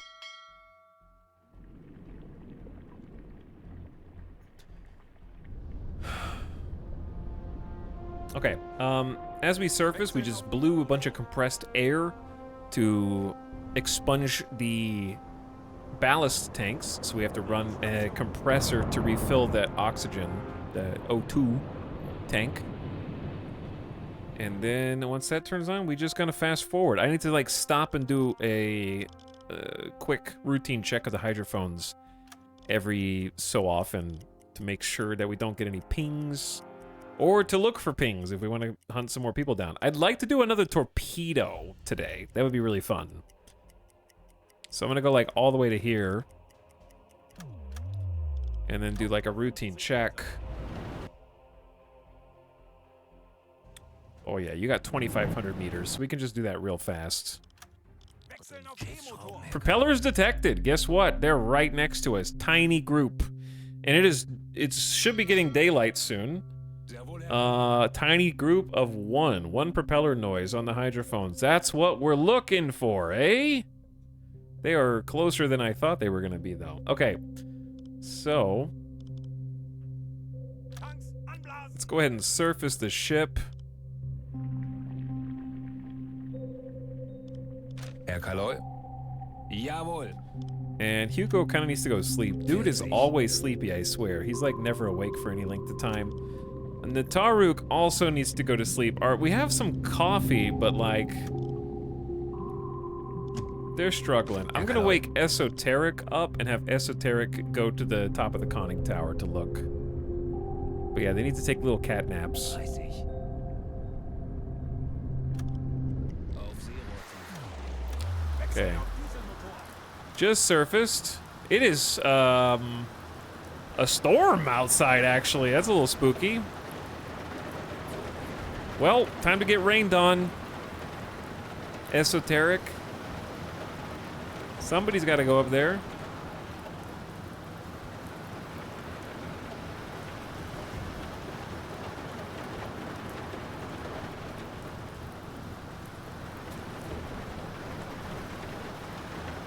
What's up with their status? Are they doing magic in the sub? I don't know what they were doing. Oh, they actually have raincoats? That's cool. I can't see them, but I believe that they're there.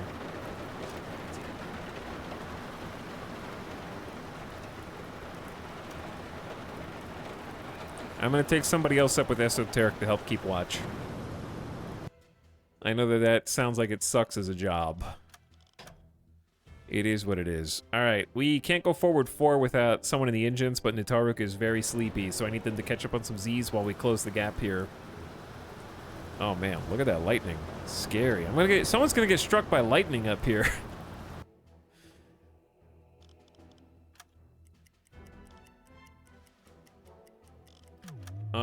Did we need to run the electric compressor? That's weird. Chad, did it run the compressor automatically? I don't really understand when or if it runs one or both of these. Maybe once we get to the surface, somebody runs it automatically? I don't know.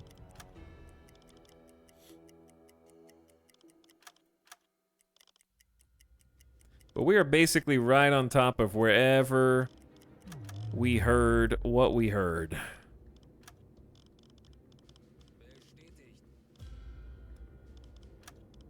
And I don't see anything yet. We can see up to 2 nautical miles away.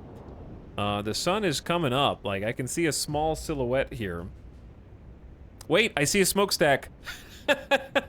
How can I... See, this is what I'm talking about. I can see that before the AI does, in fact.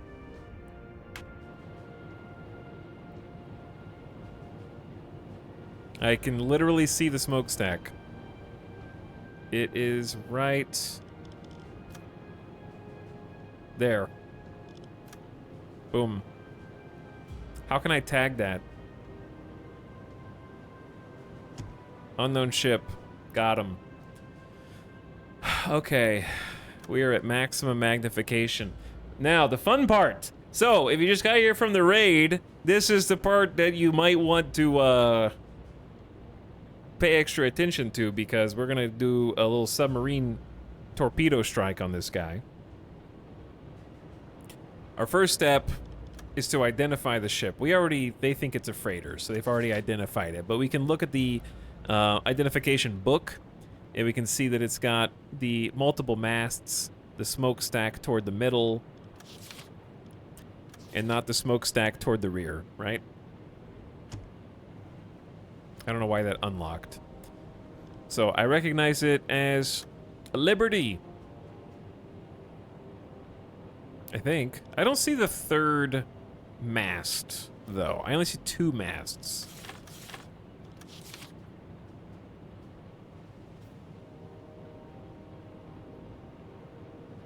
No, we're not doing any more hydrophone. We've already tried the hydrophone a million times. Even when we know a ship is there, it still doesn't do shit. I'm gonna wait for the next patch. There are 2... I don't think that there's anything else. Why does it keep unlocking, though?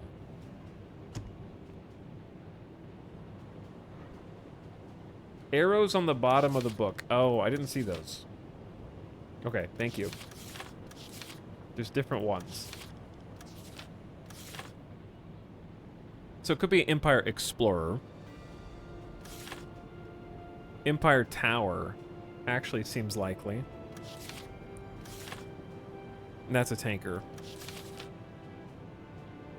It looks like an Empire Tower to me. It's Liberty?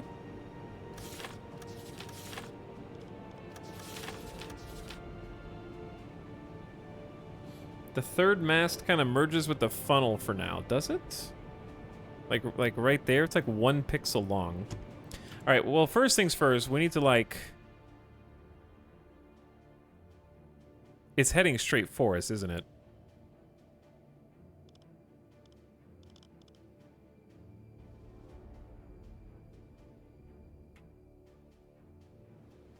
Okay, well, step 1. Step 1, stop. Step 2, we really don't want to attack it from this angle. This is not a good angle for a torpedo at all. Okay, actually, let's push past it. And then kind of snake around to this side. Bro, why do I already showed you where it is. You should be able to keep track of it for now.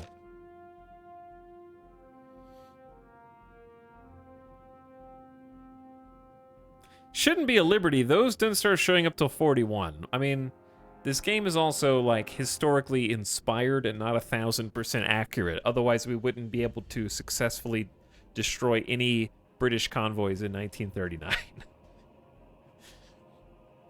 So, you don't underestimate it.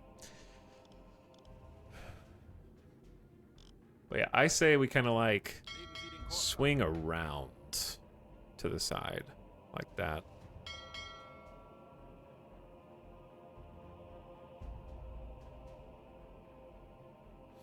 Come at it from an angle.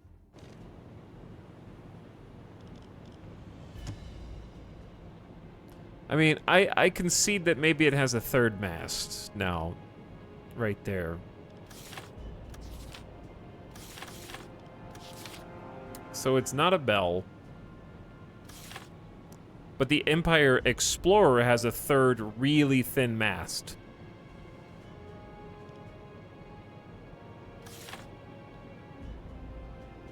The tower, or in the Empire Tower does not. The Liberty has a much thicker mast.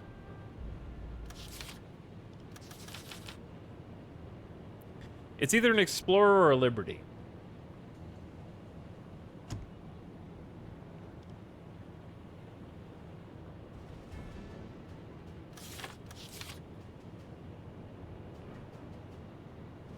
I wish we had another clue. Alright, I think it's an Explorer because I only see these diagonals, right? Diagonal in an acute angle, whereas the Liberty has a V, right? There's no V.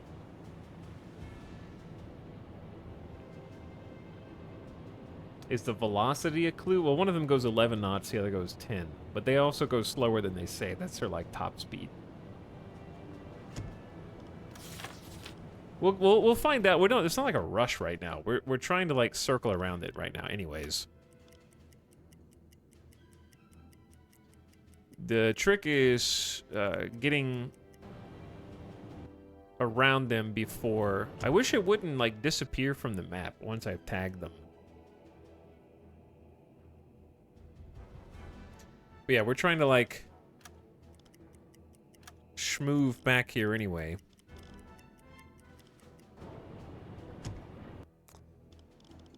Trying to like snake around to get a better angle.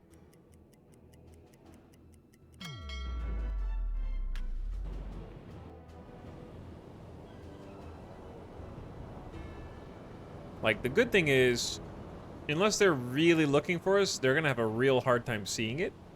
Because we can see them because they're silhouetted against the rising sun. And we are just one steamless amorphous mass in the ocean the other direction. So we have that in our advantage as well. But yeah, let's go back to targeting. Okay.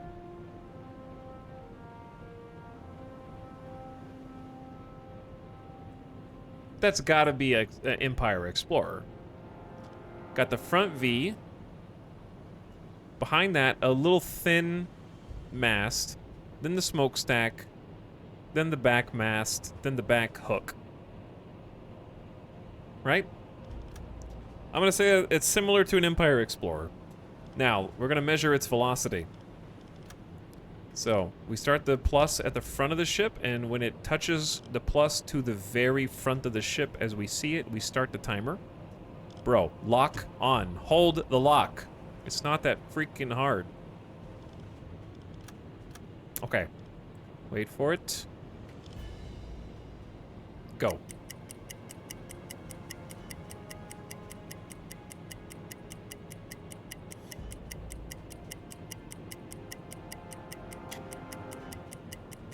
It's gonna be looking like it's not really moving that fast relative to us. This is a relative measurement, though.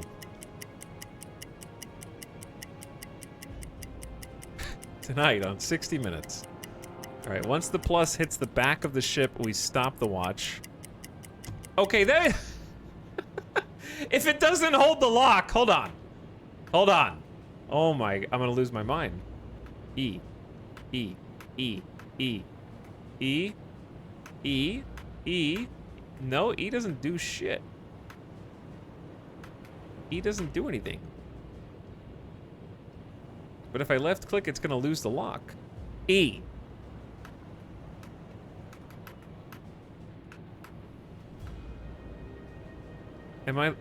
E. E.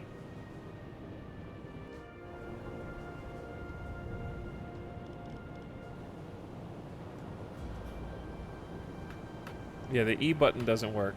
Mouse over, then E. You just...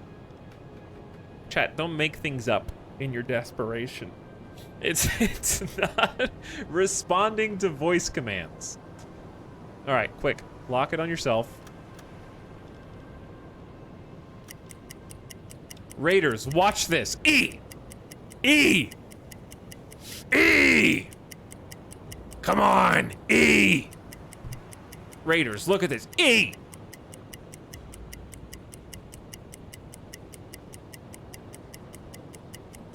It's easy.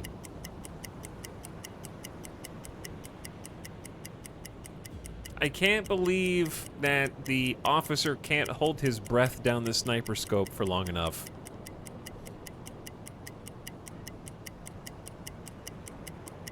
There we go. All right, we have a speed. 7 knots. Now, determining its course, from our position, it looks like it is traveling, I would say like 110 degrees. Something like that, 115 degrees. Right? And then let's measure its distance.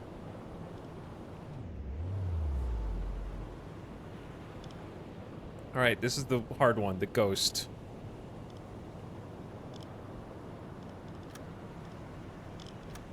All right, use Q and E to rotate the ghost so that the water line is at the highest mast, which is under the unlock button, ironically. Did everything stop moving? Why are we not moving anymore?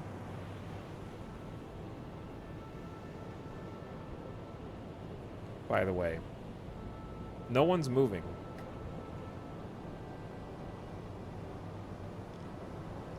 It's like 2 nautical miles.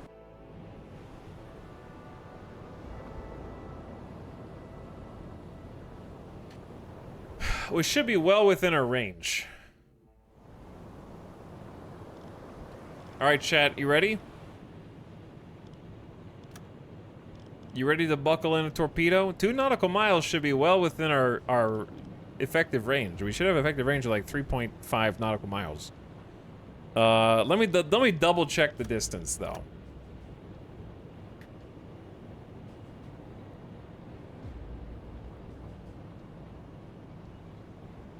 I wish that like unlock button would go away. It's got to be like right there. 2 nautical miles. All right, let's flood the electric first, so that way if we miss, they won't know. So T2, flood the tube. Chat, are we gonna do 2 torps or 1? Let's do. Should we do 1 to start out with? All right, 2 flooded. I feel like I've misjudged this dramatically, but we're gonna find out.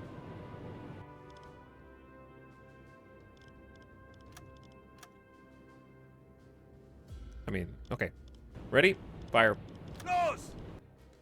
Fire, and then dive to periscope.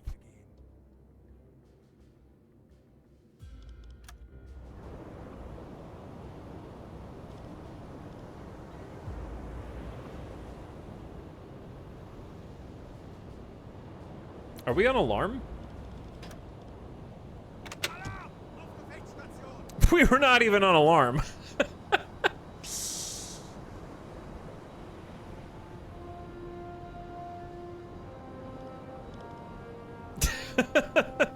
Just a very, very casual torpedo launch, yes.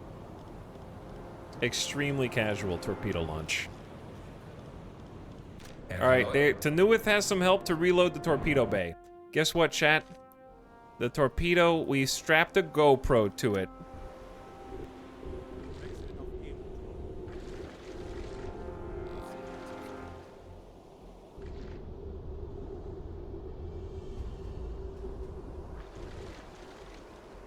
Here's hoping for the best. I didn't change the speed of the torpedo or how deep it sits in the water, but this is the electric powered torpedo, so it makes less of a wake behind it, so it's much stealthier but much slower also.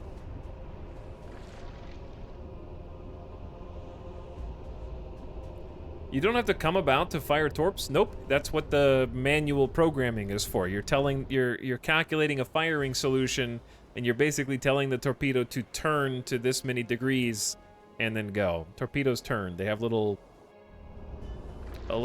steering mechanism on the back right there. Hey all, I'm just in time for torpedo time. Yeah, I just sent like one torpedo out.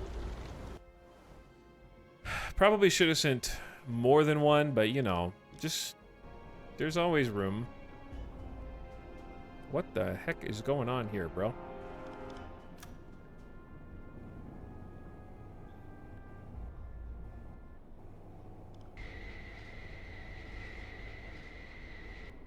Der Torpedo ist auf halbem Weg zum Ziel. All right.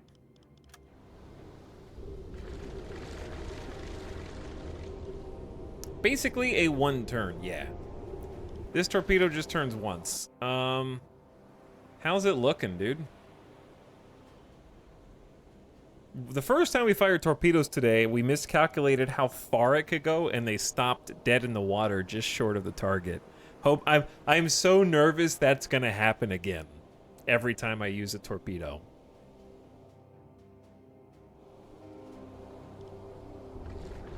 So we're gonna see. It looks like it's going faster than the boat right now. Like it's gonna miss wide, is how it looks. Rohr 2 geladen.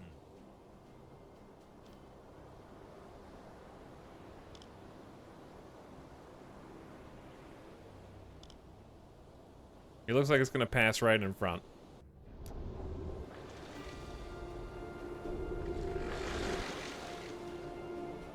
That's okay. That's why I shot one, because I don't think shooting two was... I didn't think I had my bearings correct. Alright, let's try again.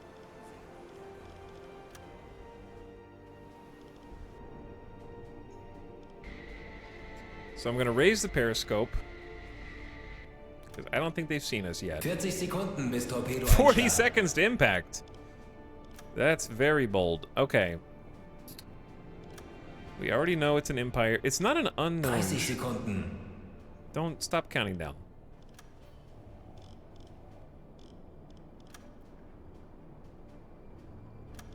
Zwanzig Sekunden. Shh.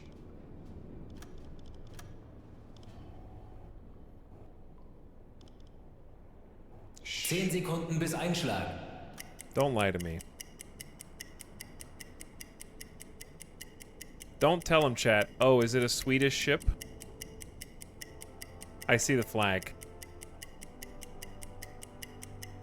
Der A ging daneben, Herr Kaloy. What is Sweden doing on the western side of the UK? I want to know. Launch. Launch. It's a good thing we missed, huh? Chat, we didn't hit them. And, that is... So it doesn't count. It doesn't count, dude.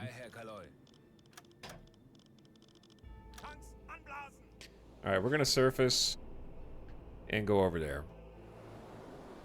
It was a training exercise. Oh, God.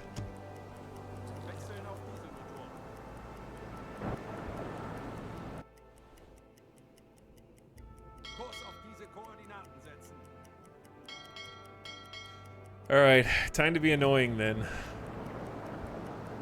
Where's the radio officer?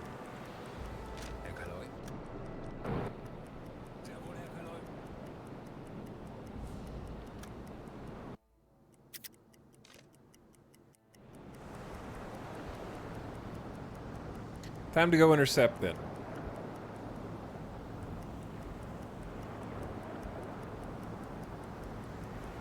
And see what they're up to.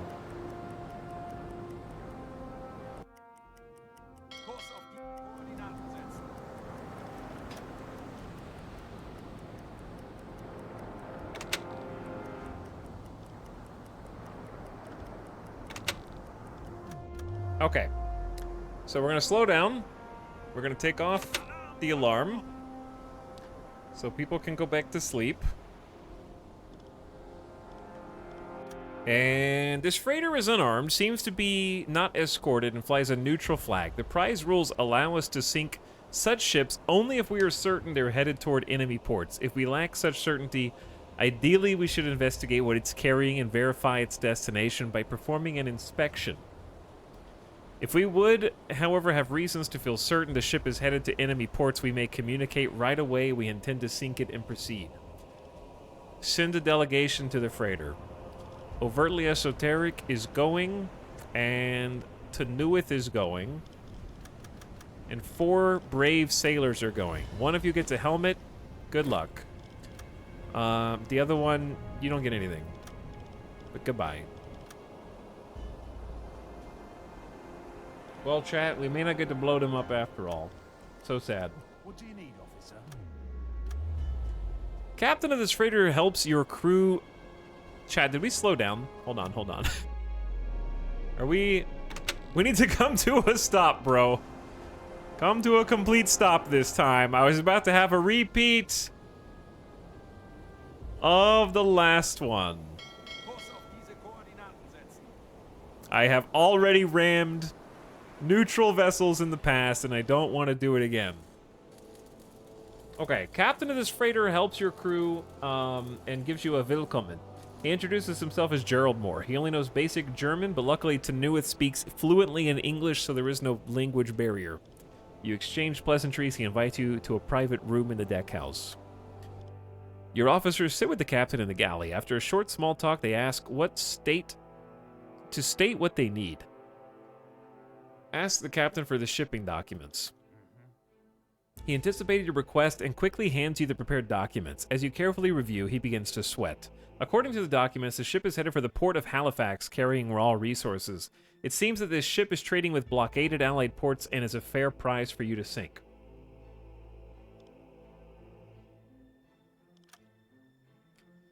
Tox, clicking the X on freighter menus returns you to the sub with stuff continuing on the freighter. That's what, yeah, I just did that.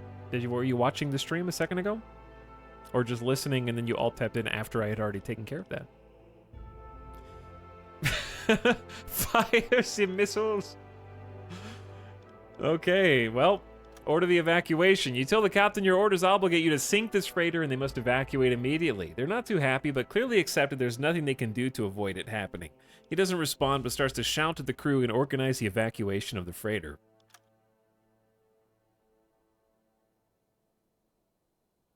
Go back to the ship. Is there any reason to go to the captain's office or the engine room? They were very forthcoming.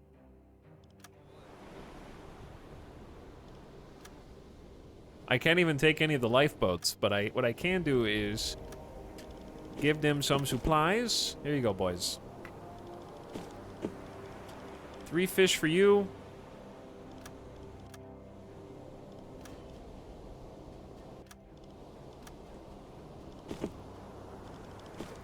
3 canned fish for you. And that's it. So chat, I know you're curious. Are you curious, what happens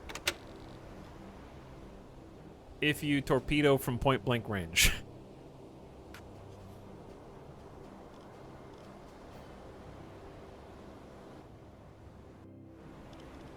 Kapitän? Or at least while in reverse, which we haven't done up until now. Jawohl.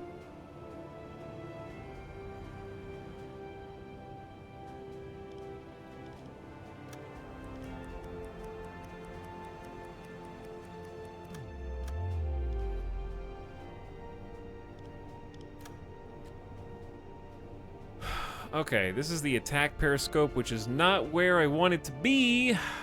Herr Kaloi? I wanted to be on the target. They were already on the targeting site.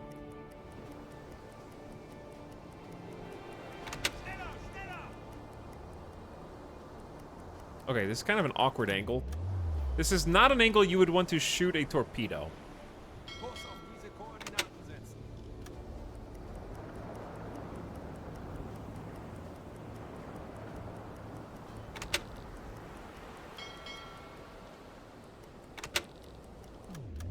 Something like this is better.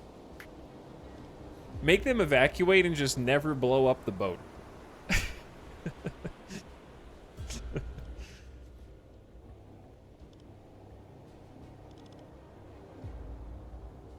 Hello? Boat that I'm about to sink, where are you? Why does this move so slowly, dude?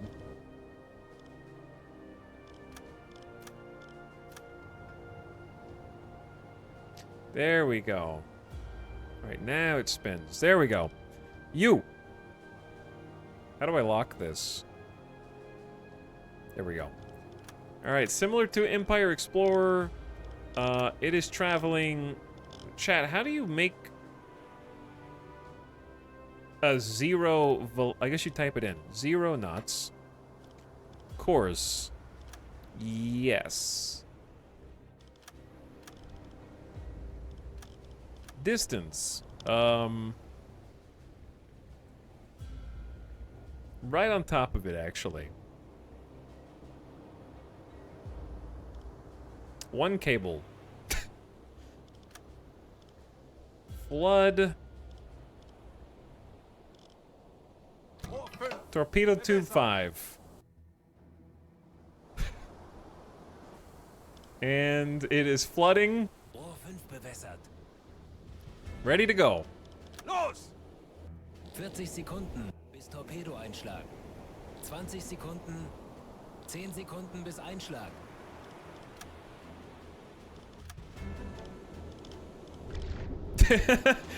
I'm glad I got the camera around. Let's go, baby! Danger close! Are you guys okay? Start rowing away. What are you doing? I told you I was gonna destroy it. You guys are just sitting in the water. With your hands up your ass. Like, go do something.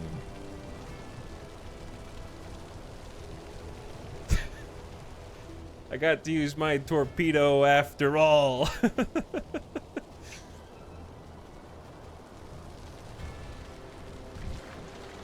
Captain, there's a fire on board. Wow, that thing sunk real fast. All right, send a report. They thought you were bluffing, no doubt.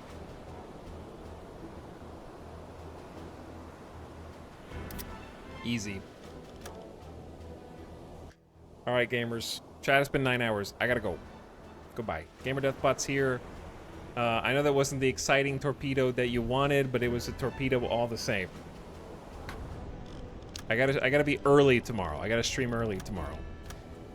1 p.m. Pacific. Tomorrow, the House Flipper 2 Invitational with Germa and lots of other awesome content creators. Germa's the one hosting it.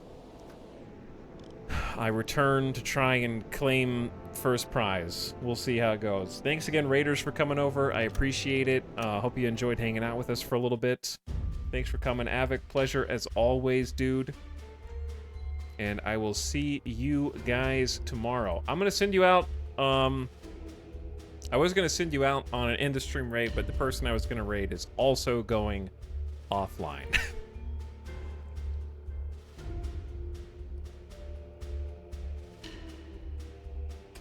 Throw the canned bread overboard. Send it overboard. Delete it. All right, let's go to another simulation game. Let's go simulation game to simulation game, shall we?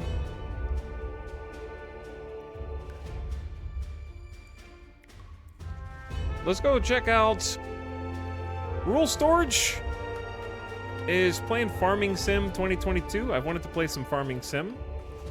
One day I will. I'll see you guys over there on Rural Storage's channel. Give them some love. Say hello. Do an emote. Do a smiley face. Okay? Be nice. Be good. And maybe check out a streamer you haven't gotten to spend much time with before. Give them a nice smiley face raid. Okay? Thanks again, Ombra Moon for the Big People Happy 19 months. End of stream sub. Azura Storm for the 14 months with the Dapper Cult. Love having you guys. Thanks again. And Sewer Rat, thank you for 37 months. It has been 37 months. Yes. Going to catch the Vaunt because super interested.